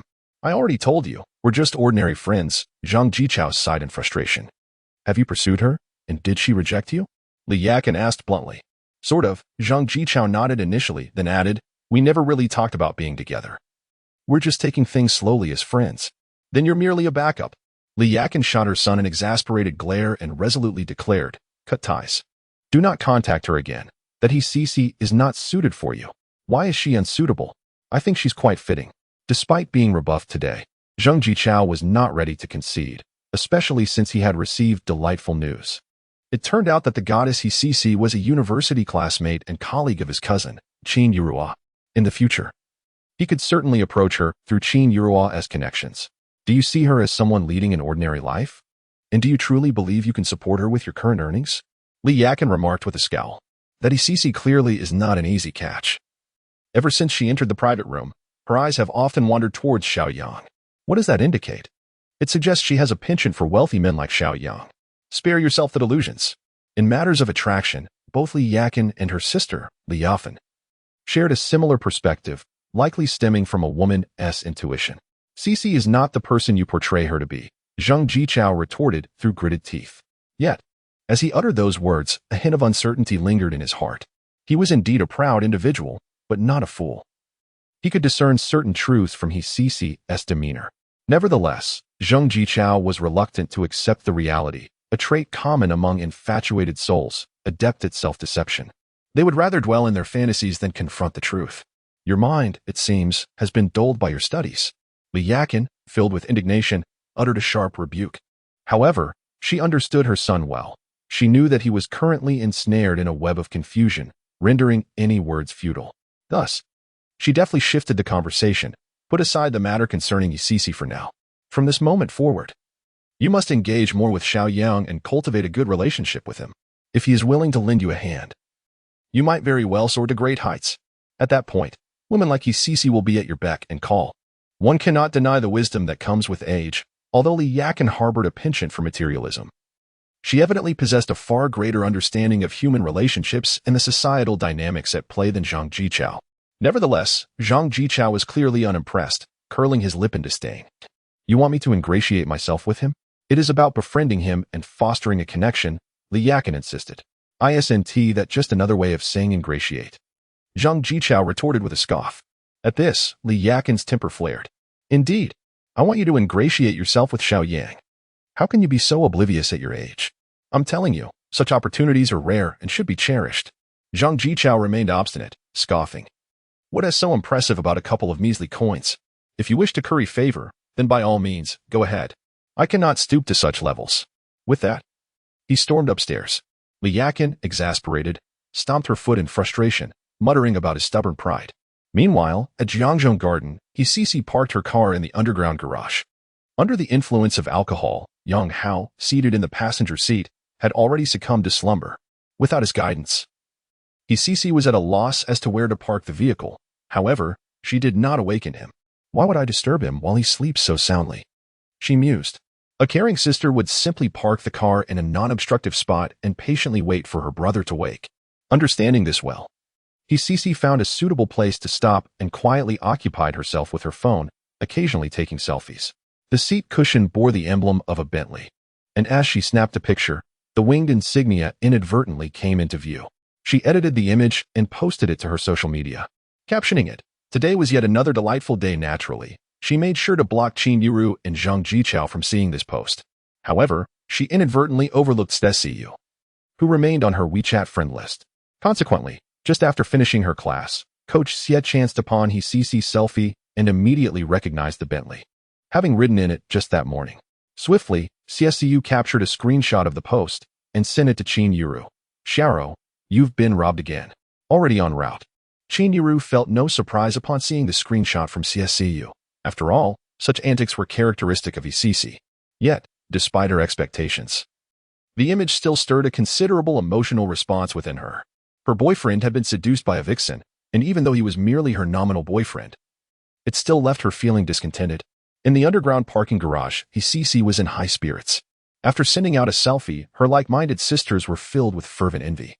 "So beautiful, such a cool car. Sister Cece, please take us along. Congratulations on making it. Can you help your sister out too? Wow, driving a Bentley now. Cece has truly made it."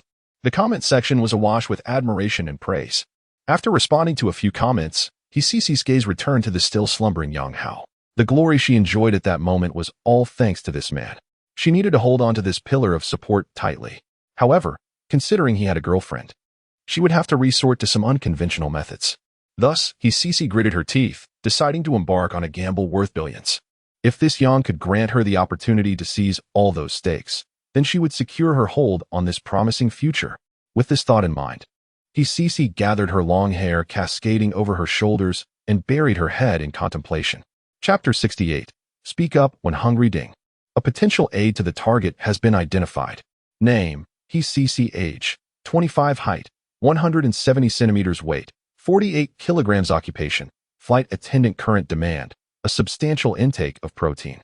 Task reward, 1 intermediate mystery box. Yang Hao, still ensconced in the realm of slumber, was jolted awake by a voice over the intercom. As he groggily opened his eyes, he was met with the sight of his Cece's elegantly tied hair, her body leaning over from the cockpit. What on earth is happening? Yang Hao was taken aback. However, the mission details relayed by the intercom quickly resurfaced in his mind.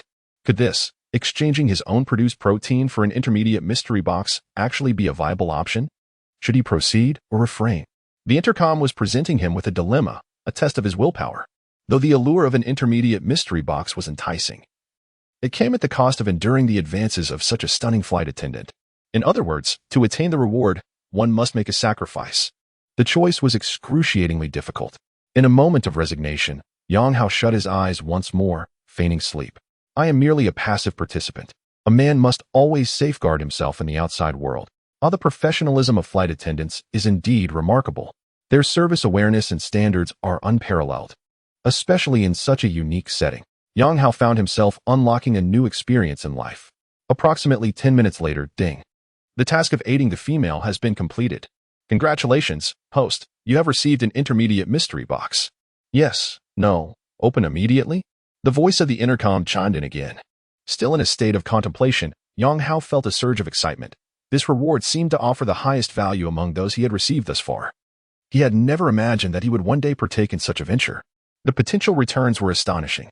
The previous intermediate mystery box had yielded a Bentley Bentayga. Open the mystery box. Yang Hao hastened to respond. Ding. The intermediate mystery box has been successfully opened.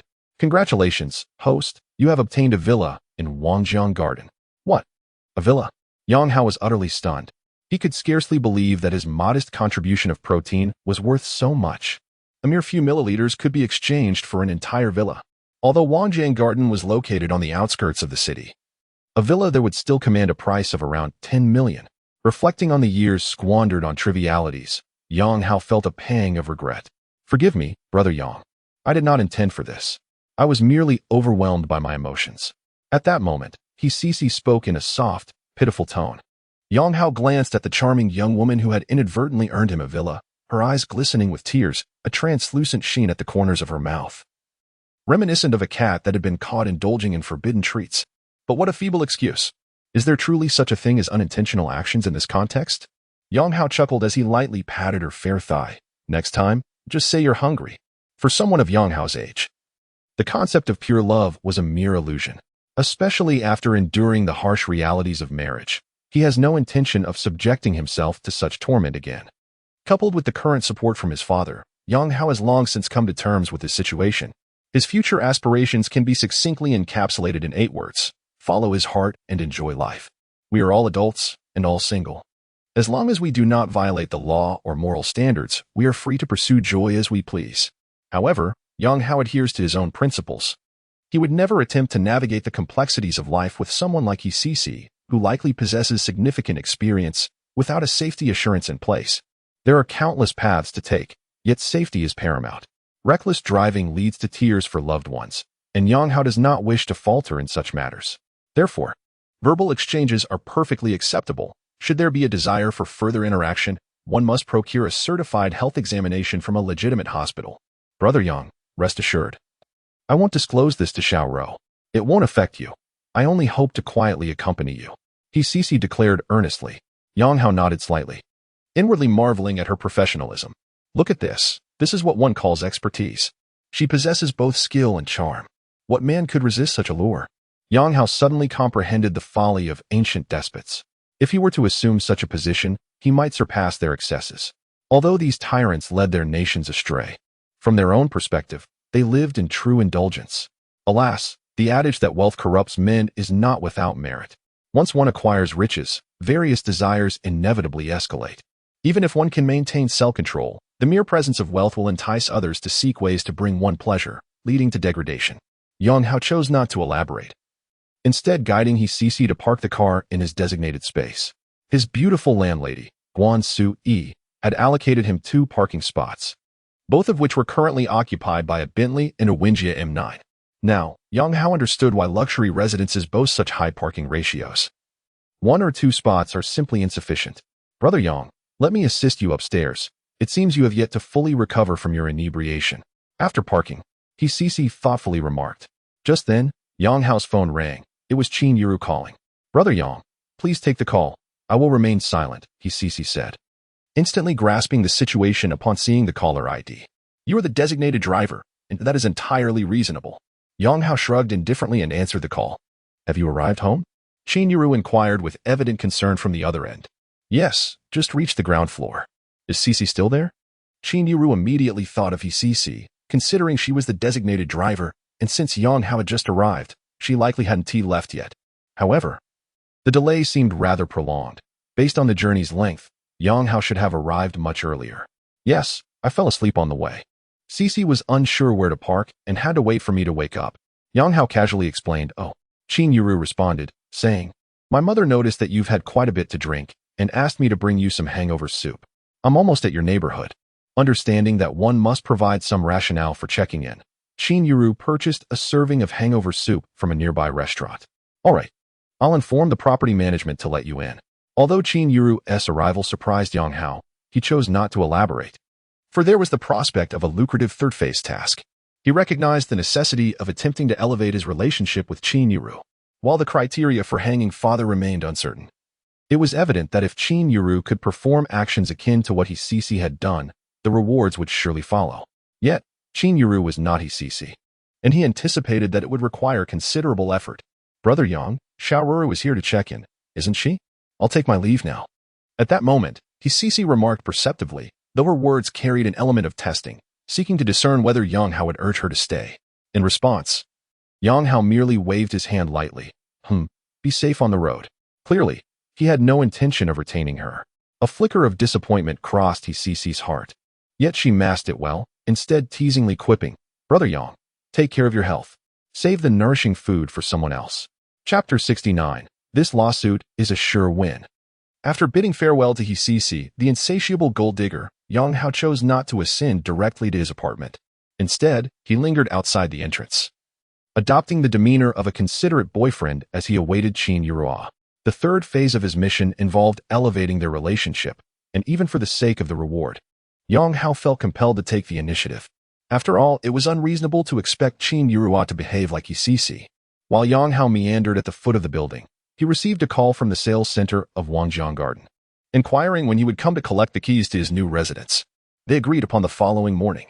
Yang Hao was rather eager about this villa. Although Wangjiang Garden was located on the outskirts of the city, it was a standalone mansion valued at around 10 million. This intermediate blind box represented a top-tier reward, and this villa marked Yang Hao's first property. Having concluded the call with the sales representative, he was pleasantly surprised to see Qin Yuru approaching, carrying a thermos. Her decision to seek him out rendered her somewhat awkward, as their initial agreement had been merely to be a boyfriend, yet an unspoken tension now lingered between them. "Has Cici left?" Qin Yuru inquired, noting Yang Hao standing alone outside. "Yes, she just departed a little while ago. Shall we head upstairs to talk?" Yang Hao replied gallantly, holding the door open for her as they ascended in the elevator together. Upon reaching the upper floor, Qin Yuru opened the thermos and presented it to Yang Hao. "This is a hangover soup. They say it's quite effective." "Thank you. I appreciate you going out of your way for me," Yang Hao said with a cheerful smile, eagerly sipping the soup. His throat parched from the alcohol he had consumed earlier. Once he had nearly finished the soup, he wiped his mouth and asked with a grin, "Are you satisfied with my performance today, Boss Qin?" "Yes," she nodded. "My parents took it seriously, so I suppose they won't be pressuring me to go on blind dates anymore." "That is splendid. It seems I've successfully completed my task," Yang Hao teased. "With that, I suppose I won't feel embarrassed collecting my salary from Boss Qin in the future." Qin Yuru shot him a sideways glance, inwardly scoffing. "As if you truly care about that 3,000 yuan salary. While they might cease pressuring her regarding blind dates, it was likely they would soon begin urging her to marry. What a headache." With a soft sigh, she recalled her mother, Li Yafeng, reminding her at the hotel to hold on to a man like Yang Hao tightly. "Then we should get married." Yang Hao chuckled, "But the salary for marriage isn't merely 3,000 a month. It would need to be increased." Qin Yuru fluttered her long eyelashes, casting him a playful glare. "Isn't it a bit absurd to even joke about marriage? It could be real, if you agree." Yang Hao shrugged lightly.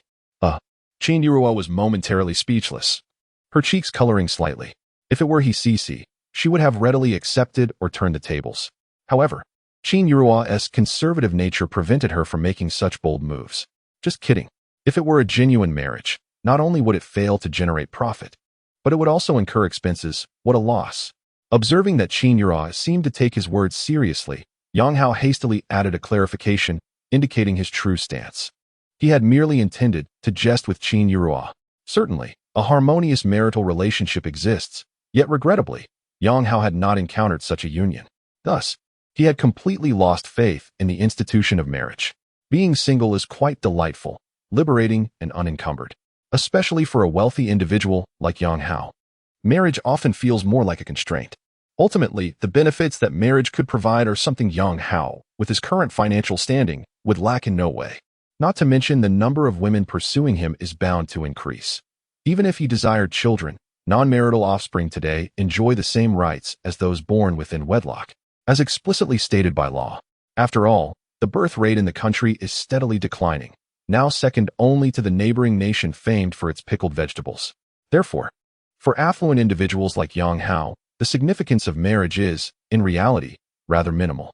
Unless, perhaps one day, he encounters a woman who stirs his heart and possesses a compelling desire to share a life together, he might reconsider the notion of remarriage.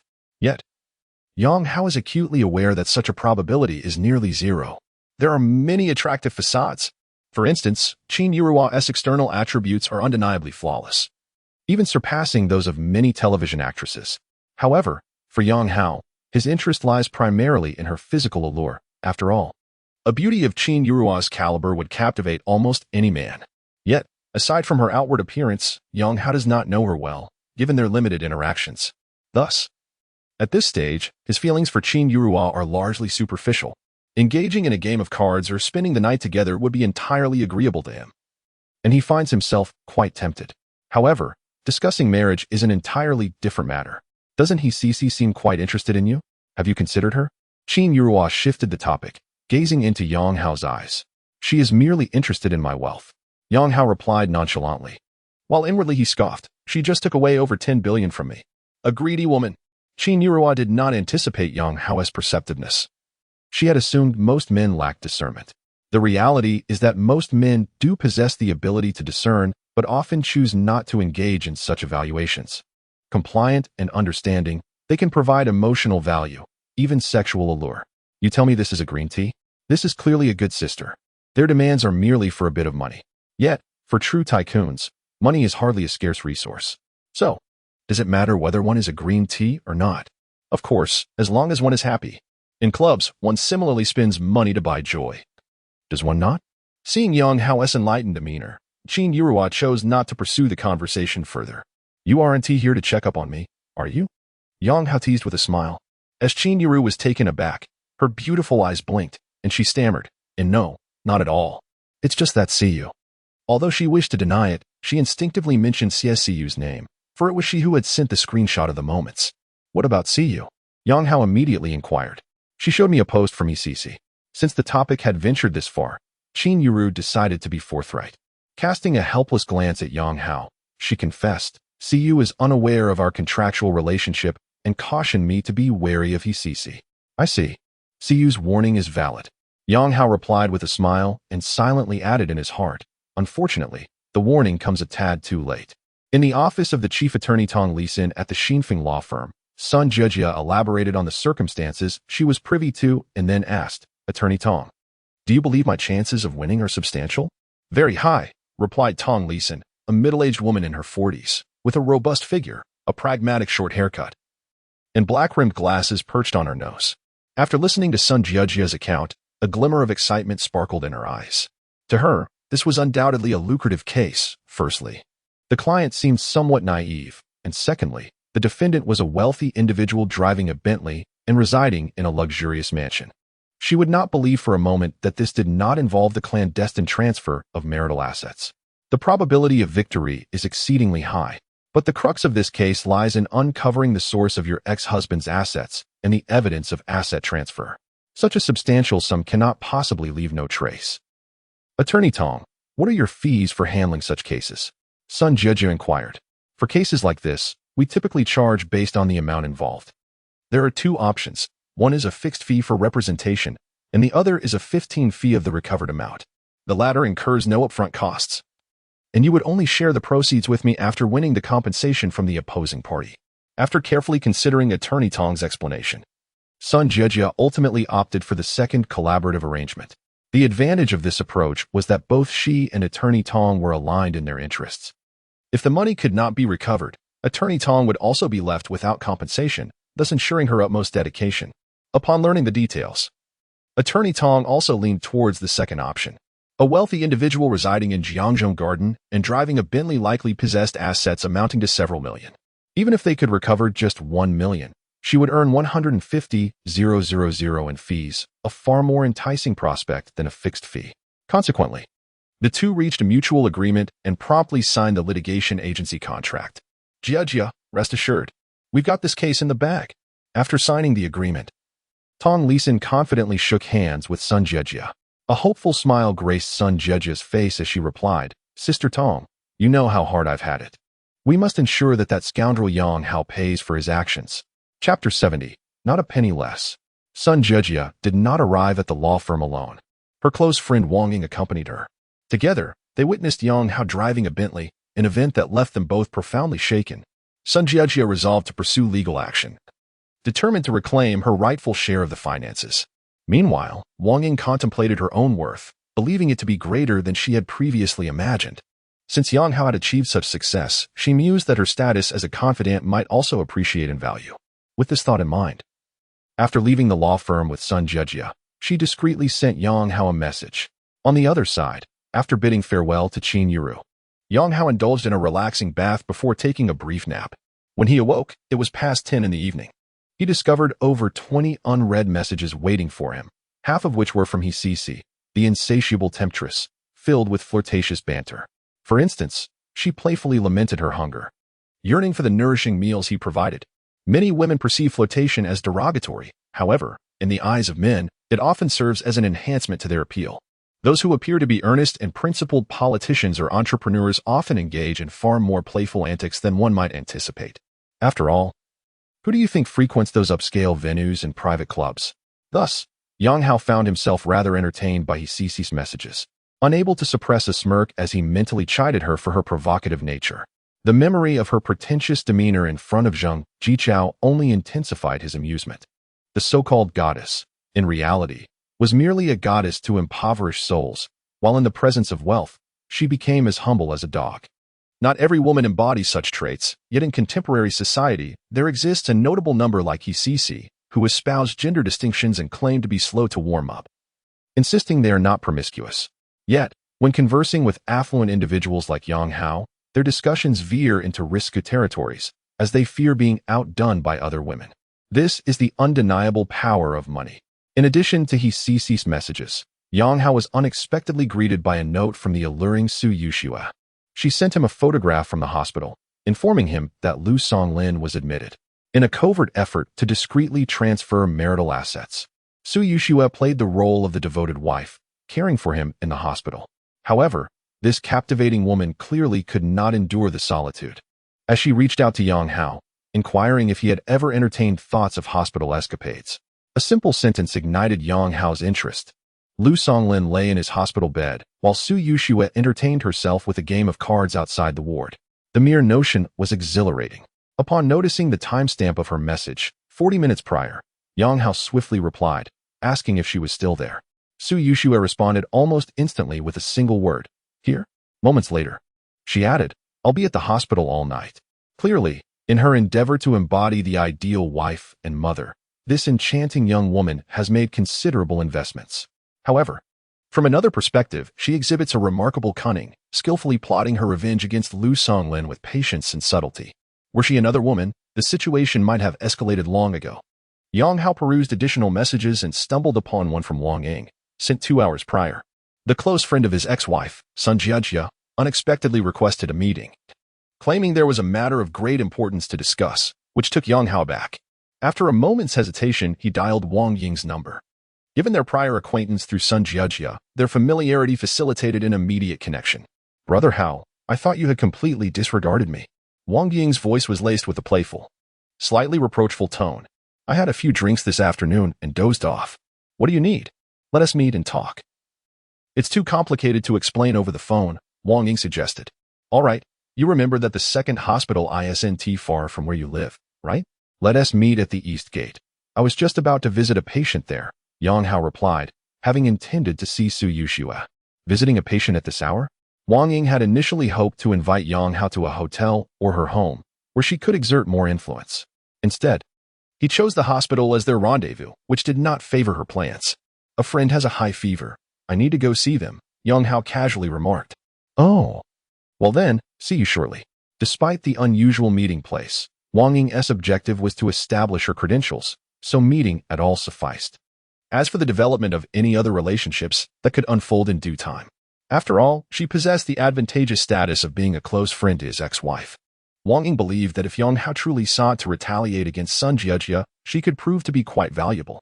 Concluding his conversation with Wang Ying, Yang Hao changed into a fresh outfit and departed from Jiangzhong Garden in his Bentley. 10 hours had elapsed since their midday meal. He had consumed a hangover remedy, taken a bath, and rested. By now, the alcohol in his system had mostly dissipated, and he felt completely sober, with no concerns about driving under the influence. While waiting at a traffic light, he recalled that he had yet to open the reward information capsule from their earlier meal. He promptly sent a command to activate it. Ding! The information capsule has been successfully opened. Relevant information has been sent to the host's email. Upon hearing the notification, Yang Hao quickly accessed his mobile email. The latest information was an 18-minute audio recording.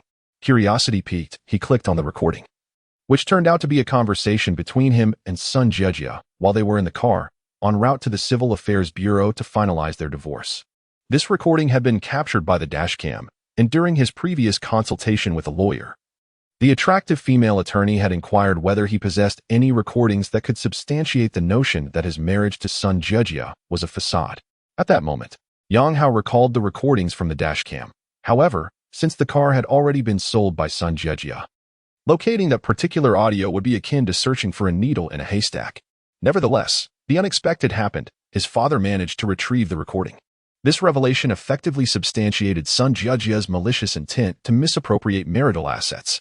Now, it was time to engage a lawyer and file a lawsuit against her, compelling her to return the money she had unlawfully acquired. Although Yang Hao was no longer in need of the funds, this matter transcended monetary concerns. It was about restoring his dignity. The house, the car, the savings, each was the fruit of his relentless toil and perseverance, and he would not allow that venomous woman's, Sun Jiejie, to unjustly benefit. What rightfully belonged to him must not be diminished by even a penny. Chapter 71. Is there a possibility of a bug? Evidence acquired. Yang Hao's mind immediately turned to the enchanting and stunningly beautiful female lawyer. What was her name again? Ah, Lin Yun. Recalling that he had added her as a contact on WeChat, he promptly searched his address book and sent her a message inquiring about her availability the following day. However, he did not receive an immediate response. Yang Hao remained unperturbed. After all, lawyers are typically quite busy. As Yang Hao arrived at the east gate of Jiancheng's Second People's Hospital, Lin Yun replied, indicating that she would be in court tomorrow but would have time around noon. Yang Hao expressed his agreement, and they arranged to meet the next day at noon. Just after finalizing the appointment with Lin Yun, Wang Ying arrived, donned in a figure-hugging red dress and black high heels. In the chilly evening breeze, her attire was undeniably stunning yet somewhat impractical for the weather. Yang Hao lowered the car window and gestured for Wang Ying to enter. Brother Hao, it hasn't been long since we last met. You've even acquired a Bentley. You must be doing quite well. Wang Ying exclaimed cheerfully as she settled into the passenger seat. Just a stroke of luck, Yang Hao shrugged. So, what brings you to me? Brother Hao, we've known each other for many years. Can't I reach out without a specific reason? Wang Ying pouted playfully, leaning slightly toward Yang Hao. The strapless design of her dress revealed a fair expanse of skin below her collarbone, accentuating her figure. Yang Hao cast a casual glance and felt a twinge of curiosity. He had known Wang Ying for quite some time, yet he had never noticed her remarkable assets until now. Unbeknownst to him, Wang Ying had patted her chest heavily before leaving the house, creating a rather alluring appearance. Nevertheless, regardless of her efforts, her natural attributes, both in physique and beauty, were merely average. Had this been the old Yang Hao, he might have considered giving her a chance. However, now he was surrounded by the likes of Qin Yuru and Hisisi, exquisite flight attendants with fair skin and long legs, leaving him disinterested in Wang Ying. You are aware of the situation with Sun Jiejie, I presume? Let's get to the point, Yang Hao said, rolling down his window and lighting a cigarette. All right. Sun Jejia intends to sue you and has gathered substantial evidence. This afternoon, she just signed a retainer agreement with lawyer Tong Leeson from Exine Phone law firm. Wang Ying stated directly, sensing that she held no particular allure for Yang Hao. While she harbored hopes for a romantic relationship, she recognized that a mutually beneficial arrangement would suffice. She intends to sue me? Yang Hao expelled a puff of smoke, surprised as he regarded Wang Ying. He had not anticipated that Sun Jejia would dare to take such action against him. I already know about your newfound wealth. Moreover, she has quietly gathered a considerable amount of evidence, and now she suspects that you have concealed the marital assets, prompting her to sue you for a reallocation of the marital property. Wang Ying informed him candidly. Sue me for a reallocation of marital assets? Yang Hao was momentarily taken aback, only to be unable to suppress a grin that spread across his face. A reallocation of marital assets. Wasn't this akin to presenting him with money? Previously, in the divorce agreement that Sun Jejia had deceitfully coaxed him into signing, Yang Hao had voluntarily relinquished all his assets, leaving him with nothing. Therefore, he had walked away with not a single cent. Now, if a reallocation of the marital assets were to occur, according to matrimonial law, he would be entitled to at least half of the property. This meant that Sun Jejia would have to return half of what she had previously claimed. Originally, Yang Hao's intention in suing Sun Jejia was to have the prior divorce agreement declared invalid and to seek a redistribution of assets. Now, Sun Jejia had essentially delivered herself to him on a silver platter. It was nothing short of a self-constructed snare. Brother Hao, how can you still smile? Look at you, driving a Bentley and residing in a mansion. If Sun Jejia wins the case, your assets could be halved. Seeing Yang Hao still in high spirits, Wang Ying spoke in bewilderment. Clearing his throat, Yang Hao stifled his laughter, realizing that it was indeed inappropriate to be so jovial. Wang Ying was a close friend of his ex-wife, Sun Jejia, and he needed to conceal his emotional fluctuations in her presence. Wait a moment. You are Sun Jejia's close friend. Why are you divulging so much to me? Yang Hao, regaining his composure, regarded Wang Ying with suspicion. Brother Hao, while I am friends with Sun Jejia, I find her actions utterly disgraceful and certainly do not wish to be complicit in her wrongdoing. Moreover, we have known each other for many years, and I am well aware of your character. In the matter of your divorce from Sun Jejia, I steadfastly stand by your side. I have come to inform you that if you require me to testify in court, I shall do so without hesitation. Wang Ying declared earnestly, adopting a posture of righteous indignation. Yang Hao was taken aback by her declaration, never having anticipated that Wang Ying, a confidant of Sun Jejia, would switch her allegiance to his side. But why? Yang Hao inhaled deeply, narrowing his eyes as he scrutinized Wang Ying. Was this a ruse? Was she attempting to gain his trust only to become an undercover agent? Brother Hao, I genuinely disapprove of Sun Jejia's conduct. I simply wish to stand on the side of justice. Today, while Sun Jejia was conversing with that lawyer, I secretly recorded the conversation and can share it with you. Additionally, I can provide you with some evidence she possesses. With this information, you will be better equipped to respond. Just as Yang Hao was lost in contemplation, Wang Ying spoke again. Ding. A discovery that could assist the target. Name: Wang Ying. Age: 28. Height: 164 centimeters. Weight: 52 kilograms. Current demands: Phase 1. Exchange known information for a sum of money. Phase 2. Engage in profound communication with the host. Task rewards: Phase 1. Small red envelope. Phase 2. Medium red envelope. Upon hearing the notification sound from the system, Yang Hao was left utterly speechless. The first phase seemed manageable, merely a transaction of interests. However, in the second phase, it appeared he was expected to barter his own body for monetary gain.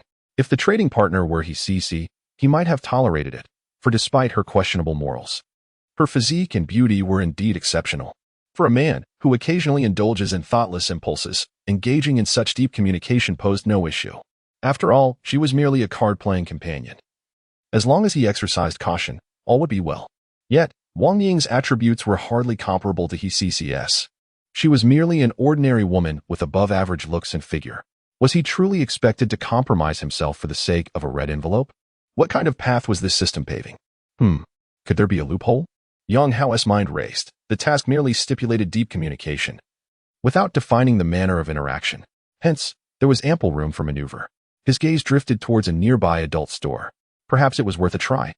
A medium red envelope could randomize a reward between 1 million to 10 million or coins. It was certainly worth exploring. Chapter 72. I always listen to Brother Hao. Brother Hao, is there something on my face? Why do you keep staring at me? Wang Ying felt increasingly uncomfortable as Yang Hao remained silent, merely gazing at her. If I were to go to court against Sun Jejia, would you truly be willing to testify on my behalf? Yang Hao inquired. Yes, absolutely. Wang Ying nodded fervently, then added in a hushed tone, if you don't believe me, I could, demonstrate my sincerity. As she spoke, she subtly adjusted the neckline of her strapless top. Yang Hao was taken aback by her directness. Having known each other for many years, he had always perceived Wang Ying as rather earnest. It appeared he had misjudged her depth. What he deemed earnestness was merely a fade, or perhaps she only maintained such decorum in the presence of those less affluent. At that moment, as Yang Hao drove his Bentley and resided in a lavish mansion, she swiftly discarded her pretentious mask. There's no need for that. Yang Hao waved his hand dismissively. The hospital entrance bustled with people, and his conspicuous Bentley drew attention. He preferred not to have his new vehicle featured on some short video platform. I understand you disapprove of Sun Jejia's actions. It stems from a sense of justice within you. However, this could be a contentious matter and carry certain risks. How about this? If you are facing any financial difficulties, feel free to discuss them directly with me. We can assist one another. Yang Hao was straightforward, revealing his stance without any circumlocution. This. Wang Ying was undoubtedly motivated by financial gain. However, she had envisioned a different approach, first establishing a close physical relationship with Yang Hao to earn his trust, and only then broaching the subject of money. She did not anticipate Yang Hao's forthrightness. Consequently, Wang Ying found herself at a loss. Her sole intention was to cling tightly to Yang Hao, believing that such closeness would inevitably yield substantial benefits. Brother Hao, I don't mean to imply that I want money. I simply cannot stand Sun Jejia's various actions and wish to assist you in venting your frustrations. Have you seen the things she has done? Not a single one of them resembles human behavior. As a friend, I was utterly astonished upon learning about her deeds. Wang Ying was not lacking in intelligence. She refrained from immediately following Yang Hao's lead regarding the sensitive topic of finances. Yes, I know you and Sun Jejia are not on the same wavelength. Yang Hao nodded in agreement while internally musing. Sister, could we skip the charade and discuss finances directly?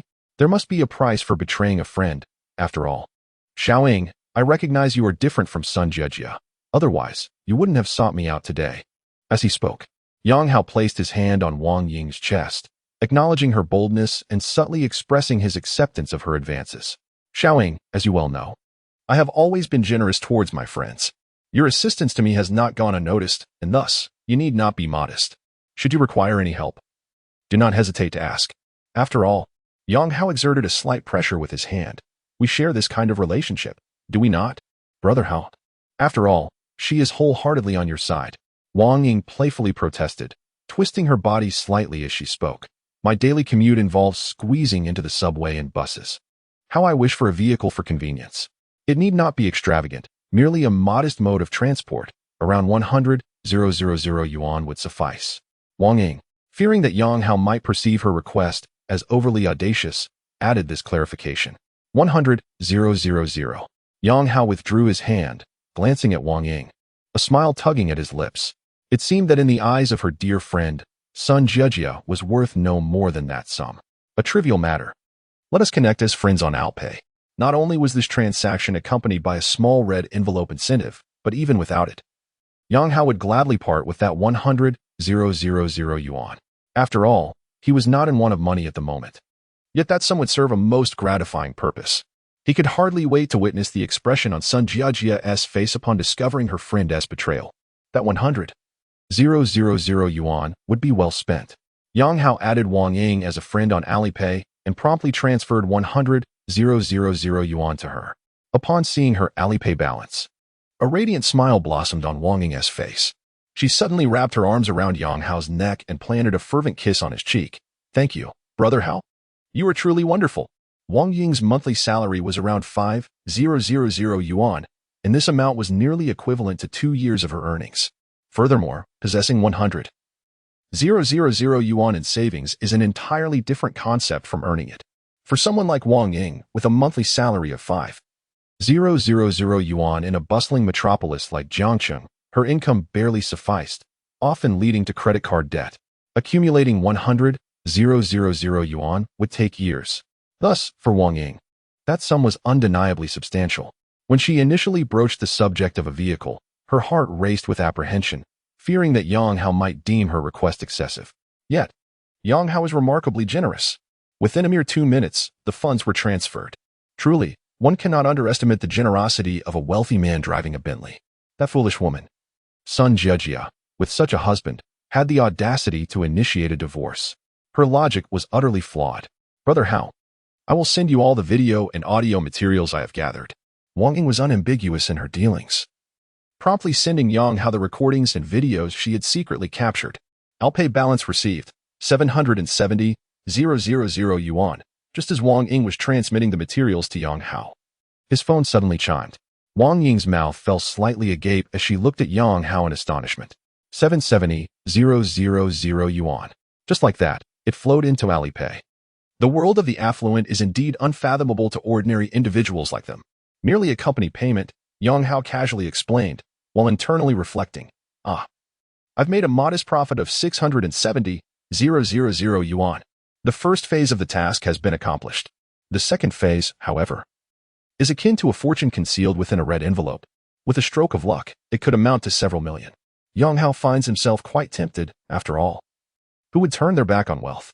Nevertheless, his recent diet has consisted solely of exquisite delicacies, rendering Wang Ying's humble home-cooked meals rather unappealing to him.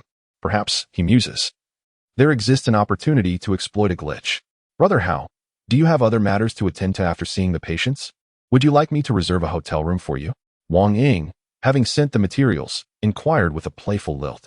Yang Hao hesitated for a moment, then cautiously broached the subject. I've been experiencing some minor health issues lately. Would you mind exploring alternative methods? What alternative methods? Wang Ying was taken aback, although somewhat materialistic. Her private life was not disordered. Her previous relationships followed conventional norms. For instance, toys of a more playful nature. Yang Hao gestured towards a nearby adult toy store. Wang Ying initially appeared stunned, but then, blushing, she nodded and replied softly, I will defer to your wishes, Brother Hao. Chapter 73. Yang Hao nodded. All right, then find a hotel and wait for me. Make sure it's not too far. After saying this, he transferred 1,888 yuan to Wang Ying's Alipay account, adding, choose a decent hotel. Wang Ying nodded eagerly. She had not expected Yang Hao to cover the hotel expenses, especially after he had just transferred her 100,000 yuan. Nevertheless, Haogu was always considerate, even sending a red envelope of 1888 for a hotel stay. Truly, having such a benefactor was delightful. Haogu, I will head to the hotel first, she flirtatiously said before getting out of the car. Yang Hao waved goodbye to her as he drove to the adult store nearby. Wang Ying couldn't help but silently criticize. Do wealthy individuals all possess such peculiar interests? Upon entering the shop, Yang Hao emerged with a large black plastic bag. In truth, this was his first visit to such a place. Previously, he had purchased everything online.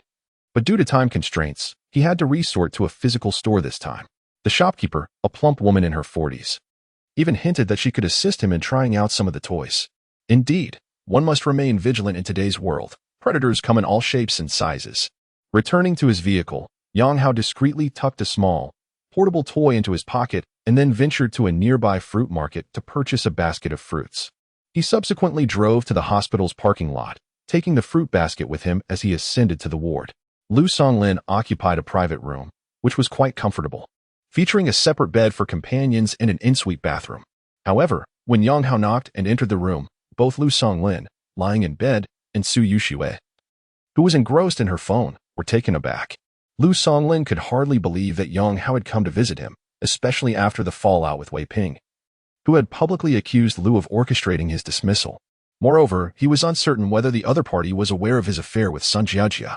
Regardless of what they knew, Yang Hao should have harbored resentment towards him due to the termination, yet here he was, bearing a fruit basket. Su Yushue's surprise stemmed from the unexpected audacity of Yang Hao in appearing at the hospital. She had planned to find an excuse to step out once he arrived, allowing for a clandestine meeting. However, Yang Hao was not adhering to the expected script. Manager Lu, I just wrapped up some work and thought I'd come by to see you, Yang Hao cheerfully remarked as he placed the fruit basket on the bedside table. Lu Songlin, an experienced player in the corporate world, quickly composed himself despite his astonishment at Yang Hao's visit. With so much work in the sales department, my injuries are nothing to worry about, he replied courteously, gesturing to the companion bed. Please, have a seat and let us chat. Yushua, This is Manager Yang from our sales department. You've likely met him before. Lu Songlin gestured towards Yang Hao to introduce him to Su Yushui, recalling their encounter at a colleague's wedding. Hello, sister-in-law, Yang Hao greeted with a smile, unabashedly winking at the lovely young woman while his back was turned to Lu Songlin. Su Yushui felt her heart race. Unlike Yang Hao, she did not possess such boldness and feigned calmness as she replied, Hello, Manager Yang. Yang, your visit indicates you have disregarded Wei Ping's words. Let me tell you, he is merely spouting nonsense. You are the sales champion of our department, and your performance is linked to mine. There is no way I could dismiss you. Doing so would be akin to severing my own limb. Do you think I, Lu Songlin, am that foolish? Lu Songlin began to exonerate himself. Yang Hao nodded repeatedly. I may not know Wei Ping well, but I am familiar with General Lu. He has always been lenient with us subordinates. How could he possibly engage in the despicable acts that Wei Ping described? I trust General Lu completely, Yang Hao declared earnestly. Meanwhile, the corner of Lu Songlin's mouth twitched slightly. He suspected Yang Hao was subtly criticizing him, yet without evidence, he could only echo, Indeed. That fellow Wei Ping is like a rabid dog. Given the current adverse environment and the group's layoffs, he is merely seeking to target you. If someone with your performance can be dismissed, it would make it much easier for the sales department to dismiss others. At this point, Lu Songlin no longer cared whether his reasoning was sound. He merely sought to place the blame squarely on Wei Ping. After a few more perfunctory exchanges with Lu Songlin, Yang Hao stood to take his leave. However, as he rose, a small object inadvertently fell from his shallow pocket to the floor. Yang Hao quickly bent down to retrieve it. Observing this, Lu Songlin silently mocked. This kid certainly has his tricks. I wonder which little vixen he is meeting. Yushui, please see Manager Yang out. Lu Songlin feigned ignorance as he signaled to Su Yushui. Oh, all right, Su Yushui replied. I'll also grab something to eat outside. Is there anything you'd like? Lu Songlin gently shook his head. I have no appetite. Perhaps just some green leafy vegetables. All right, Su Yushui acknowledged. Then followed Yang Hao out of the hospital room. How dare you come directly to the ward? Su Yushui whispered in the elevator. After all, Lu is my superior. It's only right to check on him. Yang Hao shrugged lightly. You must be eager to see how badly he was beaten, Su Yushui remarked, pursing her lips. You guessed it. Yang Hao did harbor such a thought. Wei Ping's assault had been quite severe, and he wanted to ascertain the extent of Lu Songlin's injuries. Broken nasal bone, mild concussion, injuries on both the thigh and calf. Su Yushui promptly provided an account of Lu Songlin's injuries. He was still too lenient. Yang Hao exclaimed with a hint of disbelief. At that moment, the elevator arrived, and the crowd waiting to board surged forward. Yang Hao and Su Yushui found themselves pressed into a corner, their bodies nearly touching. Indeed, this is Jianqing's second hospital. So many people even at this late hour. Yang Hao remarked softly. Su Yushui tilted her head back, casting him a sidelong glance, and whispered in his ear, So, is this your justification for holding a gun to my head? Yang Hao merely smiled in response, while Su Yushui leaned closer to add, I rather enjoy this. A spark ignited within him, and Yang Hao found himself wishing for the time-stopping abilities often depicted in those films from a certain island nation. Otherwise, this cramped elevator would be the perfect setting. He recalled that many such films featured similar scenarios. Upon exiting the inpatient building, Yang Hao led Su Yushui to a Bentley. Is this your car? Su Yushui, having perceived Yang Hao as an ordinary worker, was taken aback to discover he drove a Bentley. Yang Hao chuckled. Whether the car is mine is of little consequence. What matters is that the rear seat offers ample space. Don't you agree? Chapter 74. Hello, how go? You were quite mischievous in the pediatric ward of the hospital. A little girl was perched on the windowsill, gazing at the stars outside. After a while, she suddenly exclaimed, Mommy, Mommy, come quickly. What's the matter, Nonyo? A woman, appearing to be in her early 30s, curiously approached the window. Look at that car. It's moving by itself. Is it a Super Wings? The little girl was filled with excitement. However, her mother wore a look of dismay. What on earth is that Super Wings? People today have no sense of shame, doing such things in a hospital. She instinctively turned her head to glance at her husband, who was sound asleep on the companion bed. Every day, all he does is sleep and defecate. When it's time to take care of business, he just plays dead. What good is he? Look at others. Even in a hospital, they can find time. I should really be condemning their shamelessness instead. Daddy, Daddy, come and see the Super Wings. As the car began to bounce more vigorously, the little girl eagerly called out to her father. The sleeping man was startled awake, rubbing his eyes in confusion. What's wrong, Nonyo? Daddy, come and see the Super Wings. The little girl excitedly pointed outside. Super wings? The man was bewildered. Yet he yawned and walked over to the window. However, upon seeing what his daughter referred to as the super wings, his expression changed drastically.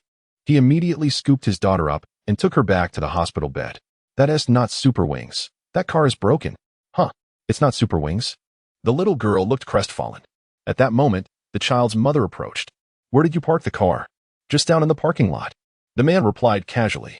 Come. Follow me to get something from the car. The woman shot him a knowing glance.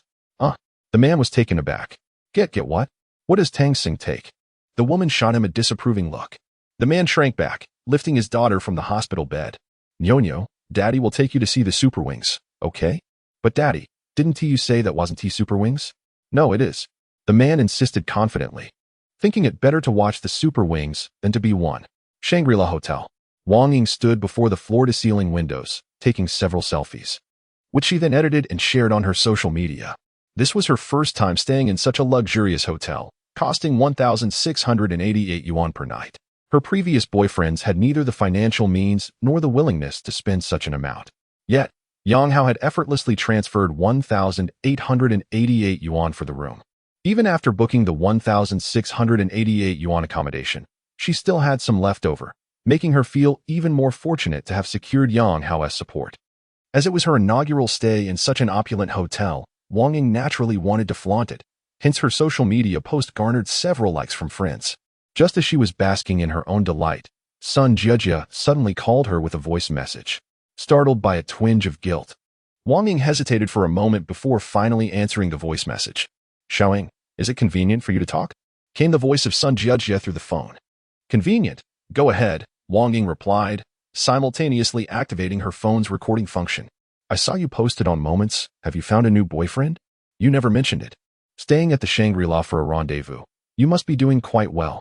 Sun Jiejia's tone was laced with playful teasing, indicating that her intent was merely to indulge in gossip about her friend's situation, especially since she was alone in the hotel, often feeling quite bored. Not quite a boyfriend. More like a kindred spirit, Wang Ying casually deflected. A kindred spirit? Haha, Xiaoying, you're growing bolder by the day. Hearing that Wang Ying hadn't found an affluent partner eased Sun Jiejia's concerns. After all, as friends, they could thrive. But not if one was doing significantly better than the other. With the revelation that Wang Ying had merely found a decent companion, Sun Jiejia felt a sense of equilibrium. Xiaoying, I must tell you, I just spoke with Lawyer Tong again. She mentioned that the lawsuit materials are all prepared and we can file in court tomorrow. According to her assessment, Yang Hao has hidden marital assets worth several millions. Once the lawsuit concludes, my dear sister will be a millionaire. Sun Jiejia eagerly shared her good news with Wang Ying. Upon hearing that the court date was imminent, Wang Ying quickly inquired about the details and offered to accompany Sun Jiejia. Just as their conversation unfolded, the doorbell of the hotel room rang unexpectedly. Jiejia. I have to go. He's here. Go on. Go on. Don't forget to share your thoughts afterwards, haha. Sun Jiejia teased before hanging up the voice message. Wang Ying then tidied her hair in front of the mirror before hastily opening the door. In her efforts to please Yang Hao, she had put considerable thought into her appearance, donning a delicate black silk nightgown paired with an alluring red sash. As Yang Hao beheld his ex-wife's friend once more, he was taken aback. Indeed, the adage that clothes make the person holds a grain of truth, particularly for women. When they ignite, the allure can be undeniably captivating. However, Wang Ying was at a disadvantage that evening, as Yang Hao had just finished a card game with the lovely Su Yushiwei at the hospital and was feeling quite satisfied. With no hunger in sight. Hao Go, come in quickly, I've been waiting for you. Oh, Hao Go, why did you bring so much stuff? Wang Ying proactively pulled Yang Hao into the room, only to discover that he was holding a black plastic bag, which appeared to be filled with something mysterious. Suddenly, as Wang Ying's words trailed off, a pair of silver bracelets tumbled out of the bag.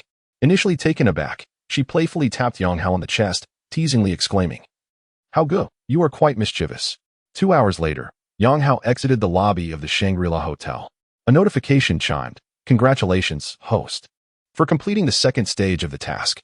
Reward, red envelope, medium, yes, no, open immediately? In the hotel room, Yang Hao had nearly given up.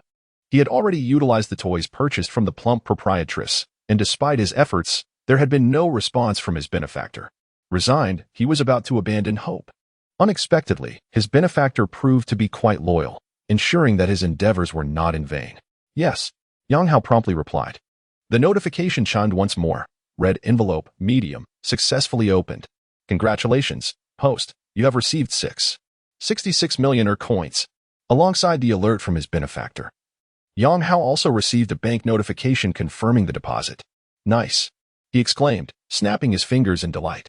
In the midst of his joy, he realized that one could simultaneously bring happiness to others while reaping substantial rewards.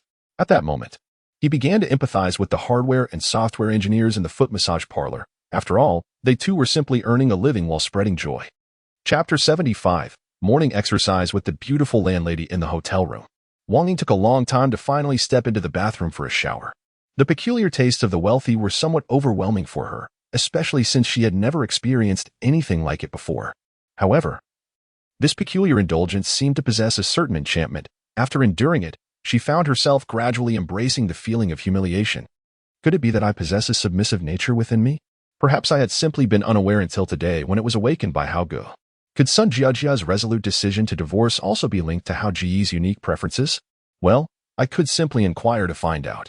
There is nothing off limits to discuss. Therefore, after her shower, Wang Ying sent a voice message to Sun Jiajia. Although it was already the early hours of the morning, she was confident that Sun Jiajia would not be asleep, likely engrossed in scrolling through Douyin. Indeed, her response was instantaneous. He left, not staying the night. Sun Jiajia had intended to ask Wang Ying about the events of the night the following day, but was taken aback by the latter's proactive voice message. Oh, he has a business trip. He has already gone to the airport. Wang Ying casually fabricated a reason. Well, seems like he has quite the business elite. Sun Jiajia remarked with a hint of admiration. I suppose so. How old is he? In his 30s. His stamina must be quite good then, right? Jiajia. I was just about to ask you, if a man appears quite robust yet relies on external assistance, could that indicate a problem? The two plastic friends delved into intimate conversations, and after a while, Wang Ying steered the topic towards Yang Hao. Jiajia, tell me honestly, did any discord contribute to your divorce from Yang Hao? Not really. Sun Jiajia replied candidly. Her primary reason for divorcing Yang Hao was her disdain for his low income, which failed to provide her with a life of luxury. Yet, upon actually going through with the divorce, she discovered that Yang Hao was merely feigning poverty. What a deceitful scoundrel. How cunning. The following day, in the early morning, Yang Hao was abruptly awakened by the sound of the doorbell. Groggy, he stumbled to the door and peered through the peephole, only to find the alluring mature woman, Guan Sui, standing outside. Hastily, he opened the door. Sister Guan, is there something urgent this early? Didn't you say to call you for morning exercises? Guan Sui replied with a look of skepticism. Oh, how could I forget such a thing? Yang Hao chided himself, slapping his forehead. Sister Guan, please wait a moment. We must go for our morning exercise. Completing 30 days of check-ins rewards us with a skill card. Given Yang Hao's current understanding of the rewards system, skill cards were classified as rare rewards. Thus far, this skill card had appeared in the rewards 3 times. The first was related to CSCU's indulgent second phase reward. The second pertained to Guan Sui's 30-day morning exercise check-in, and the third was linked to Qin Yuru's third phase boyfriend agreement task. Yet, he had yet to complete any of these tasks. At present, he has not acquired a single skill card, which he naturally values greatly. Yang Hao quickly changed into his sports attire and stepped out of the house alongside Guan Sui. Today, the attractive landlady donned a set of pale yellow athletic wear. Her long hair tied up in a high ponytail. From behind, one might mistake her for a girl of 17 or 18. However, this girl possessed an extraordinarily alluring figure. With an enviable waist-to-hip ratio, particularly in her snug-fitting sportswear, the contours she displayed left much to the imagination. Little Yang, if you feel we have risen too early, we can certainly delay our outing by half an hour in the future, Guan Sui suggested, noticing Yang Hao's sleepy demeanor. Indeed, 5:30 is rather early, Yang Hao agreed, graciously accepting her kind offer. You youngsters are quite admirable for managing to rise by 6, Guan Sui remarked with a smile. Sister Guan, how can you say that? You are still young as well. Yang Hao flattered her immediately. Ha ha ha, little Yang, you truly know how to converse. Guan Sui laughed heartily, her ample bosom creating a captivating display that made Yang Hao instinctively swallow hard. In their haste to leave, he had forgotten to drink his milk. A glass of pure milk in the morning is both nutritious and healthy. By 7 o'clock, the two concluded their morning exercise. Yang Hao felt a refreshing lightness throughout his body, as if each step was imbued with buoyancy. For the first time, he grasped the essence of the adage that life thrives on movement. Previously, his early mornings had been filled with the rush of squeezing onto crowded buses or subways, or driving to work, never allowing him to savor the relaxation that comes from early rising and merging with nature. It is essential to possess both wealth and leisure. Merely having money, without time, does not permit one to fully enjoy life. Little Yang, what do you intend to do with that rented shop? I noticed there has been no activity these past few days, Guansui inquired curiously on their way back. I suppose I plan to open a tea house. Or perhaps a CAF. I have not fully decided yet. Yang Hao contemplated. This question had crossed his mind as well. His preliminary plan was to establish a tea house, not expecting it to be a lucrative venture, but rather a place to enjoy tea during his leisure. As a man with familial support, Yang Hao never truly intended to engage in business to amass wealth. He had a clear assessment of his own abilities and felt ill-suited to entrepreneurship, especially given the current economic climate. There's an internet joke that states, in recent years, anyone with a modicum of ambition to start a business has likely found themselves on the dishonesty list. While it is a jest, there is a kernel of truth within it. Entrepreneurship is fraught with challenges, particularly for inexperienced novices without substantial financial backing, who would be better off as diligent employees or simply opting for a laid-back existence. Of course, this does not apply to the wealthy individuals who can afford to experiment with high stakes. For them, losing 100 or 200,000 is inconsequential. But for the average person, risking their entire fortune on a business venture that results in similar losses could lead to a lifetime of debt repayment. Due to his clear self-awareness, even though Yang Hao currently possesses some disposable income, he has no intention of embarking on an entrepreneurial journey. Instead, he chooses to patiently await the generous support of his benefactor. Consequently, he does not intend to rely on the rented storefront to establish a profitable venture. His sole desire is to adhere to the principle of resourcefulness, casually investing some funds to create a tea house or a CAF, providing himself with a pleasant retreat during moments of boredom. Ding. His long-term assistance recipient, Suntingding, requires help. Current request, a job that can sustain her. Task reward, small red envelope 1, beginner blind box 1. Just as Yang Hao was about to ascend the stairs, the voice of his benefactor suddenly echoed in his mind. Is this the unique aspect of a long-term assistance recipient? As long as there is a need, no matter how far apart they are, the benefactor will notify him without delay. However, Yang Hao felt perplexed. Didn't Sun Tingting already have a job as a sales representative at a Huawei experience store? Although her income may not be substantial, it should certainly suffice for her sustenance. Why, then, does she suddenly require another job? Could something have happened? Feeling bewildered, Yang Hao resolved to visit the Huawei experience store where Sun Tingting worked to uncover the truth. Chapter 76. Listen to me. Yang Hao had originally scheduled his time until noon today. He was to inspect a property at Wangjiang Garden in the morning and had a lunch appointment with the beautiful lawyer Lin Yun.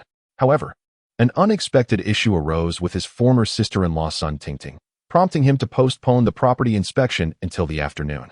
Meanwhile, at the Huawei experience store in Starry Sky City, the mall opened at 9:30 on weekends, while Sun Tingting and her colleagues were expected to start work at 9 o'clock. Yet, upon her arrival at the office, she was summoned by her supervisor, Feng Yu. Tingting, the assessment results from last month have been released.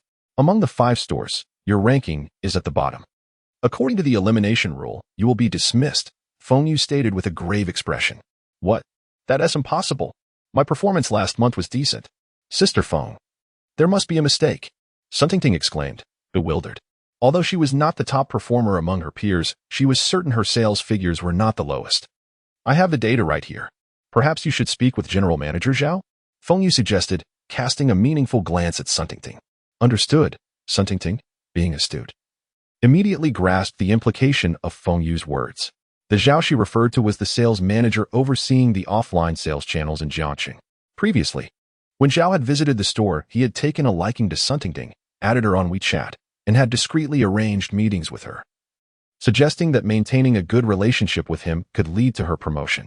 This was clearly an instance of workplace exploitation. Sun Tingting had no interest in Zhao, who was over 40, portly, and had a rather greasy appearance.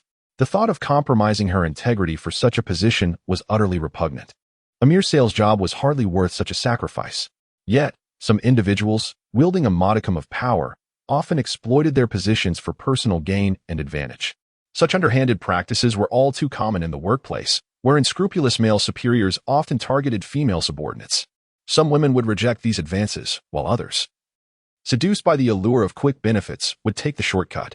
What's wrong? You seem troubled, Zhuing inquired softly, noticing her friend's distress so early in the day. I need to find a new job. Sister Feng told me my performance was the worst last month, and according to the elimination rule, I'll be let go. Sun Tingting replied, disheartened. That's absurd. Your performance was quite good last month. Zhuing echoed her disbelief. It's that Zhao. Sister Feng wants me to speak with him. It's clear what he is after. That greasy old man is utterly despicable. Sun Tingting fumed. Oh, so he is behind this. I suspected as much. I've heard colleagues speak of his unsavory conduct. Zhuing added, joining in her friend's indignation. Why not do this? Confront him and record the conversation. Once you possess evidence of his threats, he would dare not act against you. Sun Tingting shook her head. Forget it. Even if I have evidence, what difference does it make? If he desires revenge, there are always other means. I can simply change jobs. I refuse to work under such a repugnant man. Sun Tingting had already made up her mind. Indeed, as long as that Zhao remains, continuing to work would not bring any satisfaction. Zhuing sighed. Then suddenly her eyes brightened. Tingting, why not call Brother Yang? He is quite affluent. Assisting you in finding a job should be effortless. You mean my brother-in-law? Sun Tingting pondered for a moment, then gently shook her head. It's better not to trouble him. Good jobs are hard to come by, but sales positions like that of a counter assistant are relatively easy to find. Zhuing disagreed with Sun Tingting's perspective. You really are something. With Brother Yang's excellent resources at your disposal, why toil to find a job yourself? If I had the same connection with him, I certainly wouldn't be standing at this counter. Zhuing scoffed, then began to berate that Zhao fellow, that over 200-pound pig, thinking he can aspire to something beyond his reach, attempting to engage in shady dealings. He should take a good look at himself. Suddenly, Zhuing noticed a familiar figure entering the store and nudged Sun Tingting with her elbow. Tingting, look, Brother Yang is here. Huh? Sun Tingting, busy tidying up her things, had no intention of confronting Zhao. She was merely preparing to bid farewell to Feng Yu. Upon hearing Zhu Ying's call, she looked up, only to see Yang Hao striding towards her. Brother-in-law, what brings you here? Sun Tingting greeted him with a puzzled expression. Is it not permissible for me to come and see you? Yang Hao replied with a cheerful question. However, this response left Sun Tingting unsure of how to respond. Brother Yang, we were just talking about you. Zhu Ying chimed in with a smile. What about me? Yang Hao casually inquired. We were discussing how you could help Tingting find a job. Zhu Ying said with a grin. It would be even better if I could be included. She added. Looking for a job? You've decided to quit? Yang Hao asked curiously. When the task was assigned to him, he was already curious. And now seeing Sun Tingting in the store, his curiosity was even piqued. I can't continue. I simply can't endure it any longer. Brother Yang, you have no idea. We have a leader named Zhao above us, who is exceedingly unattractive, greasy, and lecherous. Zhu Ying, the most outspoken among them, recounted Sun Tingting's ordeal in its entirety. After hearing her account, Yang Hao was left speechless, having navigated the workplace for so many years. He had certainly encountered numerous instances of such unscrupulous behavior. Instances like those experienced by Sun Tingting in the sales industry are indeed rare. After all, this profession lacks any semblance of scarcity, nor does it offer a leisurely or high-paying position. It is likely that the individual surnamed Zhao took advantage of Sun Tingting's recent graduation and limited social experience. Tingting, you are absolutely right. When faced with such situations, one must stand up boldly and deny them any opportunity. Yang Hao gently patted Sun Tingting's shoulder, providing solace while also offering her a measure of reassurance. Brother-in-law, that isn't necessary. I can find a job on my own. Sun Tingting replied softly, her gaze lowered. Due to the presence of her sister, Sun Jiajia, she was reluctant to impose on Yang Hao. Trust me, go and handle your resignation immediately. Yang Hao declared assertively, adopting a commanding tone. Assistance is non-negotiable. What would be the point otherwise? Yu Ying, you should also resign and join Tingting in assisting me. Yang Hao then addressed Zhu Ying, who stood nearby. Chapter 77. Brother-in-law becomes boyfriend. Yang, you have truly resolved my work dilemma. I adore you. Zhu Ying exclaimed with joy, for she had long grown weary of her job at the counter.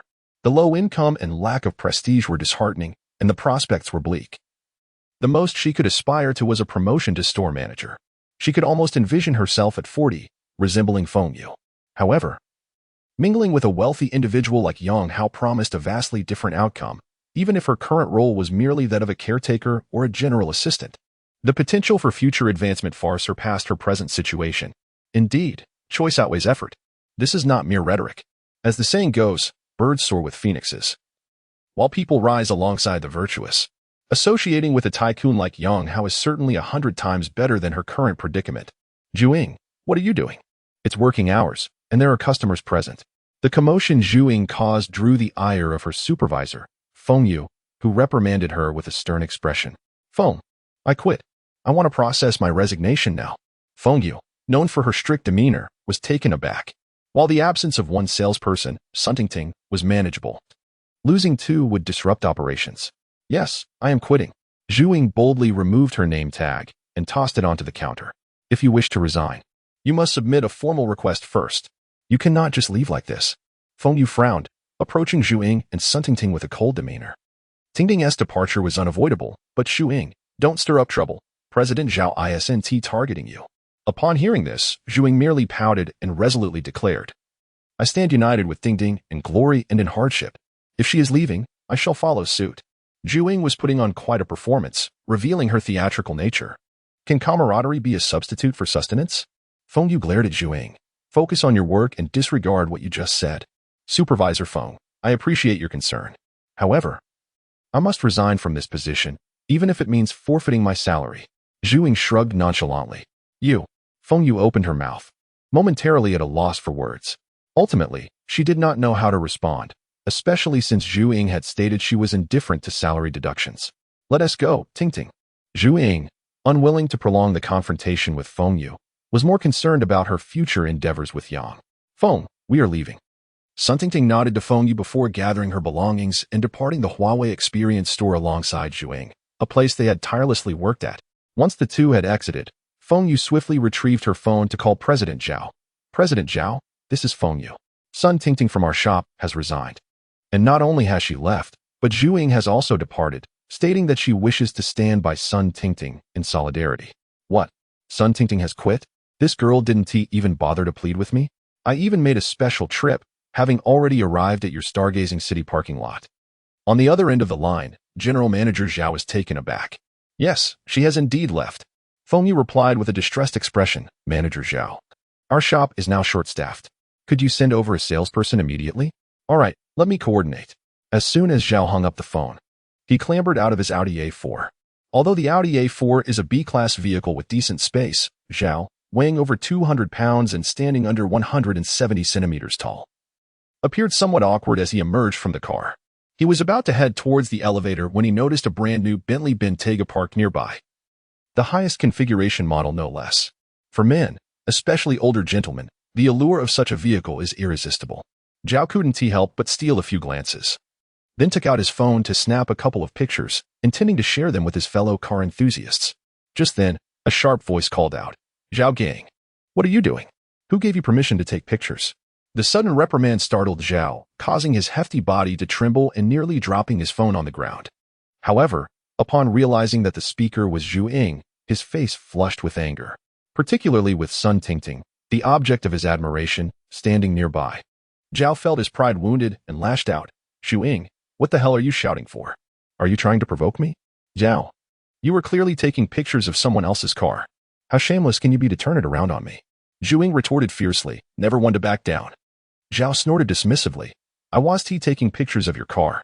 What business is it of yours? After that, he shot Zhuing a fierce glare, intending to ignore the sharp-tongued woman, and turned his attention to Sun Tingting, speaking in a congenial tone. Tingting, I heard from Supervisor Feng that you're leaving? Honestly, there's no need for that. It's just about the performance, right? Just tell Zhao go, and I can surely assist you. Bah. Before Zhao could finish, Zhuing spat back. Zhao, you're like a toad hoping to eat swan meat. You think you're worthy of having your eyes on Tingting? Do you even know your own worth? She then pointed at Yang Hao, who was walking behind. How would I know who he is? Zhao glanced at Yang Hao and scoffed disdainfully. Well, remember this. He is Tingting's boyfriend, Zhuing declared emphatically. What?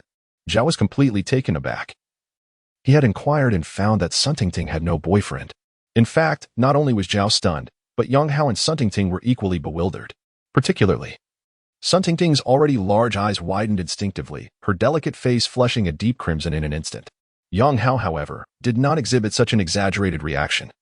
He merely paused for a moment before grasping Zhu Ying's intention.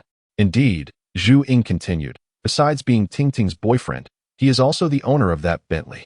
Furthermore, your unauthorized act of photographing his car constitutes an invasion of privacy. What? Are you saying that Bentley belongs to him? Zhao Gang, initially taken aback by the revelation of Sun Tingting's boyfriend, could not help but smirk upon hearing Zhu Ying's words. Are you implying that Sun Tingting has a boyfriend who drives a Bentley? Zhu Ying shrugged indeed. What's wrong with that? Zhao Gang scoffed again, pointing at Yang Hao. If he truly owns that Bentley, I might as well eat the car's wheels. Chapter 78. The dream of my sister-in-law upon hearing Zhao Gang's words. Yang Hao couldn't help but chuckle. Are you joking, my dear fellow? What jest is this? Are we even acquainted? Zhao Gang shot Yang Hao a disdainful glance. For he held a particular aversion towards such pretty boys, relying on their tall stature and modest charm to deceive young women. Unlike him, who stood upon a foundation of genuine wealth. Are you certain this is not a jest? Yang Hao inquired, unfazed, continuing to smile. Of course not. I never jest with strangers. Zhao Gang replied with utmost seriousness. Then you shall keep your word? Yang Hao pressed further. A gentleman's word is as unyielding as a team of 4 horses. Zhao Gang asserted, his expression solemn. Very well. I perceive that you are not a man who would renege on his promises. Yang Hao declared, simultaneously producing the key to his Bentley. In the next instant, the car's headlights illuminated, accompanied by the distinctive sound of unlocking. Zhao Gang was momentarily rendered speechless. After 2 decades of navigating the professional realm, he considered himself adept at reading people. Yet, this young man appeared anything but the type who could afford a Bentley Bentayga. Today, however, he had truly misjudged. My dear fellow, please commence your performance, Yang Hao said with a grin. Zhao Gang opened his mouth at a loss for words. Unable to concoct a suitable rebuttal, he regretted having spoken so boldly earlier, leaving him no recourse. Zhao, you stated it yourself. A gentleman's word is as unyielding as a team of 4 horses. If you choose to go back on your word, I shall promptly call you Sister Zhao in the company's sales group. Zhu Ying seized the opportunity to deliver a sharp retort. At her words, Zhao Gang's face turned a shade of iron, realizing he could not afford to lose face. Especially with 2 female sales associates in the group with whom he shared a close rapport. Should Zhu Ying mention this incident, he would be utterly humiliated. My dear fellow, if the tires are truly unmanageable, how about this? Ying and Ting Ting have yet to receive their wages from last month. Perhaps you could settle that for them? Yang Hao thoughtfully suggested an alternative for Zhao Gang. Very well, I shall promptly notify the finance department. Zhao Gang hesitated for merely a second before decisively nodding. Settling the accounts for departing employees would not cost him anything and would resolve the current predicament, a win-win situation. Zhao Gang even felt a tinge of gratitude towards Yang Hao for providing him such an escape. A seasoned individual well-versed in social niceties. He recognized that there was no point in escalating the situation further. Zhao Gang acted with remarkable efficiency. Although it was not yet payday, he directly assured the finance department that he could advance the funds. Thus, Sun Tingting and Zhu Ying successfully received their rightful wages. Had he not chanced upon Zhao Gang at this moment, a minor incident like this would have undoubtedly led him to employ his usual tactics to delay their salaries. The elder brother exuded an air of affluence, unmistakably a person of wealth. After resolving the salary issue, Zhao Gang approached Yang Hao with a beaming smile, respectfully presenting his business card. I am Zhao Gang, the former supervisor of Ting Ting. There must be a misunderstanding regarding her resignation. I assure you, should Ting Ting wish to return, such incidents will not recur. Zhao Gang declared with utmost conviction. His words were not mere pleasantries. He sought to establish a connection with the affluent Yang Hao through Sun Tingting. Having navigated the social sphere for many years, Zhao Gang recognized the value of the Bentley Bentayga, a brand new vehicle worth approximately $5 million upon purchase. Such prominent figures were not individuals he could afford to offend. Fostering a relationship with them could potentially benefit his future endeavors. Thank you for your kindness, Mr. Zhao. Ting Ting has other arrangements. Goodbye. Yang Hao responded courteously before opening the car door and stepping inside. Farewell, Mr. Zhao. Zhu Ying gleefully gestured at Zhao Gang and then joined Sun Tingting in the luxurious rear seat of the Bentley. Observing this, Zhao Gang refrained from further insistence, bowing slightly as he waved goodbye to Yang Hao, embodying the demeanor of a loyal subordinate, typically brash and overbearing. He now resembled a docile puppy in the presence of Yang. Zhu Ying, now seated in the car, could not help but comment, look at him. Meanwhile, Sun Tingting felt a surge of emotions. Were it not for Yang Hao, she would have never witnessed Zhao Gang's true colors. In front of those in lower positions like themselves, he had always been haughty, strutting around with his head held high. He had even attempted to impose workplace norms upon her. Yet, at this moment, he resembled a beaten dog, humbled and diminished.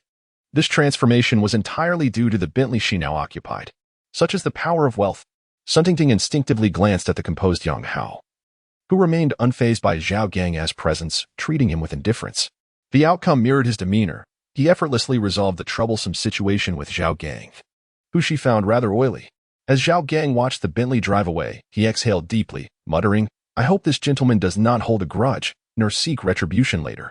Inside the car, Zhu Ying, thrilled by her inaugural ride in a Bentley, snapped several selfies before cheerfully asking, "Yang Go, what do you plan for Tingting and me to do?"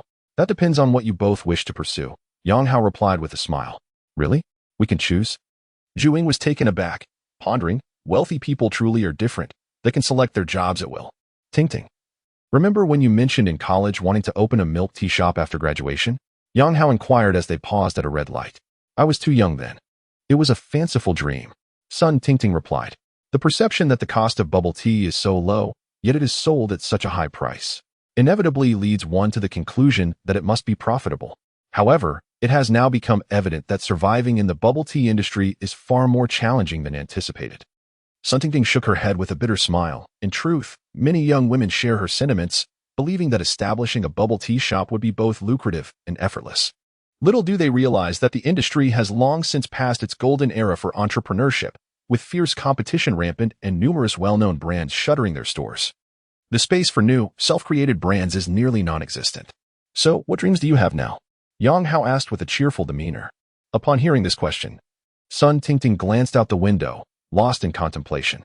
During her time in university, she brimmed with passion, envisioning herself as a corporate elite, navigating the halls of upscale office buildings and earning an impressive annual salary in the hundreds of thousands. Yet, over a year since her graduation, she has faced numerous setbacks, repeatedly battered by the harsh realities of life. That fervor has dwindled significantly. Before considering selling mobile phones, she merely desired a stable clerical position, one that involved sitting in an office. However, such jobs are hard to come by, with most opportunities offered being for front desk roles or similar positions. Thus, when it comes to discussing dreams, Sun Tingting feels it is somewhat extravagant. "If possible, I would love to open a cat CAF," she mused. Spending her days in the company of adorable kittens would bring her immense joy. Sun Tingting has long yearned to adopt a cat, yet her circumstances do not allow it, as even caring for herself proves to be a challenge. Consequently, she often finds solace in cat CAFs, where she can indulge in the company of felines for entire afternoons. During those moments, she dreams of opening her own cat CAF when she becomes financially stable. "A cat CAF? That sounds wonderful," Yang Hao exclaimed, nodding enthusiastically. "Then let's open a cat CAF." Chapter 79, A Startlingly High Salary. Is it truly so?" Sun Tingting was initially taken aback, but soon her eyes began to gleam with excitement. Owning a cat CAF had become her greatest aspiration after her earlier ambitions had faded.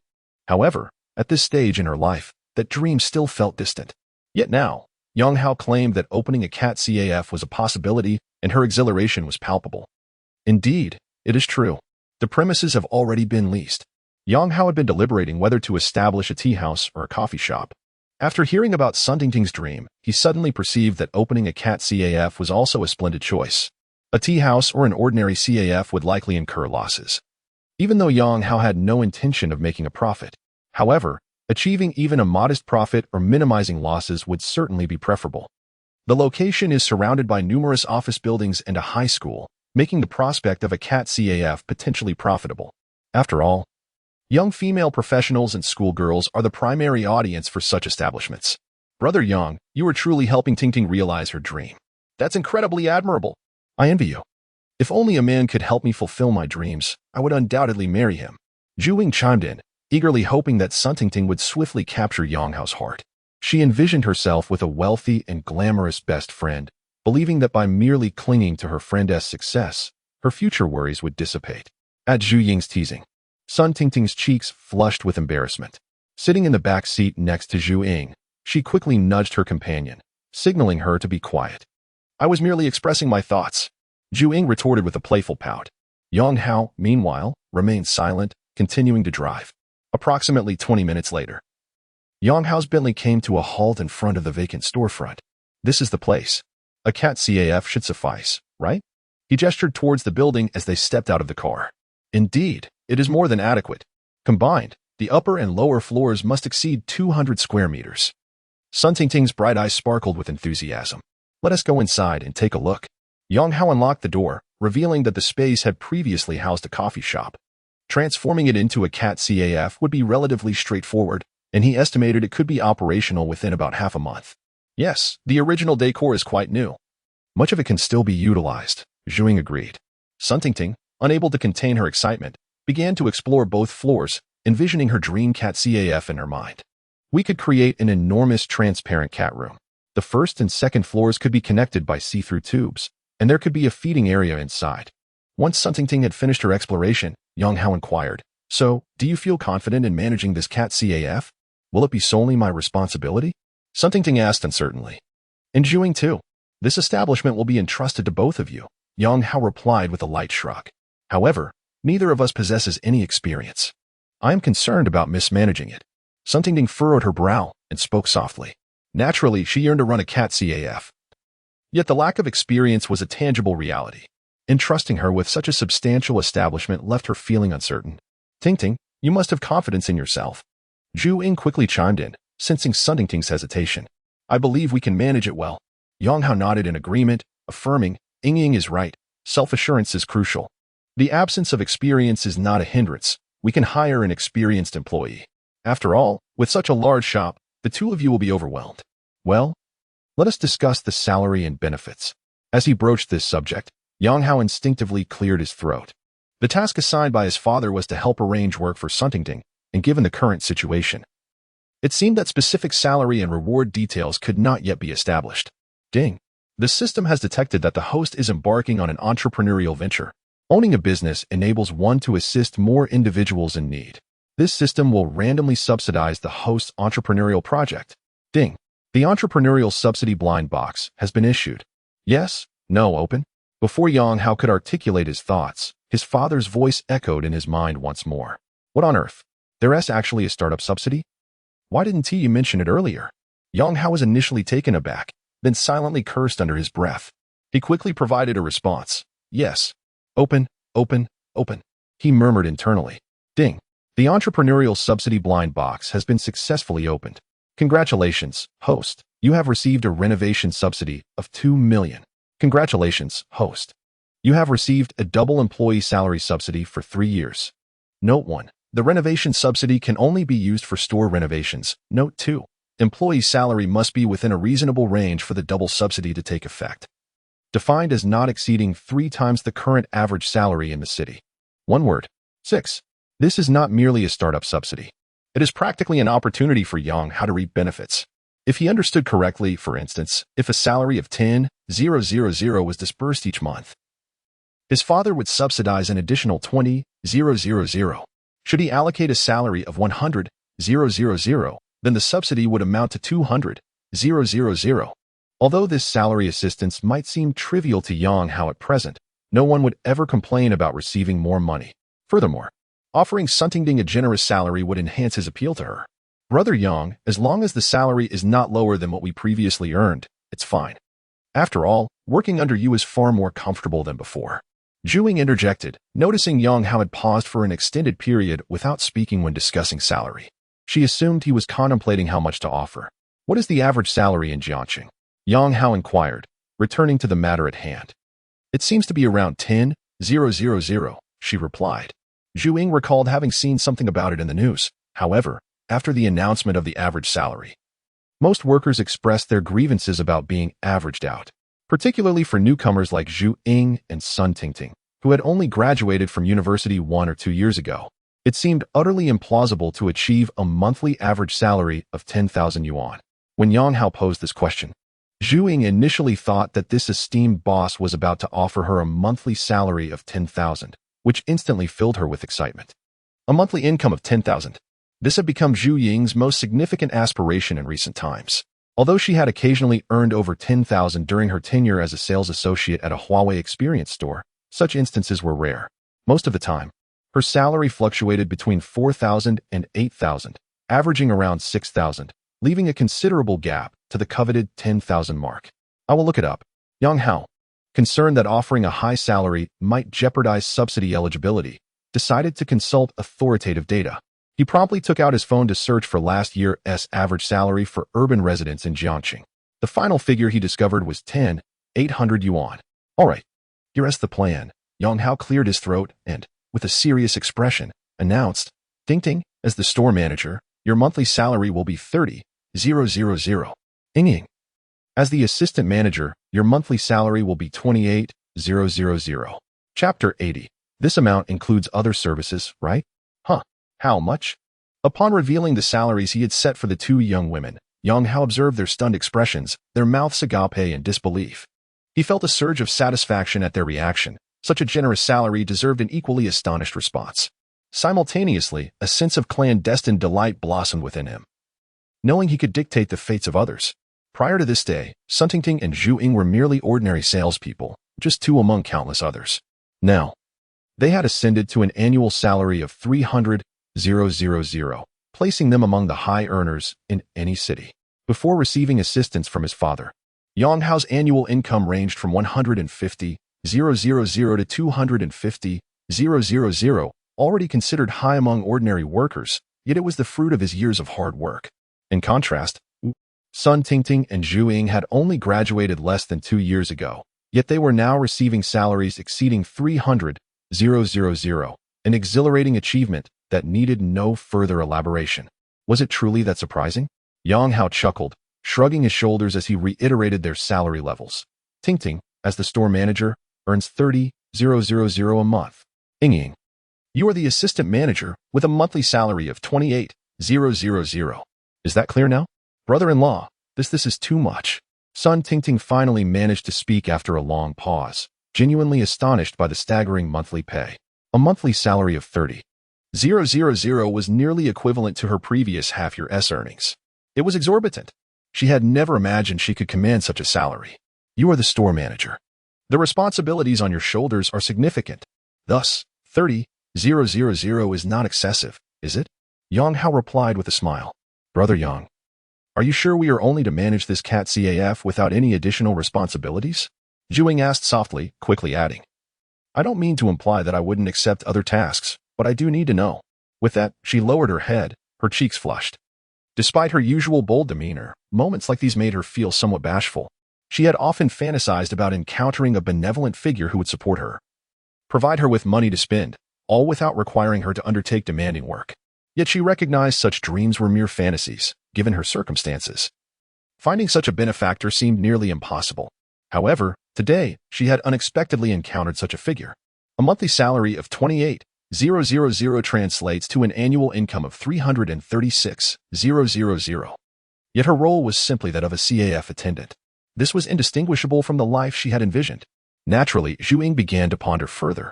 Yet, she found no grounds to refuse, for in her eyes, Yang Hao was an incredibly charming man, even if she were merely his beloved kept on the side. She felt a profound sense of contentment. Nevertheless, her words left Yang Hao momentarily speechless. His intentions were purely to seize an opportunity. He harbored no ulterior motives. The average salary in Jiangxing hovers just above 10,000. Following the rules set by the benefactor, he is offering two individuals approximately 30,000, thus allowing him to acquire a subsidy of 60,000. The combined monthly salary for both amounts to 120,000, culminating in an annual total of 1,440,000. Moreover, it is improbable that the CAF would employ only these two workers. Yang Hao plans to recruit 3 additional staff members. In this scenario, a CAF with 5 employees falls well within reasonable limits, enabling him to further maximize his benefits. However, at this moment, Zhu Ying appears to have misunderstood the situation. Initially oblivious, Sun Tingting, upon hearing her friend's words, suddenly widened her beautiful eyes, as if experiencing a profound realization. The underlying implication seemed to suggest such a generous salary must possess ulterior motives. Is my brother-in-law intending to support us? Sun Tingting instinctively turned to Zhu Ying, who seemed to grasp her meaning and confidently nodded in affirmation. Sun Tingting was rendered speechless. After all, girls tend to harbor a hint of vanity. Yet, she did not share her sister's materialistic tendencies. She believed she could never engage in such a transactional relationship. Furthermore, she was taken aback that her former brother-in-law harbored such intentions. After achieving success, must one indulge in self-maintenance? Is this not a form of humiliation? Just as Sun Tingting was about to refuse, Yang Hao interjected, Ying, where are your thoughts wandering? The funds I provide to employ you are solely for the operation of the CAT CAF, with no additional conditions attached. Can you please redirect your thoughts to a more rational perspective? The reason for offering such high salaries is to motivate you.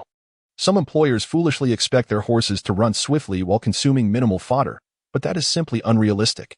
I believe that if the horses are well fed, they shall gallop forward with vigor. Do you not agree? Yang Hao proclaimed with righteous fervor, presenting his rationale. Exactly. Yang Gu is absolutely right. If all employers were like him, how wonderful it would be. Zhuing nodded eagerly. Sun Tingting, who had initially intended to refuse, found herself at a loss for words. Her former brother-in-law harbored none of the intentions she had imagined. It was Zhu Ying's impure thoughts that had led to the misunderstanding. Additionally, there is another matter. For the initial renovations of the CAT CAF, I am prepared to allocate 2 million. This sum is to be spent at your discretion. But one stipulation remains. The funds must be utilized for the shop's renovations. Yang Hao revealed another significant announcement. 2 million. The two women were once again taken aback, their mouths agape as they stared at Yang Hao. Given that the previous establishment was a coffee shop, much of the original decor could be repurposed, leading both Sun Tingting and Zhu Ying to believe that they could commence operations with minimal investment. Yet, under these circumstances, Yang Hao astonishingly proposed a 2 million renovation budget. This was nothing short of extravagant. Brother-in-law, such an amount seems excessive. I believe a budget of a few 100,000 would suffice. Sun Tingting suggested, feeling that such opulence was unnecessary. Yang Hao waved his hand dismissively, proclaiming, if we are to embark on this venture, let us strive for excellence. At the very least, our sensory experience must eclipse that of other CAT CAFs to enhance our competitive edge. Moreover, I am offering you elite salaries, and I hope you will dedicate your utmost efforts to the management of this CAF. We must innovate and stand apart from the rest. With these words, Yang Hao subtly instilled a sense of responsibility in the two of them. Tingting, I believe Yang Gu is absolutely right. If we are to do this, we must do it to the best of our abilities. A monotonous CAT CAF would lack charm.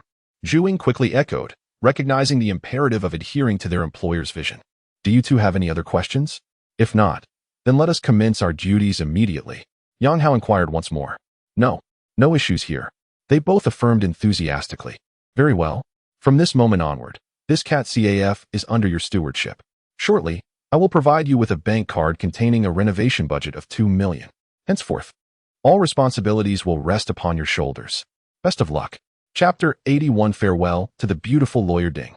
The task of assisting the lady has been successfully completed. Reward, small red packet X1, beginner blind box X1. After Yang Hao finished assigning work to Sun Tingting, the voice of his benefactor echoed once more. Yang Hao skillfully opened the small red packet and the beginner blind box. Ding. The small red packet has been successfully opened. Congratulations to the host for receiving 990,000 or coins. The small red packet was quite generous, marking a promising start. Ding. The beginner blind box has been successfully opened. Congratulations to the host for receiving a Tesla Model Y long-range version. The small red packet was impressive, yet the beginner blind box was rather mediocre.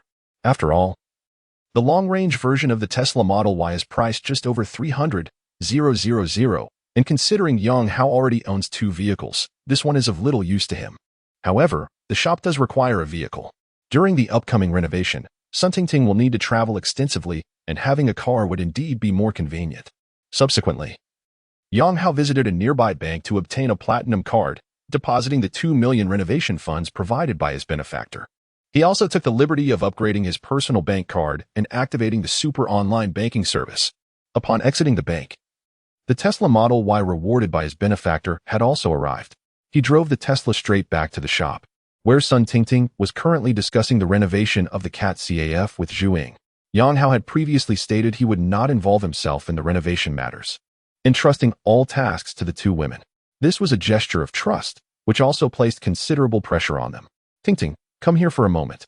Yang Hao called out to Sun Tingting from the shop entrance. Seeing Yang Hao had returned, Sun Tingting hurriedly ran to the entrance, followed closely by Zhu Ying. Tingting, this car is designated for you. From now on, you can use it for procurement and renovation errands, Yang Hao said, handing the keys of the Tesla Model Y to Sun Tingting. Ah, a car for me? Sun Tingting exclaimed, her mouth agape in astonishment. You are the manager. So of course, a car is necessary. It would be inconvenient without one, Yang Hao replied nonchalantly, shrugging his shoulders, as it was a reward from his benefactor, costing him not a dime. Oh, thank you, brother-in-law. Sun Tingting quickly expressed her gratitude, her gaze instinctively drifting towards the Tesla, which was white, its paint gleaming brilliantly under the sunlight, clearly a brand-new vehicle. While she was not particularly knowledgeable about cars, she was aware of the Tesla brand, especially since its owner, Xiaoma, was renowned worldwide. And here is this bank card for you. It contains 2 million, and the password is my birthday. All renovation expenses will be drawn from this card. If any substantial payments require verification, just give me a call. Yang Hao handed Sun Tingting the newly acquired bank card. Ah, Sun Tingting gasped in surprise upon hearing the figure of 2 million. Although Yang Hao had previously stated that the CAT-CAF would require an investment of 2 million for renovations, it was merely a statement at the time. Now, however, the funds have been placed directly into her hands. 2 million. How many workers toil their entire lives without ever earning such a sum? After a prolonged moment of contemplation, Sun Tingting numbly nodded. All right, fine. Please, continue with your tasks. Should any issues arise, feel free to call me. Yang Hao waved his hand nonchalantly and entered his Bentley, swiftly disappearing from Sun Tingting's sight. Wow, a Tesla Model Y. Just like that. It's yours, exclaimed Zhu Ying as she approached the gleaming vehicle, her fingers gliding over its pristine surface. Sun Tingting's emotions were equally tumultuous. The events of the morning had unfolded in a manner that felt almost surreal. Just hours earlier, she was a beleaguered worker, struggling under the weight of meager wages and the scrutiny of customers and superiors. Now, she stood as the manager of a CAT-CAF with an investment exceeding 2 million, a monthly salary of 30,000, and a Tesla to boot. It felt as though she had ascended to the heavens in a single leap. This was the life she had always dreamed of. And it had all unfolded within the span of a single morning, thanks to Yang Hao. In that moment, she grasped the true essence of financial power. It became abundantly clear that those with wealth could effortlessly alter the course of another's destiny, such as her own and Zhu Ying's. Tingting, why not take the car for a spin? We could visit those CAT-CAFs we discussed earlier, draw inspiration from their DCOR, and consult with professional design firms. Zhu Ying eagerly opened the passenger door, settling into the seat. All right, let me lock up the shop, Sun Tingting replied. As an ordinary young woman, she naturally possessed a sense of vanity and an appreciation for beautiful automobiles. She too was eager to experience what it felt like to drive this new car. After securing the shop, she joined Zhu Ying inside. Tingting, why not consider being with Yang Hao? Wouldn't it be delightful to be a wealthy lady? Zhu Ying suggested. Could you refrain from thinking along those lines? Sun Tingting shot Zhu Ying a glare. He hasn't said anything of the sort. Isn't it obvious? He.s. facilitating your dreams, offering a lucrative salary, and even providing you with a car. Yang Hao is a man of action, far superior to those who merely make empty promises. Zhu Ying exclaimed. If a man were willing to do all this for me, I wouldn't hesitate to commit. Even if it meant being a mistress. Sun Tingting chose not to respond, for she could not refute the truth of Zhu Ying's words. If a man were to perform such gestures without ulterior motives, she would find it hard to believe. Yet, the crux of the matter was that Yang Hao had not uttered a single condition or demand. She had no reason to refuse, or rather, lacked the courage to do so. Who among the working class wouldn't desire such a life? Meanwhile, at the entrance of the Jianghe District Court, Yang Hao finally managed to find a parking space. After securing his vehicle, he sent a brief message to his lawyer, Lin Yun, informing her of his arrival. Lin Yun replied, asking him to wait for a moment. Approximately 15 minutes later, the beautiful lawyer, whom he had met before, appeared in his line of sight. She donned a white silk blouse tailored to accentuate her curvaceous figure. Her lower attire consisted of a black bodycon skirt, the hem reaching mid-thigh, perfectly outlining her pert posterior and toned legs. On her feet were black high heels that harmonized exquisitely with the sheer black stockings adorning her legs. Due to her striking beauty and figure, she attracted the attention of numerous passers-by as she emerged at the courthouse. However, Lin Yun's demeanor seemed less than cheerful. Her brow was furrowed as she walked, perusing the case files in her hands, likely indicating that the earlier court session had not gone well. Accompanying her was a middle-aged woman, appearing to be in her 40s, presumably Lin Yun's client, whose expression also reflected discontent, suggesting that they had likely lost the case. Upon reaching the roadside, the two exchanged a few words, after which the middle-aged woman entered a taxi. Observing this, Yang Hao promptly maneuvered his vehicle from the parking space to position it beside Lin Yun, who was engaged in a phone call. Upon noticing a Bentley pull up next to her, Lin Yun frowned slightly. She had encountered too many men attempting to strike up conversations while flaunting their luxury vehicles. Although it was rare to see a Bentley, the underlying intentions were often the same, and Lin Yun harbored a strong aversion to such advances. Did they think that just because they possessed some wealth, all women should revolve around them? Lin Yun turned her head away, focusing intently on the ringtone in her ear. Yet the other party remained unresponsive. Hadn't they claimed they would arrive earlier? What was going on? Lin Yun silently critiqued, and just then, she heard someone shout beside her, "Lawyer Lin, get in the car." Instinctively, Lin Yun turned her head to see the passenger window of the Bentley lowered, revealing a man in the driver's seat who was fervently waving at her. Is it you?" Lin Yun stared at Yang Hao, utterly taken aback. If she recalled correctly, wasn't this man once severely deceived by his ex-wife? Could it be an act? Chapter 82, Transforming the Ex-Wife into a Debtor. Lin Yun still vividly recalls the despairing and desolate expression of the man in the office that day. Consequently, she had taken the time to discuss with her partner whether it was feasible to recover some of the lost funds in such a situation. The conclusion was rather bleak, which troubled her for quite some time. However, to her astonishment, she discovered that the man had been driving a Bentley just a few days later. She had genuinely worried for him. "Are you Mr. Yang?" Lin Yun inquired, not immediately entering the vehicle, but instead questioning him through the window. "Indeed, that's me," Yang Hao replied, shaking his phone. "We arranged this via WeChat. Please get in. Let us find a place to eat and chat." After confirming Yang Hao's identity, Lin Yun finally opened the passenger door and took a seat inside. "I recall you mentioned that all your assets were swindled away by your ex-wife. What is the story behind this car?" Lin Yun asked, furrowing her brows as soon as she settled in. "I was fortunate enough to inherit a substantial fortune. I owe my thanks to you, Lawyer Lin. Remember that day you told me I would surely turn my fortunes around? The very next day, I indeed got better." Yang Hao had already prepared a narrative regarding the source of his newfound wealth, reminiscent of a scene from a film where the protagonist inherits a vast estate. Although it sounded somewhat implausible, it ultimately served as a relatively reasonable explanation. "Is that so? You are indeed quite lucky." Lin Yun nodded, then inquired, "What brings you to seek my assistance today? Let us discuss while we dine. I'm rather hungry myself. How about Western cuisine?" Yang Hao suggested while steering the car away from the courthouse. "That seems too elaborate. I have a court session this afternoon. There's a noodle shop nearby where we can grab a bowl of noodles." Lin Yun indicated a small alley ahead, clearly familiar with the vicinity as a lawyer. However, it was evident that she was deliberately maintaining a certain distance from Yang Hao, likely intimidated by the luxury of the Bentley. "Very well." Following Lin Yun's direction, Yang Hao quickly located the noodle shop. After parking, the two exited the vehicle. The establishment was modest, with about 10 tables, nearly all occupied, save for one available table near the entrance. "Please take a seat. Let me know what you'd like to order."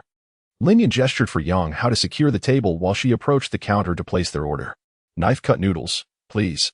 Yang Hao was not one to stand on ceremony with this lawyer, casually glancing at the large menu displayed above the bar. Lin Yun nodded slightly and proceeded to order at the counter. At that moment, Yang Hao received a WeChat message from his informant, Wang Ying, indicating that she was accompanying Sun Jiajia to the law firm and then proceeding to the courthouse with Lawyer Tong.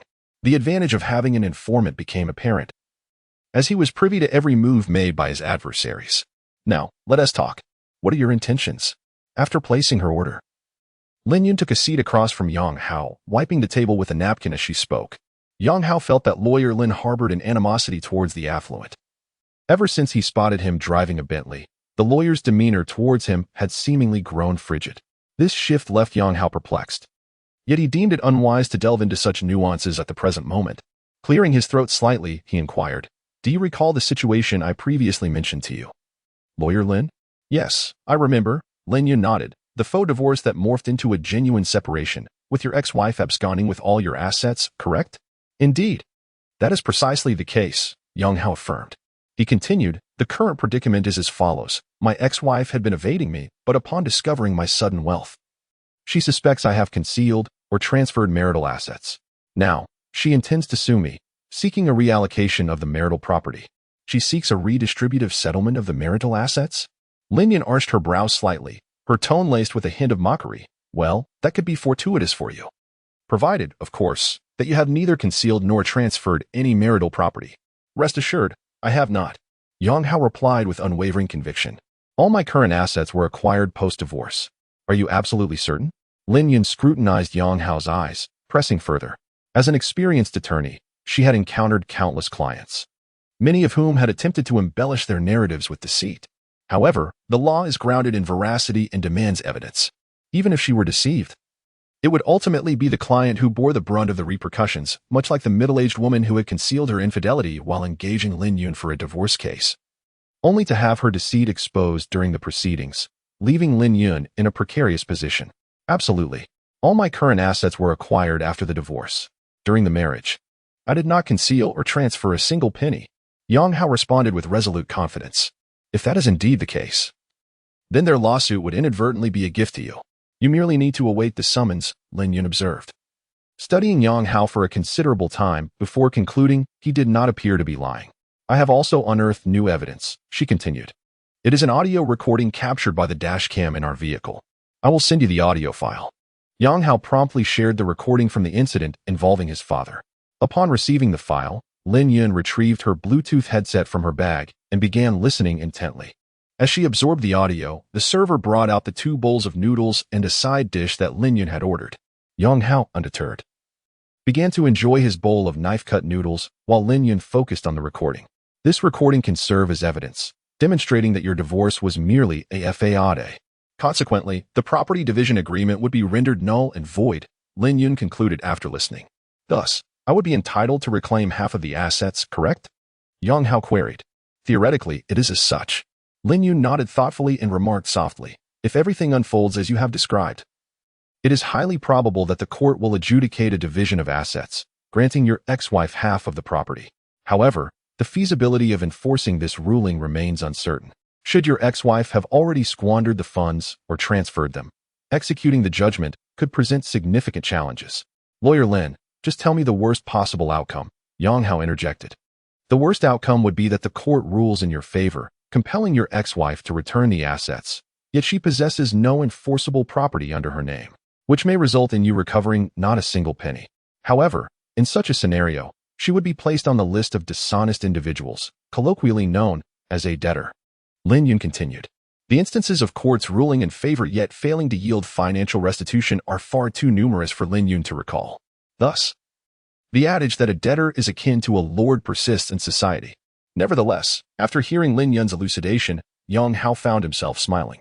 For him, the retrieval of funds had become inconsequential, as he was not in need of money. In contrast, the prospect of placing Sun Jejia on the dishonesty list, rendering her a debtor, prohibiting her from traveling by high-speed rail or airplane, and restricting her high consumption, brought him greater joy. This notion resonated with a more profound sense of vindication. Chapter 83. Suing Ex-Wife Sun Jejia. Lawyer Lin, may I engage your services as my attorney? Yang Hao extended the invitation with enthusiasm. Certainly, replied Lin Yun, assessing the situation at hand. Given the information we currently possess, this lawsuit is virtually guaranteed to succeed. There is no reason for me not to accept. Then I shall trouble you, Lawyer Lin. Let us embark on this endeavor together. I wish us a fruitful collaboration.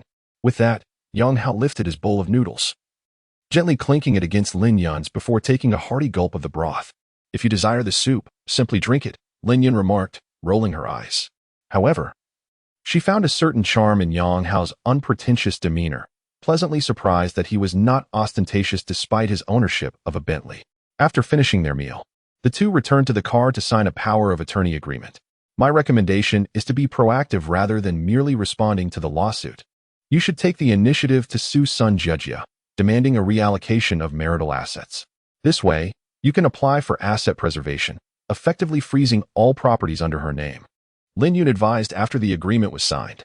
Of course, I must reiterate that this course of action assumes you have not concealed or transferred any marital assets. Otherwise, you would be ensnared in a trap. Very well, I shall proceed with the lawsuit. What materials do I need to prepare? Yang Hao inquired, confident in his position. For all his assets were legally acquired through his father. I will draft the complaint. The recording you sent me can serve as evidence. The rest will consist of your personal information and that of your ex-wife. If you decide to sue, we can conveniently head to the courthouse together, Lin Yun explained.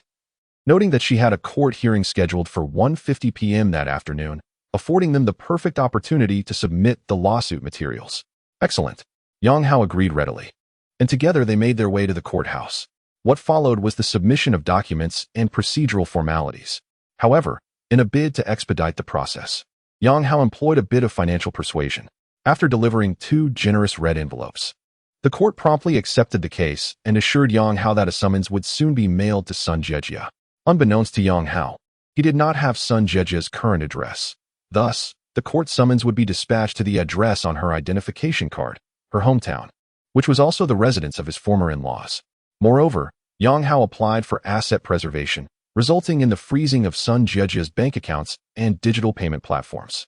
Although this procedure typically required about a week, Yang Hao's monetary influence ensured that all processes were completed swiftly. Ultimately, Yang Hao pursued this lawsuit not merely for legal redress, but to reclaim his dignity, determined to make Sun Jejia feel the weight of her actions. After completing these matters, Lin Yun proceeded to attend the court hearing, while Yang Hao drove away from the courthouse towards Wangjiang Garden, located on the outskirts of the city. There, a villa awaited his ownership. At 2:30 in the afternoon, Sun Jejia and her legal representative, Tong Lisan, arrived at the Jianghe District People's Court. Accompanying them was Yang Hao's undercover agent, Wang Ying, who, having fully sided with Yang Hao, brought along a recording device to capture the entire conversation during her meeting with Sun Jejia, unbeknownst to the latter and Tong Lisan. Throughout their journey, the two were devising schemes to reclaim their assets. Tong Lisan, as a lawyer, even suggested a couple of rather unscrupulous tactics to Sun Jejia. Upon reaching the filing department, Tong Lisan submitted the lawsuit along with the relevant materials. However, the staff member, upon reviewing her submission, was taken aback. Due to having accepted a bribe, the staff had a vivid recollection of the materials submitted by Yang Hao. Now, receiving this lawsuit, the details of the plaintiff and defendant were completely reversed. What was going on? Was there a problem? Tong Lisan looked at the staff member with suspicion. Is Sun Jejia present? The staff inquired. Yes, that's me. Sun Jejia quickly stepped forward. Your ex-husband has filed a lawsuit against you. Your claims are identical, so you merely need to prepare for your defense. Of course, you may file a separate suit, but this lawsuit will need to be amended since your claims are currently the same. There is no need for a separate filing. The staff explained earnestly. What? He sued me? Sun Jejia was utterly astonished, her eyes widening in disbelief, her face reflecting utter incredulity. On what grounds does he have to sue me? How dare he? What audacity?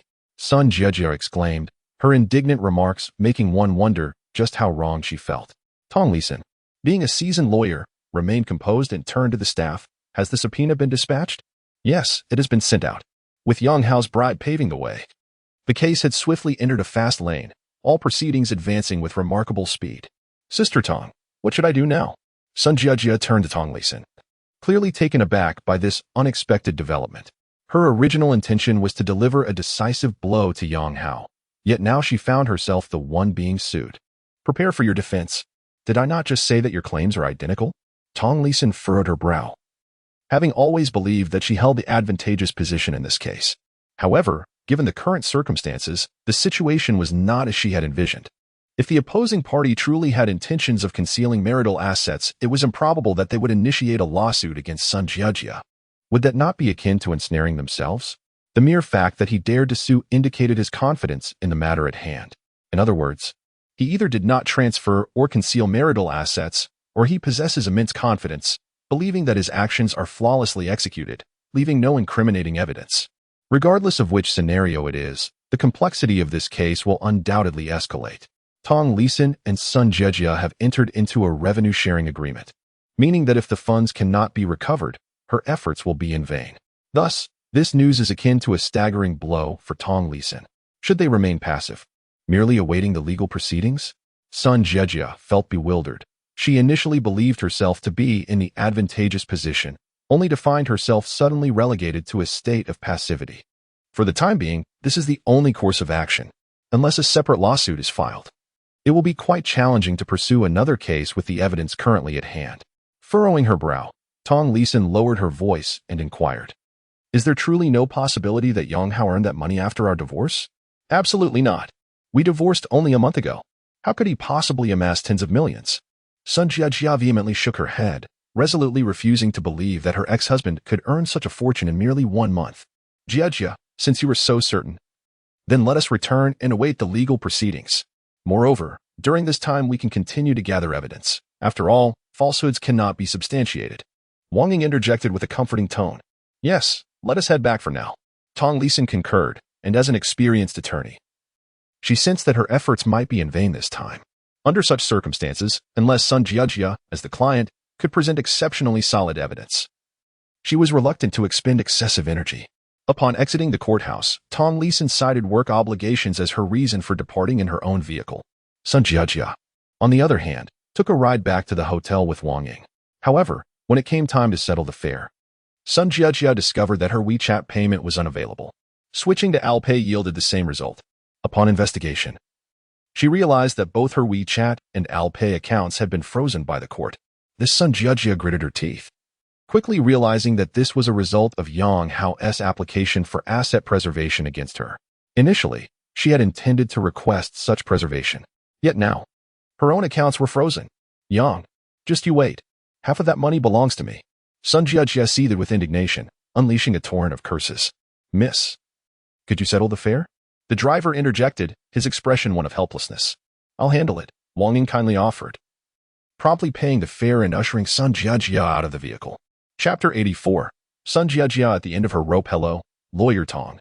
My bank card, WeChat, and Alipay have all been frozen. What should I do? Upon returning to the hotel room, Sun Jiajia promptly called Tong Lisan. Must the lawsuit be concluded before the release? What am I to do during this period? Oh, very well then. Hanging up the phone, Sun Jiajia slumped onto the sofa in a state of dejection. What did Lawyer Tong say? Wang Ying promptly sought to ascertain the situation. The assets under my name will remain inaccessible until the conclusion of the lawsuit. Sun Jiajia wore an expression of utter despair, her frustration boiling over as she exclaimed, I truly misjudged the situation before. I never anticipated that someone with the surname Yang could be so ruthless. Not only did they file a lawsuit against me, but they also seek to freeze all my assets. What kind of person is this, utterly disregarding any semblance of marital affection? Sun Jiajia grumbled incessantly, while Wang Ying silently criticized in her heart. How Go merely traversed your path. Before going to court, weren't you planning it this way as well? What a double standard. Down below, dear. Xiao Ying, could you lend me some money for the time being? I shall repay you once I conclude my legal battle. After a barrage of complaints, Sun Jiajia, with a sorrowful expression, turned to Wang Ying for assistance. Jiajia, it's not that I am unwilling to help you, Wang Ying replied. You are aware that I have taken an extended leave to support you in this lawsuit. Next month, I won't even receive a salary, and I am struggling to afford my rent. Naturally, Wang Ying could not lend any money to Sun Jiajia. As she lamented her financial plight, she inwardly criticized. Serves you right. Who told you to scheme against Brother Hao? You brought this upon yourself. In truth, Sun Jiajia was likely aware of Wang Ying's financial situation. The latter belonged to the category of those who live paycheck to paycheck, with scarcely any savings left at the end of each month. Asking her to lend money was indeed an unreasonable demand. At that moment, the phone in the hotel room suddenly rang. Sun Jiajia picked it up, and it was the front desk calling. Miss Sun, your room reservation expires tomorrow. May I inquire if you wish to extend your stay? What? It expires tomorrow? Sun Jiajia was taken aback. Truly, misfortune seemed to come in waves. Her assets had just been frozen, and now she was on the verge of losing her place to stay. Please hold on. I will respond to you shortly. After hanging up the phone with the hotel front desk, Sun Jiajia immediately dialed Lu Songlin's number. It was Lu Songlin who had booked this hotel for her, suggesting she stay here temporarily for refuge. Naturally, Sun Jiajia could only seek help from Lu Songlin at this moment. However, the phone rang for quite a while without anyone answering. What is going on? Is the whole world conspiring against me? Sun Jiajia felt a sense of despair. In recent days, she had been preoccupied with discussing strategies to recover their assets with Tong Lisan, inadvertently neglecting her communication with Lu Songlin. It was only when she attempted to call him that she realized he had not reached out to her during this time. To her dismay, he was now completely unreachable. What could possibly be the matter? Was it that those with the surname Lu were refusing to answer their phones? Wang Ying inquired from the side. The phone goes unanswered. One cannot fathom where they have vanished. Sun Jiajia exclaimed in anger. Jiajia, why don't you stay at Tingting's place for a few days? In the past couple of days, I have encountered a gentleman who occasionally visits me. Otherwise, you could come over as well.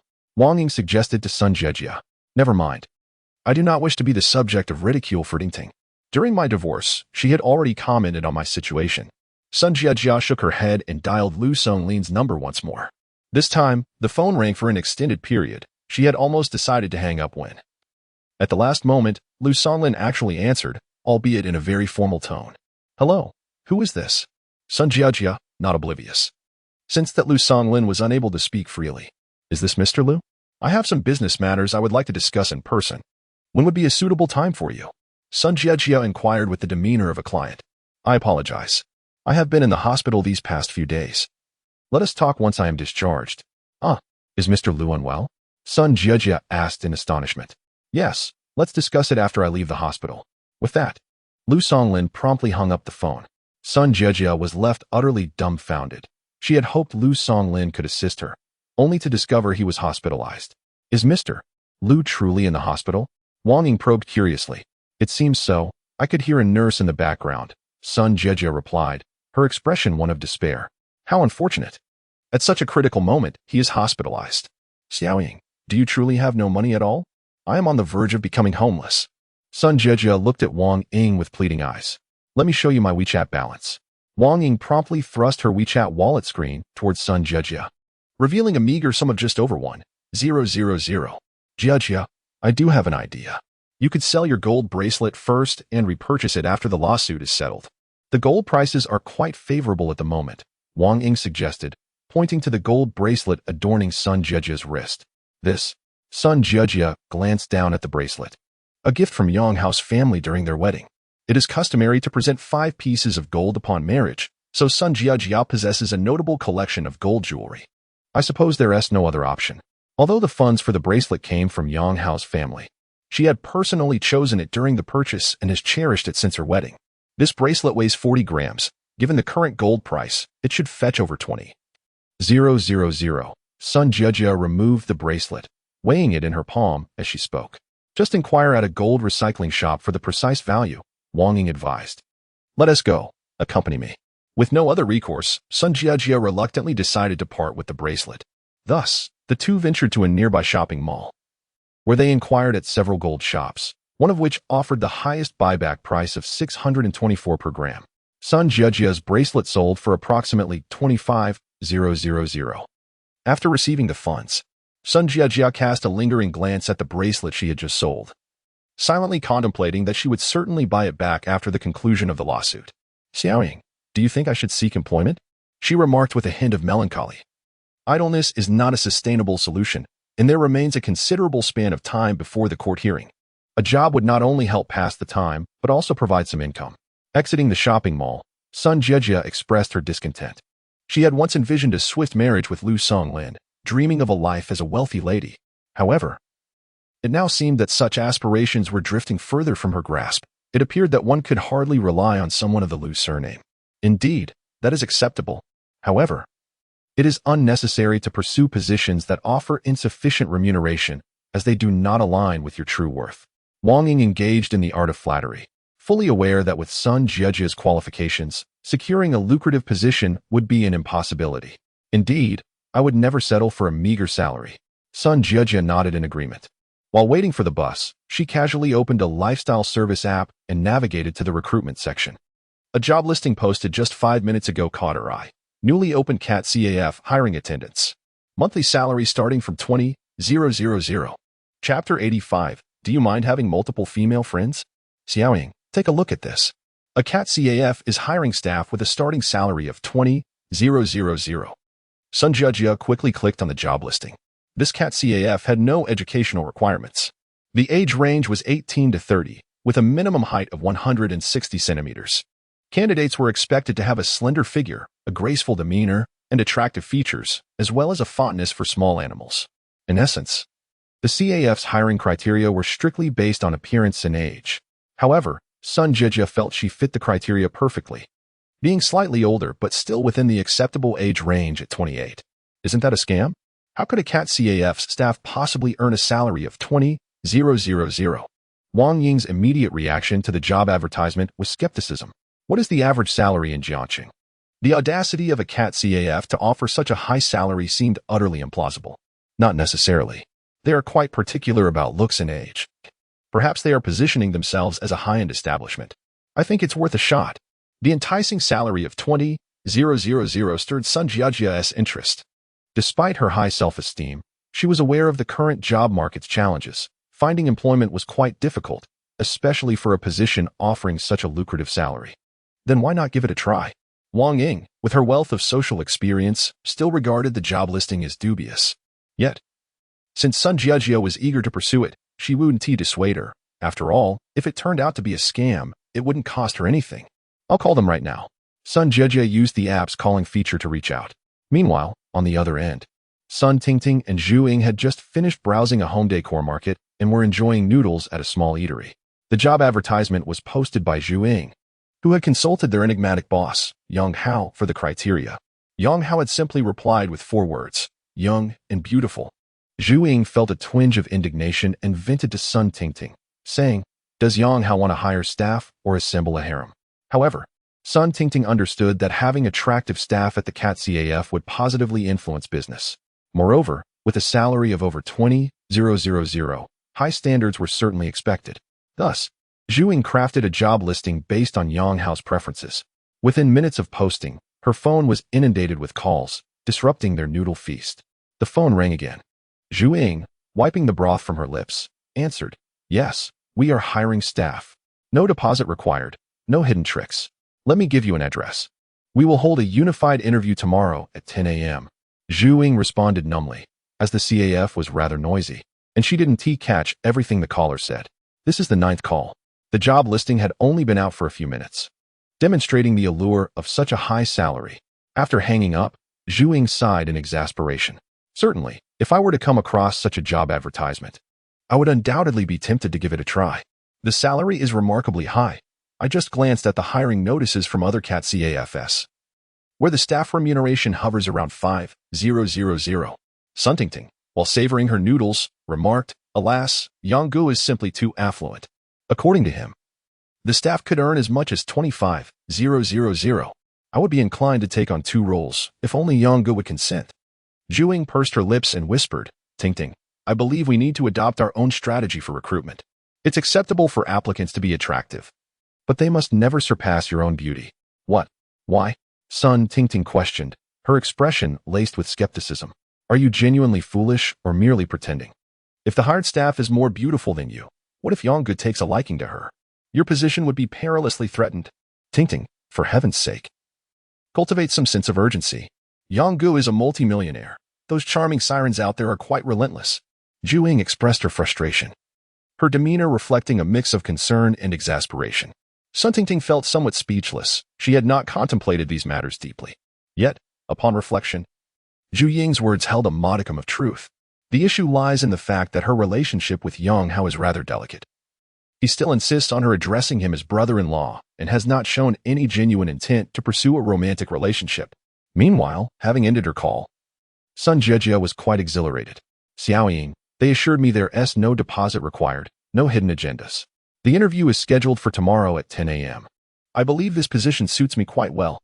Wang Ying, having likely overheard the conversation, felt a twinge of excitement as well. A monthly salary of 20,000. This amount far exceeds her current earnings by more than 3-fold. Jiajia, why don't I accompany you? I can offer some advice. And if it turns out to be a scam, we'll be better equipped to handle it together, Wang Ying suggested. Sure, let us go together tomorrow. You might as well apply as well. Haven't they mentioned they're hiring 3 people? They're offering 20,000 monthly.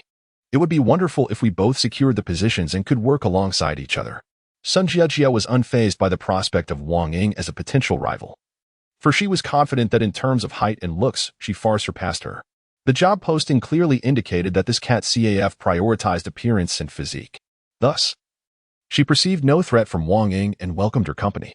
Let us see how things unfold tomorrow.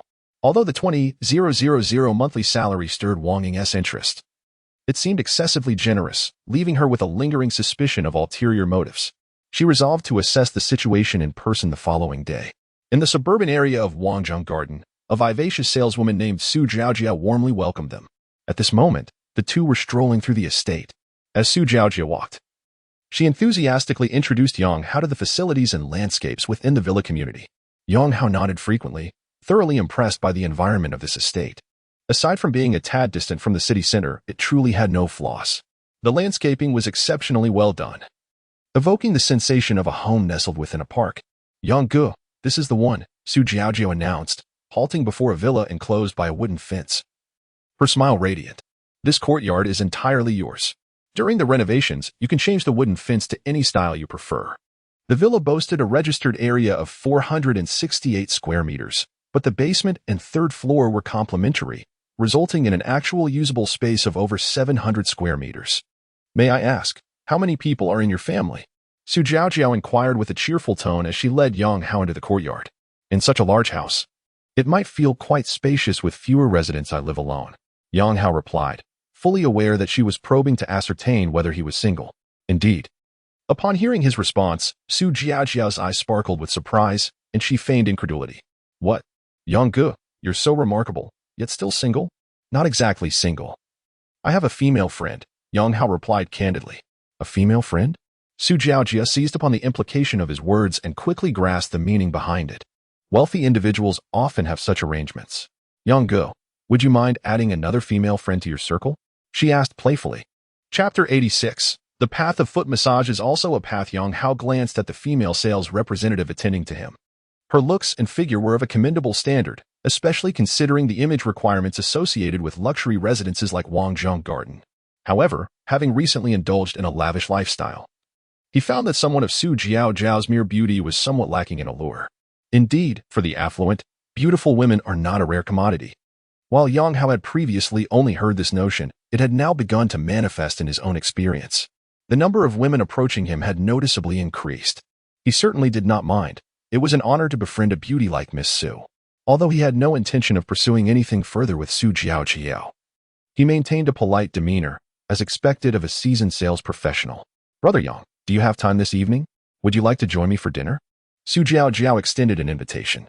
Not tonight. I have plans with friends, Yang Hao replied dismissively. Perhaps another time. Su Jiaojiao felt a tinge of disappointment. As an experienced salesperson herself, she could discern the underlying meaning in Yang Hao's words. Although he appeared courteous, it was evident he did not harbor any interest in her. For Su Jiaojiao, this outcome was not surprising, after all. He drove a Bentley and resided in a standalone villa.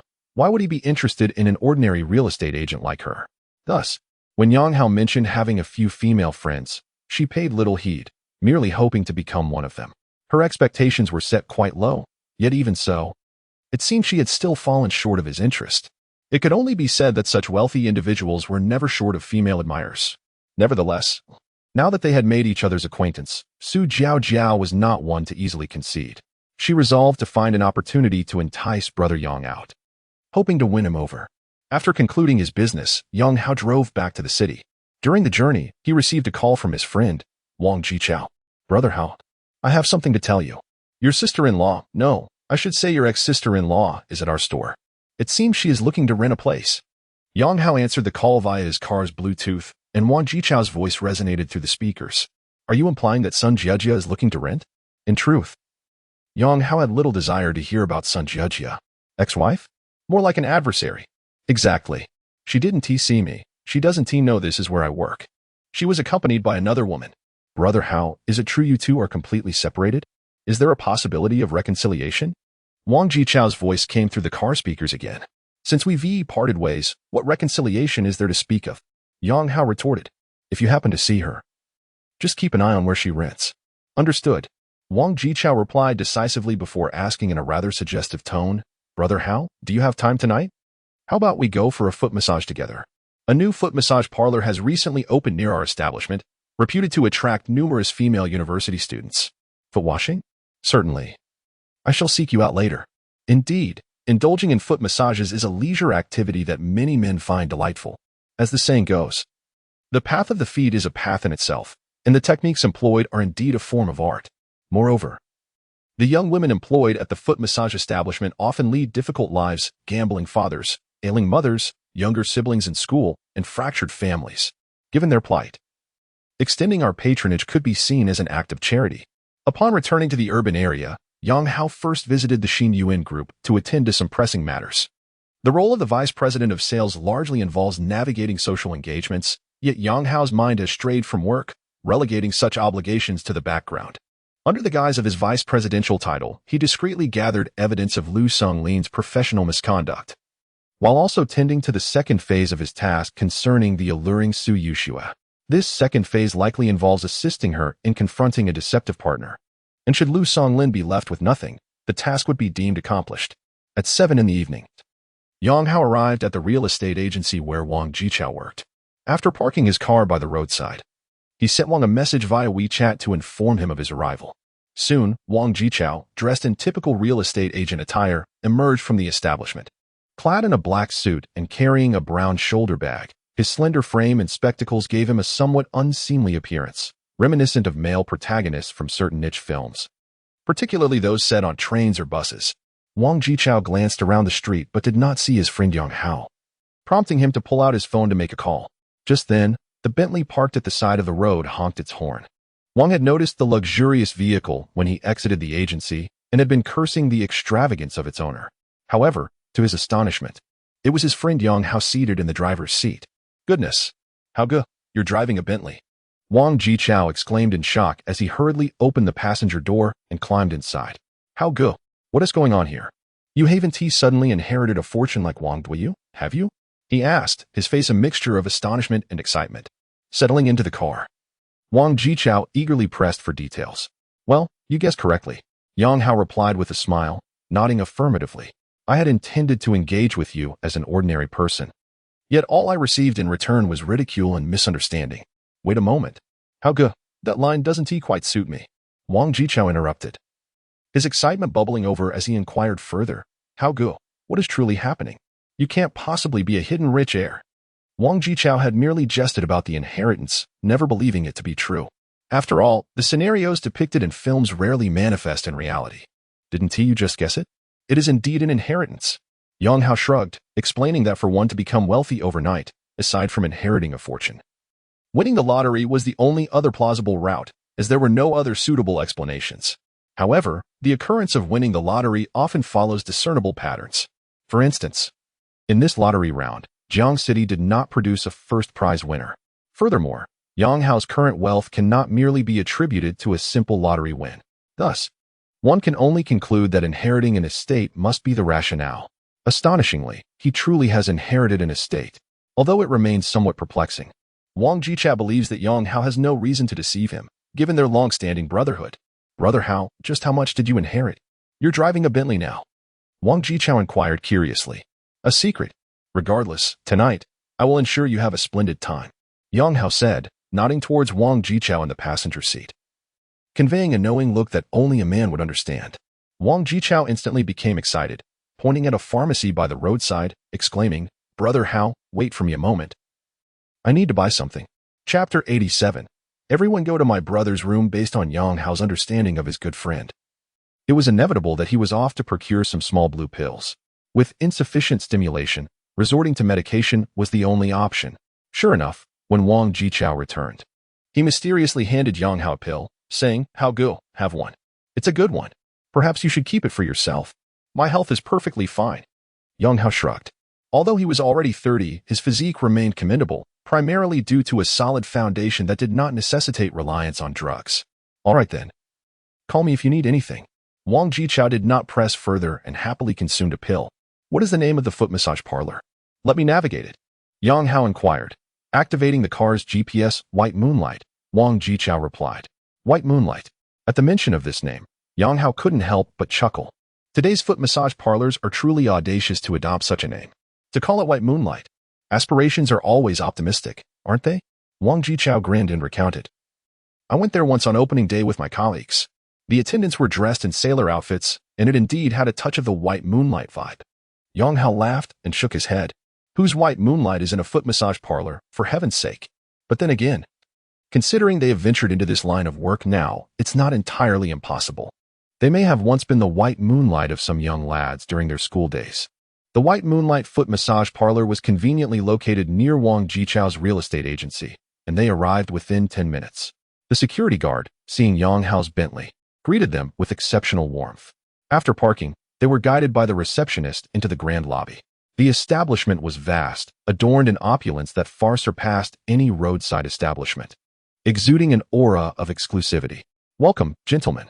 Would you prefer one private room or two?" The hostess, clad in a pink cheongsam with a curvaceous figure, appeared to be in her 40s, suggesting that if she were any younger, she would likely not be greeting guests here. Two. Before Yang Hao could respond, Wang Jichao interjected. "There is indeed a strategy to determining the number of private rooms. If it were a routine foot massage, it would be preferable for the two to share a room to engage in conversation. However, Wang Jichao evidently had other intentions today. Separation was essential for him to fully express himself. Follow his lead." Yang Hao smiled and nodded. "Excellent."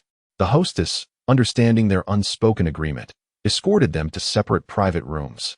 "Sir, would you like something to drink? We have coffee, milk, red tea, and green tea. Green tea will suffice." "Very well. Please hold on for a moment. The technician will be with you shortly. Bring in a few more," Yang Hao requested proactively. In such foot massage parlors, technicians are typically assigned, and one must queue for those not on duty. While it is possible to switch if the assigned technician does not meet one's preferences, it is not like a club where one can select from a group. Yang Hao's current desire closely resembled that of a club atmosphere. The female receptionist hesitated briefly. Ordinary customers typically do not receive such treatment. However, recalling the security guard's words that this gentleman arrived in a Bentley, she surmised he must be someone of significance. With a smile, she nodded. "Certainly, sir. Please hold on for a moment." Yang Hao reclined on the foot massage bed and awaited a few minutes, during which a server brought him tea and a fruit platter. After a brief pause, the sound of high heels clicking against the floor echoed down the corridor. Those who frequently indulge in foot massages understand that this moment often ignites a thrill akin to the excitement of unveiling a mystery box. Yang Hao cast an eager glance towards the door. In the next moment, the door to the private room was pushed open from the outside. 5 female therapists clad in sailor uniforms entered in succession, led by the receptionist. "Sir, which one do you prefer?" Yang Hao's gaze swept over the group. Just as Wang Jichao had mentioned, the quality of the therapists at this foot massage establishment was indeed commendable. The 5 therapists before him appeared to be under 30 and possessed slender figures. However, when his eyes fell upon the last therapist entering the room, he was momentarily taken aback. In fact, it was not only Yang Hao who was stunned. The therapist was equally surprised. Their eyes met, creating an awkward silence. Suddenly, Yang Hao recalled the name of this foot massage parlor, White Moonlight.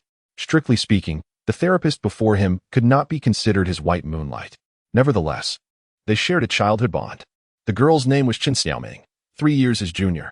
Their families lived in the same neighborhood, and their parents were acquainted. They had played together since childhood. Yang Hao remembered that she had harbored a crush on him. Yet, the 3-year age difference had significant implications. When Yang Hao was in middle school, she was in elementary school. During his high school years, she was in middle school, and while he was in university, she was in high school. This disparity resulted in a missed connection. Although Chen Xiaoming admired Yang Hao, he was romantically involved with classmates of his own age, leading them to drift apart. After Yang Hao's marriage, he lost contact with Chen Xiaoming, only occasionally catching glimpses of her during family gatherings at the New Year. From his parents, he learned that she had been developing her career in the capital. Thus, it was a surprise to see her suddenly appear in Jiangqing, and in a foot massage parlor no less. "Ahem, you can stay," he said. Number 49. Despite the awkwardness of the situation, Yang Hao ultimately chose Chen Xiaoming. "Sir, number 49 is new and won't be available for additional services. Would you prefer someone else?" The receptionist inquired, slightly troubled. In theory, foot massage establishments conduct legitimate business. Otherwise, they would not be so ubiquitous. Therefore, not all therapists provide the so-called special services. Yang Hao had selected a private room, and the receptionist understood his intent. Hence her hesitation to recommend the inexperienced number 49. "No need, just her." Yang Hao waved his hand dismissively. "Very well." Seeing Yang Hao's determination, the female host refrained from further comments. She exchanged glances with the other 4 technicians, who promptly picked up their small cases and, in their high heels, clicked their way out of the private room. Internally, they all harbored a silent grumble. Why summon so many without extending even a single hour? The female host shared a similar sentiment. They arrived in a Bentley, exuding an air of luxury, yet their frugality was rather astonishing. At that moment, Yang Hao spoke again. "Boss, is there anything else you require?" While the female host was inwardly complaining, her face remained adorned with a smile. "Send those 4 to my brother's room. 2 hours each." Yang Hao had previously promised Wang Jichao that he would ensure he enjoyed himself today. The lad likely felt too shy to be so extravagant. So Yang Hao took it upon himself to arrange it, especially since the little blue pills had already been consumed.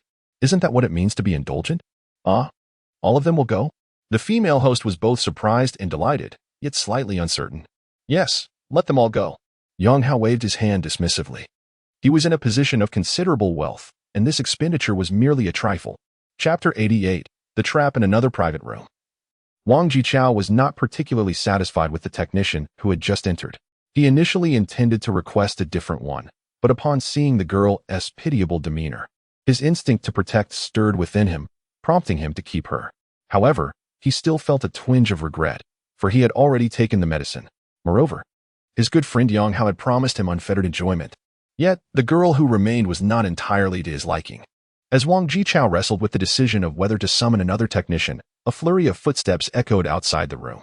Shortly after, the cheerful hostess pushed open the door, ushering in 4 female technicians. Boss, these 4 have been arranged by your friends, each for 2 hours. Wishing you a delightful time. The hostess said with a smile before gracefully exiting the room. Boss, I'll massage your legs. Boss, I'll give you a head massage. Ling, which head are you going to massage? Leave one for me. As the door closed, a throng of charming women immediately surrounded Wang Jichao. The earlier gloom dissipated, and he beamed with joy, silently marveling, how Go understands me. Although Wang Jichao felt his capabilities were limited, didn't the ancients say, to die beneath the peony is to live a spirited ghost? Today, he would push his limits. At worst, he would emerge as a stronger man in 18 years. After all, there was little worth clinging to in this life of servitude. In stark contrast to Wang Jichao's fervor, Yang Hao found himself in a rather awkward situation. Xiaoming, tell me what is going on. How did you end up working here? Yang Hao gestured for Chen Xiaoming to sit beside him. They had been quite familiar in their childhood, but since their last encounter during the New Year 2 years prior, the distance between them had become palpable and awkward.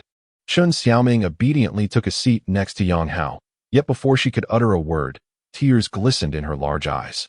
What on earth had happened? Haven't my parents mentioned anything to me? Yang Hao pondered. If something significant had befallen Chen Xiaoming's family, it was likely that his own parents would have informed him. Yet he had heard nothing, which left him perplexed. It's about Xiaojun.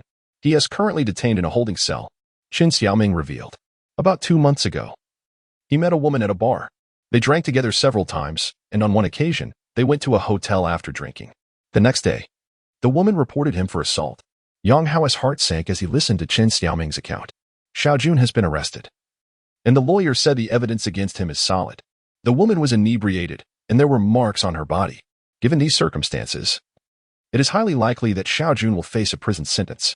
As Chen Xiaoming continued her tale, Yang Hao increasingly sensed that something was amiss.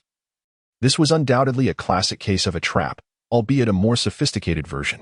He had heard that such elevated traps were nearly impossible to evade.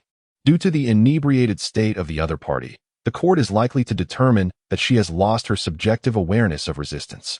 Additionally, since there are some scratches on her body, it can be concluded that they were caused during the act of violence. How much does the other party demand? 500,000. Chen Xiaoming sighed softly. Hauge, you are aware of my family's circumstances. We simply cannot come up with such a sum. Even after gathering resources from various places, I could only manage to scrape together 300,000.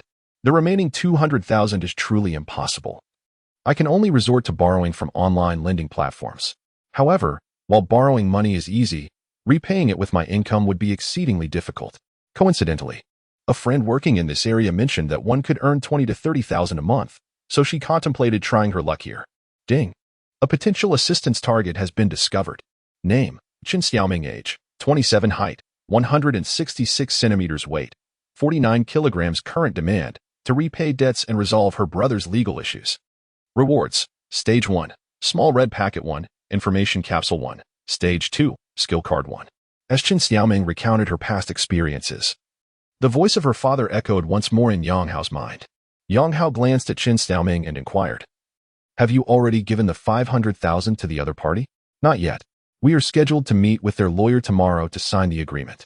The lawyer mentioned that as long as the other party issues a letter of understanding, Xiaojun could be sentenced to probation. Yang Hao nodded and further questioned, did you borrow 200,000 from online loans? Yes, Chen Xiaoming replied, tears welling up in her eyes. We simply cannot gather the funds at home. and the other party refuses to relent, I cannot just watch Xiaojun go to prison. I will lend you 200,000. Pay off the online loan immediately. Those platforms are no different from loan sharks and will only accumulate more interest. Yang Hao declared with a serious expression. Huh? How go? You. Qin Xiaoming was taken aback by Yang Hao's generosity, feeling a mix of shock and gratitude, and tears streamed down her cheeks. In her desperate bid to save her brother, she had approached friends for help, but had only managed to borrow 30,000 in total. A boy who had pursued her for quite some time disappeared without a trace after she asked him for money. At that moment, she realized the truth in the online anecdotes. If you wish to reject someone's advances, merely ask them for a loan. However, Yang Hao, who she had not seen in nearly 2 years, readily offered her 200,000, especially since he was the brother she had secretly admired for many years. At that moment, Qin Xiaoming could no longer contain her emotions and collapsed into Yang Hao's embrace, weeping uncontrollably. Yang Hao understood that words were futile in such moments. It was best to let her express her emotions freely. As her cries gradually subsided into soft sobs, Yang Hao gently patted her back and asked, "Is it all right if I transfer the money to your Alipay?" Qin Xiaoming nodded, sniffling. Yang Hao located Qin Xiaoming in his Alipay friends list, recalling that their last interaction on the platform had been when she sent him a dedication to work blessing. Yang Hao promptly transferred 200,000 and then remarked, "The clock doesn't allow mobile phones, correct? Hurry back to the break room and return the money." Understood. Qin Xiaoming nodded obediently. "Brother Hao, I will certainly work hard to repay you as soon as possible. We can discuss repayment later. This job is not suitable for you. Do not continue," Yang Hao stated with a serious expression. Qin Xiaoming nodded repeatedly. Today marked her first official day at work. The training had been manageable, as there was no actual interaction with customers. However, once she began her duties, she felt an overwhelming sense of anxiety, especially while in the break room listening to other technicians discuss unsavory topics, which heightened her nervousness and fear. Now that the pressure of online loans had been lifted, she had no desire to remain here. "Go on. Remember to return the money immediately," Yang Hao urged, as he was eagerly awaiting Qin Xiaoming to repay her loan and claim his reward. Chapter 89, Redemption in the Lounge. A group of over 20 heavily made-up technicians engaged in lively chatter. Suddenly, a voice emanated from a locker. 20,000 yuan received via Alipay. The previously boisterous atmosphere fell into an abrupt silence, all eyes fixating on the source of the sound. 20,000. Who is this? Which sister has caught the attention of a wealthy benefactor? Is there a chance that such a generous soul could be introduced to me? The excitement was palpable.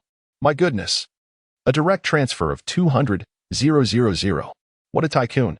After a brief moment of stunned silence, the lounge erupted into a cacophony of speculation. Although the establishment had strict regulations against private transactions with customers, such occurrences were nearly impossible to entirely prevent, especially with substantial transfers. It was nearly impossible to ascertain whether they constituted payment for services rendered. Most technicians working here harbored the ultimate ambition of securing a wealthy patron to elevate their circumstances. However, such fortunate encounters were exceedingly rare, for wealthy individuals were seldom naive. Most engaged in these interactions merely for amusement, particularly in such settings. Yet, exceptions do exist. Within the industry, there occasionally emerges a fortunate few who encounter their so-called warm benefactor. These rare success stories instilled a glimmer of hope among the others. Upon hearing the notification on her phone, the technicians instinctively believed that one of their peers had struck gold. Envy surged within them. A sum of 200,000. Such benefactors were indeed a rarity. Amidst the discussions, Qin Xiaoming hurriedly returned to the lounge and, under the gaze of her colleagues, opened her locker. Was it hers? It was her first day on the job. What extraordinary luck to encounter a wealthy patron on her very first day, despite her appealing appearance. She pondered why someone older than her, merely 20 years old, was not showered with such riches. As the chatter continued, Qin Xiaoming, being new, was virtually unrecognized by her peers. The friend who had introduced her to this establishment was currently occupied with work. Upon opening Alipay and seeing her balance, she felt a wave of gratitude wash over her. Following Yang Hao's instructions, she promptly repaid her online loans. Once she settled those debts, a sigh of relief escaped her. She was acutely aware of the perils associated with online borrowing. Had she not been in dire need of funds, she would never have resorted to it. Hey, let us be friends. I'm so envious of you. Just as Qin Xiaoming prepared to return to her booth, A girl who appeared to be in her early 20s approached her with a smile, phone in hand. What is there to envy? Chen Xiaoming replied, bewildered. Today was her first day, and she had no experience. Her phone had not been silenced, and she was unaware of the 20,000 yuan notification that everyone else in the lounge was already aware of. 20,000. How could one not be envious? Sister, with such a benefactor. You can't possibly manage alone. Let me assist you. Rest assured, I shall not compete for your favor. The young girl spoke quite candidly in their profession. Strong relationships often foster mutual assistance. They all understand men, and it is rather unrealistic to expect a wealthy man to devote himself solely to one woman. Given that one cannot retain their partner, it is perhaps wiser to seek companionship with a good friend, thereby reaping additional benefits. Li Xiaoming was rather astute and immediately deduced that the ruckus was due to her phone not being on silent. Revealing to everyone that she had received a payment of 200,000 yuan via Alipay. Sister, things are not as you imagine. It's fine to add me on WeChat. But I truly do not have any big brothers. Chen Xiaoming shrugged, just as Yang Hao's call came through. Seeing it was Yang Hao, she quickly stepped aside to answer. Xiaoming, have you paid off your online loans? Yes, all settled. Do you have any other debts? Yang Hao called because he had yet to receive the promised reward. Upon hearing Chen Xiaoming had cleared her online loans, he immediately considered the possibility that she might have other debts. As the first phase of the task was to assist her in becoming debt-free, not solely regarding online loans. Chen Xiaoming hesitated for a moment, but opted for honesty. To save Xiao Jun, I borrowed 30,000 yuan from a friend and also overdrawn my credit card by 30,000 yuan. All right, I'll transfer you another 70,000 yuan. Once you clear all your debts, you will owe me only. With that, Yang Hao ended the call. In the next moment, the familiar voice of Alipay echoed from Chen Xiaoming's phone. Alipay received 70,000 yuan. Wow. Another 70,000. That's 270,000 in total. This is truly a big brother. What kind of fate is this? Grant me a brother like this. Sister, you haven't added me on WeChat yet. Sister, I want to add too. Add me. In an instant, Chen Xiaoming was surrounded by a throng of female technicians. At that moment, the matron, responsible for supervising these technicians, walked into the lounge and, seeing the commotion, her expression hardened. What is going on? Time's up. Who's next? Hurry up. Hey, Xiaoming. Why are you back? Seeing Chen Xiaoming, who should have been in a private room, in the lounge, the matron furrowed her brow. It is a grave taboo to sneak out during service hours. This severely affects the customer's experience. After all, they are paying for the time. And it is unacceptable for a technician to frequently step outside. Sister Hong, she is hooked up with a big brother. Yes, the big brother transferred her 270,000. Sister Hong, shouldn't the shop regulate such blatant private transactions? Several envious female technicians immediately reported the situation. What? How much did you receive from him? Sister Hong exclaimed, her expression a mix of surprise and concern as she gazed at Chen Xiaoming. She sometimes turned a blind eye to the private transactions between technicians and clients. But this was pushing the boundaries. Due to the overwhelming nature of her responsibilities, it was quite challenging for her to monitor everything, especially since private transactions were difficult to scrutinize. As long as the store maintained regular financial operations, she would not interfere. However, a private transfer of 270,000 was indeed an extraordinary occurrence. While there were many affluent individuals, the number willing to lavish such an amount on a foot massage attendant was quite limited. Hongjia, it's not as you think. The money was borrowed from Haoge. We are acquainted. Chen Xiaoming hurriedly clarified. Is it so simple to borrow 270,000? What kind of relationship do you have? Why borrow now and not earlier or later? The female technicians exchanged sarcastic remarks. Hong Jie gestured for Chen Xiaoming to follow her outside. Upon reaching a secluded corridor, she whispered, Did you really accept 270,000 from that boss? It was indeed a loan. We are neighbors and coincidentally met here. Upon hearing about my predicament, he offered to lend me the money. You can ask Haoge if you don't believe me, Chen Xiaoming explained, feeling somewhat helpless. She never anticipated that borrowing money from Yang Hao would lead to such complications. Will you continue with this job? Based on Hong Jie's experience, it was likely that the technician would choose to leave under such circumstances. I won't be continuing. I'm sorry, Hong Jie, and thank you for your care these days. Chen Xiaoming bowed politely, recalling that Hong Jie had treated her well during training. Hong Jie nodded. All right, let us part on good terms. please settle the training fee shortly? As previously agreed, if one does not complete a month, the training cost is applicable. Yes. Thank you, Hongjia. Chen Xiaoming expressed her gratitude again, acknowledging that the training fee had indeed been stipulated prior to her employment, and she had no intention of shirking her responsibility. Hongjia, may I serve Hao Ge before leaving? Chen Xiaoming inquired once more. Of course. Hongjia replied with a nod, waving her hand generously. Go ahead, and I hope this will be the last time you utilize the skills you've acquired. Chapter 90. The neighboring sister is soft and obedient. Ding. The first stage task is complete. Reward. Red envelope. Small. 1. Information pouch 1. Yes. No. Open the red envelope. Inside the private room, the voice of Dad finally echoed. It was evident that Chen Xiaoming had settled all her debts. Yang Hao immediately opened the red envelope, which revealed a sum of 680,000. After deducting the 270,000 lent to Chen Xiaoming, he still made a substantial profit. Subsequently, he opened the information pouch. Beep. The information has been sent to the host's email. This was not the first time Yang Hao had opened an information pouch. He promptly accessed his mobile email. The information provided by Dad this time consisted of a video, an audio recording, and several screenshots of chat messages. In the video, a man and a woman sat on a sofa in an apartment, conspiring about how to ensnare Chen Xiaojun. The audio recording appeared to be from a dashcam, where they discussed which bar to lure Chen Xiaojun to, and subsequently how to arrange a hotel stay. The chat screenshots revealed that after reporting to the police, the two were deliberating on how much they would need to pay for a letter of understanding and how to divide the 500,000 once it was in hand. According to the chat records, the woman would take 350,000, while the man would receive 150,000. With this evidence, Chen Xiaojun's accusation of assault would surely collapse, proving he was a victim of deceit. Furthermore, the chat records indicated that the last time they employed the same tactic, they had swindled 400,000, with the woman taking 300,000 and the man 100,000. This suggests they were habitual offenders. Therefore, Chen Xiaojun's case could undoubtedly be overturned. With this in mind, Yang Hao could not help but feel a surge of excitement. The reward for the second stage task was a skill card. This was something Yang Hao had only glimpsed in task rewards and had yet to obtain.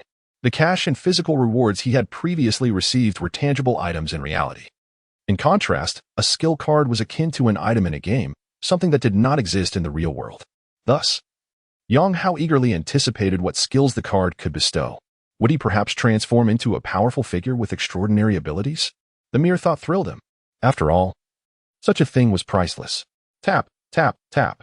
The sound of high heels striking the floor echoed once more outside the door. Chen Xiaoming returned. Upon entering the private room, she promptly closed the door and silently squatted before the bed, pulling out a foot bathtub, while filling it with water. She lowered her head and said, "Boss, please check the water temperature."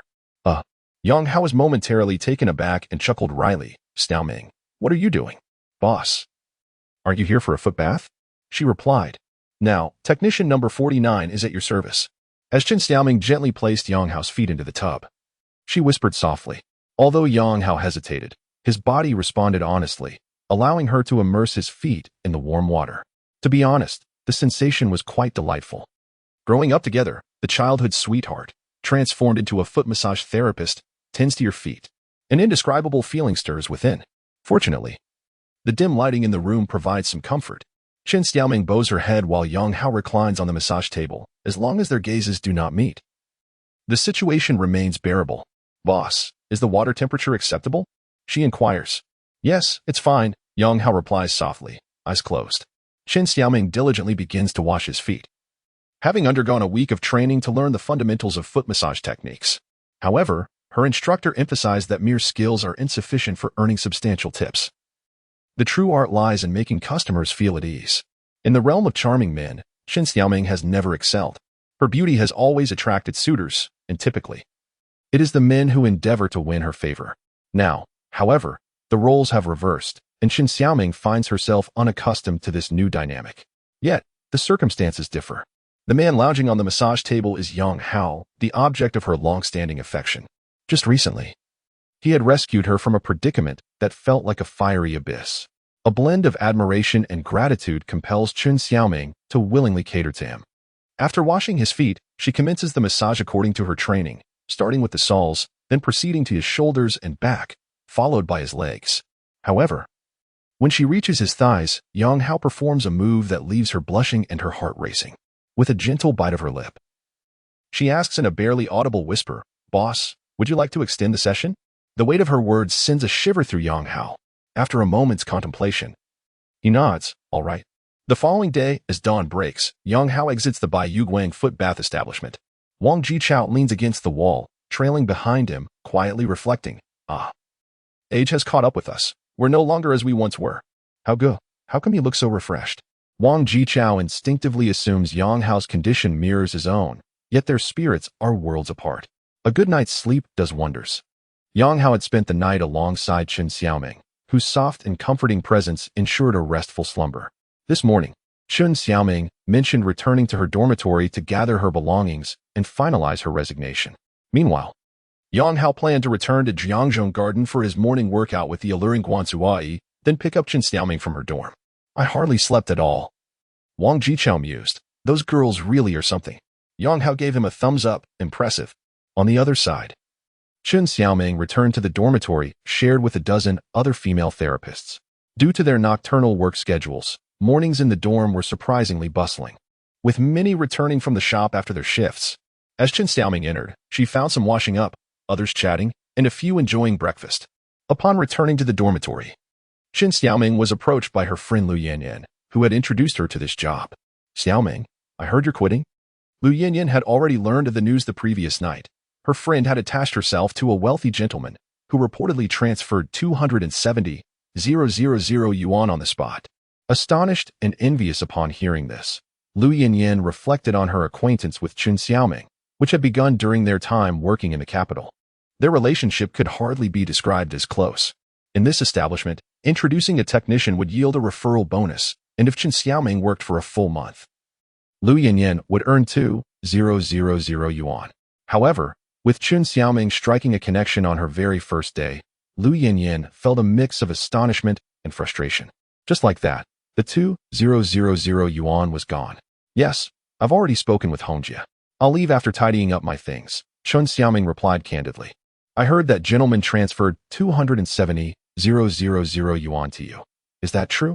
Lu Yanyan pressed further. "The transfer of 270,000 yuan is indeed true, but it is a loan," Chen Xiaoming clarified. She had never contemplated not repaying the money. However, with Yang Hao as her creditor, the terms felt more manageable, without exorbitant interest rates or undue pressure for repayment. Chapter 91. The ugly nature of humanity. The news had been confirmed. Lu Yanyan, feeling an even greater sense of envy, remarked that the so-called borrowing was merely a pretense. With a beaming smile, she said, "Xiaoming, remember not to forget your friends in times of prosperity. You were truly fortunate. On your very first day at work, you encountered such a magnanimous gentleman. Yesterday, when we spoke of you, everyone was filled with admiration. However, as a sister, I must caution you. These days, men have many tricks up their sleeves. Some may shower you with kindness to earn your trust before revealing their deceitful intentions. Some might lead you to take out loans, while others may even sell you off to the northern regions of Myanmar. Thus, one must remain vigilant." Chen Xiaoming nodded in acknowledgement, saying, "Yes, I understand. Thank you for your warning, Yin Yin." She refrained from elaborating on her relationship with Yang Hao, as she wished to keep certain details private. Additionally, she sensed that Lu Yanyan's words were tinged with a hint of jealousy. They were not particularly close friends. It was uncertain whether Yin Yin genuinely wished her well. "Xiaoming, don't dismiss this." At that moment, another technician from their dormitory approached, adding, "There are far too many unscrupulous men these days, and their schemes run deep. I once had a friend who encountered a gentleman who was exceedingly generous, lavishing her with luxury goods. She was soon infatuated. Later, the gentleman claimed his company was facing financial difficulties and needed her to front a loan, assuring her he would repay her soon. Alas, she drained her savings and borrowed 300,000 yuan, all of which she handed over to him. You can guess what happened next. The gentleman used the same ploy to deceive several other women across various foot massage establishments before absconding with their money. Now, that poor girl is burdened with a 300,000 yuan loan and has returned to the massage parlor to work off her debt. The technician concluded, "So, I advise you to hold off on resigning for now. observed the situation for a while longer. She exchanged a knowing glance with Lu Yinyan, who had requested her assistance in dissuading Qin Xiaoming. After all, if Xiaoming left, Lu Yinyan's promised reward of 2,000 yuan would vanish. Indeed, Xiaoming, society is far too complex. You must remain cautious. Lu Yinyan quickly chimed in. Thank you for your advice. I will be careful, Qin Xiaoming replied politely, then proceeded to her bunk to begin packing her belongings. Seeing her resolute demeanor, Lu Yinyan sighed in frustration, evidently realizing that her 2,000 yuan reward was slipping away. It seemed that Qin Xiaoming had made up her mind, likely bolstered by even greater promises from the gentleman. The technician who had spoken in support leaned closer and whispered, "It appears he has offered even more enticing commitments." Lu Yinyan nodded, and, donning a cheerful expression, moved closer to Qin Xiaoming. "Xiaoming, let me help you pack. Although we may not work together in the future, we must keep in touch. If you need assistance, do not hesitate to ask." "Yes, I will," Qin Xiaoming responded graciously. "Yinyan, I truly appreciate your care during this time. Once I have resolved matters concerning my brother, I would love to treat you to a meal. We are all sisters. There is no need for such formality," Lu Yinyan said cheerfully as she waved her hand, clearing her throat before feigning difficulty. "Xiaoming, I find myself in a bit of a predicament. My brother is getting married, and I need to gather a substantial dowry. I intend to contribute 50,000, but I currently only have 45,000. Would it be possible for you to lend me 5,000? I promise to repay you with my next paycheck next month." Upon hearing this, Qin Xiaoming instinctively furrowed her brow. This was not merely a request for a loan, it was a demand for money. If the funds were lent out, Lu Yinyan would undoubtedly not repay them. Just yesterday, Yang Hao had transferred 100,000 yuan, and after settling all her debts, Qin Xiaoming still had over 80,000 remaining. While she could technically spare 5,000, she resolutely refused to part with it. Why should she give away 5,000 for no reason? Did she have an excess of money? "Yin, I truly apologize. You are aware of my brother's situation. He is in urgent need of funds, and I simply cannot afford to lend any money right now," Qin Xiaoming tactfully declined. Seeing her refusal, the smile on Lu Yinyan's face instantly vanished. "Xiaoming, didn't your elder brother just transfer you 270,000 yesterday? I am only asking for 5,000. It's not as if I won't pay you back. Besides, if it weren't for me, you wouldn't even have had the chance to meet your elder brother. We must uphold our values and be grateful, don't you think?" Lu Yinyan's voice grew loud, and soon all eyes in the dormitory were on Qin Xiaoming. The female technician who had previously supported her chimed in, "Xiaoming, Yinyan has indeed helped you a lot. We have all seen it. Your elder brother transferred you 270,000. It is not unreasonable for Yinyan to ask for this 5,000, even if just as a loan.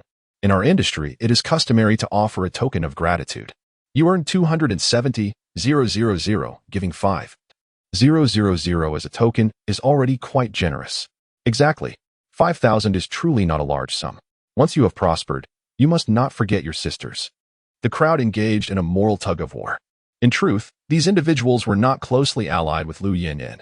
Rather, they were envious of Qin Xiaoming. They all worked in the same field, residing in a cramped dormitory with many others, and yet here she was, having only just arrived, and already aligned with an elder brother, earning 270,000 in a single night. It was impossible for them not to feel a pang of jealousy. At this moment, the darker side of human nature was revealed. Yet, in the face of their accusations, Qin Xiaoming remained composed. She was not a naive newcomer. She understood their sentiments well enough. It was merely jealousy. Let them be jealous, she thought. As she packed her belongings, she spoke calmly. "You have all worked alongside Yinyan for so long. We are all good sisters. Now that Yinyan is in need, shouldn't we all extend a helping hand? How about this? If each of us contributes 500, we will have exactly 5,000 among us. Though I cannot muster the entirety of 5,000 yuan, I can certainly manage to produce 500 with a bit of determination. What does everyone think of my proposal?" Upon uttering these words, Qin Xiaoming cast an inquiring glance at the assembly. As previously stated, these individuals were not particularly close to Lu Yinyan. Rather, they were simply envious of Qin Xiaoming. Given the current circumstances, persuading them to contribute was a futile endeavor. Not even 50 yuan would they be inclined to part with. After all, 50 yuan could buy a delightful morsel. Indeed, the individuals who had earlier engaged in moral coercion fell silent, engrossed once more in their own affairs. Observing this, Lu Yinyan ceased her pretense, her face hardening as she remarked, "Qin Xiaoming, you truly are something. You've earned so much yet refuse to part with even 5,000 yuan. Do not delude yourself into thinking you have entangled yourself with a wealthy patron. There may be a substantial pitfall awaiting you. When the time comes, you may find yourself sold, counting someone else's coins." Qin Xiaoming merely smiled and shook her head, choosing to disregard Lu Yinyan's words. This was a classic case of envy breeding animosity. The scene of this drama was drawing to a close. The dormitory soon returned to its previous clamor. With the technicians chatting in small groups about last night's clients, their conversations filled with ribald humor. Qin Xiaoming, having come from the capital, had quite a bit of luggage. She packed 2 suitcases and a large woven bag. The entire process of organizing her belongings lasted over an hour. Just as she finished, Hongjie arrived at the dormitory, holding Qin Xiaoming's identification card. "Xiaoming, here is your ID. Now, please transfer the 2,000 yuan training fee." Hongjie held the ID in her right hand and a cigarette in her left. Despite having pulled an all-nighter, she seemed accustomed to such a routine, appearing relatively unscathed. "All right, Hongjie." Qin Xiaoming had a favorable impression of Hongjie, who exuded a formidable aura reminiscent of a leading lady in a Hong Kong film, always showing her kindness. When Qin Xiaoming mentioned her intention to resign last night, Hongjie did not create any difficulties for her. Thus, Qin Xiaoming promptly transferred the 2,000 yuan training fee as per the established protocol. One cannot always rely on big brothers. Keep your wits about you, Hongjie admonished as she handed the ID to Qin Xiaoming. "Thank you, Hongjie." Qin Xiaoming recognized that this advice came from a place of genuine concern. At that moment, her phone rang. It was Yang Hao calling. She quickly answered, "Brother Hao, I'll be downstairs at your dormitory in about 5 minutes." Yang Hao, having concluded his morning exercise, was hastily making his way to Qin Xiaoming's residence. "All right, I'll come down to wait for you." After ending the call, Qin Xiaoming hurried to gather her belongings. However, with 2 suitcases and 1 large woven bag, it was impossible for her to carry everything alone, especially since their dormitory was situated on the 5th floor with no elevator.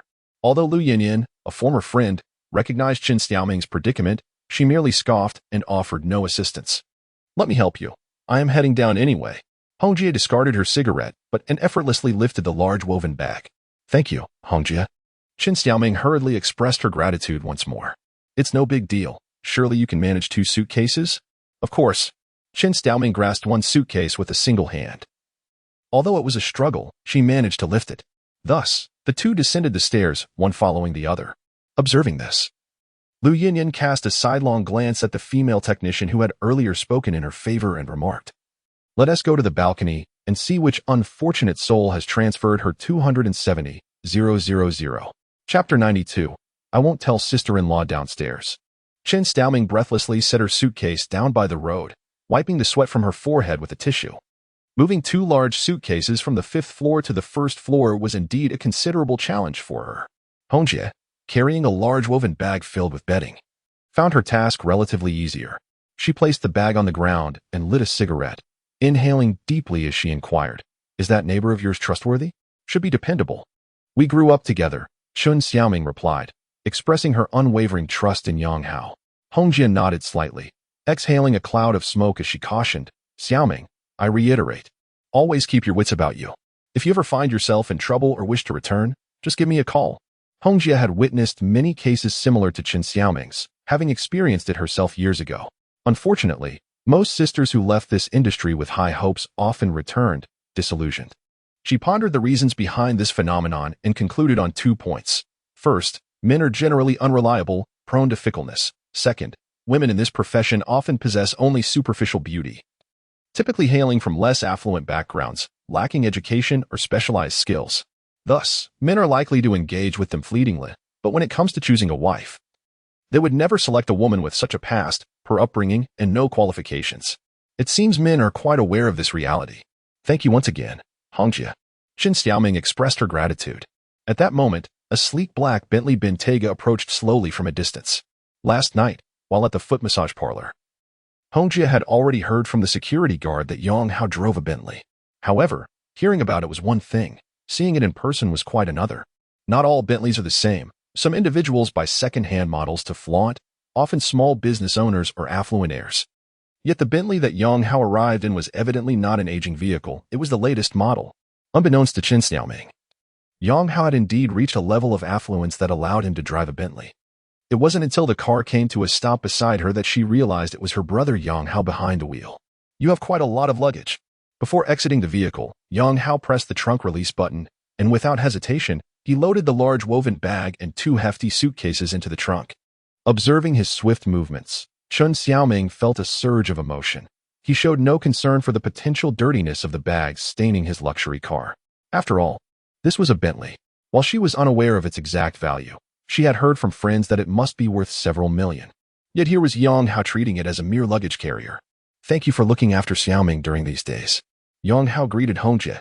"We are all in this together. Supporting one another is only natural," Hongjie replied with a dignified tone. "All right then, see you next time." Yang Hao nodded to Hongjie, then waved at Qin Xiaoming. "Let us go, Xiaoming." "Goodbye, Hongjie." Before getting into the car, Qin Xiaoming bid farewell to Hongjie with a wave. "Yes, goodbye." Hongjie reciprocated the gesture, but at that moment, she felt a twinge of sentimentality.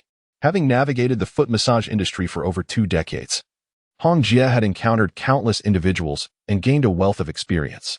Yang Hao exuded a sense of reliability, leading her to believe that perhaps Qin Xiaoming would no longer need to return to this line of work. She genuinely felt happy for her younger sister. The reason Hongjie treated her technicians well was that she understood the majority entering this industry were often unfortunate souls. Thus, she sincerely hoped they could escape their hardships soon.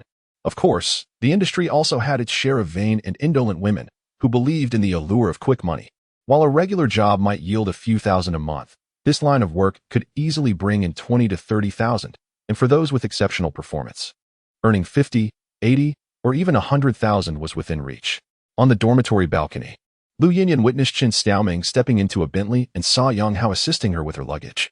This man was tall and robust. Although she couldn't discern his features from a distance, he couldn't possibly be unattractive. More importantly, he not only possessed commendable external attributes, but also drove such a luxurious vehicle. Such wealthy individuals were rare to find. What fortune had Qin Xiaoming encountered to be associated with a Bentley driving gentleman, who also appeared quite handsome? Why couldn't she meet someone like him? The technician who had previously defended Lu Yinyan couldn't help but express her envy.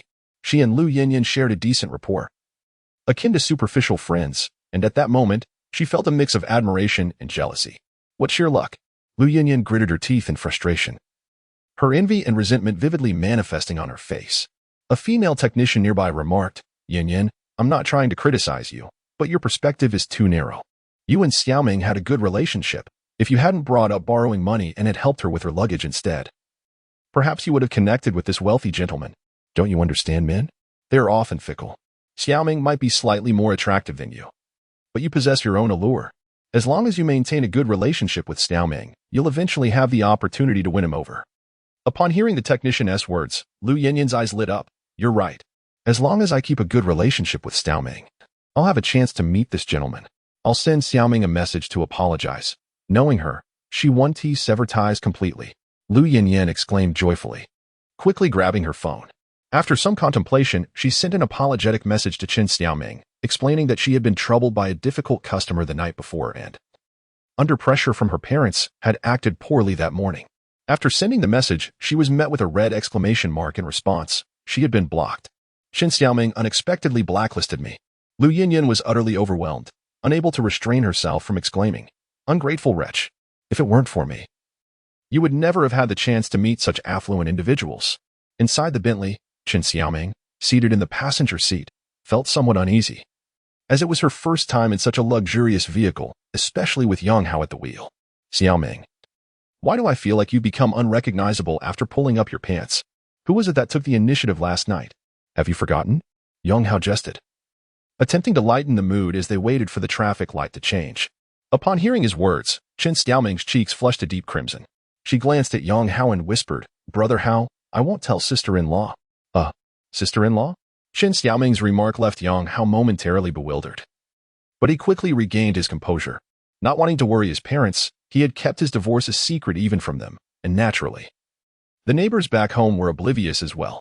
Thus, Qin Xiaoming must have assumed she was playing the role of the mistress. Chapter 93. The boisterous recruitment scene. "I have divorced," Yang Hao stated proactively. "What? You divorced? Qin Xiaoming was momentarily taken aback, only to feel a flicker of secret delight within. She had thought herself merely a mistress, yet her brother Yang Hao had unexpectedly ended his marriage. However, he has a girlfriend. The shift in Qin Xiaoming's emotions did not escape Yang Hao's notice, prompting him to add hastily, "This neighborly sister has quite a vivid imagination. It must be curtailed at the outset." Oh, indeed. Qin Xiaoming's expression wavered into a slight conflict, yet she soon found resolution.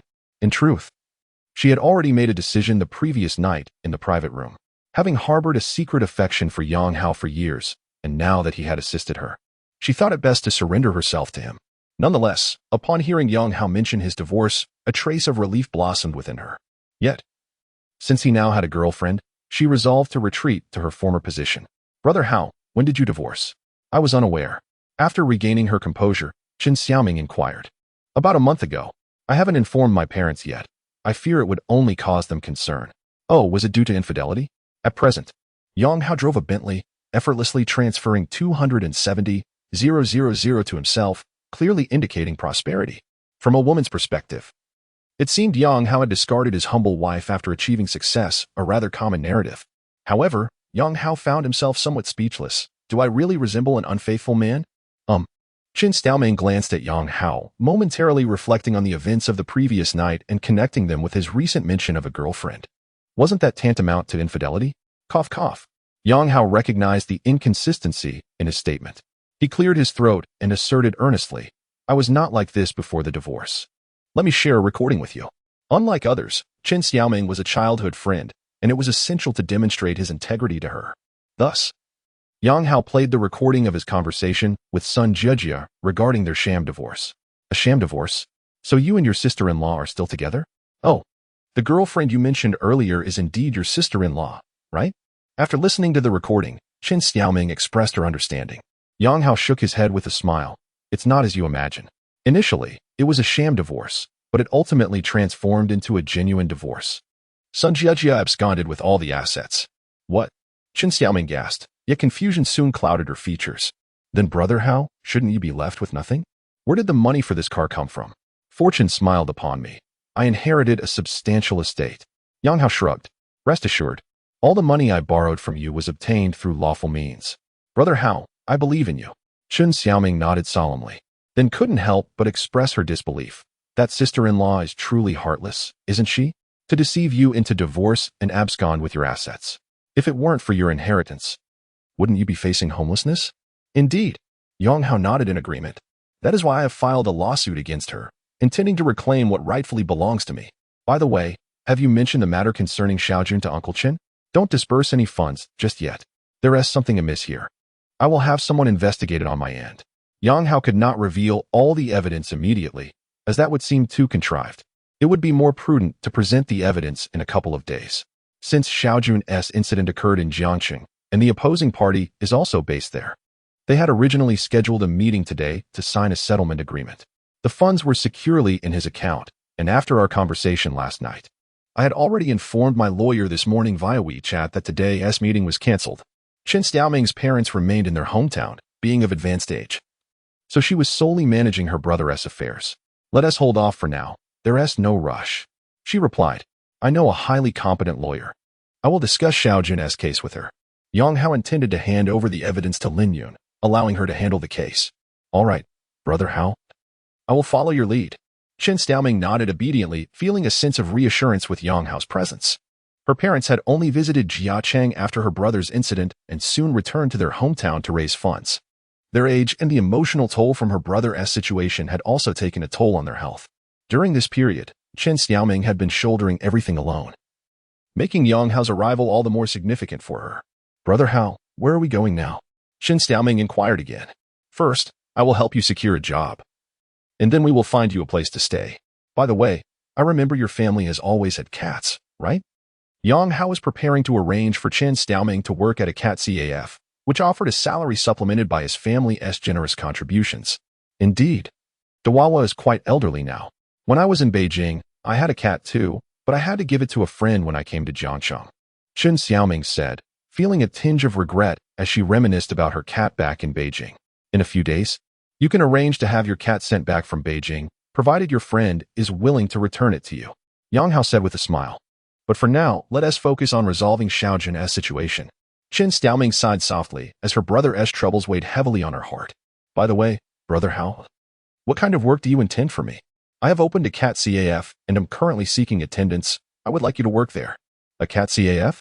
Qin Xiaoming was taken aback, not expecting Yang Hao to want to open such a place, as she had thought he was not particularly fond of small animals. "Don't you like cats? It's a perfect fit," Yang Hao said as he drove. Engaging with feline companions is undoubtedly far simpler than interacting with humans. Qin Xiaoming mused softly. However, her mind was already whirring with thoughts of pursuing a side venture during her spare time. After all, how could she possibly repay her staggering debt of 270,000 yuan on a barista's meager annual income of 270,000 yuan? Although she had entrusted herself to Yang Hao, she had no intention of offering her body as a means of settling her debts. Such a course of action was entirely contrary to her principles. Qin Xiaoming was determined to repay her obligations, as doing so would instill a sense of dignity in her interactions. Yet, relying solely on her earnings as a CAF attendant to clear her 270,000 yuan debt was, quite plainly, an insurmountable challenge. Despite her lack of experience in the CAF industry, she estimated that a similar position would yield a salary of merely 4,000 to 5,000 yuan monthly, translating to an annual income of roughly 50,000 yuan. To settle 270,000 yuan under such circumstances, she would need to abstain from all expenditures for over 5 years. Clearly, such a scenario was unrealistic. Thus, the harsh reality was that even with frugal living, repaying her debt could stretch to a decade or more. As these thoughts occupied her mind, Yang Hao pulled the car to the main road adjacent to the CAF. However, when he attempted to steer the vehicle toward the CAF's entrance, he was taken aback. A long queue had formed outside, comprising predominantly young and attractive women.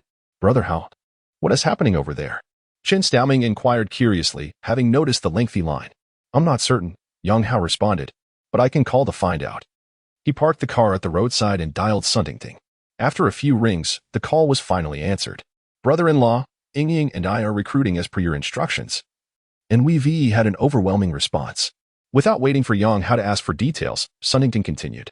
"I see," Yang Hao remarked, glancing at the queue outside. "I've hired one person. If you and Ying could find 2 more, that should suffice." "All right, understood. I'll get back to it." After issuing his instructions, Yang Hao ended the call. "Brother Hao, surely they can't all be here for job applications at the CAF." Qin Xiaoming, who had been listening via the car's Bluetooth, quickly deduced that the young women in line were applicants for the CAF. "Indeed, they are all here for interviews." Yang Hao confirmed with a nod. "Such a large crowd. Why is that?"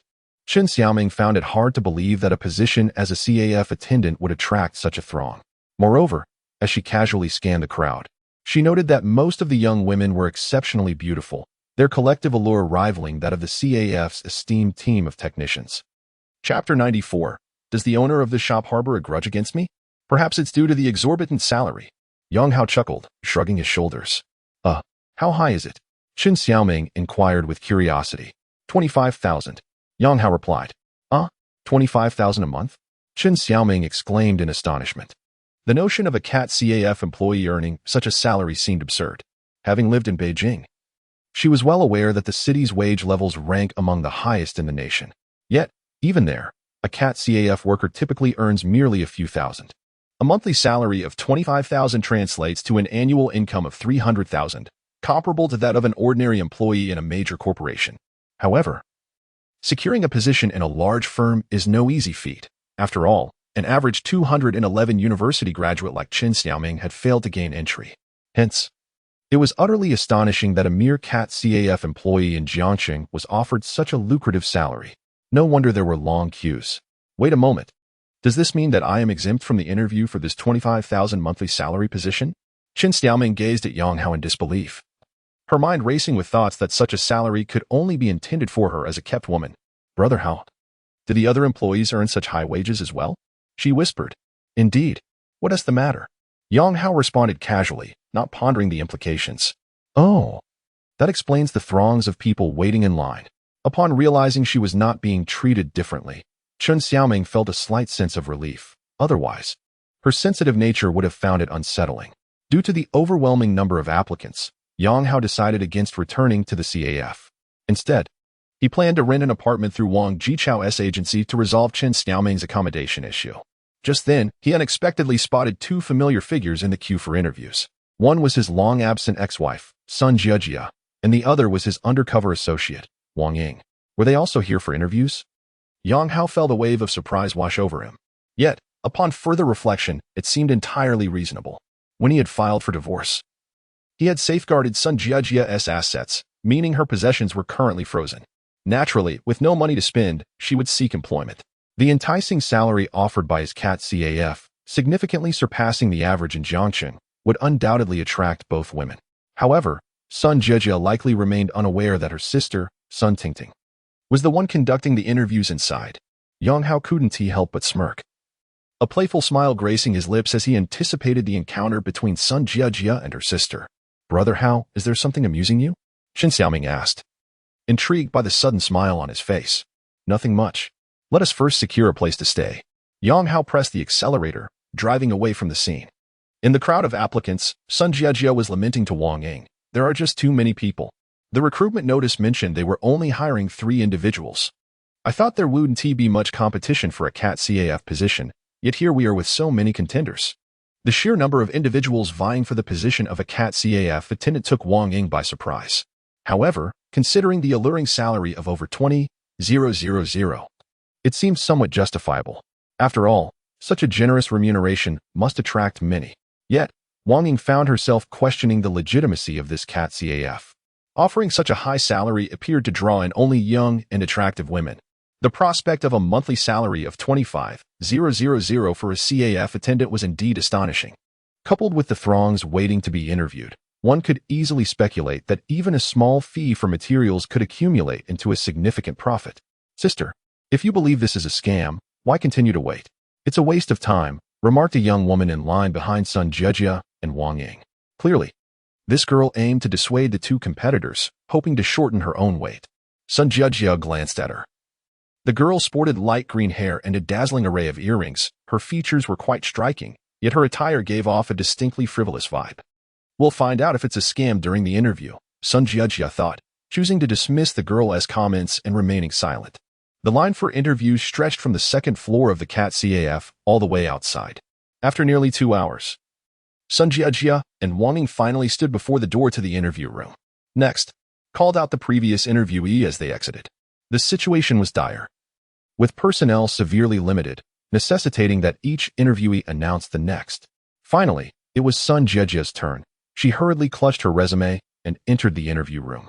At that moment, Sun Tingting was absorbed in reviewing the resume of the preceding candidate, astonished to discover that they were a graduate student from Jiangcheng University, an esteemed institution recognized as both a double first-class university. The fact that a graduate from such a prestigious university would seek employment as a CAF attendant spoke volumes about the current job market's harsh realities. "Tingting, is that you?" Although Sun Tingting was looking down, Sun Jiejia recognized her sister immediately. Upon hearing her name, Sun Tingting lifted her head and was equally taken aback to see her sister. "Sister, what are you doing here?" "I came for an interview." "Aren't you working at the Huawei Experience Store? What brings you here?" Sun Jiejia inquired, her face a mask of confusion. Sun Tingting faltered, her hesitation evident. "Some things happened recently that I can't explain right now. Just go home for now, and I'll explain later." "Wait a moment." Sun Jiejia was not inclined to leave immediately, her curiosity piqued. "Are you responsible for the hiring here?" "Yes," Sun Tingting nodded. "This job doesn't involve any tricks, does it?" Sun Jiejia pressed. "None whatsoever. It's merely a job. How could there possibly be any tricks involved?" Sun Tingting shook her head in denial. "Then hire me," she continued. "You know I have divorced Yang Hao and currently have no income. I believe this position suits me perfectly." Although Sun Jiejia was puzzled as to why her sister was in charge of the recruitment process, she was unwilling to relinquish a position with such a generous salary. A monthly income of 25,000 is exceedingly rare to find in Jiangqing. However, after she finished speaking, she noticed her sister's face contort with a look of difficulty. "Tingting, aren't you the interviewer? Surely you can make this decision." Sun Jiejia furrowed her brow and remarked, "It's not that I can't make a decision, it's just..." Sun Tingting hesitated for a moment, ultimately deciding to speak the truth. "The owner of this establishment won't hire you." "Why not?" Does the owner harbor a grudge against me? Sun Jejia asked, her expression one of disbelief. Chapter 95. This cat CAF, it also holds a part of me. The proprietor of this establishment is my brother-in-law Yang Hao. Sun Tingting spoke candidly. What? Are you saying that this cat CAF is opened by Yang Hao? Sun Jejia exclaimed, her eyes widening in disbelief. Her entire demeanor stunned. After enduring a 2-hour wait to interview for a position at the CAF, she discovered that it was run by her ex-husband, Yang Hao. It felt as if the sky had fallen. It was both humiliating and absurd. Yes, this place is indeed opened by Brother Yang, Sun Tingting replied softly, nodding gently. Sister, you should just go back. I won't go back. Why on earth should I? After a brief moment of shock, Sun Jejia pointed an accusatory finger at Sun Tingting, demanding, So, you are now working for someone with the surname Yang. Sun Tingting, are you still my sister? I have divorced Yang Hao. And not only do you maintain contact with him, you are even working for him. Have you lost your mind? Faced with her sister Sun Jejia's furious outburst, Sun Tingting felt at a loss for words. In truth, she felt somewhat guilty. After all, Yang Hao was her former brother-in-law, and he was being exceptionally kind to her now. The nature of their relationship was rather delicate, and thus, from an emotional standpoint, she felt a pang of remorse towards her sister. Although Sun Tingting did not endorse Sun Jejia's perspective, they were sisters after all. The ambiguity of her current relationship with her ex-brother-in-law left her feeling uneasy in the presence of Sun Jejia. At that moment, Zhu Ying, who had remained silent until now, stepped forward. She pulled Sun Tingting behind her and fixed her gaze on Sun Jejia, stating, Sister Jejia, your divorce from Brother Yang is a matter between the two of you. You cannot take your anger out on Tingting. When Tingting faced workplace harassment, where were you? When she lost her job, where were you? If it weren't for Brother Yang stepping up, both Tingting and I would be unemployed now. Now that Brother Yang has opened this cat CAF and offered Tingting a generous salary, he is clearly helping her with good intentions. How can you twist that into a claim that she has lost her mind? Zhu Ying was acquainted with Sun Jejia and had a fair understanding of her character. Although she was unaware of the reasons behind Sun Jejia's divorce from Yang Hao, given the generous salary Yang Hao provided, she naturally sided with him. I'm speaking with my sister. Who do you think you are? Get lost. Sun Jejia retorted angrily. Her face flushed with rage after being reprimanded by someone younger than herself. The commotion in the room grew increasingly louder. Those waiting outside for their interviews could easily hear the escalating argument. A group of candidates couldn't help but murmur among themselves. What is going on? What is this about sisters? Will the interviews even continue? As the crowd speculated, Wang Ying hurriedly pushed open the door and entered the room. Behind her, a curious girl extended her leg to block the door from closing automatically, joining the other candidates at the entrance to witness the unfolding drama. Wang Ying was acquainted with Sun Tingting, and having just overheard a considerable amount outside the door, she swiftly pieced together the sequence of events. Nevertheless, she sought confirmation. Tingting, did you say this cat CAF is owned by Yang Hao? Indeed, Sun Tingting nodded gently. Xiaoying, you heard that too, right? She is actually working for Yang Hao. And she is my own sister. Just for a mere favor, she has sold me out. Tingting, come, tell us how much Yang Hao is paying you? Sun Jejia questioned indignantly. Tingting, the manager of this cat CAF, earns a monthly salary of 30,000. Zhu Ying directly responded on behalf of Sun Tingting. Then retorted, so what? If you don't want Tingting to work here, are you prepared to offer her the same salary of 30,000 a month? If you can match such a generous offer, then I will certainly persuade Tingting to resign. Zhu Ying was utterly unreserved, as she had little camaraderie with Sun Jejia. Moreover, Sun Jejia's earlier remarks had been selfish and unreasonable, deserving a sharp rebuttal. Sun Jejia, taken aback by the confrontation, was left speechless. A monthly salary of 30,000 equates to an annual income of 360,000. How could she possibly afford such a high salary? Meanwhile, the onlookers, led by the spirited Xiaomei, couldn't help but murmur among themselves. 30,000 a month. That's an exorbitantly high salary for a manager. It seems the salesperson's 25,000 salary isn't a mere myth. The owner of this cat CAF must be quite affluent. If one could work here, wouldn't there be a chance to win over the owner? Wang Ying was also taken aback by Yang Hao's generous remuneration. She mused to herself, indeed, aligning with Brother Hao seems promising. Thankfully, she had switched her allegiance in time. Perhaps in the future, Brother Hao could arrange a lucrative position for her as well. Yes, it is certain. Even the ordinary salesperson at this cat CAF earns 25,000 a month. From Yang Hao's arrangement for Sun Tingting, Wang Ying envisioned her own future, further solidifying her resolve to cling to Yang Hao's coattails. Jia, let us take our leave. Today has at least been fruitful. The establishment of such a grand CAF and the offering of such high salaries clearly indicates that Yang Hao is indeed wealthy. We should consult Lawyer Tong about this matter, Wang Ying whispered to Sun Jia. Her intention was to persuade Sun Jia to depart, to prevent any disruption to her brother Hao's recruitment endeavors at the CAF. Sun Jia initially hesitated to leave, but found Wang Ying's reasoning quite convincing. Establishing such a vast CAF must require a substantial investment. Indeed, this trip was not in vain, as they had uncovered another asset of Yang Hao. Sister, if they don't need you, you should leave promptly. Don't waste everyone's time here. There are many others waiting in line. The impatient Xiaomei interjected as she had nearly finished her gossip. Exactly. What does lingering here signify? They are hiring within an age limit of 30 years, and sister, aren't you already over 30? I believe so too. You exceed the age requirement and still have the audacity to come for an interview. Amidst a cacophony of voices, each person chimed in with their sardonic remarks. Who's over 30? I'm only 27. Sun Jia glared furiously at the group surrounding the spirited girl and bellowed. Clear the way. I didn't come here to be a servant in some shabby CAF. The spirited girl, unfazed, scoffed dismissively. Oh dear. If you don't wish to work, why are you queuing here? You've stood in line for more than 2 hours. Indeed, it seemed her bravado was merely superficial. They don't want you, yet you still strut about. Sister, perhaps a little cosmetic enhancement would do you good before returning. The crowd, having endured over 2 hours of waiting, naturally felt a surge of irritation, and with Sun Jia providing an outlet, the young ladies began to mock her.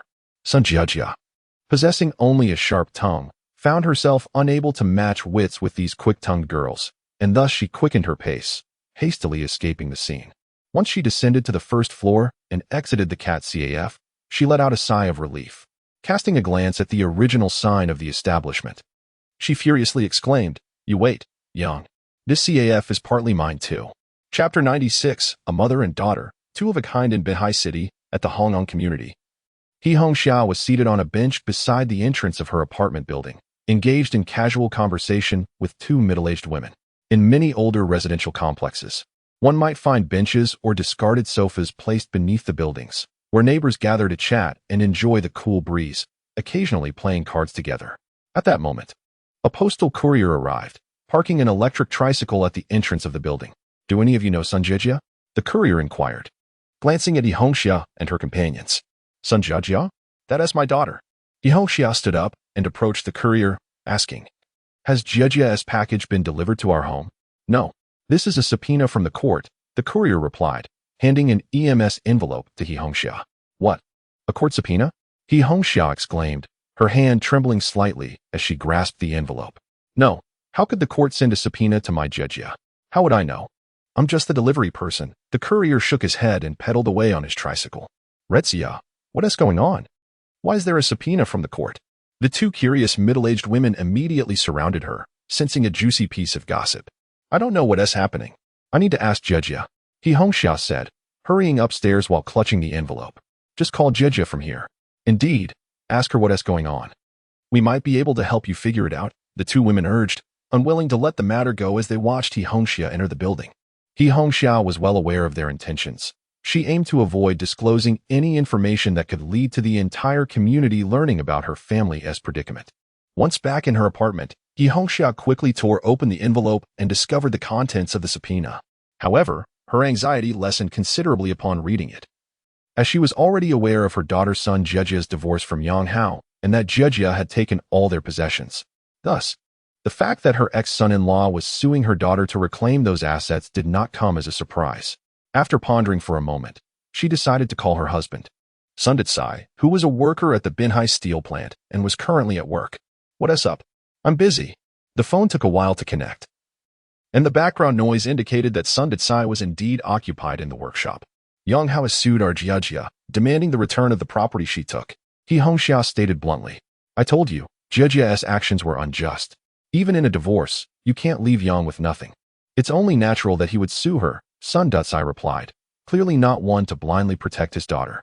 However, upon hearing his words, Yi Hongxia was quite displeased. "Currently, it is Yang Hao who seeks to seize your daughter's assets, and you dare to say this is normal?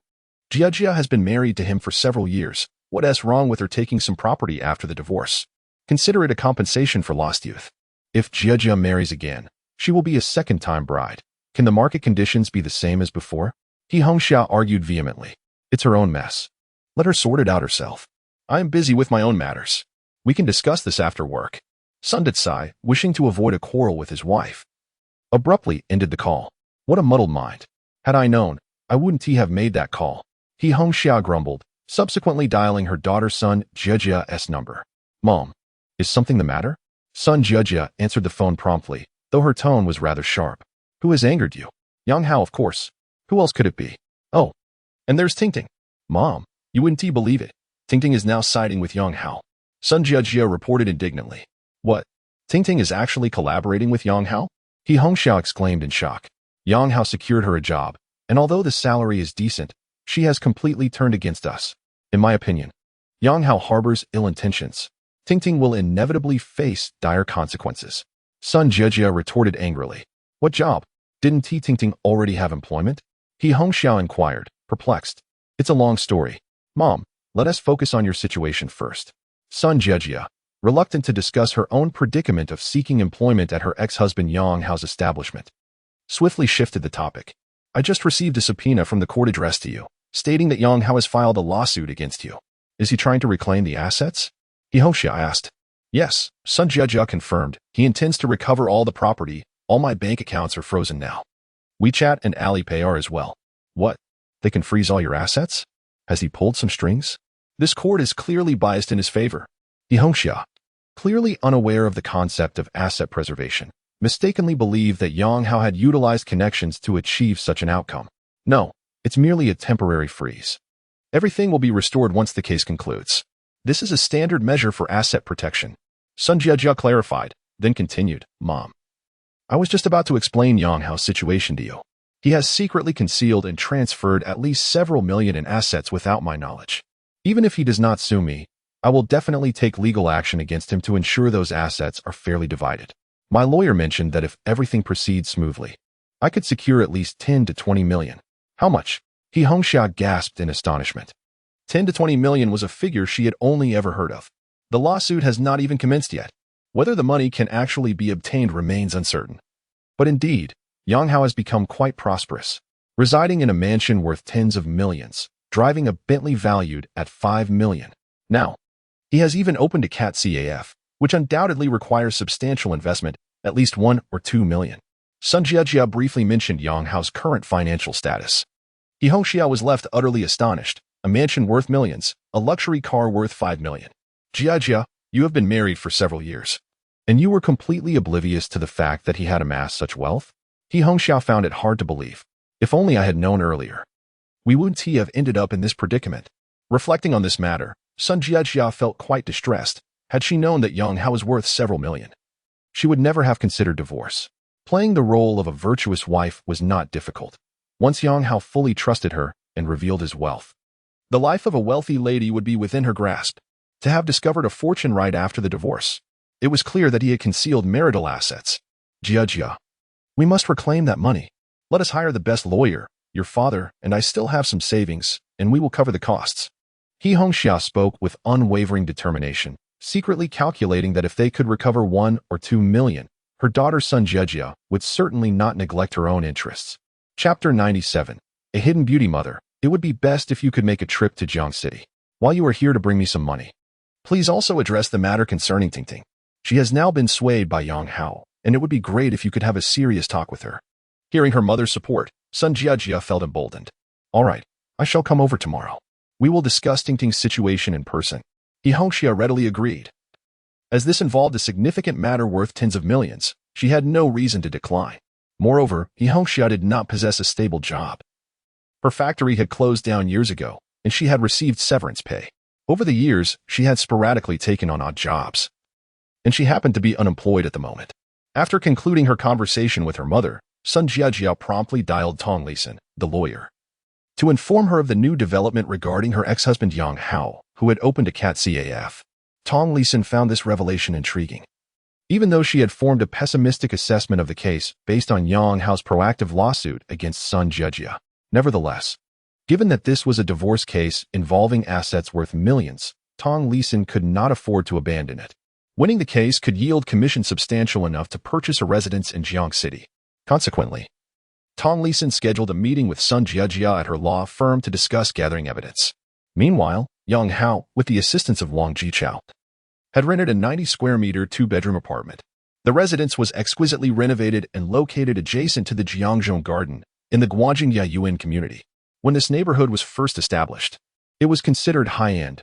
However, with the passage of 20 years and the rapid economic development, new developments had emerged in the vicinity, causing Guanjing Yayuan to lose its former luster. Nonetheless, due to its advantageous location and the foundation of its upscale community, the rent remained rather steep. The monthly rent for the 90-square-meter apartment was 500, which might be commonplace in first-tier cities, yet quite high for Jiang City, where many earned around 5,000 a month. Chen Xiaoming was exceedingly pleased with the apartment, her only complaint being the exorbitant cost. She had initially intended to rent a smaller apartment within a budget of 2,000. However, Yang Hao insisted on renting a better-conditioned place, claiming he would occasionally stay over, and he paid the entire year's rent up front. Chen Xiaoming immediately grasped Yang Hao's intentions. He was essentially indulging himself, renting a place to cherish their moments together. Having resolved to surrender herself to Yang Hao, Chen Xiaoming no longer had any objections. At this moment, the landlord had departed, and Chen Xiaoming began to tidy the bedroom. Kneeling on the bed, she bent forward, her fitted jeans accentuating her alluring curves. Yang Hao, who had been watching nearby, found Chen Xiaoming's posture overwhelmingly enticing. He approached the bedside table, pressed the automatic curtain button, and muttered to himself, "I forgot to check this earlier. I wonder if these curtains work well." As Chen Xiaoming focused on smoothing the bed linens, she sensed the light diminishing, until the entire room was enveloped in darkness. As Chen Xiaoming was about to speak, a large hand suddenly covered her mouth. "Don't move. This is a robbery." Accompanied by the robber's threats, Chen Xiaoming felt a gun pressed against her. In an instant, she comprehended the gravity of the situation. This robber sought to violate her. After the ordeal, the freshly made bed lay in disarray. Chen Xiaoming rested her head on Yang Hao's arm, her cheeks flushed, her eyes radiating satisfaction. At that moment, her phone, which she had placed on the nightstand, rang abruptly. She picked it up and glanced at the screen, her brow furrowing. It was that girl. Which girl? Yang Hao was momentarily taken aback. The one who accused Chen Xiaojun of assault. Chen Xiaoming's expression tightened with anxiety, recalling Yang Hao's words. She had abruptly canceled the transaction planned for today. The timing of the call suggested it might be a confrontation. "I'll handle this." Yang Hao took the phone and pressed the answer button. "Is this Chen Xiaojun's sister-in-law? What do you mean by this? Are you playing me? We agreed that today you would pay and provide a letter of understanding, but you left me hanging." As anticipated, the moment the call connected, a woman's accusatory voice erupted. "Hello, I am Chen Xiaojun's brother-in-law. May I ask your name?" Once the woman vented her frustrations, Yang Hao spoke calmly. "Brother-in-law?" The woman, clearly surprised to hear a man's voice, was momentarily taken aback. However, she did not inquire further upon realizing that she was speaking to Chen Xiaojun's brother-in-law. "My name is Wang Jingjing. Your brother-in-law, Chen Xiaojun, assaulted me. What exactly do you intend to do? Is there still a chance for reconciliation? If not, I will head to the capital tomorrow, and whatever happens regarding Chen Xiaojun is no longer my concern." It was evident that Wang Jingjing was exerting pressure with this call. "We do wish to reconcile. However, we have not yet gathered sufficient funds. 500,000 is quite a substantial amount. Could you consider reducing it?" Yang Hao feigned difficulty in negotiating. "I have made myself clear. 500,000, not a penny less. I never intended to reconcile. It was you who insisted. You know well how humiliating this is for a girl. Agreeing to reconciliation was merely out of consideration for your sincerity, yet you still failed to follow through." Wang Jingjing's tone brimmed with indignation, though it was likely a performance intended to convey her displeasure. "Dear Jingjing, how could you suggest such a thing? We certainly do not wish for Xiaojun to serve time in prison. We simply have not managed to gather the funds. 500,000 is no small sum." Yang Hao continued his act of financial distress. "I have already stated my position clearly. 500,000 is non-negotiable. If you do not wish to discuss reconciliation, I will proceed to the capital tomorrow. There awaits work for me over there." Wang Jingjing's demeanor was notably resolute. Yang Hao, however, merely sighed and remarked, "Alas, we wish to rescue Xiaojun, but we are truly powerless." "Beautiful Jingjing, since you have matters to attend to in the capital, do proceed. Once we gather sufficient funds, We shall seek you out. Upon hearing Yang Hao's response, Wang Jingjing on the other end of the line appeared quite bewildered. Previously, during her discussions with Qin Xiaoming, she had occupied a position of considerable authority, with the latter readily acquiescing to her requests with utmost politeness.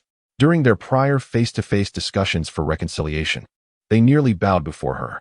Yet today, after the change in interlocutor, the tone was unmistakably different. The other party remained remarkably composed, and a hint of irony laced their words, as if to imply, if you wish to go to the capital, by all means, who are you trying to intimidate? But where did he find such audacity? Surely, I am overthinking this. Regaining her composure, Wang Jingjing huffed angrily and threatened, very well, I shall head to the capital tomorrow. You can await the incarceration of Qin Xiaojun. Chapter 98. A turn of events. Brother Hao, if she truly does not issue a letter of understanding, Xiaojun might genuinely face imprisonment. After Yang Hao concluded the call, Qin Xiaoming furrowed her brow and spoke. She possessed the attributes of a devoted sister. Otherwise, she would not have resorted to online loans or willingly taken up work at a foot massage parlor to raise funds for her brother.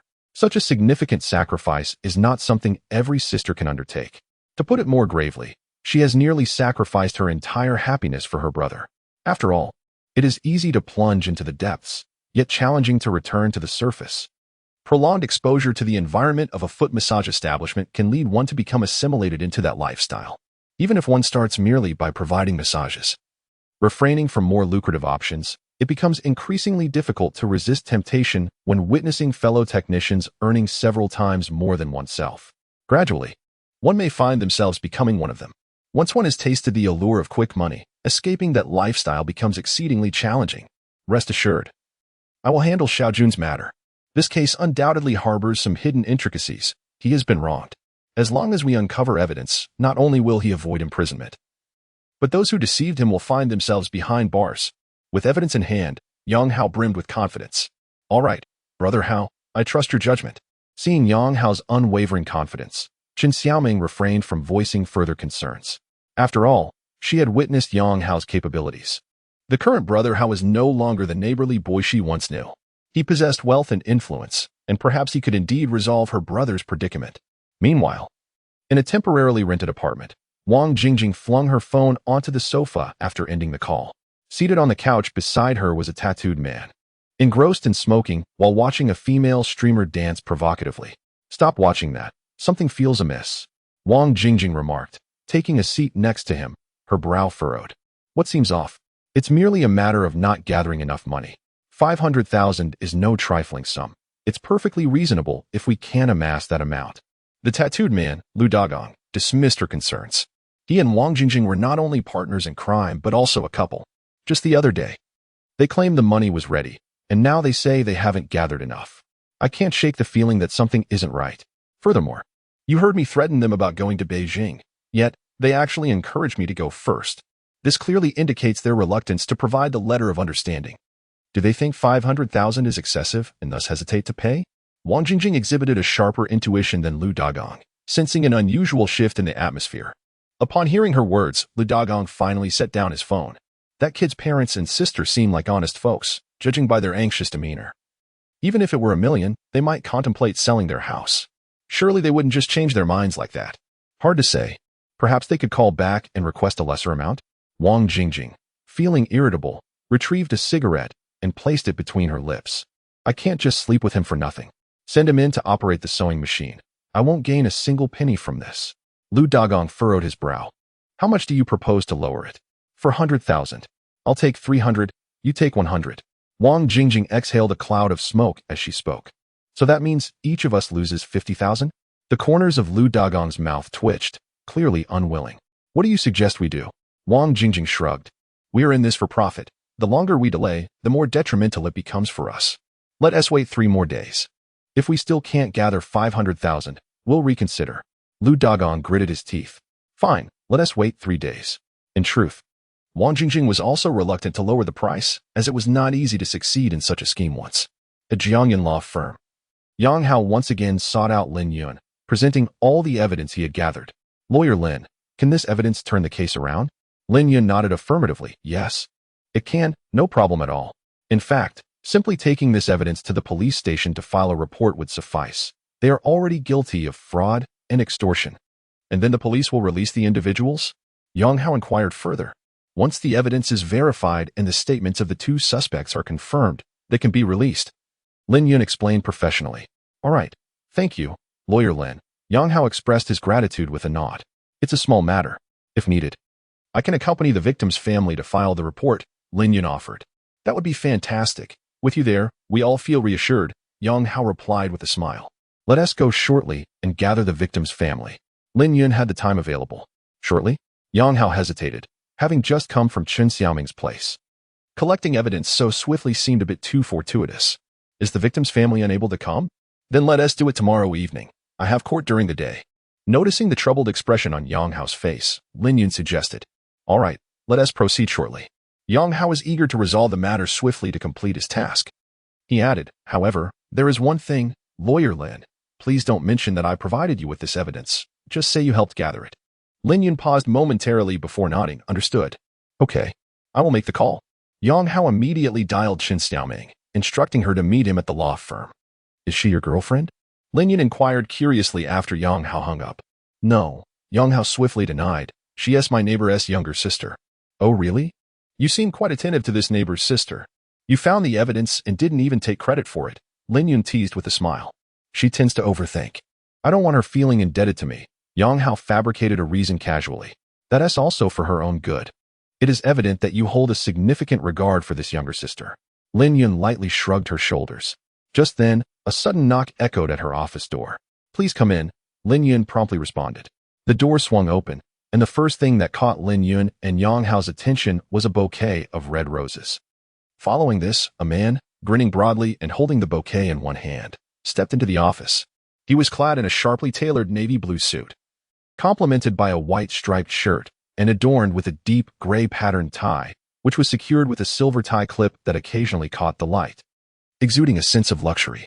From his attire alone, it was apparent that he belonged to the echelon of workplace elites. However, upon seeing him, Lin Yun instinctively furrowed her brow, and the smile that had previously graced her face during Yang Hao's light-hearted teasing vanished entirely. Ding. Target assistance detected. Name: Lin Yun. Age: 25. Height: 168 centimeters. Weight: 46 kilograms. Occupation: lawyer. Current request: in need of a shield. Task reward: basic blind box 1. Small red envelope 1. Oh, a task has arrived. As Yang Hao assessed the man entering the office, a voice suddenly chimed in his earpiece. However, what does shield mean? Is it to serve as a cover for Lin Yun? But in what capacity? As a boyfriend? Although a task had indeed materialized, Yang Hao was filled with questions, struggling to comprehend the precise implications of shield. Nonetheless, he could deduce from the reward that this task was likely quite simple. With numerous tasks on his plate, Yang Hao had already begun to gauge the difficulty based on the rewards. The man holding the roses clearly did not anticipate Yang Hao's presence in the office. From the manner in which he initially presented the roses, it was evident he intended to perform a small gesture, perhaps kneeling. However, with the presence of this outsider, he had to abandon that notion. Yun, your favorite red roses, he exclaimed, placing the bouquet on Lin Yun's desk with a beaming smile. I had them airlifted from Spring City this noon. They are exceptionally fresh. I've told you before, there's no need to buy me flowers, Lin Yun replied coldly. Whether you accept them is your concern. Purchasing them is mine. I believe every meeting should possess a sense of ceremony. The man shrugged, then turned his gaze toward Yang Hao. Yun, is this gentleman a client? We are friends, Yang Hao interjected before Lin Yun could speak, mimicking the man's address for Lin Yun. Friends? What kind of friend? I don't recall seeing you before. The man instantly became wary, his tone tinged with aggression at the sight of Yang Hao referring to Lin Yun in the same familiar manner. Well, you've just met, Yang Hao replied with a smile, extending his right hand. Hello, I'm Yang Hao, Guang Wei. The man introduced himself and added, Yun and I grew up together. We are childhood sweethearts. As the saying goes, Yang Hao jested. Well, one might say that, Guan Wei nodded, clearly pleased with the description. Childhood sweethearts? It's merely that our parents are acquainted. Guan Wei, I've already told you that we are incompatible. Please do not waste my time. Lin Yun remarked impatiently.